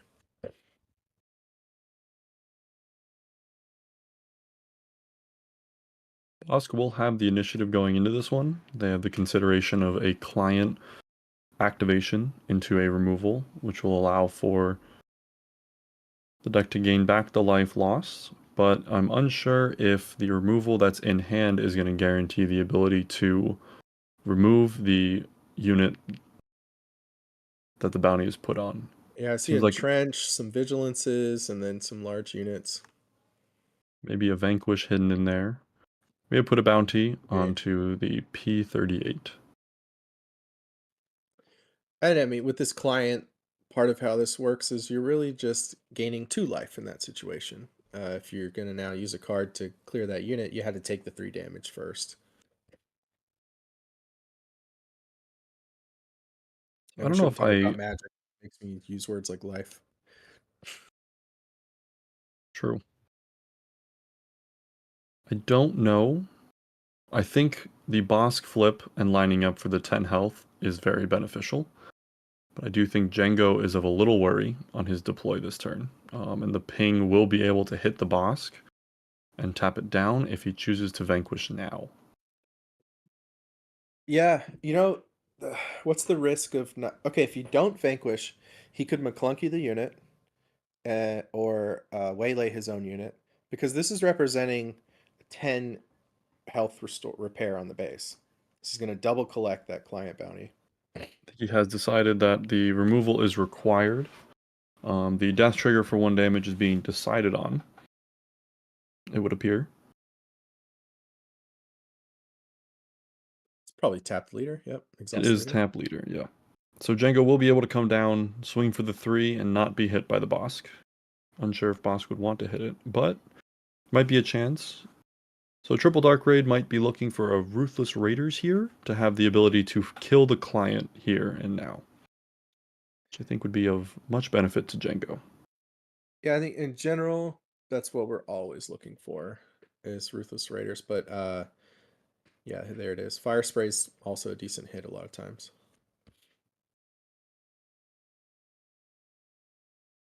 So the 2 damage has landed on the client. Ruthless Raiders should be ready currently. It was finished off with Tarkin Town, so the Django can get in for 3 damage. I think that's a good play. He needs to put pressure on the base. Only unfortunate part is it seems the Django player forgot that it does enter ready and has missed the 4 damage from the Ruthless Raiders attack. That is tough. It could be an example of what I was talking about, where you might decline going to camera for game 3. Players could be nervous here. Yeah.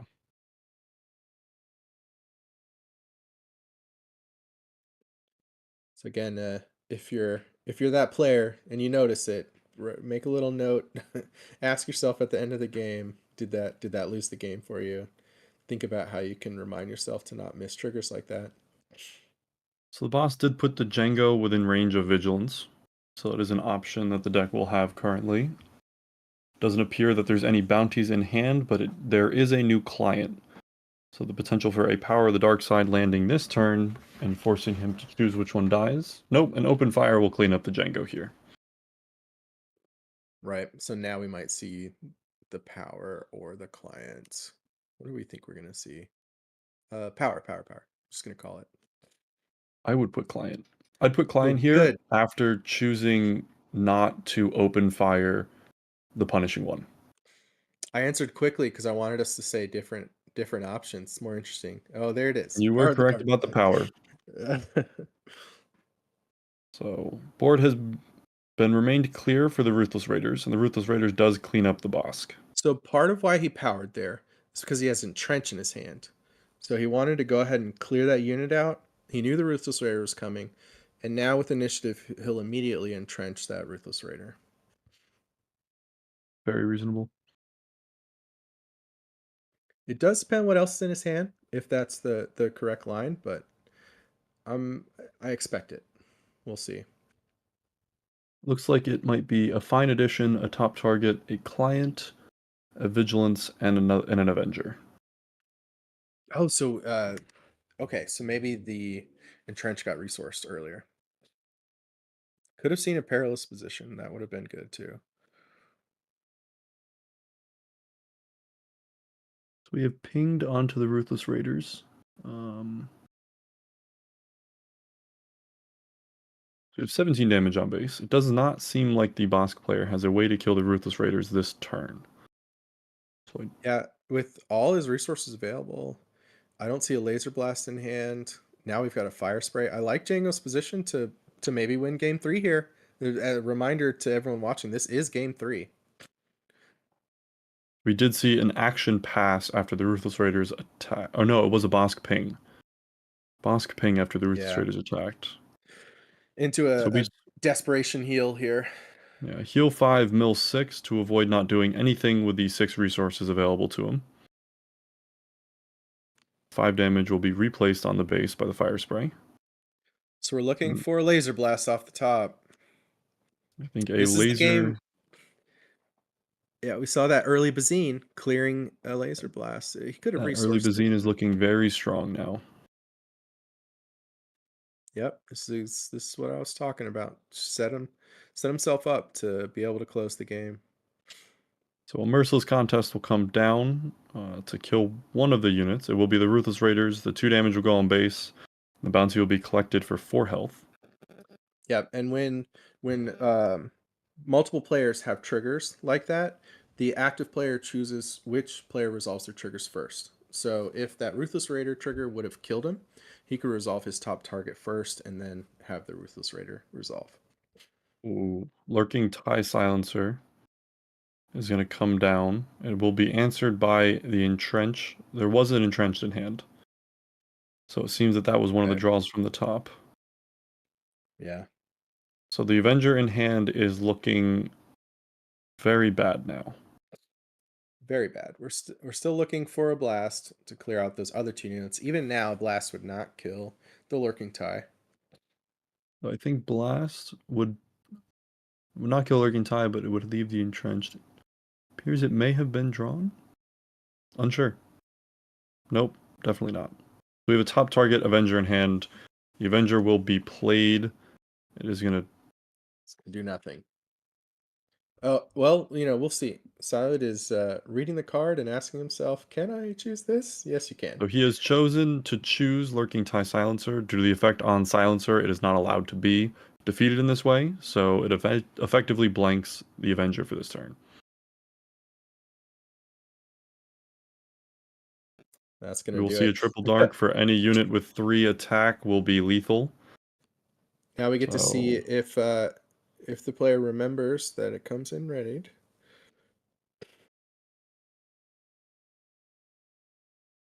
paying I think 1.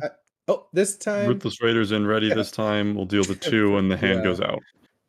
yeah. It's not that this player doesn't know the card does that. They nervously missed it earlier in the game. So there we go. They still close it out despite that miss. And it's 2 super lasers in the bottom 8, it appears. Yeah, yeah, yeah. Chasing the rabbit. Looking at that, how that deck was randomized in that moment. You don't know what the order those cards are in, truthfully, but players can't help themselves sometimes.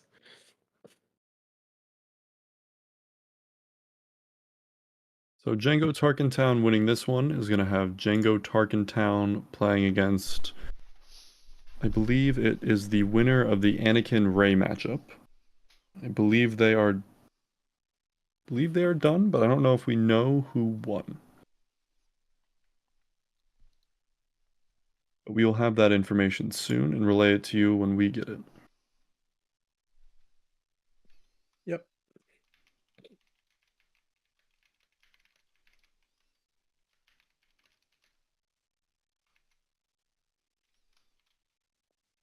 Jeff calling us dirty legacy players.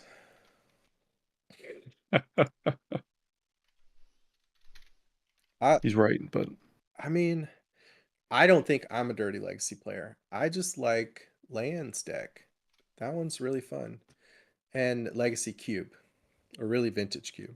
Vintage Cube is magnificent. Yes.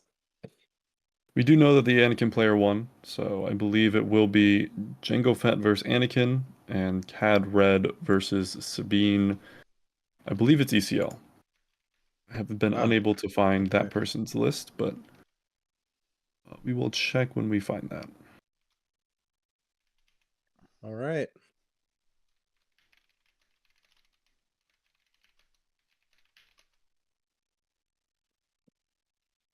So feature match is going to be the Anakin deck list piloted by DZ against the Django list we just saw here,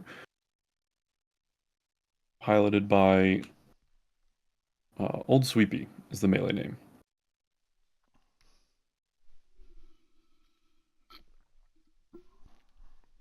So I will be stepping out for the remainder of top 4. Best of luck to the players, and the commentators will be replacing me. It was a pleasure coming out and commentating for you guys, and I hope everyone has a good day. Yeah, it was great to meet you, man, and do some commentary with you. I really enjoyed it. Yes, likewise. Have a good one. Have a great night. So we have Wait, Don't Kill Me and Rebel Trader coming in. I think Poem's just going to set us up here. Hey, can you hear me? I hear you. Excellent. I'm back for some more casting for some top 4 action. Can you guys hear me? Absolutely can. Awesome. I'm getting my video settings figured out, but I'll be on camera pretty soon.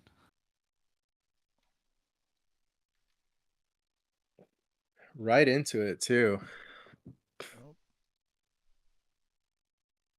Yeah, it makes sense. The top 8 went right up against the wall of time with the extended time. Yeah. So. It was tough missing that Triple Dark Raid ready, but I still closed it out. Yeah. That boss player desperately looking for some better options on some of those later turns. Definitely. But yeah, this is a really interesting matchup too with Anakin versus Django. It can be really dependent on draws for both players. Like Django can obviously win pretty much any matchup if it gets the right draws, but Anakin has a lot of tools to do well in the matchup as well. Yeah, Jeff, you designed the Bothan Network list for Anakin Blue, so it'll be really interesting to have your insight during this match. Yeah, I need to check out. I've got the link here somewhere to find this Anakin list. I believe this is the one right here, because there are a lot of changes you can make to the main deck to make it better against Django. An example is this Anakin player's main decking 2 Concord Dawn Interceptors, which are pretty decent in the matchup.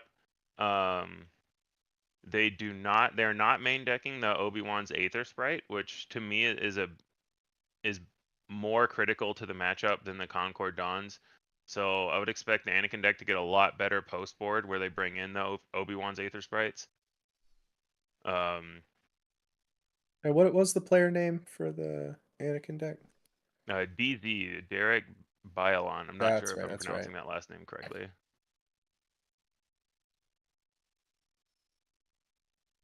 They are running the 2 Razor Crest main deck, which are really good in this matchup, in addition to the fact that it just brings back Perilous Position. It's just a 3/4 restore 2 ship in space, which is really nice.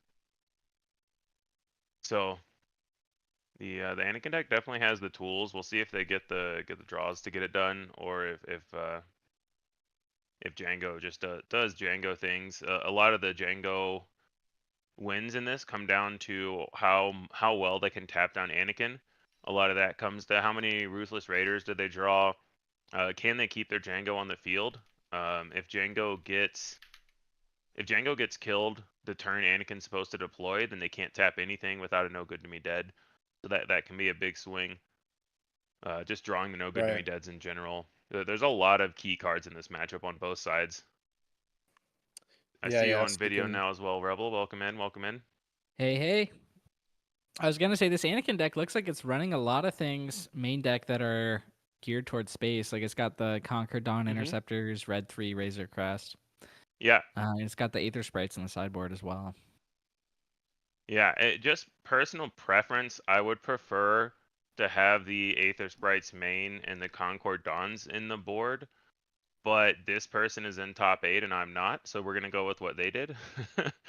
It's just an interesting decision of which matchups it's each ship is good in. Yeah, I think for a meta call, I would maybe have expected the Aether Sprites to be in the main deck, but it worked. It worked in this tournament for this player so far. Yeah, absolutely. And we'll see that the big thing about the Concord Dawn is it goes back to what we were talking about a lot with the Django versus the Yellow Hero matchup, where P-38 Starfighter is just an all-star here because it can still trade with the Concord Dawn, being able to do 4 damage when it dies.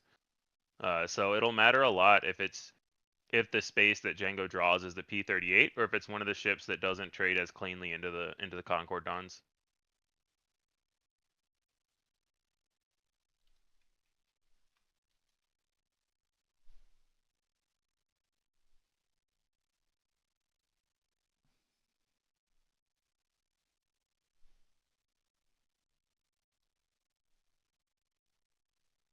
Looks like Anakin has won the roll for initiative.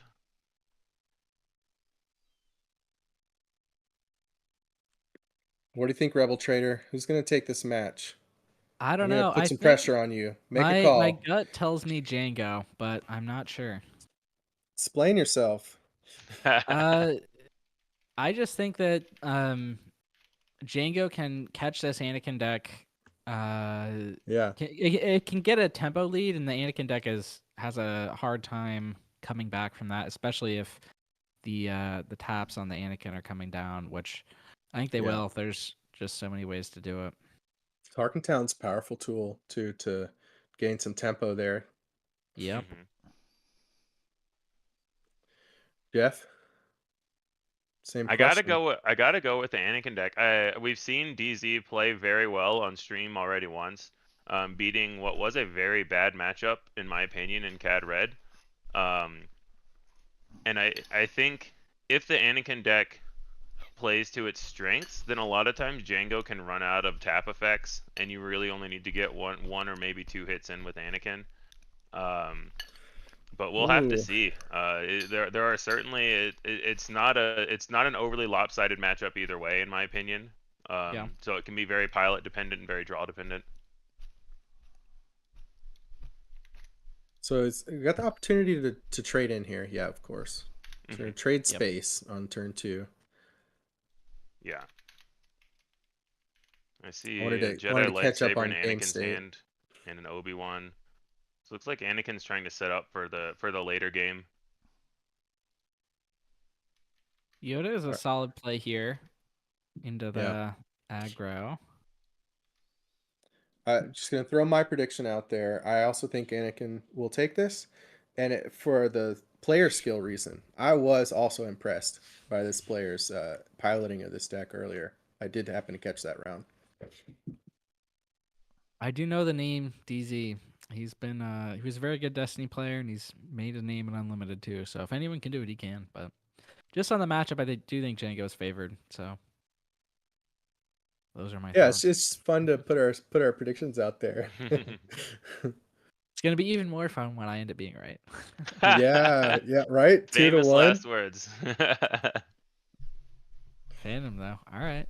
Yeah, that's some good pressure too. Lurking Tie can answer isn't it. bad in the matchup, but a lot of it still dies to the perilous positions that this deck wants to run and to the space units that run into it. And the other thing that Anakin can do a lot of times effectively is just have so much restore on the ground. Looks like we're going to see a daring raid into Tarkin Town to help clean that up. Yep. But yeah, Anakin needs to try to even out this damage that they're taking in space. Yeah, that's One a lot. interesting play that this Anakin deck has is perilous position into Razor Crest. Oh yeah, yeah. I love Razor Crest for that reason. If Anakin's turn 2 had been, perilous position on a lurking tie, and then turn 3 Razor Crest get it back, you're so far ahead when you get that line to happen. And in this matchup, even without getting the perilous position back, just playing a Razor Crest right now would trade with either of Django's space units. So it'd be a nice perilous position though, right? If I don't see it in his hand. I don't see Lurking it. Tie can't be damaged or defeated by enemy cards or abilities, but it does get -2/-2, and it does die to having 0 health. So the perilous position does get around Lurking Tie's protection and still kills it. We don't have it. Looks like we have a ground unit and a space unit. Yeah, it looks like Anakin's turn is probably going to be a Queel and a Restored Arc. Yeah, which is also not a bad turn. We'll have to see what Django can do to keep the pressure going. He wanted to get the Restore 2 from Yoda, so he went ahead and put it on Django to add some more damage to the base since he was only at 1. Yeah. He could also be thinking of like going Yoda into Django and then playing Takedown on Django. I could see that as well. Is that a lightsaber? Yeah, so we can see Anakin's hand as lightsaber, Restored Arc, Queel, and Takedown. So it could see. So it's really interesting actually seeing the hand.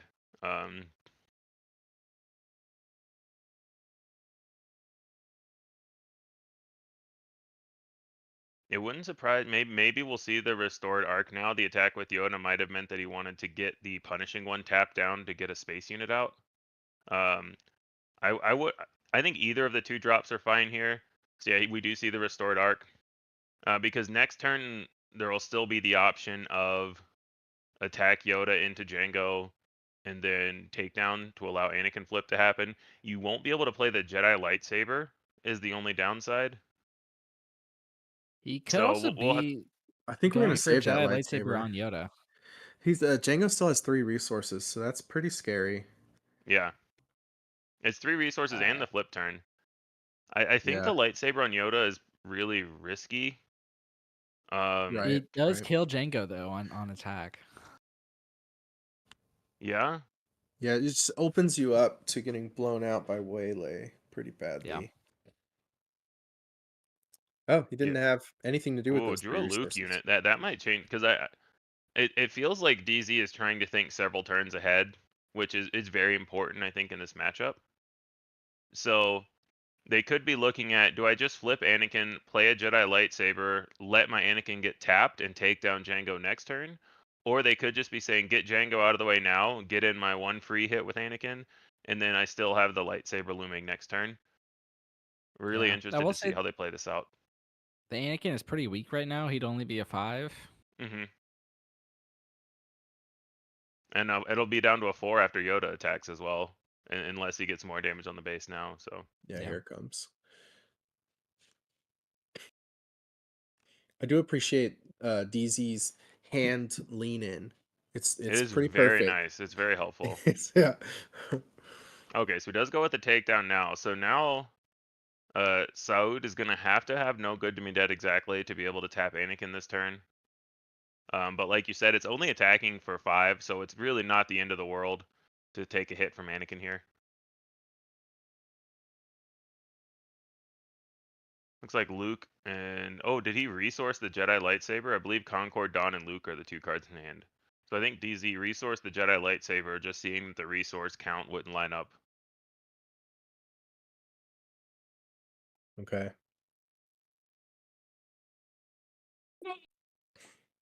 Did we see anything to do with the 2 resources? No, there's nothing to do with the 2 resources. Yeah, I mean, let's commercial. Hey, Frank, you joined chat with your mic open. Oh, here comes the Anakin and gets taken out by that no good to me dead. He did have the exact answer. And right after the crafty smuggler brought him up to 6-7. Mm-hmm. But he does survive going to the next round.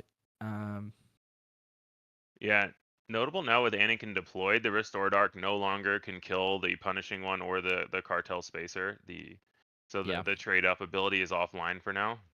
So this is Django's chance to try to pump in some damage.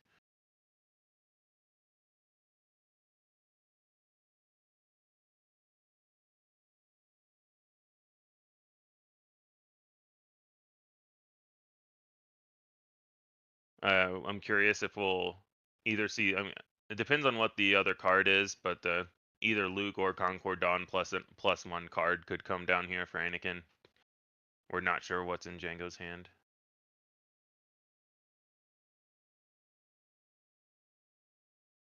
Going to the base with Yoda, interesting.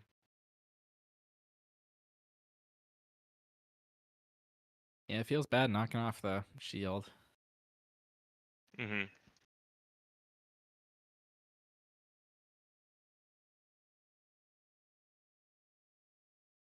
Yeah, I think that makes sense, because if you were going to play the Concord Dawn, you'd play it first, and if you're going to play the Luke, you would just make them kill your unit in space.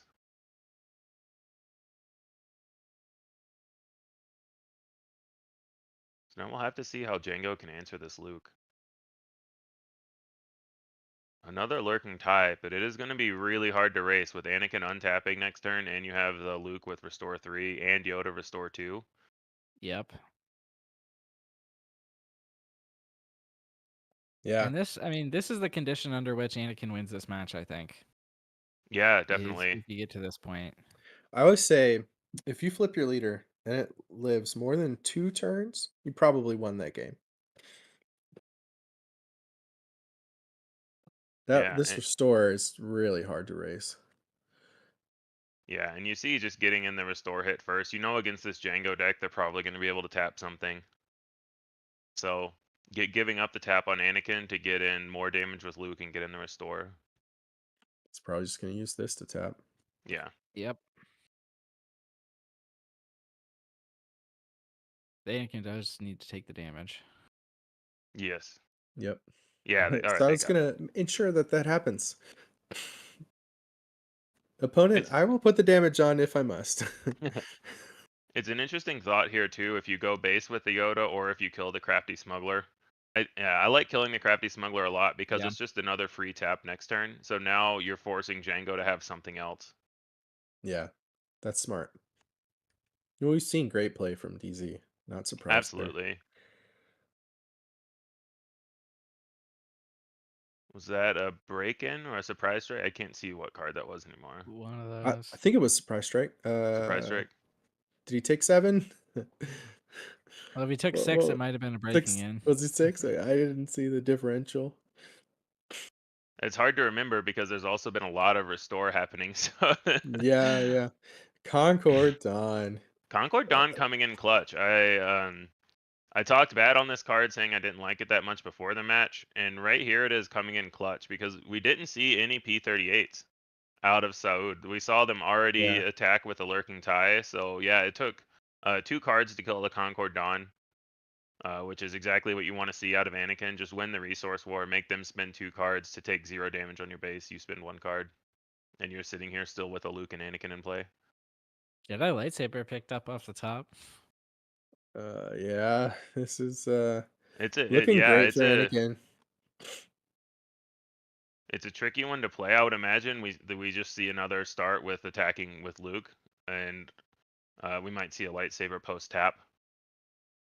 We might see the lightsaber on the Luke if Anakin gets tapped down, just so that Saud can't do anything except claim and have to tap down Luke again. Right. Put it in this game in particular, putting your opponent in check is really powerful because of that back and forth action mechanism in this game. As soon as they're in check, they have to claim if they don't have an answer to your board. Yeah. And Saud still can't find his Ruthless Raiders. Yeah, they are very Ruthless Raider and P-38 Starfighter are 2 very key cards in this matchup, and Django has seen none of either of those. So, is this just lethal right now? This Anakin is just lethal, right? Yeah, Anakin is attacking for 7. Yeah. So yeah. Yeah. That is lethal. All right. Good game. Part of the power of this deck is that Anakin leader. Not just the front side pump, but how powerful that leader unit can be. Yeah, absolutely.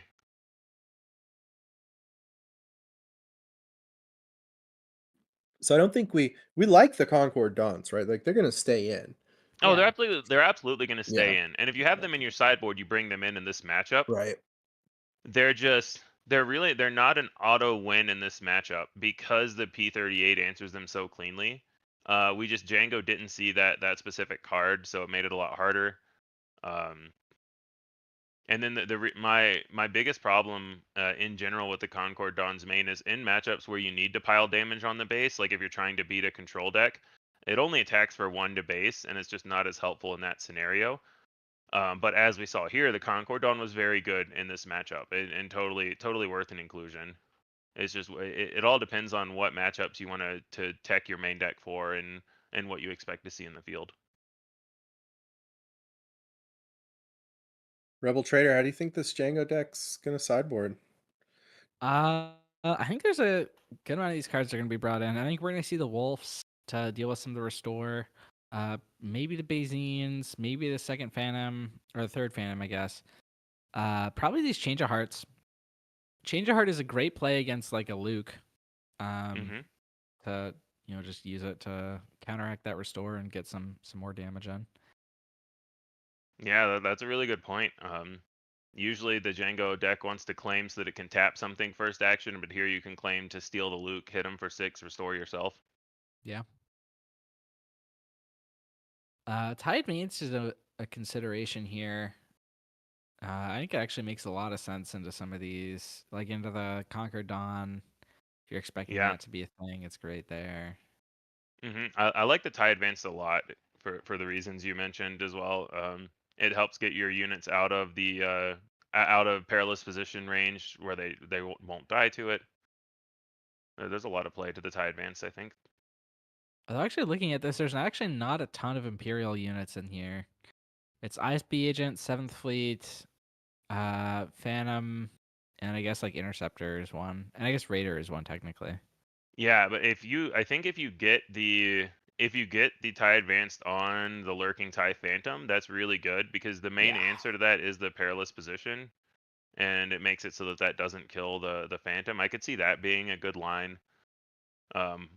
But yeah, it's also all about what do you want to bring out, right? It's easy to say what comes in.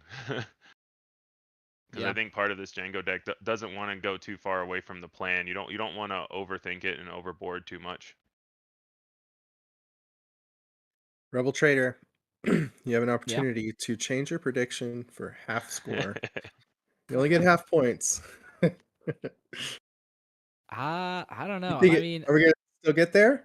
I think post board it looks a lot better for the Django player, frankly. So I'll stick with my prediction. All right. So Interesting. we're gonna take games 2 and 3. All right. All right. If Django gets this, you'll have an opportunity to change for quarter points next round. I'm really curious if the Django player is going to bring in the disabling Fang Fighter, because this Anakin deck does run multiple lightsabers and perilous positions. But a lot of times, like we saw in the first game, there was never a really good chance to play the lightsaber because the Anakin leader kept getting tapped, and perilous position just kills most of the units that it's played on anyway. So a lot of times there might not be an upgrade to remove, even though this Anakin deck runs both a lot of upgrades and Razor Crests to try to keep playing them.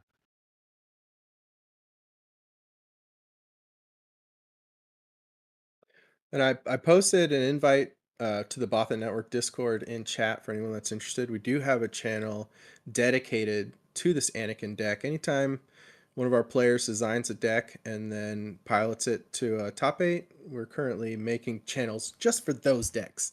We don't try to create a lot of deck channels. We're not looking to do that. But when we design a deck, we're going to create a channel for one. We have one there for Anakin if you're interested in checking it out. Yeah, a lot of good discussion goes on in there, in my completely unbiased opinion. You're not biased? All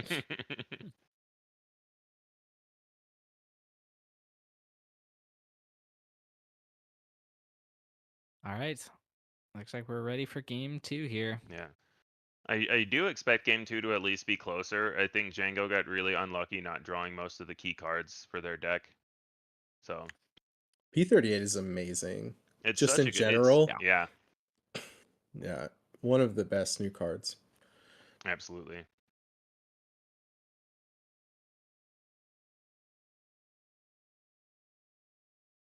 Well, yeah, Restored Arc is one of the best starts for this deck. You know Django wants to fight for space. It's like Django choosing not to resource on turn 1.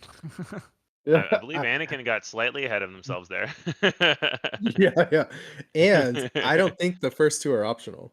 I don't believe those are optional. They're not. Yeah. That is actually something that I learned from Force Table. Goldfishing games on Force Table does not let you not resource on turn 1. Yeah, turn 2, you don't have to resource. All right, so we fed the Tarkin town. It must be fed. It is hungry. It is now sated. Yeah.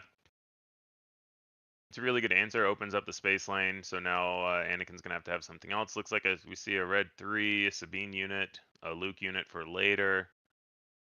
It's like a pretty decent hand for the Anakin player.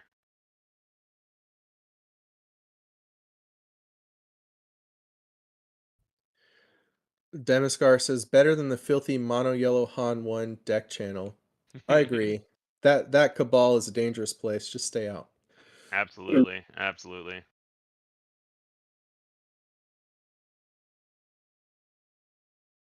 And Crafty Smuggler coming down. I think I saw TIE Interceptor in Saud's hand,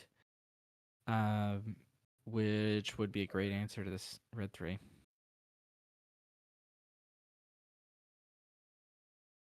Oh, is that in the list? That's It's the a 4 1 drop? of, I believe. Yeah. Yeah, that's the. Are you talking Imperial about the 1 drop Interceptor. TIE Interceptor or the 4 drop? The 4 drop. Yeah, that would be nice here. Yeah. Todd in chat asking when we're gonna have Colorado 1K live coverage. I will hopefully. Well, we would have to have a 1K in Colorado first, which is a hot topic of debate amongst Colorado local players at the moment. Perilous position showing why it's really good in this matchup. Doesn't care if you're shielded, just kills the Crafty Smuggler. And I might have been wrong about that Interceptor because I feel like he would have played it here if he had it. I agree. Yeah, maybe it wasn't there. All right, or he's going for this play instead. That's right. Yeah, he could have just chose this.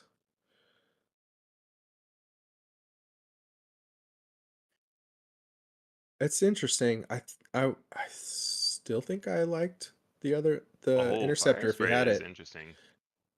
Because now, do you kill the red 3 or do you go to base? This Django deck needs to get damage on base, but red 3 is such a danger.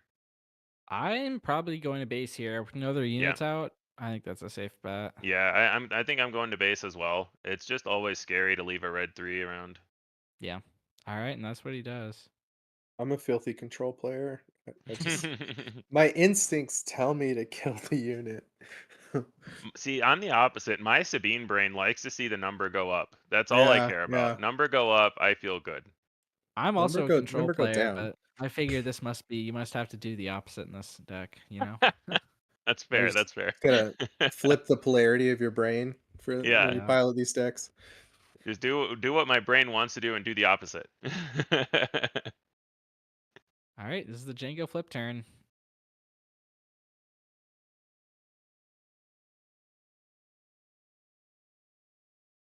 Todd Neary in chat bragging that he's currently working out at the gym. He's Subtle. a buff guy. He's a local Colorado player that I like to play with. He's been on Boba Green since set 1, so he's still trying to find his identity after the ban. Trying to find out what to play now. He's gonna stay strong, fit, and healthy either way. Exactly. This ISB agent is just gonna walk into the base here. It's a nice way to just basically soft pass. You know Anakin's not flipping this turn. You don't need it to tap for that, and you don't want to deploy your leader or spend your resources yet, I think, without trying to make Anakin flinch first. Yep. And there's the play I was talking about Ooh, earlier, yeah. Razor Crest to flip That's back the up to play. Perilous. Love How that much play. do we love that, Jeff? I love it. I've even stated before, I love it on 5, even if you can't spend the last resource. Just the ability to get back a Perilous or a lightsaber either way. It's just and you have a body in space that has restore, can trade in any other space units. I'm loving the Razor Crest right now, especially with Perilous position. Yeah, I gotta ask you at some point, why don't we have top targets in the sideboard with this Razor Crest? I had them in the sideboard at first, but for me, we were already good enough against aggro with how much restore we had. It didn't seem like we needed it, because I think Anakin needs to devote a lot more sideboard to stuff like control matchups than it does to something that's just straight healing on the base. Okay, it just sounds so fun. But okay. We do see the disabling Fang Fighter, so that was a one of in Saud's board. It came in just as a spaceship with no targets. We did mention that as a possibility. Perilous position kills most of what it gets played on. It's still a 3/2 spaceship, so I think a 3/2 for 3 is what this deck has a lot of for Django. Yeah. It does theoretically deal with Jedi lightsaber or maybe a Perilous position if it's stuck on something it's not a Phantom. Yeah. So Jeff, how are you managing this flip turn as Anakin? Well, I think anytime you can, it's similar to last game. Basically right now. DZ is saying he's giving up his red 3 to make sure to kill Django, because this lets because now the disabling Fang Fighter is going to get to kill the red 3, but you know your Anakin's not going to get tapped. It's basically kind of like a compromise from both players. DZ is saying, I'm not going to put 1 or 2 Jedi lightsabers on Anakin because I'm spending my resources on takedown. And Saud is saying, deal, I'm going to get to kill your red 3. And so everybody's like a little bit happy and not you know, it's not the end of the world for either player here. And we still have to see if Saud has a no good to me dead or not for the Anakin as well. Yeah, absolutely. He might. Yeah, he's not even going to take the Ooh. red 3. He's Oh, just gonna wow. base. This tells me that Saud is very confident in their hand and how much damage they can pile onto the base. Yeah, there might be some triple dark raids in there, perhaps. Like if they need to have the no good to me dead because Anakin does attack for 8 right now. It looks like they do have it. And Yeah. yep. Yeah. And I think there's a fire spray. Well, there's definitely the fire spray from the TDR. And That's I right. think a Ruthless Raider also. Oh yeah, fire spray and now Ruthless Raider, but getting Force Thrown. So one of those choice. 6 drops is gonna have to 2 go. cards. Those are his only 2 cards. This is a That tough is choice. tough. Yeah, I think that's right to discard the fire spray. Yeah, the Ruthless Raider still kills the red 3 with the win played. This might be a game-winning moment. That was a very good force throw. It also makes the takedown line a lot better when you can spend the other 2 resources. Usually the biggest problem with takedown is trying to spend the last 2 resources. Yeah, 17 on the base. It's like, I think I still need to get that 1 damage here. Well, it's an interesting attack because it lets Anakin claim initiative. So I now know, yeah. DZ can attack with red 3 before the Ruthless Raider can come down. So Saud is really valuing every point of damage that they can get on the base. Yep. He's trying to pull this off for Rebel Trader. That force throw was massive, though. Oh, absolutely, yeah. I believe electing not to resource the Django player. I like Yeah. this play by DZ making sure the restore gets in, even though it means red 3 might die. But Mhm. And you still get the realizing that pump from the Saud is red getting 3. every point of damage on base they can. Yep. Yeah, and he still gets the +1 from red 3, so he's getting Yeah. a little bit from it. Yeah, attacking for 4 and restoring 2. But I think the restore is the main part of that attack. Realizing that Saud at least thinks that he has enough damage to close this out, so Anakin trying to heal as much as he can. Yeah, I agree that ISB agent attack really signals that if the Anakin player can just survive, he'll probably win it.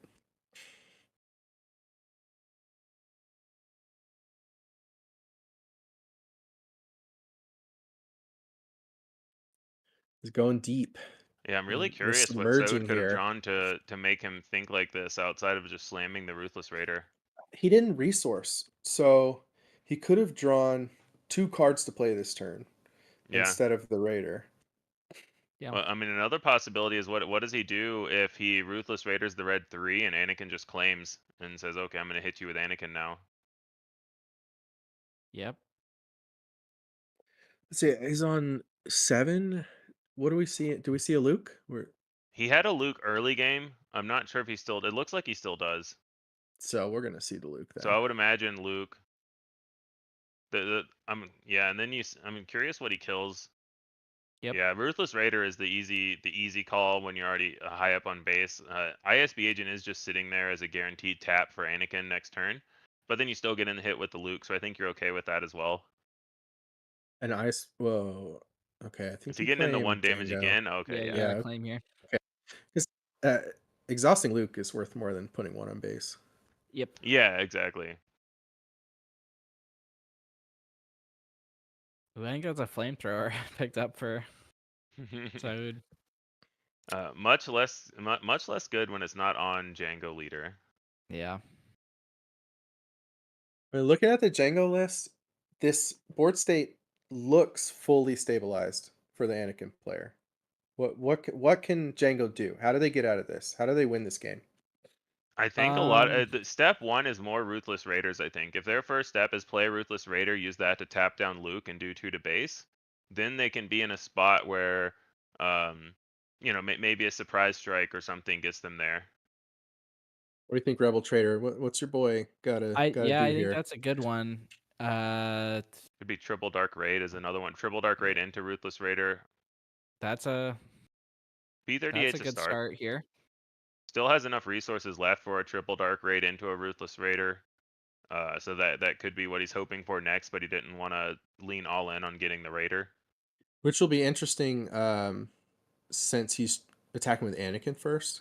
Mm-hmm. Anakin is going to end up dealing 5 to base, right? If I may Yes, math is right. 5 to base, overwhelming over the ISB. I like that play a lot because it takes away the free tap on board. So now Django has to play something else if they want to be able to get a tap down. So they play a wolf. Interesting. That blocks the Razor Crest healing. Yeah. Well, we may claim here. Yeah, I would not be surprised to just see a hand. claim by a claim by Luke here. I saw the force throw and then I thought, okay, we're not claiming. For breaking in, okay.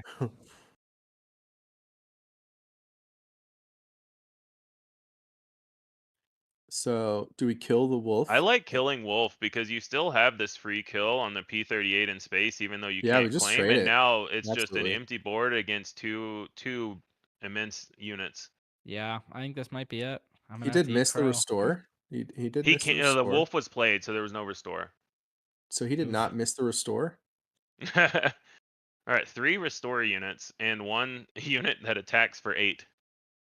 This is exactly how Anakin wants this to go. All right. And Django scoops it up. All right, Rebel Trader, you're gonna have another chance in the finals, okay? I will defend Rebel Trader a bit. I do feel like this Django had subpar draws. We only saw one P38 and it was very late game. We only saw one Ruthless Raider, one Triple Dark Raid. A lot of Django's key cards just didn't show up, and a lot of Anakin's did, which is, I think, part of how this matchup goes sometimes. If one side draws their key cards and the other side doesn't, that side's going to win. Yep. All right. I expect Carlos to win against Sabine again, but let's check in with the folks that are live there. See if we can get an update. I'm not Yeah, seeing trying anything to on get a Melee. live on the ground update.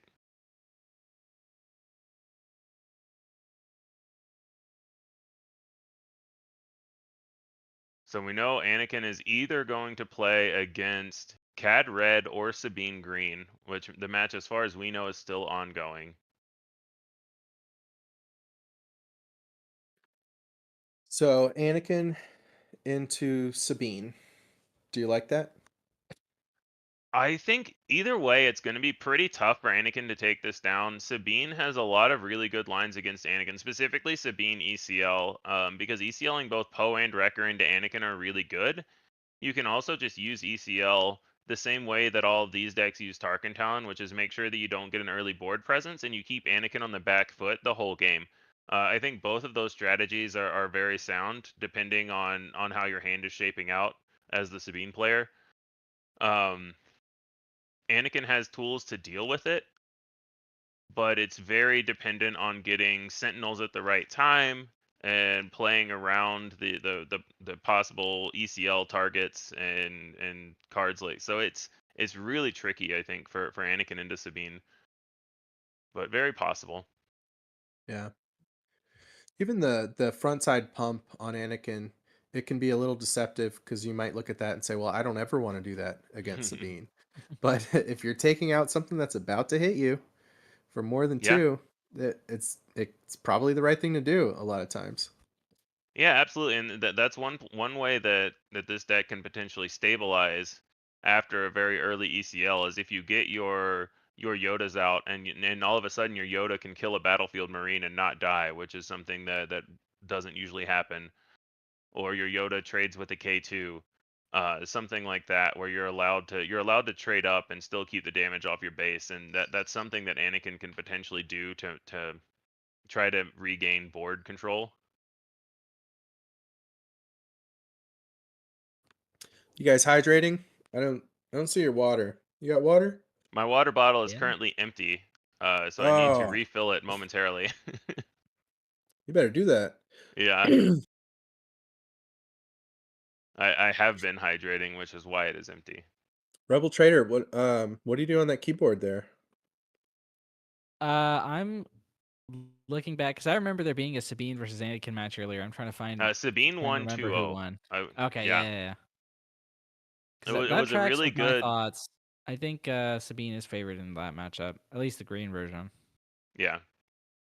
Yeah, I believe both of those games we saw it was the variety of where Sabine used ECL early, kept a board presence, and just prevented and made sure that Anakin was on the back foot the whole game. Yep. Okay, so if DZ is watching the other match, does he want Cad Tarkentown to win? It's a tough one. So DZ beat Cad Tarkentown, this exact Cad Tarkentown in the Swiss, Yep. but it was a very tight 3 games. He might prefer to play against Cad Tarkentown than Sabine. I think the main problem there is if Cad Tarkentown draws its absolute best draws, that deck wins every time, in my opinion. Like if you let both of these decks draw whatever cards they want to draw in whatever order they want to draw them in, I think Cad wins that matchup. Yeah. But that's because Cad's top end draws are so explosive. Now there are 2 of them. You have Forlom and Zuckuss. If all of those and you have No Good to Me Dead to keep Anakin leader tapped. If Cad draws the right cards at the right time, I think they beat Anakin. I don't know why we don't play that format more often. Draw your opening hand by searching your deck, and then every turn you search for two cards from your deck. Yeah. I mean, honestly, it's one of the things that I really like about this CAD list because even if it's a bad matchup, you have the ability to just spike against in any round against any opponent. There are a lot of decks that have very unfavored matchups where if both decks draw their best, you're going to lose. And I just think CAD doesn't have a lot of matchups like that.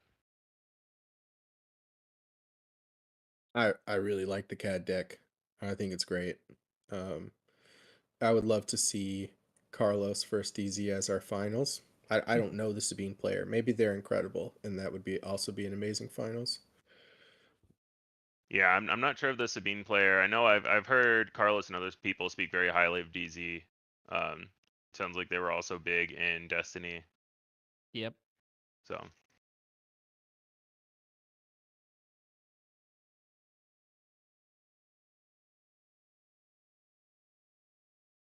Yeah, we still have not heard any results from the other semifinal. 20 minutes left Yep. in the round. You wouldn't expect it to take too long with one of the decks being a Sabine deck, but CAD can drag things out for sure. I would expect the longer it takes, the more likely it is that CAD is winning. Yeah.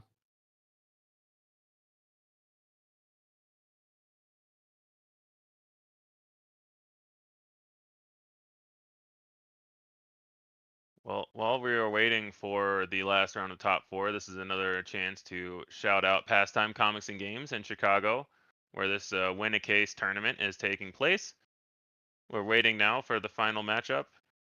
It's really awesome that that this store has events like this and lets coverage like this happen. Big shout out to Late Night Gaming, Loopy being on the ground at the event and setting up and letting us do all of this awesome coverage. Absolutely. Yeah, I can't say enough about Loopy. He puts in so much effort and time coordinating stuff like this, and behind the scenes that people might not see how much effort's going in. Absolutely. And Poem today putting in, he's the one driving everything you see on the screen. You know, maybe taking some breaks occasionally, but filling in for commentary, making sure those player names are up there, maintaining all that stuff, and just kind of being here the entire time as it runs through. Yeah, huge shout out to Poem being the tech support on making sure all this is working in addition to casting games is huge ups to him. Yeah, it looks like they're in game 3 in the other top 4 match, and apparently it's too close to tell. Oh, interesting. Loopy not willing to commit to a prediction. Okay.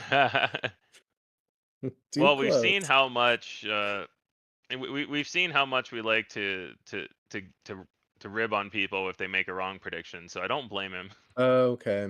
So it's my fault.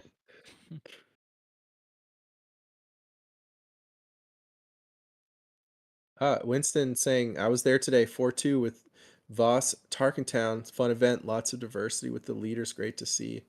Yeah, it's good to hear. You know, we're all swoop players. We love to hear positive community events like this. Yeah, and I think after being locked in a boba cage for a whole set, we're excited to see a diversity of leaders. Whether you're a boba player or not, it's just really nice to see the large meta diversity that we have here. More diverse than boba with different colored bases. So that's really exciting for me. I'm sorry, boba players.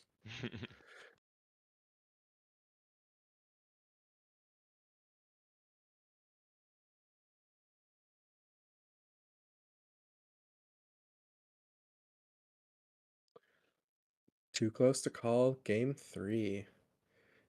In a too close to call game, usually I would give that to Sabine. It's hard to say.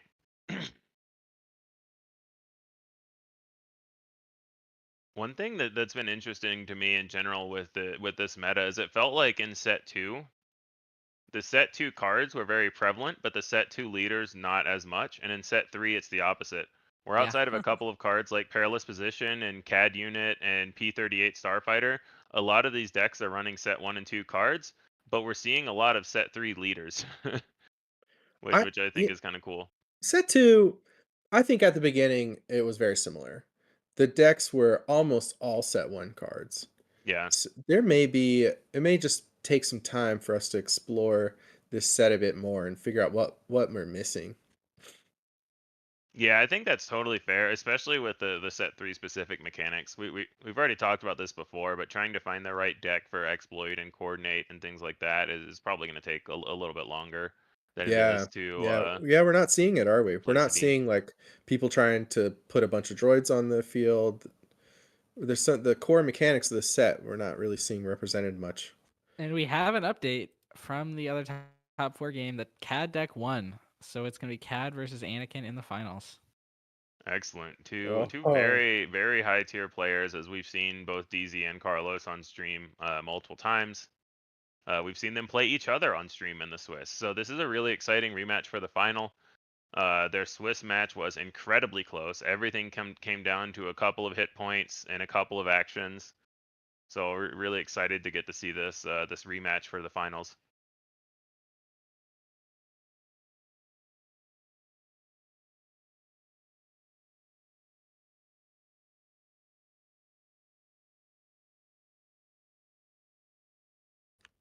I'm excited. I'm Yeah. just gonna say I am extremely biased on this one. Carlos is a teammate for both Jeff and I, and I tell you what, we love this guy. I think I can speak for you too, Jeff. Yeah. Right? Yeah. What a nice guy. You couldn't meet a nicer guy. And for him to be such an amazing player on top of that, he's just great to hang out with. Yeah, Anakin is my deck. I feel a huge connection to this deck. But Carlos is my homeboy. Gotta go. I gotta unbiased casting, obviously, but really excited to see such a solid person make it into the finals. All right, looks like we're going to have 10 minutes as a cool off period before we get the final started. But they're at the I don't tables think now, they want so that. maybe, Yeah. maybe They're like, It looks like they are ready to play. yeah. Like, excuse me, it's dinner time. Yeah, exactly. They want to get some food. They're ready to go. All right, I am going to step away for a second, but I'll be right back. Absolutely. All right. Now that Rebel Trader has stepped away, we can be fully biased casters. 100%. BN stands for Bias Network. Exactly. There we go. Kyle Kraft falsely assuming that I'm going to be an unbiased caster here. No, honestly, I really like both of these players. We've seen DZ on stream twice, and he's played this Anakin deck very well. Carlos has spoken in our Bothan Network Discord about how good of a player he is. So.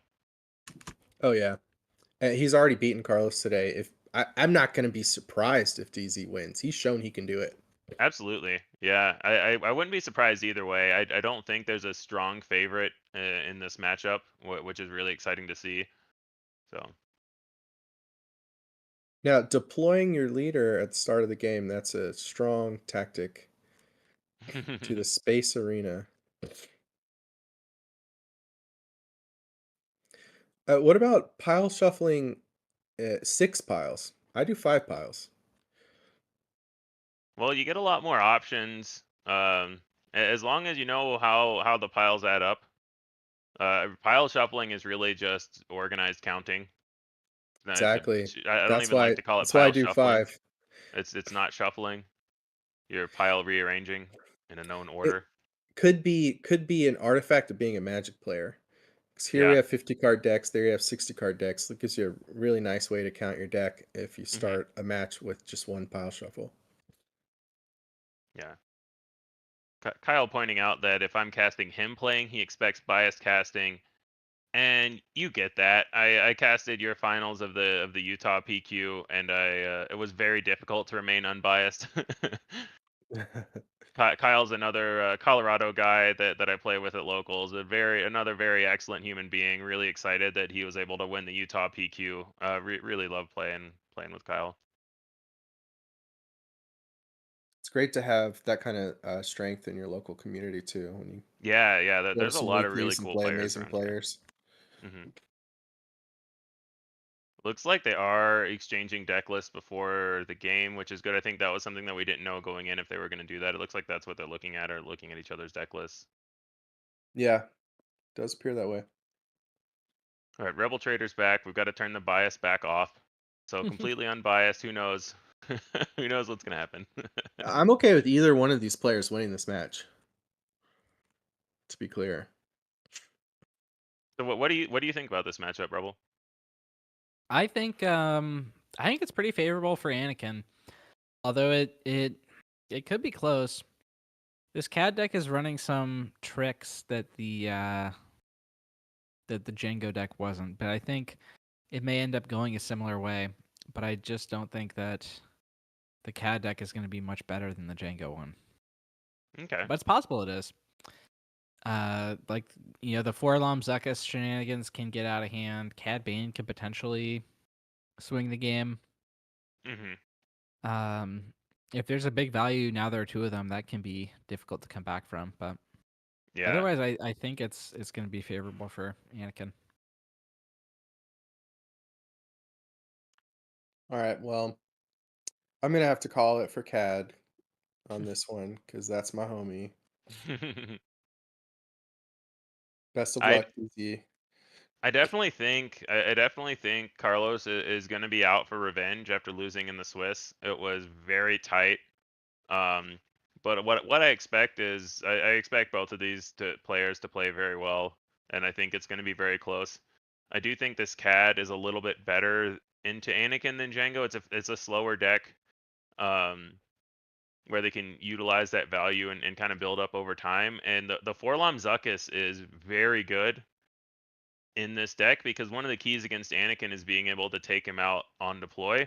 And Zuckuss with Forlom out being a 7/7 Saboteur or even just a 6/6 Saboteur with shoot first. It doesn't matter if you have any Sentinels in the way. Anakin is always unsafe in this matchup. We've seen such good play from DZ. I expect he will be keeping all of that in mind. And yeah, Kyle pointing out that you had, I think the standard rule is you're supposed to do 7 or more shuffles to fully randomize your deck. And the point is that pile reorganizing is not shuffling. You are not changing the order in an unknown way to any cards in your deck. So you can't do that and say that your deck is randomized. You have to fully shuffle up after. Yep. It is a counting method. When I sit down for a new match, I look at my sideboard. Is that my sideboard? And then I do one pile shuffle. Maybe it's just loose on my part, but I just do the sideboard counting. I count to the fact that I could one advantage of pile shuffling is you see if you've dropped a card or if your opponent kept a card from your deck or something. So I should do it more. But yeah, I often just check to make sure I de-sideboarded. But that's purely my own laziness. All right, we just got a message that time is starting.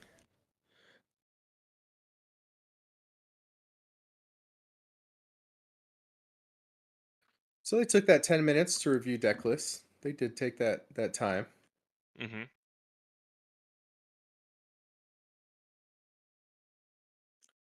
5 from Carlos. 8. Anakin won the roll. Okay.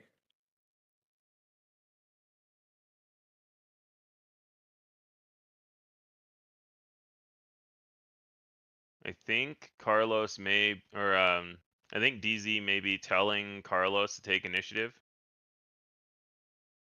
Goes back to what we were talking about with Cad versus Sabine, with not wanting to have to act first. Yeah. Ooh, what's Pump giving us on the screen here? What are we gonna get? Some new I'm little not sure, treats? but I'm intrigued. I know. I want to see. Ah, yes, that's what I Oh, wanted. excellent. Card Oh, preview, card live highlights. This is card. awesome. Yeah. Poem is the best. Look at that. When we see Cad play a medal ceremony, we will now know Yep. what it is. I am excited.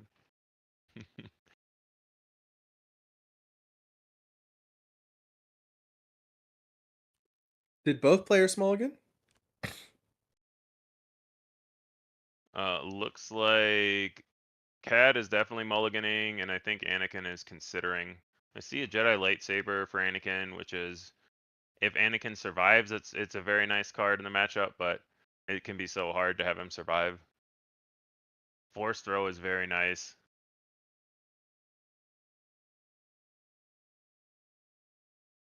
There's a Concord Dawn, which I would expect to get resource. Looks like he's resourcing Force throw and Concord Dawn, so very interesting.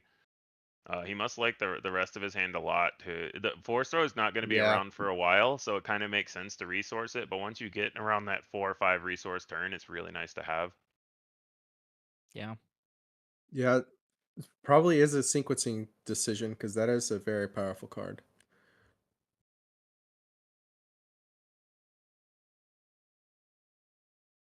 And it's very good in this matchup, especially to be able to hunt down those surprise cards that deal damage to you. Yeah, absolutely.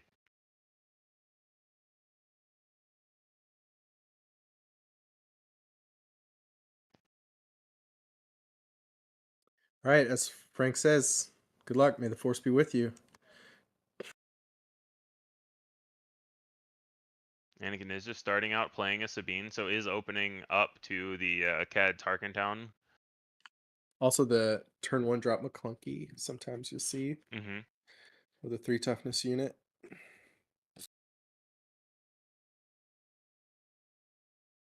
All right, And are we gonna anytime players see of this caliber do this, Tarkin it's a Town conscious decision. So he's saying, I want you to use your Tarkin Town now because you won't have it for future turns. He could have a daring raid in his hand, so He's he gonna doesn't. pop Okay. up.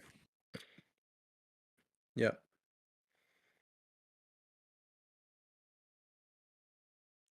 It's you really do want your opponent to have exactly 1 unit when you're Cad.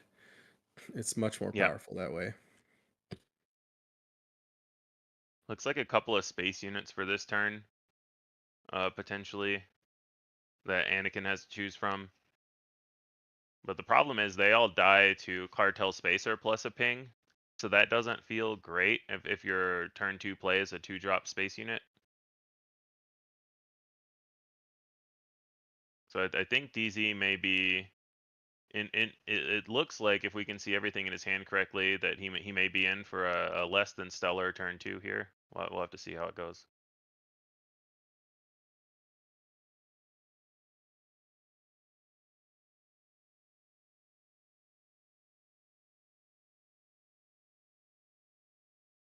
It might be worth passing to force Carlos to take some actions.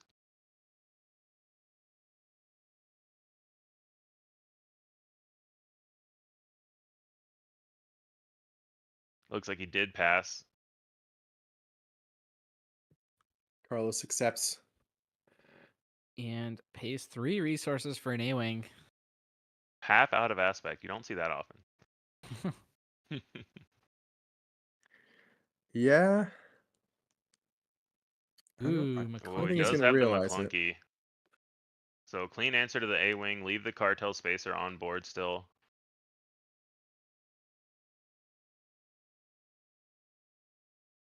Effectively just an open fire there. Yeah. I mean, Anakin can definitely play later in the game. Are they too concerned about this? I think you Not wanna really. try to have some kind of advantage.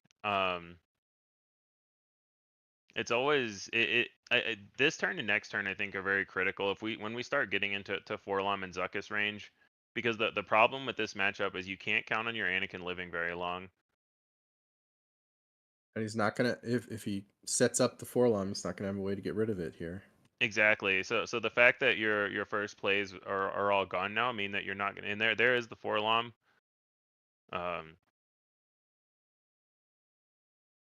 Yeah, I was gonna say we probably just move on here. We don't need to throw away the spacer yet. Yeah. Yeah. Do you think that DZ is going to use the Anakin to trade into the spacer while he can? It's an interesting question. I think you do, because it leaves you still have they still have to play another Underworld card. The other thing you could do is play a unit first, to potentially soak up the CAD trigger. You could just wait and assume he's eventually going to have to throw his spacer in. I think it depends on your action economy if you want to do it. Right. Yeah, I think that's what it comes down to, the action economy. Do you even want to spend the action to attack with that? Yeah, we saw some other later plays in Anakin's hand. We saw an Obi and another Force throw and a Jedi lightsaber. So Yeah. nothing that sets up super well for this turn that I can see. Yeah, I don't think DZ's too excited about his position. Yeah, if this turn is a blank from him, then I think Cad is enjoying life a Yeah. lot more. Especially if the Zuckuss is in hand.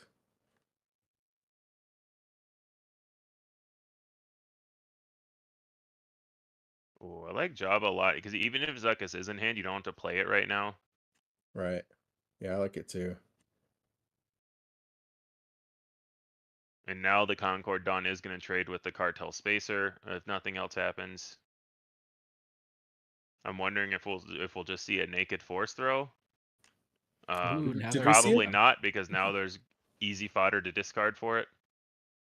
Did we see a Cassian resourced at any point? I I've don't know not if we seen one, saw but I that. haven't seen most of the resources, so it's always possible. I would imagine if he had one, he would be snapping that off now.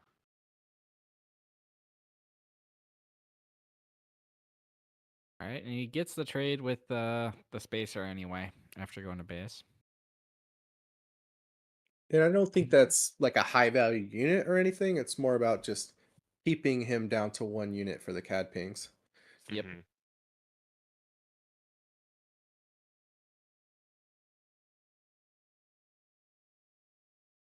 And you are DZ showing us his hand before.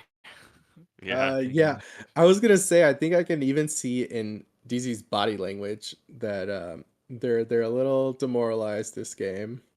Yeah, it just feels like Yep. everything's coming up a turn too late.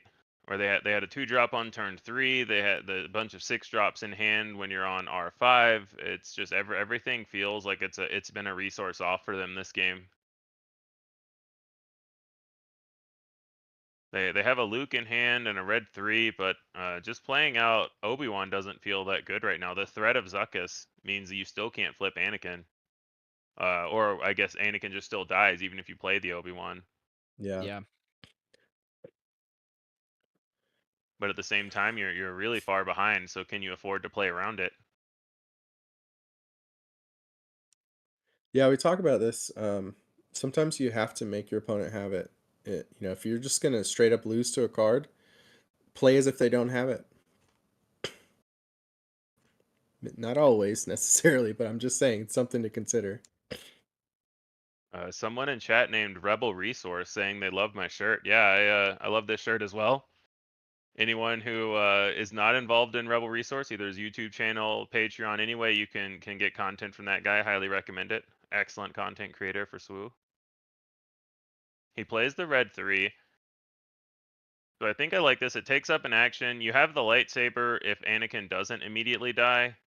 And he dies. Even if you play the Obi-Wan, he still immediately dies to Zuckuss. So I think now you've just got to flip and see if he has it. Zuckuss or Surprise Strike can both kill Anakin. And if Yoda Killer doesn't have the Zuckuss, then Anakin's in an okay spot. You get to drop the lightsaber on him, attack him for 1,000,000. But I have a feeling that this Anakin is not gonna either from Zuckuss or from Did he either from pass? Zuckuss or from No Good to Me Dead. Was that a pass or was it It Carlos's was a action pass. there? Pass. It was Yeah. a pass. Okay. So now he doesn't lose to the surprise, or Anakin doesn't die immediately to the Surprise Strike. But you still got all these resources up. If he just takes 3 more damage, the Anakin would trade with the Zuckuss. Yeah. Yeah, just keep passing. Attack me with your I CAD, mean, if Cad please. attacks, then there we go. Yeah. Yeah. I mean, if he has that's a real Zuckuss, consideration. he doesn't mind just attacking with the CAD if he has Zuckuss, right? Like you're still gonna just Yeah. I'd trade it take that in, trade. it'll die, and that's okay. Yeah. Because that's so much pressure. Yeah, I would not be surprised to see DZ pass again, and then it's on Carlos whether they want to to give Anakin the extra power or not. And that may be a tell also if it's Zuckuss or No Good to Me Dead in hand. Right. Yeah, you Because could No Good spend to Me 4. Dead, you don't care how much damage is on their base. Your goal is to kill them.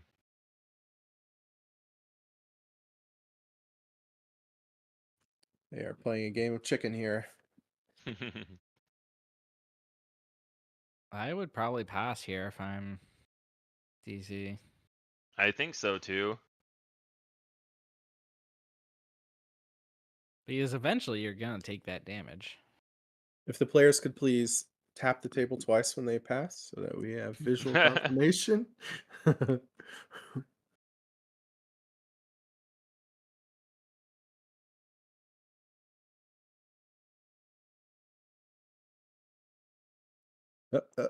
What's this?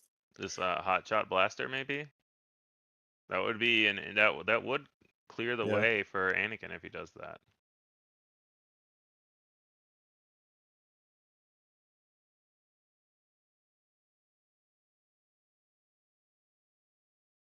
Yeah. And we could still have No Good to Me Dead as the Yeah. CAD player. So now I would expect to see an Anakin flip because they have the Anakin doesn't die at least to the No Good to Me Dead. There he is. And it's just too much pressure on the board. Yeah. It's time. Because the other question is, if it does get tapped, do you have the time to play the Jedi lightsaber, or do you just have to take initiative and drop an Obi-Wan next turn? He still have force throw. He could force throw himself, but even then, that only deals 7 damage. Doesn't kill Cad or Jabba. It could only kill Forlom if he force through himself. Yeah. So a Carlos lot of is high health not- threats out right now. If Carlos does have the No Good to Me Dead, I think he would have played it by now. I agree. Yeah. I think he would have snapped it off.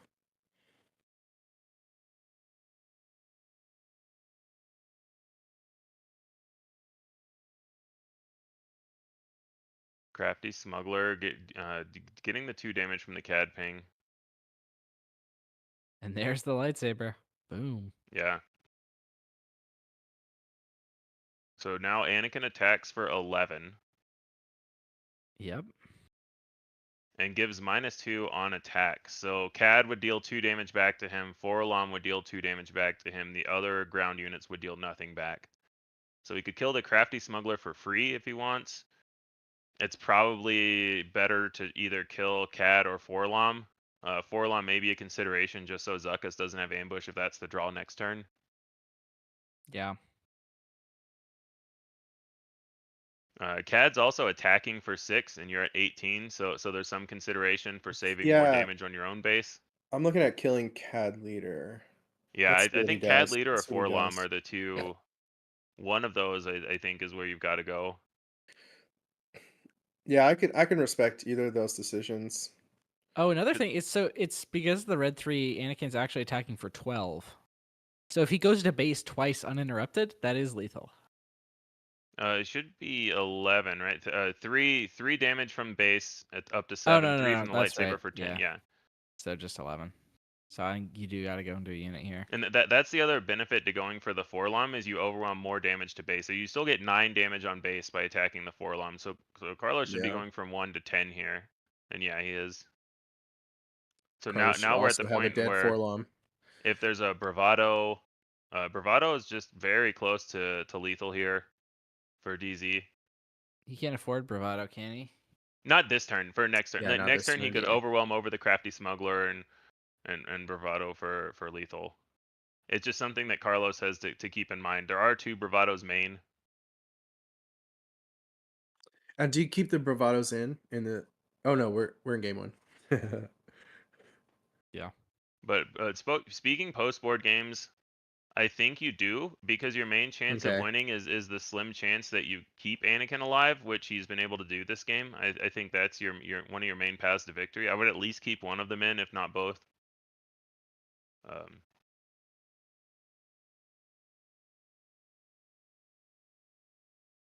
Yeah, really important action here for Carlos. What can he do to make sure that Anakin doesn't just kill him here, or to get in the last few points of damage himself?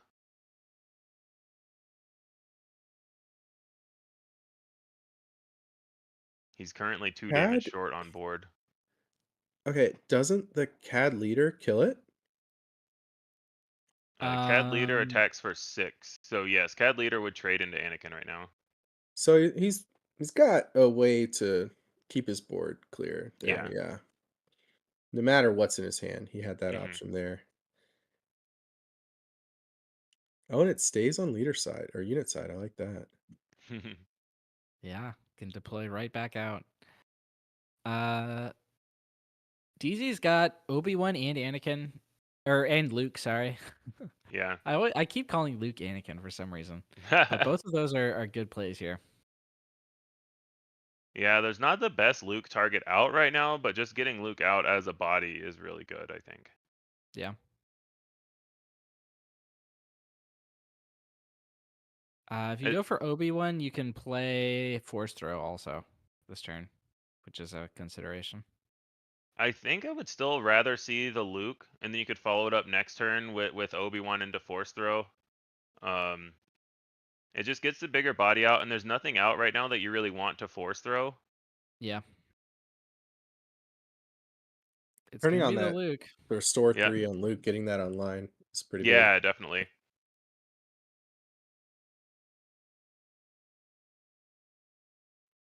Mobius one popping in to say good luck to everyone playing. Thank you very much. And if you haven't seen his Guess the Change Star Wars card videos, those videos are amazing. Oh, that's the same Mobius? That video was Yeah, I so assume it is. fun. Oh, I loved that video. yeah. Ooh, Oh, Cad what a Bane. play. So killing the crafty smuggler turns on, now there are 2 of them, to let Carlos get out CAD unit and capture the Luke. That was a huge play. Now there are 2 of them. You have to have exactly 1 unit in play. And so once the crafty smuggler died, now there are 2 of them was back on, and Cad was able to come out.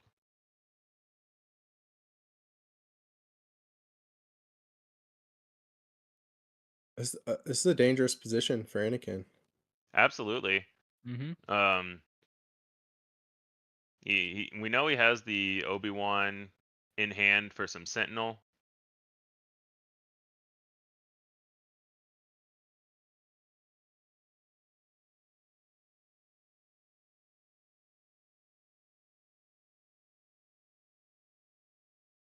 And now there's a much more appealing force throw target as well if he gets an action to force throw into the CAD unit. Looks like that might be a takedown in hand. Yeah, Doesn't there's help definitely a much at the takedown. moment. All right, here's an Obi-Wan. Does Carlos is main decking Waylays? Yeah, I think Waylay is just game over here. There's lethal on board if there is a Waylay. If there's not a Waylay, then you have the thought of, do I swing the CAD unit in to just kill Obi-Wan before something like a force throw can come out?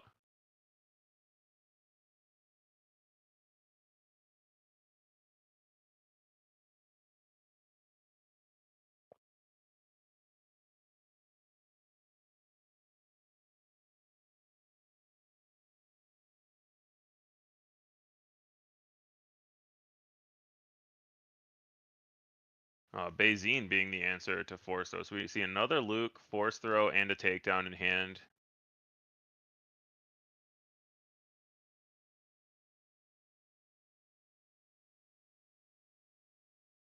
So if Carlos doesn't take either the force throw or the Luke, then he could force throw himself to kill the CAD. So yeah, Carlos is forced to take one of those cards.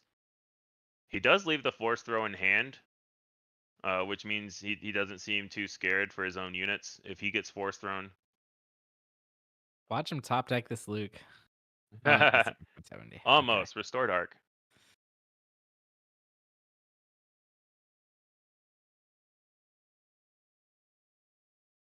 The new question of whether to attack with CAD is going to keep coming up because it's a good unit. So what do you do in Yep. this position? It's tough because you give the Luke back and you get 2 XP onto the red 3 if you attack with CAD and kill the Obi-Wan.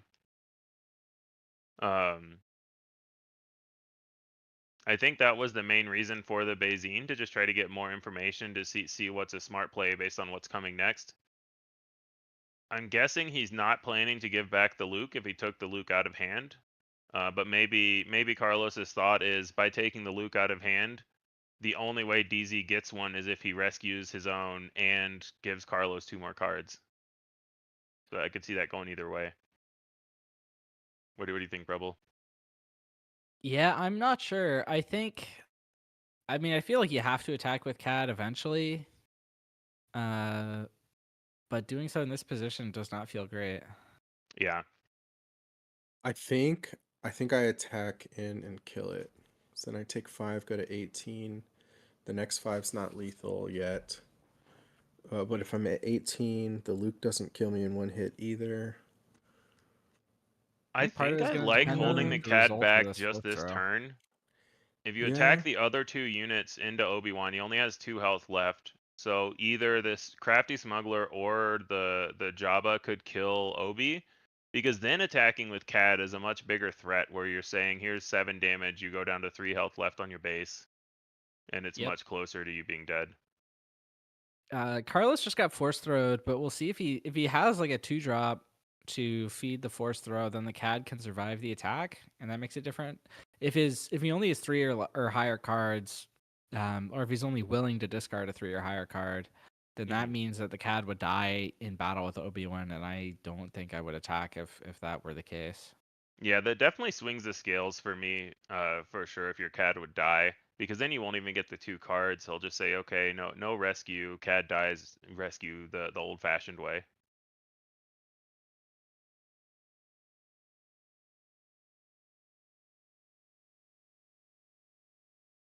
The other note is, I believe we know that there is a takedown in DZ's hand. So if you attack with Cad into Obi, then first action next turn could just be to take down the Cad, and so you rescue the Luke that way rather than giving 2 cards this turn. Yep. Yeah, you just don't get the Luke attack. Yeah, true.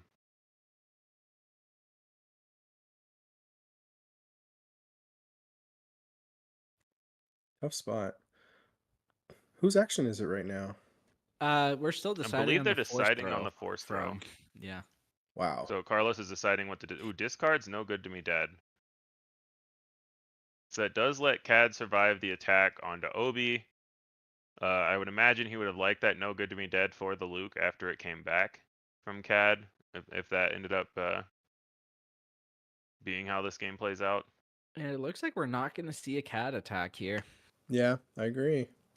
It is interesting because Cad's still in takedown range after the force throw.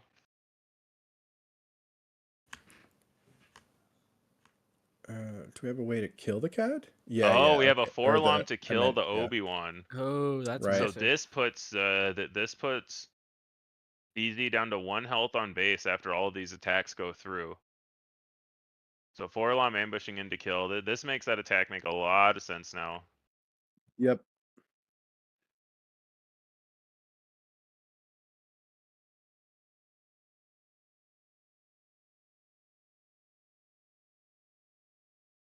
Yeah, so now I think, Carlos choosing, or DZ choosing not to rescue the Luke.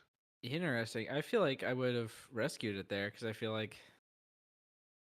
Yeah, it's the was- only way to not be dead on board technically is to Yeah. rescue the Luke and then first action throw the Luke into Cad unit. Yep. But I think he was looking for Sentinels to play potentially and didn't find any. So yeah, Cad takes game 1. Very, very intricate game. In more than one way, Cad takes game 1. Yeah. Yeah, the Cad unit coming out, capturing the Luke, that was huge.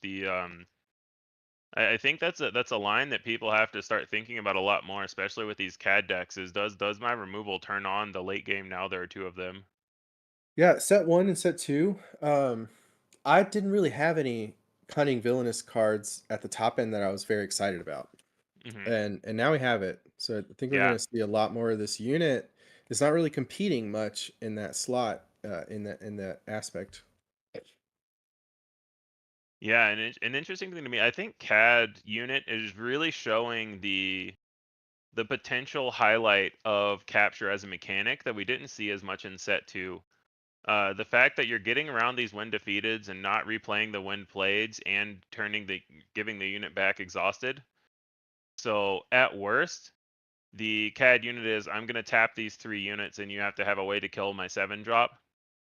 And at best, it's, I'm going to win the game with this because you can't answer my 7/7 that cleared your board. So I think it's a really good showing of what the capture mechanic can do.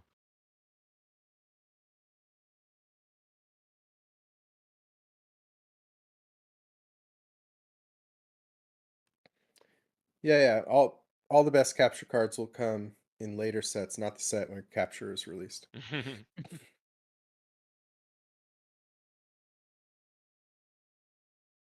And I'm looking through. So we've already seen this matchup before, but now we get to see what's actually in the sideboards. So DZ's sideboard has 2 K2SOs, 2 Fell the Dragons. I could see the Fell the Dragons coming in for CAD unit. They don't really have any other targets, so maybe it's not worth it just for that one card. But we just saw how important that card is in the matchup.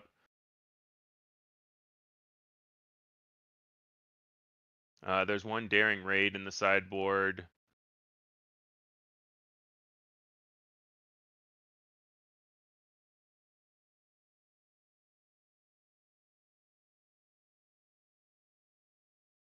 Let's see. Looking All right, I got over the deck at list in front of me. Which I'm one are we thinking about right now? so for the Anakin deck, I think that the main question is, do you think CAD unit is a big enough threat that you board and Fell the Dragon? Because I don't think there are any other targets. Oh, no, Zuckuss is a target too. So okay, so yeah, so I like Fell the Dragon a lot actually Yeah, because Zuckuss yeah. is one of the biggest threats to Anakin. It kills that and Cad Bane. So I think Fell the Dragons definitely come in for DZ. Yep, me too. Does anything else come in? I'd probably bring in the K2s. I was Yeah, looking at those. I like the hand attack and also the ability to fight for the ground arena and still get overwhelm damage in with K2 is pretty nice. So I do like Well, the K2s as well. well, what comes out? Like if we're bringing in 2 fells, we've already got 2 things we need to pull out. So, any cards here that are weak into the CAD matchup? I would consider potentially. I could see taking out the Obi-Wan because it's really expensive and they have both Waylays and Saboteur, so it's not as good. I could see taking out the Concord Dawn Interceptors because this deck's not heavy in space. Yeah, I agree with that. I like that. So that's 4 slots. It's possible that he wants to keep his mana curve similar, so he takes out Kanans for the K2s. I would rather keep the Kanans in, but I think it's another possibility that you could take out. Poe is a little bit weaker in this matchup as well, where there are a lot of ways to kill him that aren't very card intensive for the CAD player. So there are a few options that I think would all be okay to take out. And then Carlos's deck. Did we already go over that and I missed it? I was No, distracted not for a yet. moment. So yeah, looking at Carlos's sideboard. So in his sideboard, he's got 2 Daring Raids, 2 Sneak Attacks, a Bazine, 3 Lurking Ties, a Change of Heart, and a Finnick Shand. Finnick is a really interesting one. So Finnick, this is the 7 cost 4/6 ambusher that on attack deal 1 damage to the defender if it's a unit for each different cost among cards in your discard pile. So it could just come in as another way to clear Obi-Wan if he's still in the deck, to clear Luke, to clear Anakin Leader. It does cost 7, so it's kind of up there, but that's the only thing that I really I really see as a high potential of bringing in out of the sideboard. What do you guys think? I like Bazine. Yeah. Oh, Rebel Trader, what are you thinking there? Yeah. I think Bazine is great. I mean, I think I agree. The rest of these are kind of rough. And all these space units, the Lurking Tie is not great. Fennec is a maybe, actually, I guess just as a one of. Because Yeah. theoretically she could deal with an Anakin in some circumstances.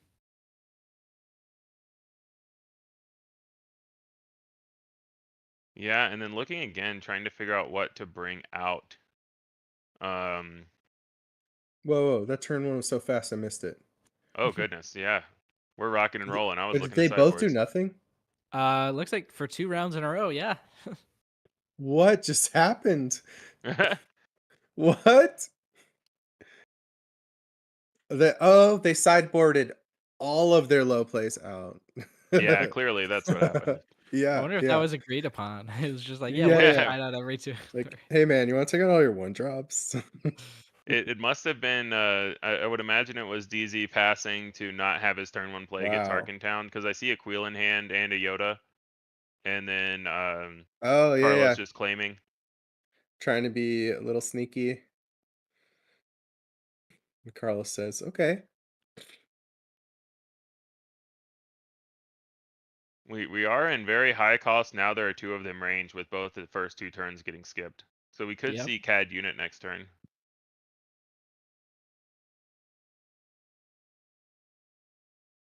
I think there's a force throw in DZ's hand.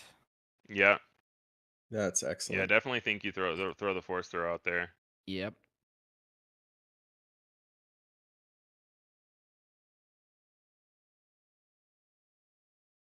Oop, just hits a 1. That's not super high impact.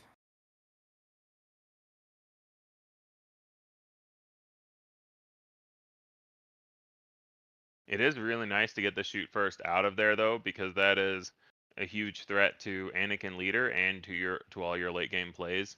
So even though the damage isn't exciting, it's very exciting to get a shoot first out of Cad's hand.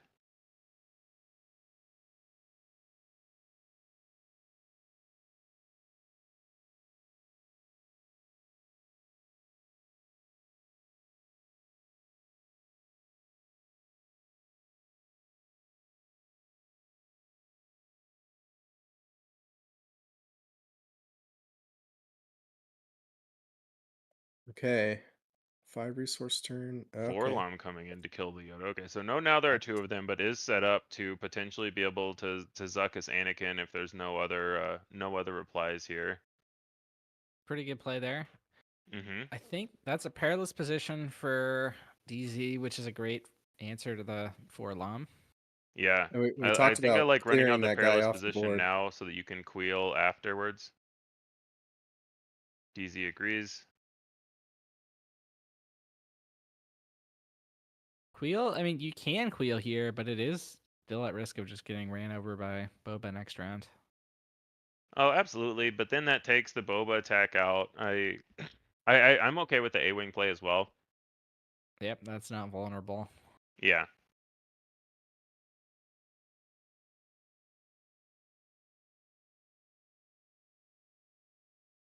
And now we're going into the 6 resource turn with very little board development by either player. We I think do that's have a now Fell the there are 2 of them Dragon on in again. DZ's hand. So that did come in.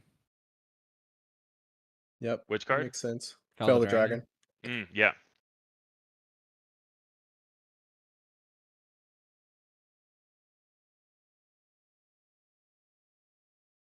So Yoda Killer not showing an easy way to deal with Anakin on deploy right now. Obviously, we know he plays No Good to Me Dead. I'm wondering if he's considering a Bazine here. We saw him do that last turn, I believe, on the deploy turn. It's just a nice way to check to see if the Anakin is going to get followed up by any lightsabers, any force throws. If there are sentinels protecting him, you really get to see what kind of defense you're up against before you make your real move. Oh, nope. Cartel Spacer is basically just forcing Anakin to act first, saying you're not going to get in a free attack here. You have to do something, and I'm going to respond to it.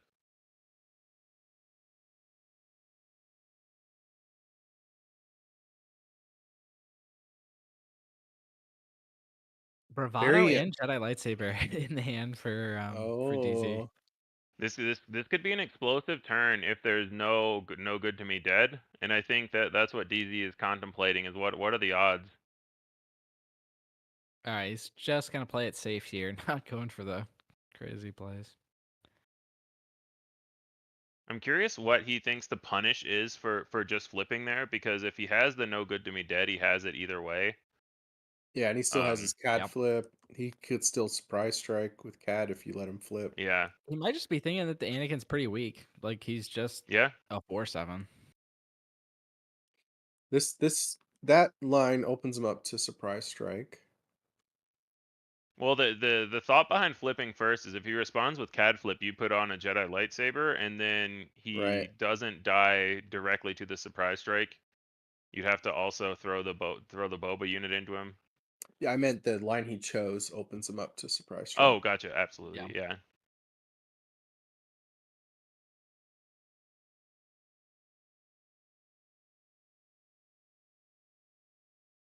So if he has another, if Carlos has another 2-drop, he could even develop again and still threaten both surprise and no good to me. Yeah, I mean, currently has 7 damage on board to kill Anakin. We know there's a lightsaber in hand. All right, so now we get to see what does he have.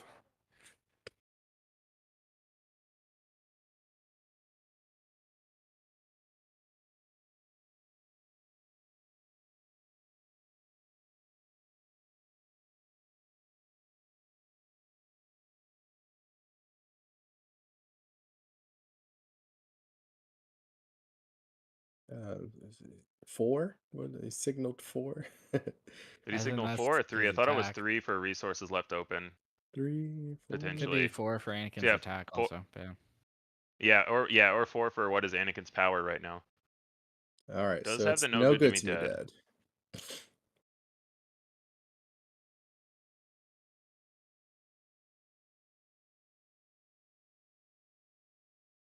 I think that's Now it. I Is that think a the village question is, do protector? you still just run the lightsaber out on him because it makes the trades a little bit harder? I like running the lightsaber out, especially with the bravado in hand, because you can use it to untap him next turn. And if he has something like a 4-lom, then he would then have to run 3 units into Anakin instead of currently just the Cad and Boba that are on board.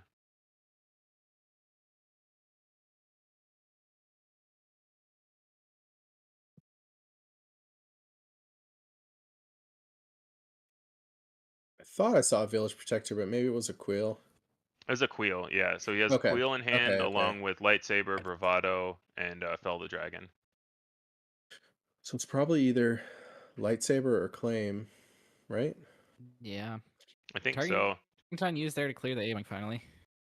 That's a really good, really heads-up play, because the A-Wing clearing out Cartel Spacer was the easiest way to turn on Bravado for next turn, and now that play is off the table. Yeah. Cloud Rider coming down, but first we're gonna see Cad trigger. Yeah. Yeah, Where are you it gonna feels put like I it, think Anakin has friends? been passing a lot here, trying to see what Carlos is up to.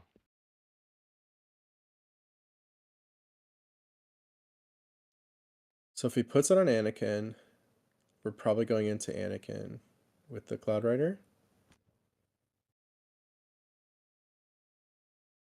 Because another Yeah. thing is, next turn, Boba Disintegrator will be turned on Yep. for the exhausted Anakin. I mean, right now, without playing the lightsaber, Boba kills Anakin, so I think you just... Oh, putting the lightsaber on Cassian. Alright. Okay, so just trying to get a higher health unit out. This does let Boba kill the Anakin, if that's what Carlos wants to do. He could also use Cad to kill the Anakin, and Cad lives. Could also just go base. I don't know. He could. You're only at 3 damage on base, so I don't think I don't think you're in race mode yet. But I could be wrong. I'm not sure. A Cad unit next turn is going to clean up that lightsaber really nicely. Mm-hmm.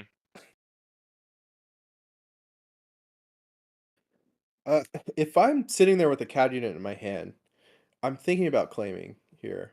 Like, is that what I want to do? Yeah, that's totally fair. You know, Anakin's not untapping next turn. And next turn, Boba kills him with the on attack. So if you claim, That's what I'm thinking. Yeah. Yeah, if it's already sitting in my hand, that might be worth it.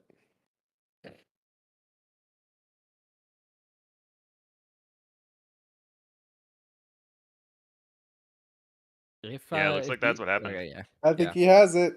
I was gonna say if DZ got initiative, he could kill the Boba before the Boba had a chance to kill the Anakin. Right. That's why we want to give up our attacks to claim here. Yeah. So Yeah. it could be a waylay. It doesn't have to be CAD unit, but I mean, I think but even if he doesn't have anything, claiming there just lets you kill Anakin for free now. yeah, And if he has anything to deal with the Cassian, then he's just in a really good spot. yeah.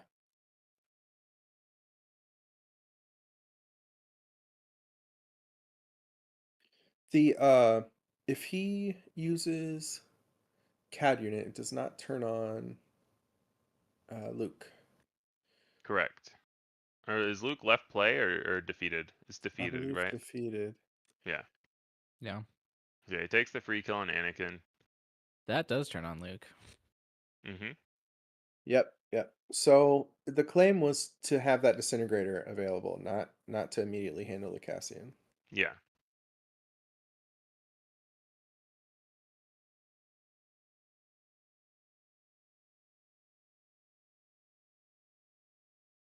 Like to get our underworld ping before this goes away, possibly.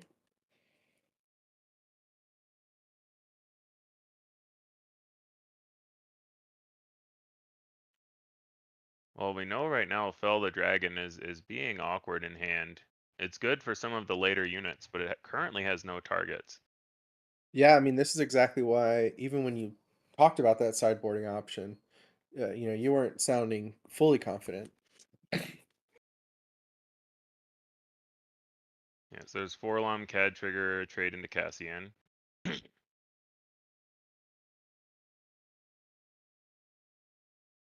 Daring Raid finishes off the CAD. Nice. That's good. Wait, no, Carlos on my team.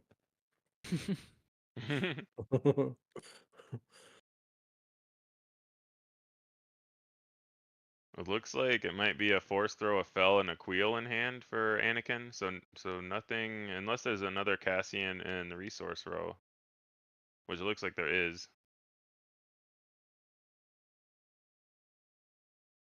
Okay, so this is really good. This gives him at least something to do this turn, because otherwise he didn't have a ton to do. Smuggling out a second Cassian.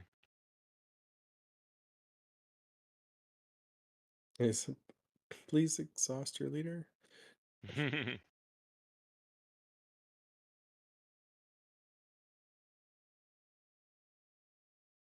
Yeah, Anakin did get defeated this turn, so he cannot exhaust to have Cassian kill Boba unit. Yeah. I think Carlos was pointing that out.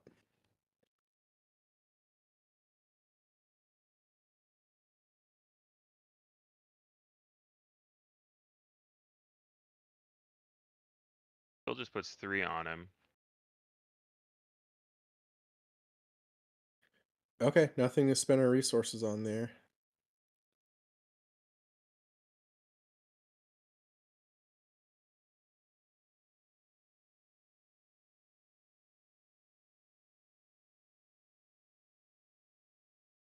Looks like another Queel. So it looks like Anakin's drawing a lot of his situational removal and early plays now.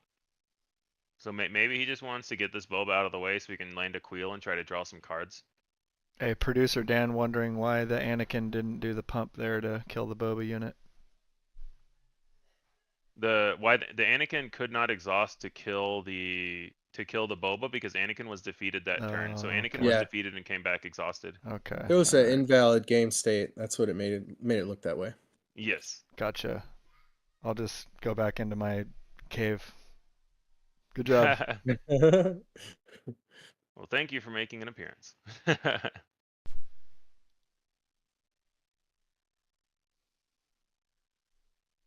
And for the card previews. Yes. So yeah, Cassian kills Boba, lets him play out the Queel. Queel still not long for Nice. this world.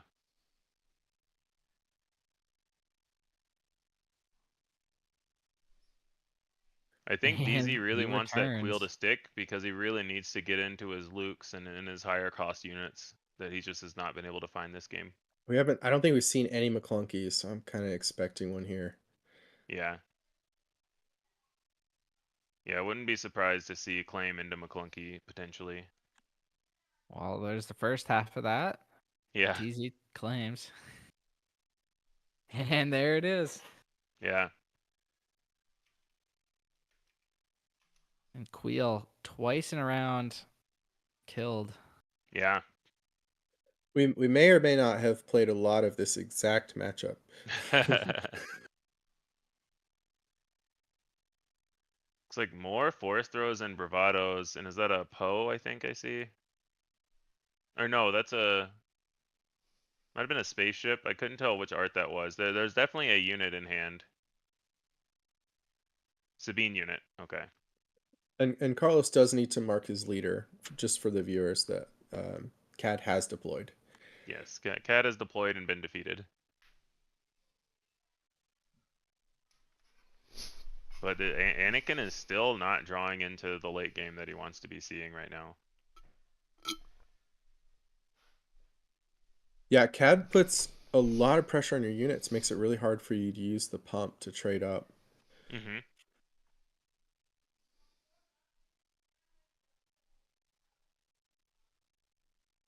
I think especially with the combination of ambush and saboteur, it makes it difficult for Anakin to protect his own units and keep a board state around to do that that efficient trading that he likes to do. Cash Money Boss going pointing to out base some. there, not taking out the Sabine. Well, after the Cad ping now, any event lets the boss kill Sabine. Yep. So we might see something. I don't know what event would actually be helpful right now. Well, like a daring raid to the base is something you Yeah. could do. True. He might have something like a waylay or a no good to me dead and was waiting and Who just takes initiative and no follow up for Yeah. DZ. So now you could Yeah. have a surprise strike or something like that. Yeah, I think DZ passed there and Carlos claimed. Yeah. Because DZ didn't have any other plays anyway. Their hand is a bunch of force throws and fell the dragons right now.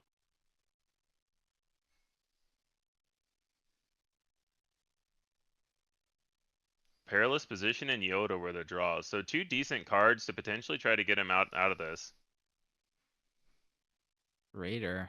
Ruthless Bad Raider stuff. coming down.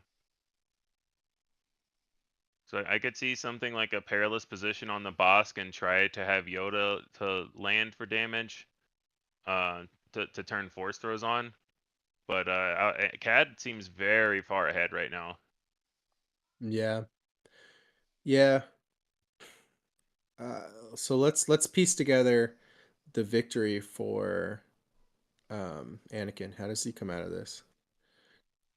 I think it starts with trying to control. If you can get a force throw or 2 off this round with Yoda out, you're feeling good. If you then follow that up by finally drawing your Lukes. Mm-hmm.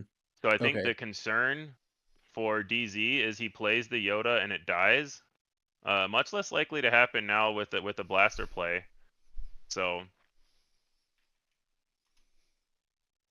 we'll see what these. It looks like 2 force throws in hand. So if he can kill off this Boba unit that has the blaster on him, I think that would be really big. Yeah, we need some big cards from Carlos's hand. And the Bosk only has 1 HP left, so any damage will kill that. Second force throw. Oh, Second force throw gets a crafty smuggler. So even if all the damage had gone on to Boba unit, he would not have died. Yep. And so Carlos DZ really needing Carlos to have some more expensive cards in hand, and Carlos not obliging.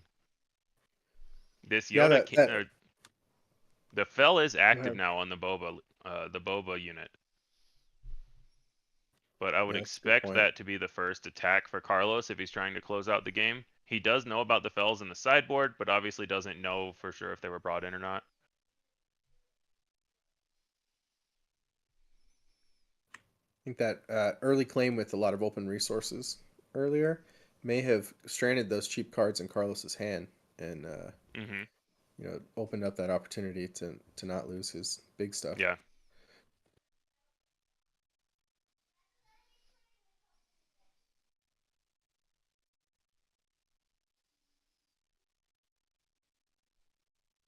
So it looks like a takedown and a fell in hand. Oh, another blaster. Wow, another blaster. So Boba this is dual 7 to wielding. base up to 25. So he can take down the Ruthless Raider and then fell the Boba unit. Yeah, That I mean does do we're it, gonna have to yeah. see that.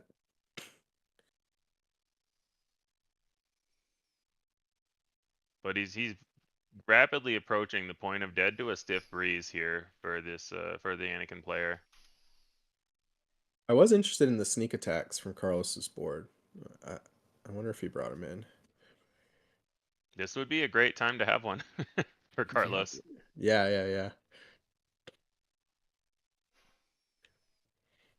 And also, if he just has another Ruthless Raider, kill the Yoda now and get to one damage left on base.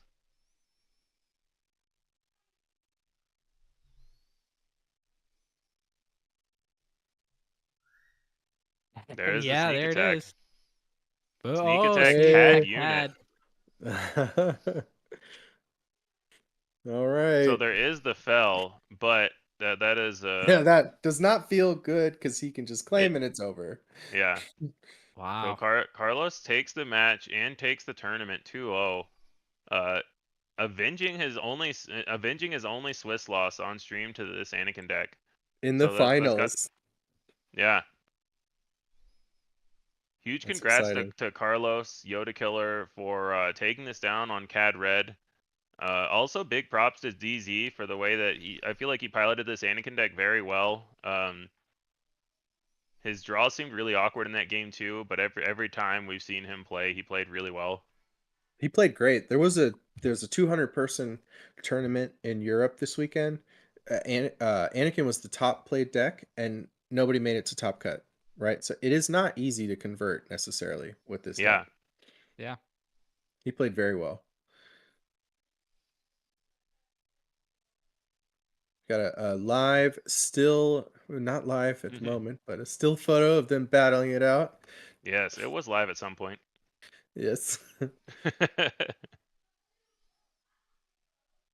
A lot of people in chat recognizing both Carlos and DZ's hard work to get here. So yeah, huge congrats to those guys.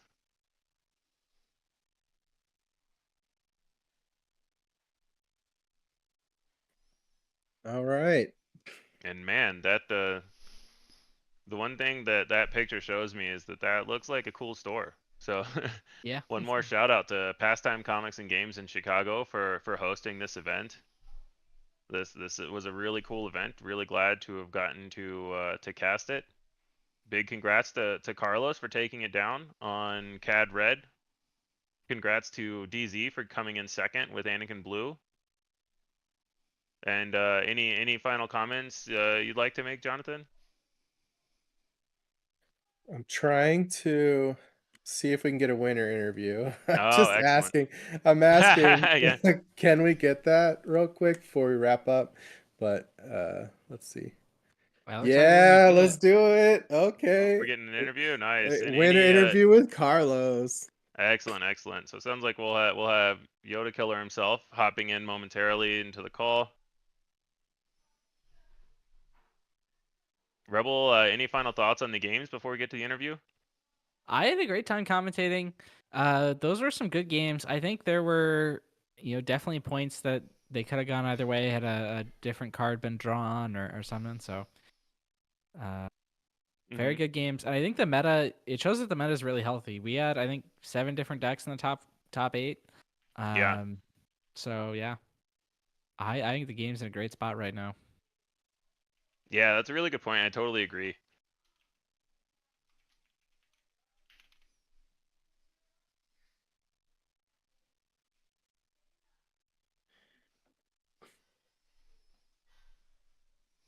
All right, let's we'll wait till we know for sure Carlos can hear us and we can hear him.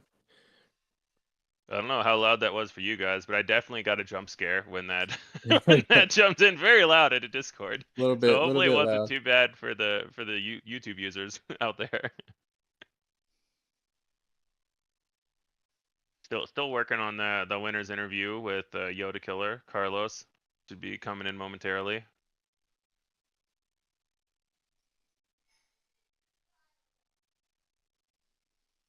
Yep, I knew Loopy said he does have them. I heard his voice just then.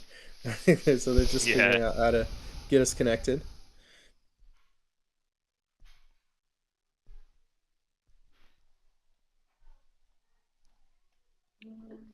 All right, guys, I got Carlos the winner for you. Thanks very Excellent. much, Loopy. Yep, and that's in front. Webcam time. So. Carlos, congratulations. Can you hear us? Yes. Ah, there he is. We have a Carlos. What's going on? Welcome in, Carlos. We've got Wait, Don't Kill Me, Jonathan Fisher, and Rebel Trader here. You guys. Congratulations. What up, team? Thanks, guys. Yeah. So, what are your thoughts coming out of that fairly dominant, I would say, 2-0 win, avenging your only loss in Swiss? Oh, yeah. I made a lot of mistakes. Don't forget your Derek and I, we face each other all the time. Any locals, any showdown, we're always like in the finals against each other. And he always gets be in top 4 and top 8 in the PQ as well. So. Oh wow, yeah. Revenge, like Loopy says. Yeah. Well, now you get to open a case in front of him. Yes. No, but as you guys know, Cad Bane has been doing some good stuff and testing and stuff, so I'm pretty happy about it.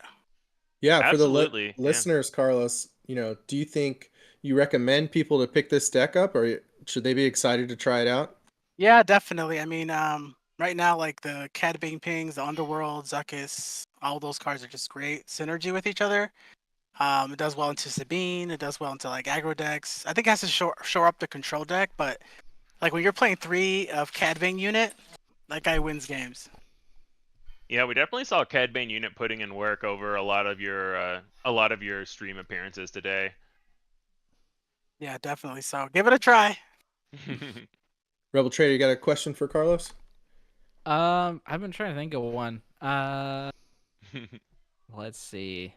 How is now there are 2 of them all day? It looks like you've only got 2 of them in your list. I know. Yeah, it was hit or miss. Like I've seen it before where you just get like you don't want to play him against Tarkin Town decks, so you just get blown out by it, and then you're losing card advantage. But it does help against decks that just can't answer like a Zuckuss. On turn, what is it? 2? Yeah, turn 2 Zuckuss, and then you can go into turn 3 Forlom. Exactly. So I liked it. It's a 2 of. I honestly always tell people like the heart of the deck is Jabba the Hutt. I think Jabba the Hutt's the best card in the whole deck. Mm-hmm. It allows me to get my tricks. It decreases them. There's a lot of great tricks in there, and it's such a big bot. It's a 2/8, and it's very hard to deal with. I really like the synergy in your deck with Jabba the Hutt and things like the Hot Shot Blaster, where all of a sudden Jabba's now a 4/8. How has that combo been working out for you over today? Very good. I've had a blaster or 2 on Jabba.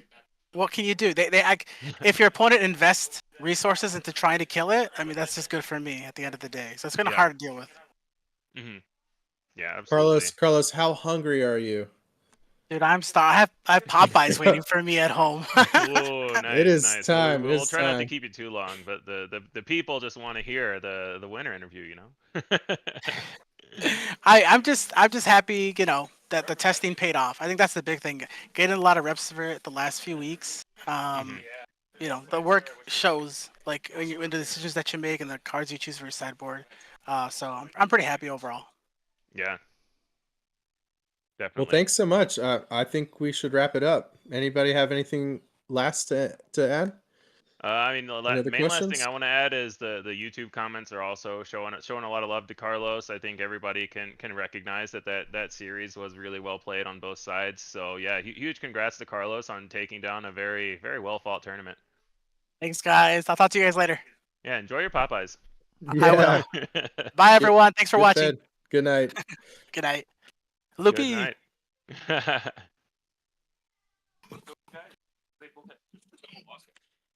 All right, well, I'll sign off. Thanks, everyone. This was great casting and being involved here. Thank you, Loopy. Thank you, Late Night Gaming, for all the work you put in. organizing this stuff. I had a blast. Rebel Trader, it was great meeting you and commentating with you. Thank you. If you're watching this on the TTI channel, remember to always take the initiative. And if you're watching this on Late Night Gaming, then if you made it this far, you're our hero. Yeah. Also shout out to the other partners, Maclunky Gaming and the Bothan Network. These kind of events are always a big team effort with getting this coordination run. Oh yeah, of course. Does So, Maclunky have a sign off that I should say? I don't know if we have a sign off for Bothan Network either. No, we don't. I will say good night. Maclunky Gaming, another group that has put in the work to get content to us, the players. Going to PQs, going to events, getting those streaming events up and running for us at their own time and cost, and very incredible. Love those guys. Yeah, love the high production quality that they put in. Same thing with the late night guys. You can really tell a lot of effort goes into all of this production, and I'm just really glad that we're building this kind of community where we can get this get this content out to people. I think people want to see competitive games at tournaments, so it's really good that these groups are helping make that happen. Hey, so Poem here, I just want to thank all the casters. You guys, really made this event awesome, and appreciate y'all. Thank you very much, Poem. Shout out to you as well, doing all the tech work in the background and doing some casting at the same time.